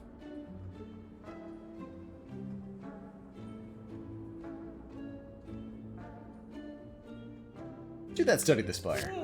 Oh.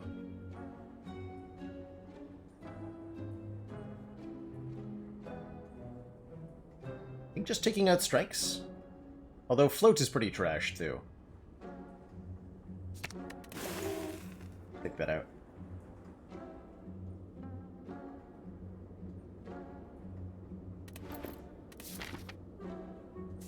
So we can't actually do anything at the fire?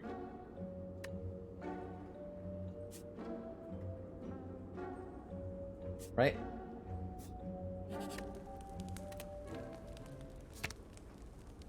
Ooh, upgraded. Nice.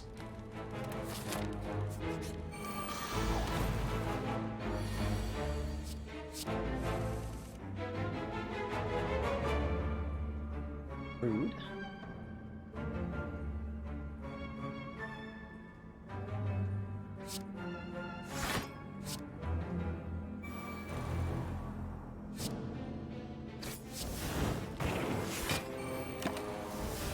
Bad order.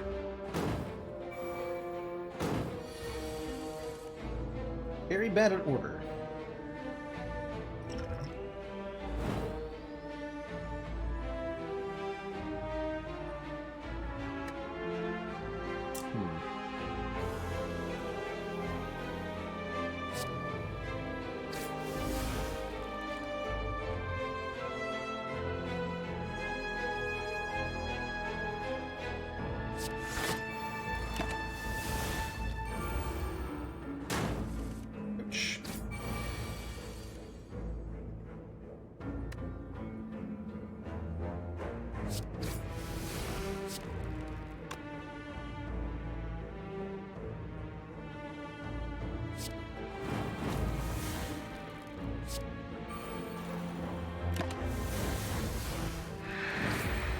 Ow, what? That hits thorns? Rude. 21 block, gain 1 strength, gain 1 dex. Yeah, those are good cards. Appear to be very good cards.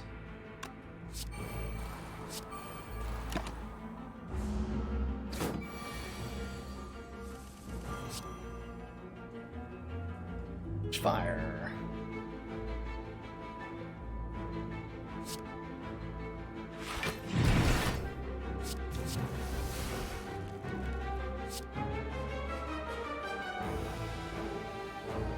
I mean, I already played a boss card this turn. Oh, I played Nuke Power, that's right. I did do that.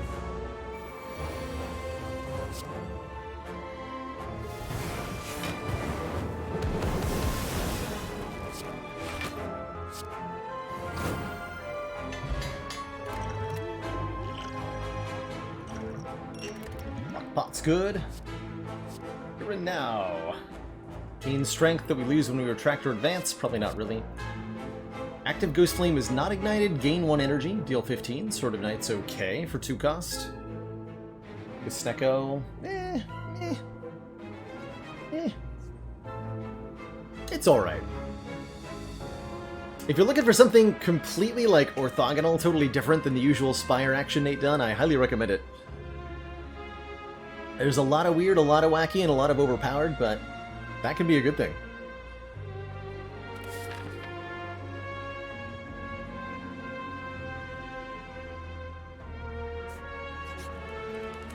Proceed. Before you lies a decorated altar to some ancient entity. Duplicate a card in our deck.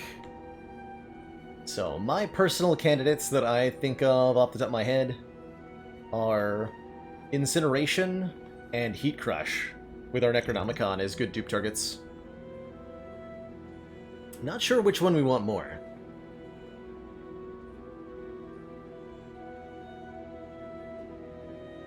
Incineration feels particularly good.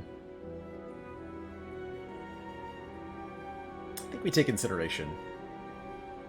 I'm thinking we're lacking in block. Reasonable. Duping Ghost Flame Wall could help with that. I'm gonna dupe Incineration. That's my choice. The boot! Heck yeah. Tell me the boot. Fires are pretty much useless to me, so I'll avoid them. I like it.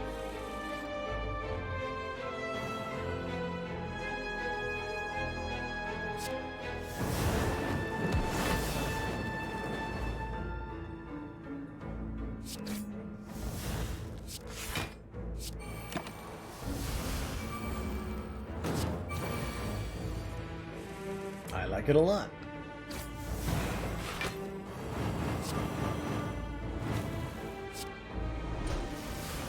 That does so much damage. Third seal. At the end of combat, gain an additional card reward. One of the 3 that we're missing. Turn an ethereal card from your exhaust pile into your hand. Kind of like an exhume of sorts. Or a Firestarter Plus.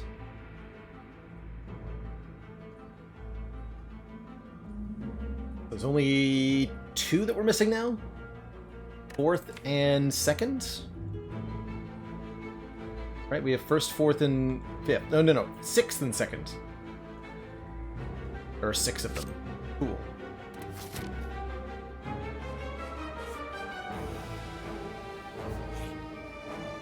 Hell yeah, we'll fight these nerds.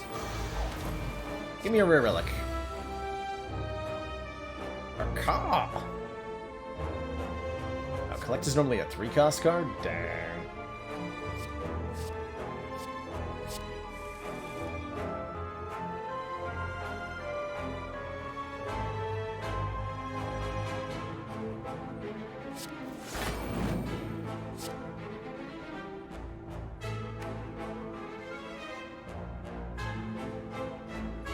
So I'll be 26 to all.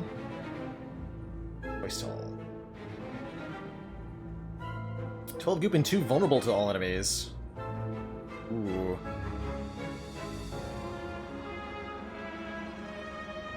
Nine crush. Okay, we'll take the goop spray.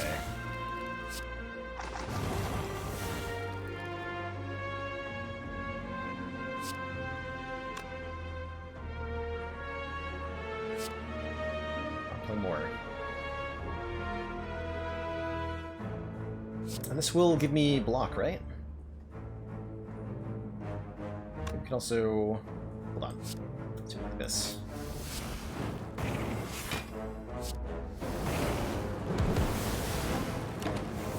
Alright. All that a day. Downfall pretty balanced. I wouldn't say that that is the focus of the mod, very much. It does a lot of cool things. Some of them are very broken. But that's okay.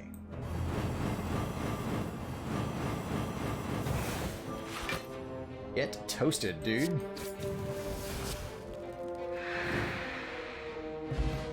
Bird-faced urn whenever we play a power, healing us 2. I love it. Another chance at Sword of Knights if we want it.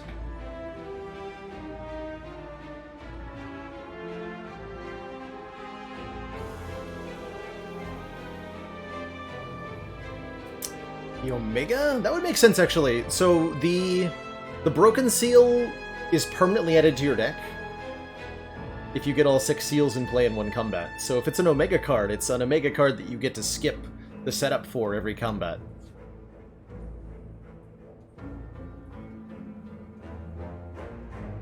And it's not a card. Oh. It's a relic. Well, if it's a relic that does Omega, that's ridiculous. That is ridiculous. Bomb against Reptomancer. No. This is better. Flail.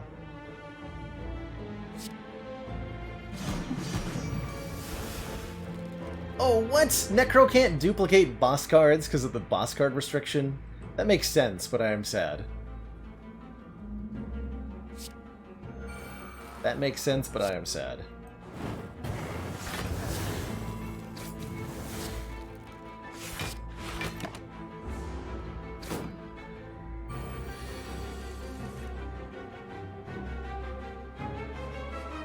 Quite amount of yikes.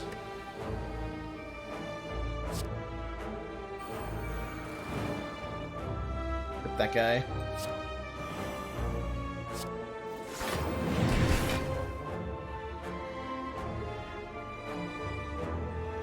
This will go off dealing $13, so as long as we shiv, you'll die. Makes this a good block pot.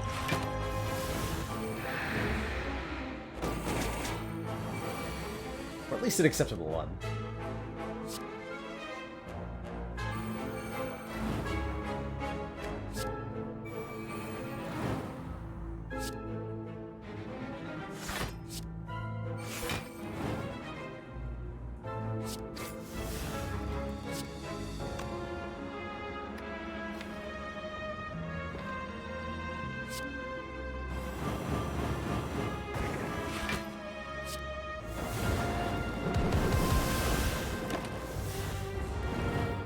Bam. And fifth seal. The potion, please.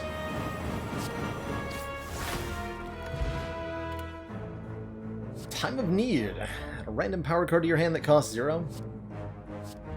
It's a retaining white noise? Interesting. Very strange. Do we want any of this? I don't know if we want any of this. I agree, so Snecko plays. It's like basically a slot machine. If there was a way to make a character that felt like playing Dead Branch Corruption all the time, it would be Snecko. That's my limited experience with the character. Pretty fun. Snecko feels like the least balanced by far. Lantern's pretty sweet. And another card reward. I don't think we want any of that, although Shield of Night could be good. It is a block card, and we do need more block cards, so consider the Shield of Night.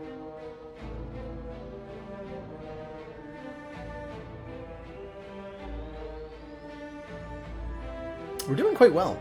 We've got a good assortment of relics. We're set up to go into the next act. We are at high health. I have very few complaints about where we are right now. Oh yeah, the other thing about Snecko that's like really good is that it has 90 max health to start, which is crazy. That is too many hit points.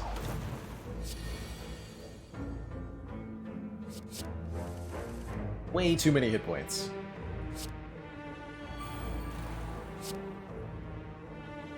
Here's extra crispy.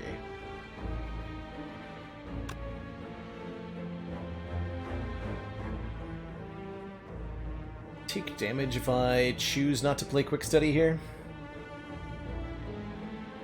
We play extra crispy no matter what, though.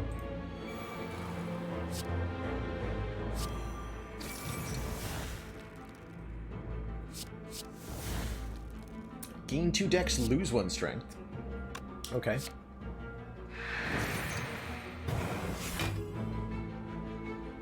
Yeah, we need this.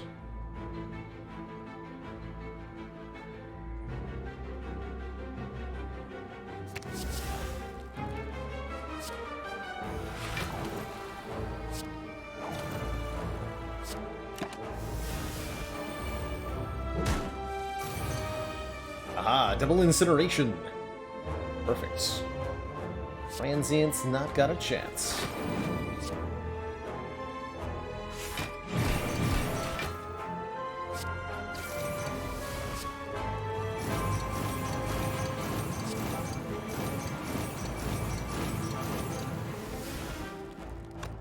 Heat Crash would do 114.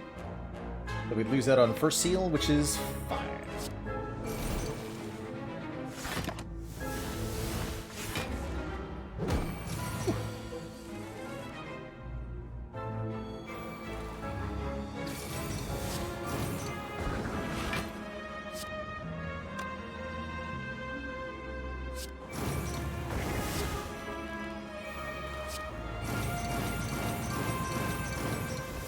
Toasty.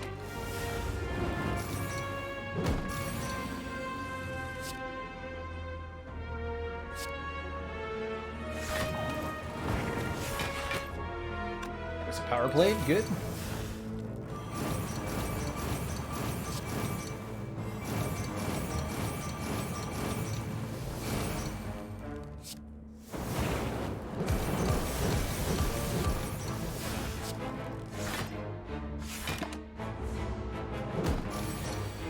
We do 400 damage in one turn? Probably not, right?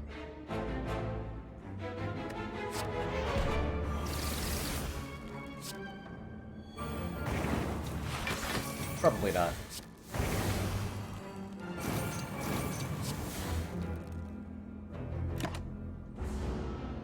Didn't even prevent the damage. Alright, got ourselves a dex pot. Souls, 2 card rewards, another chance at Nightmare Guys. Worthy Sacrifice. Choose an attack or skill to exhaust. Add a random card of the opposite type into your hand. Interesting one. But only if you exhaust an attack or skill. No powers, no statuses, no curses, nothing. I don't know how I feel about that. Weird one. Very strange. Very, very strange.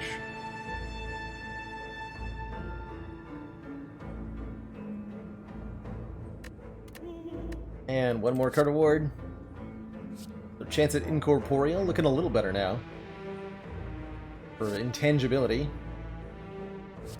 Or whatevs. The big whatevs.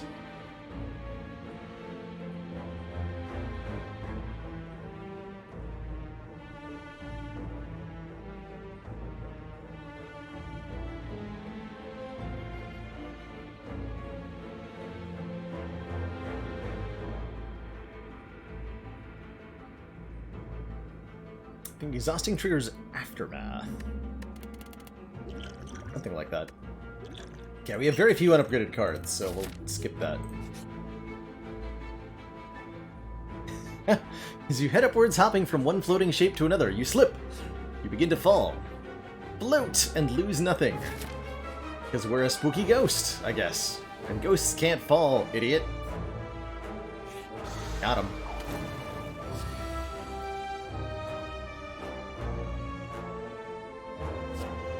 Your next turn, gain 20 block and 2 strength. That's perfect.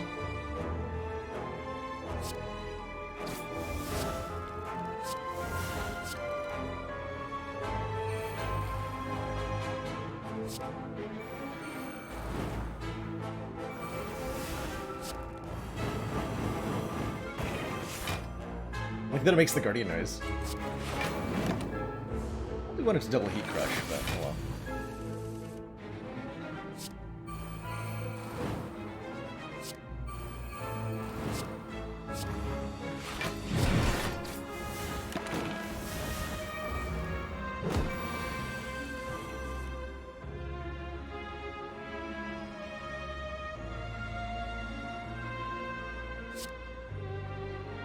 Okay.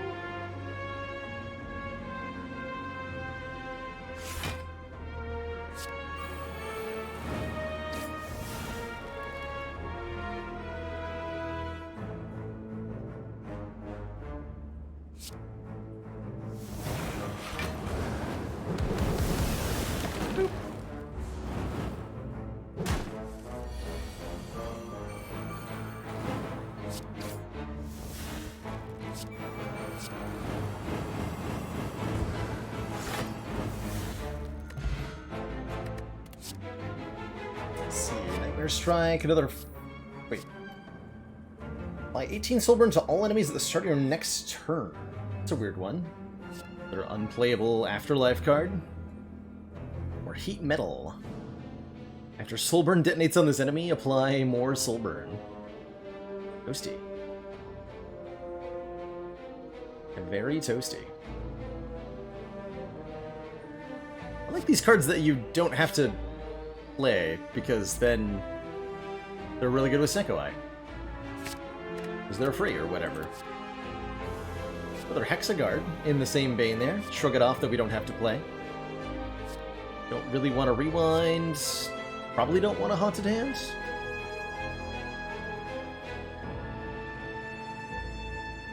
Chance for all 6 seals slipping away from us here. Don't think it's gone entirely, but it's a distant memory at this point.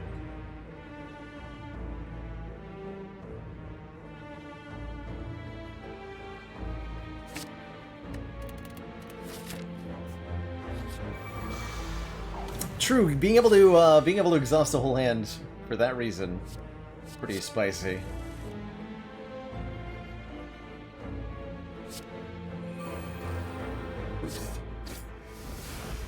Big if true.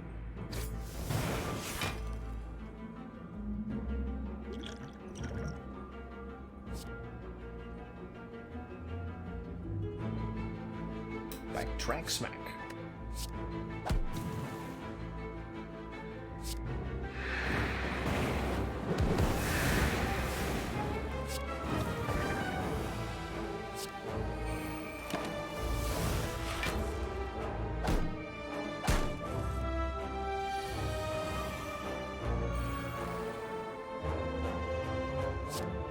Backtrack smack.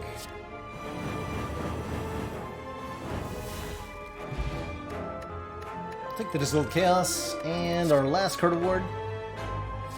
Pretty mediocre, if you ask me.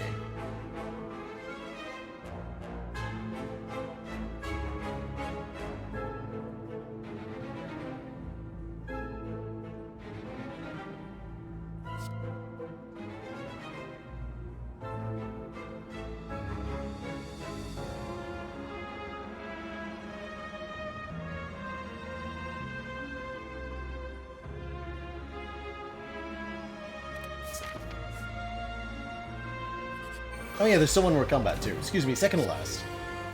What am I on about? Lion.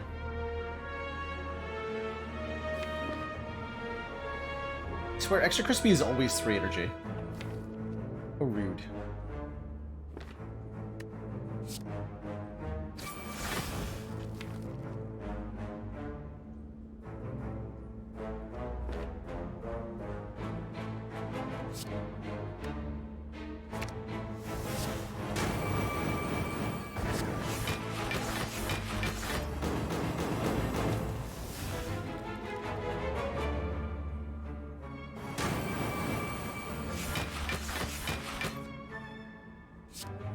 This is 96 damage, but it has 55 block. Let's let it do its thing.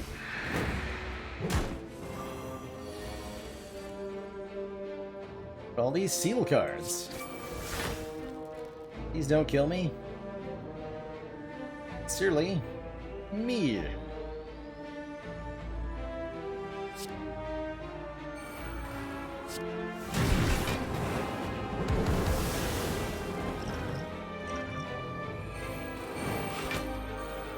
Okay, that's pretty good.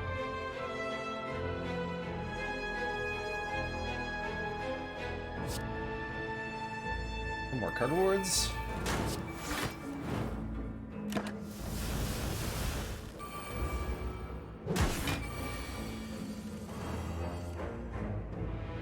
I'll do it.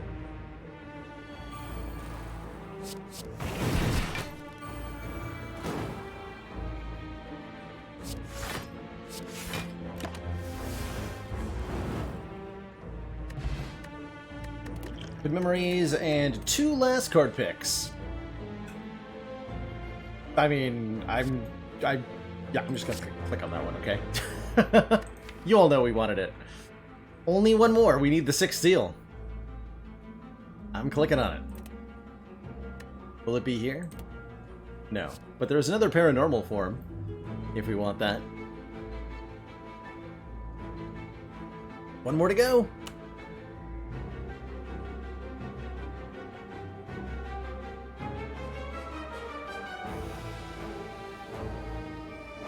Invalid. I'm making an executive decision to fulfill the will of the people. Call that invalid? How dare you? How dare you?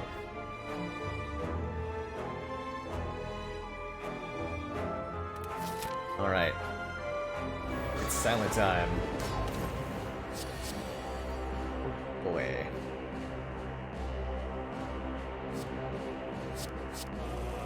Get some antidotes in our hands. Lose all poison. Poison does not bypass block, happens at end of turn, and loses half its stack.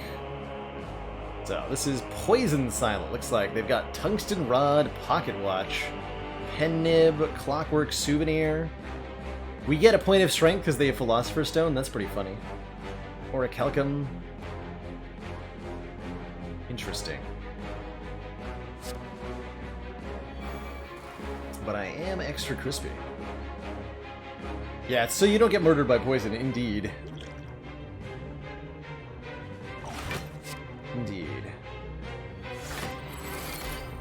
Oh, we can actually enter defensive mode. Amazing. Wasn't sure that was going to work.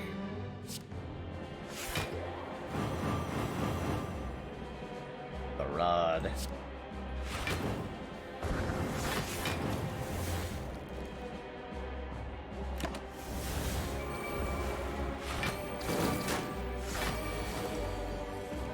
Ow. Take poison at the start of the turn there. Spooky.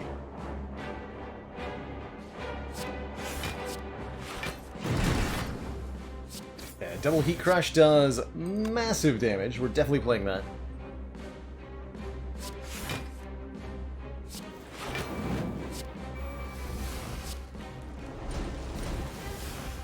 Enjoy your half health, nerd.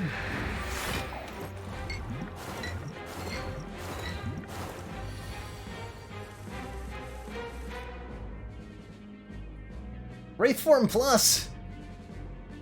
They've got Catalyst Plus too? Oh my god, that's terrifying. Wraithform Plus. Ridiculous. Work with boss fights? Specifically the Act 3 boss fight?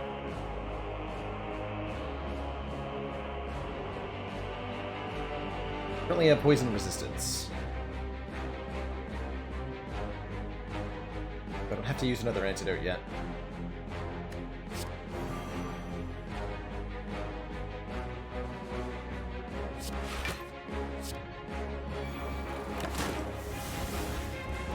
Wait!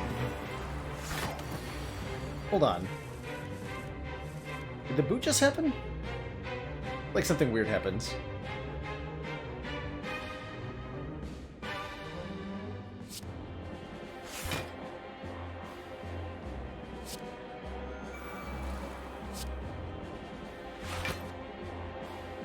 Yeah, something weird just happened. With boot.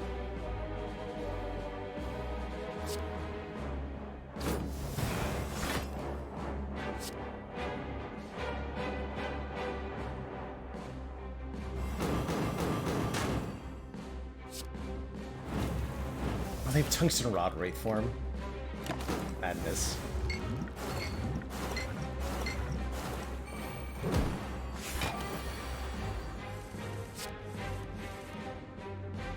Oh. Rip my hand space, apparently. Let's go ahead and lose all blocks so that these two Bane pluses don't hit so hard. Sound good to you? Sounds good to me.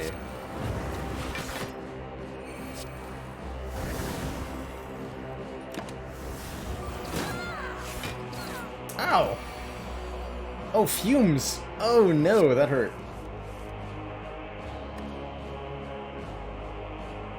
The fumes, though. Did not realize that was gonna work that way.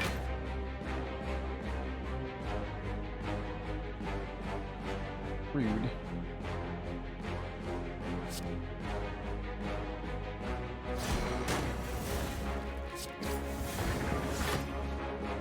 Very rude.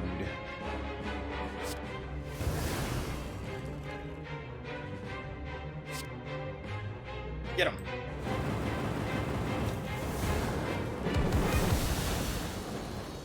Toasty.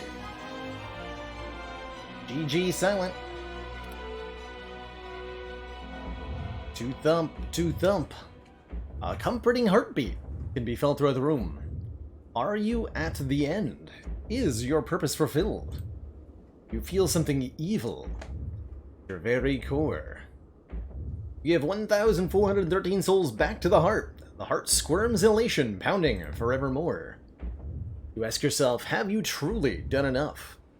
The heart pulses louder and louder as your consciousness begins to fade. A sudden burst of energy emanates from inside you, jolting you awake. The heart retreats, sensing an approaching threat. The fight. Not over yet.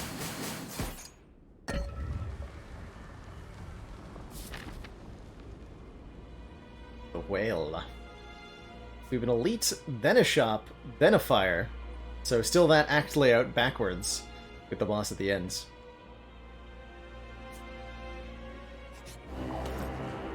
I brought him back. It's the merchant.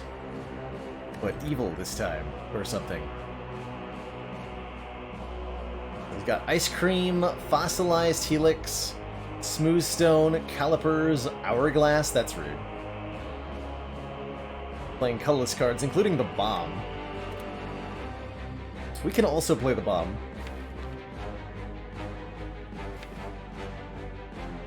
Secret technique sounds good, though.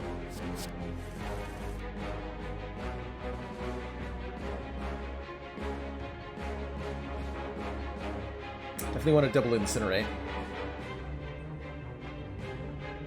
My time of need. First, you retract each turn, gain an energy, and draw a card. Sure. Seems fine as well. It can be extra crispy, double incinerate. That sounds awesome.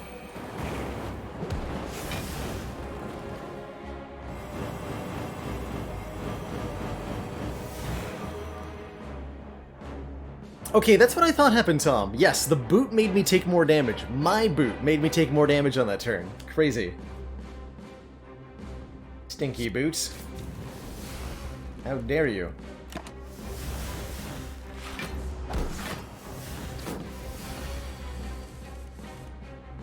Apotheosis. Fair enough.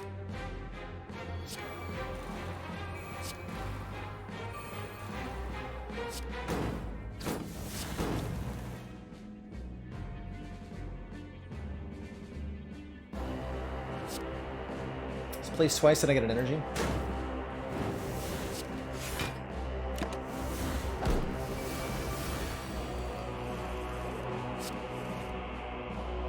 Sadistic nature trip. Apply slowed all enemies. Nice. It's blocked anyway.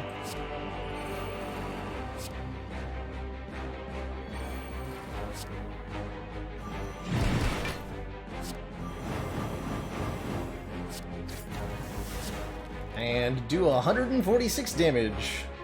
Also, the bomb is about to go off, which is deeply terrifying. But what if the merchant was dead? That sounds great.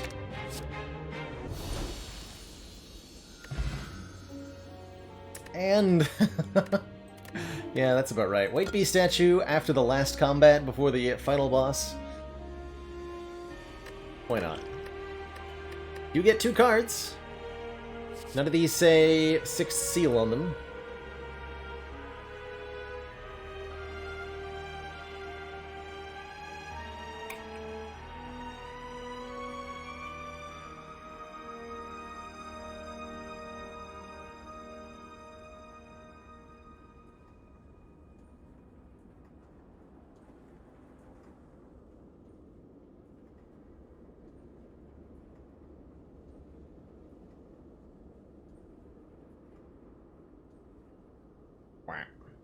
And the next one also does not say 6th seal on it.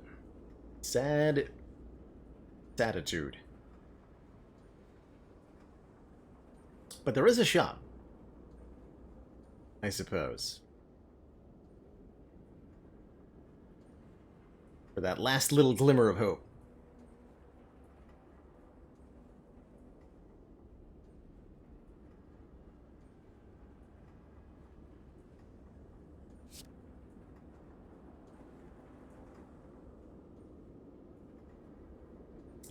Doodaloo. Got a Devil's Dance. We're not gonna take. We could bottle a power. I like bottling Study the Spire.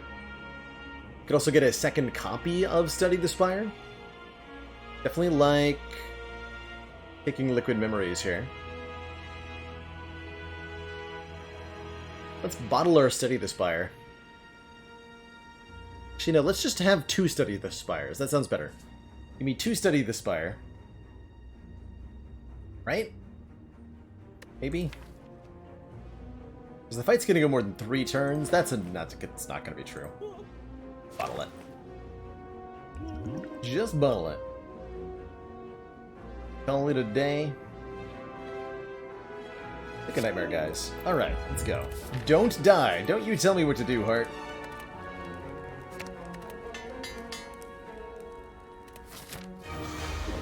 God of life. So Niao says, cannot be killed. Retreats to recover when reduced to 0 health.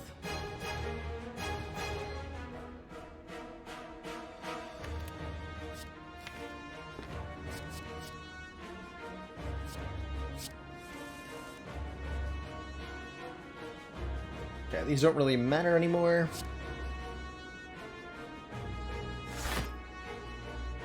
Just get the important stuff down.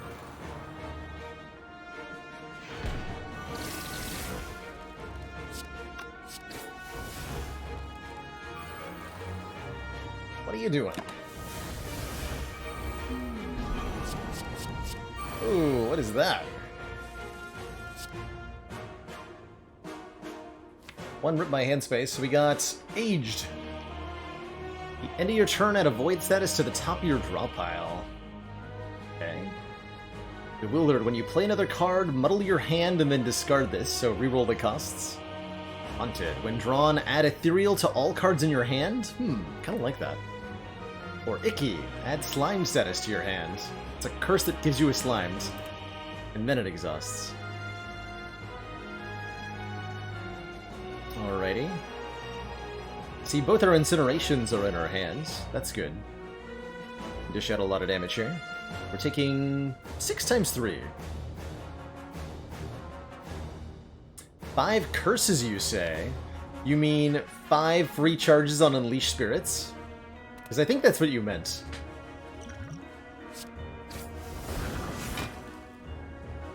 We want to let all these ethereal cards exhaust.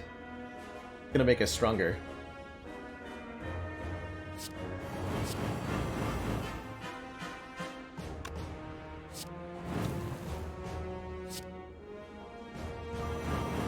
We want a Swift Pot here.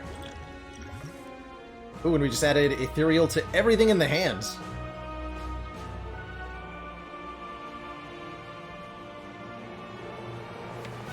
Just gonna let them all go.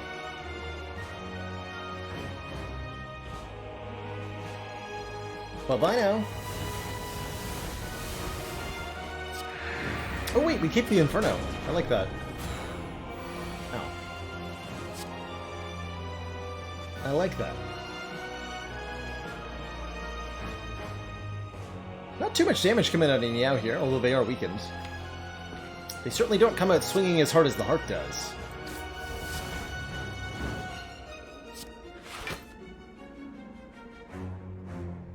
I want to keep Hexagard around for at least a little bit.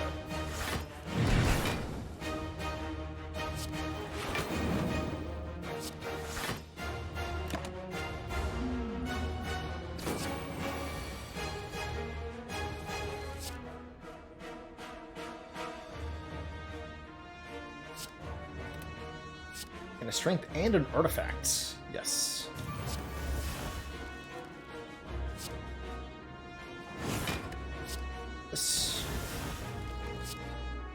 How much damage? Ah! A lot of damage. That's how much damage. So they're actually already gonna die, which means we get to play Time of Need and Slimed here. Lose 1 strength? Just gain 2 decks off Phantom Cloak, or do we keep the artifact? Becomes the question.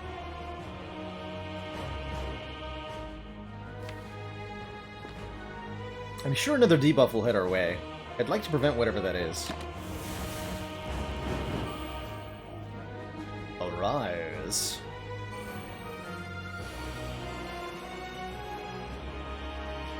Hey, I remember you. You're a big jerk.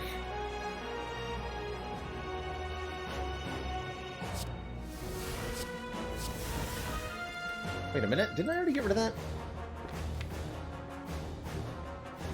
How many ickies did I have?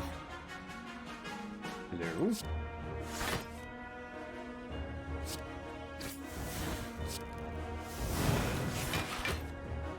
Hello?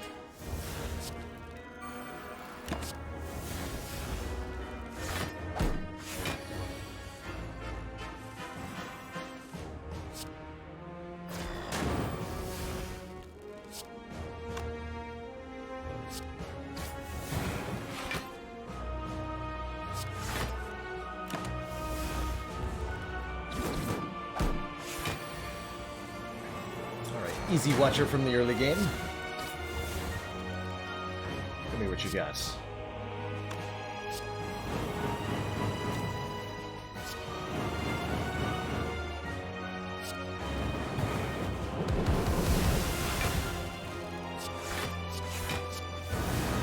Double Inferno! Triple Inferno! All the flames forever.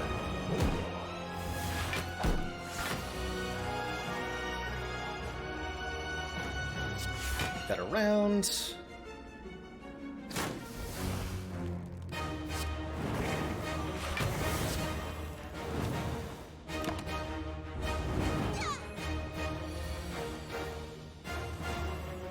And Meow comes back. Although they seem to be sleeping, at least on this turn. Wait, didn't that... Oh, this exhausts. Dang. I thought Unleash Spirits was something we could use more than once. Well, imagine my surprise when I learned that is not the case. It's a bit worrisome.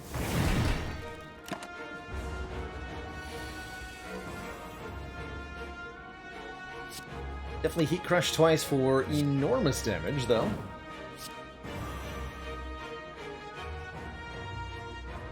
So big damage.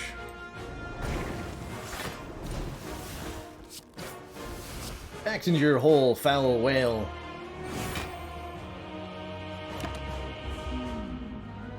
Bite once more. Look who it is. Ironclad, we remember this lad. The Iron Lad.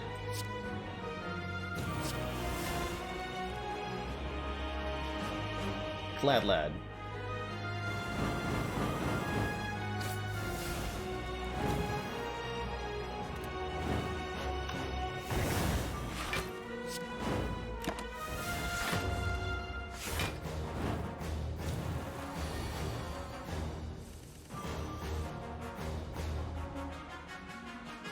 Ichu again. He's got not only the...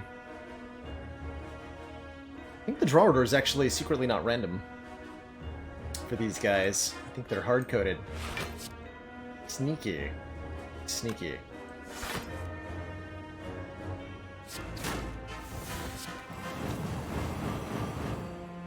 Oh, I made him angry.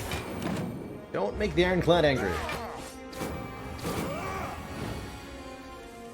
He will toast you.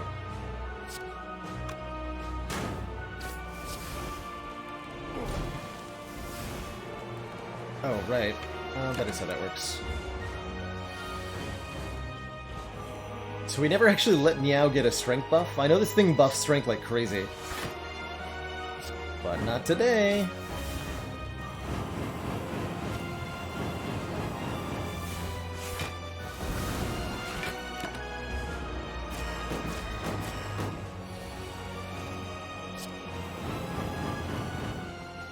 Not today.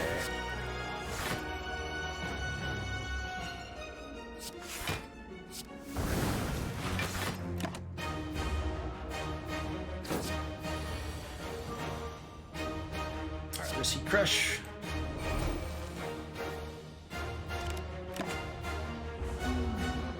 The cycle must end. You can get the antidotes back for the silent rematch. Shouldn't be too hard.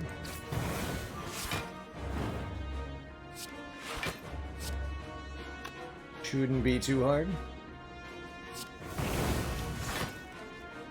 I have how much strength? You want me to do what?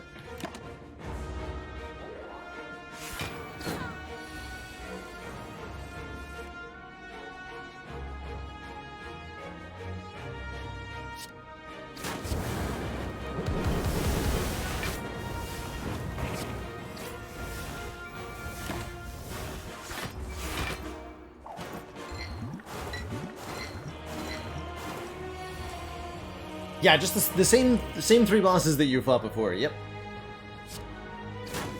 Oh, whoops. That was actually good. I'll take it.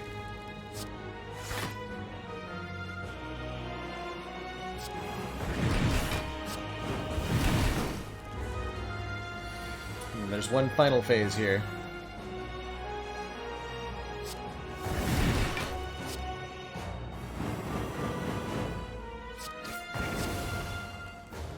We will just obliterate with Heat Crush. GG. EG. Get dunked whale.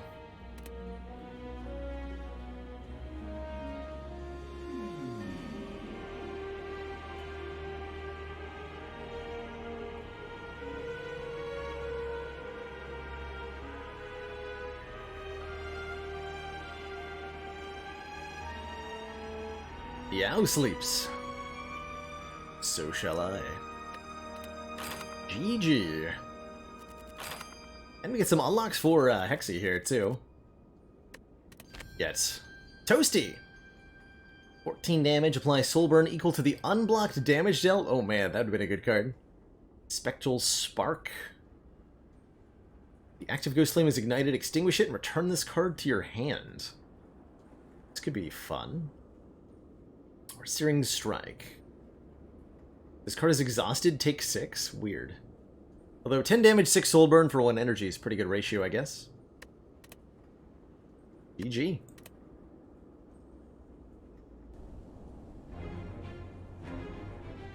GG. Yeah, what a cool mod, right? I think Downfall is a really interesting addition, take on the gameplay formula of Slay the Spire. The design of the bosses, the player character bosses in particular, is super cool.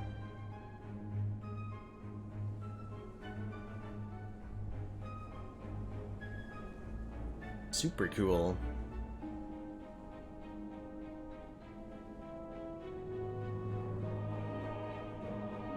GG everybody. I've slain everyone. Cycle has died. So shall I. GG everybody. Thank you so much for joining me and participating in Winning with Hexaghost, which I did not do when I tried the character on my own previously. Actually nice to sit back and let chat kind of guide the decisions there. And then Sekoi, of course, helped a lot too. GG everybody. Thanks for playing. That is gonna bring us to the end of tonight's stream. Been live for nearly 9 hours, quite a few long streams these past few days. As a reminder, there won't be a stream tomorrow. I've got some got things I gotta do, and I can't make it up on this weekend, but look forward to a bonus stream at some point in August on either a Friday or a Saturday to make up for the lack of stream tomorrow.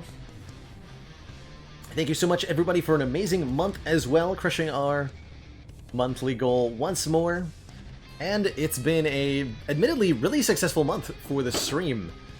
Despite changing the schedule and switching to 5 days a week, I'm proud to say that we hit another record for most followers in a month at over 600 this month, which is super exciting. Lots of new people finding their way to the stream through the new schedule. So I'm feeling very good about the stream, where it's at right now. How the new schedule fits into my personal life and how it's working on the streaming side. Let's show some love to Firstane, who's playing some Slay the Spire himself. Friend of the stream, talented Spire Slayer, all-around cool dude. He's celebrating passing his qualifying exams, so wish him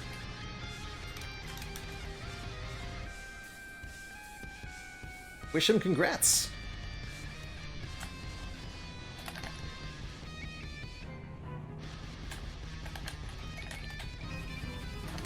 Congrats on acing your exam, and if you've got a Firstane Pog emote, please post it. Get him. Get that lad. Get that lad. Alright everybody, thank you so much for watching. Ta-ta for now. And I'll see y'all next time. Toodaloo.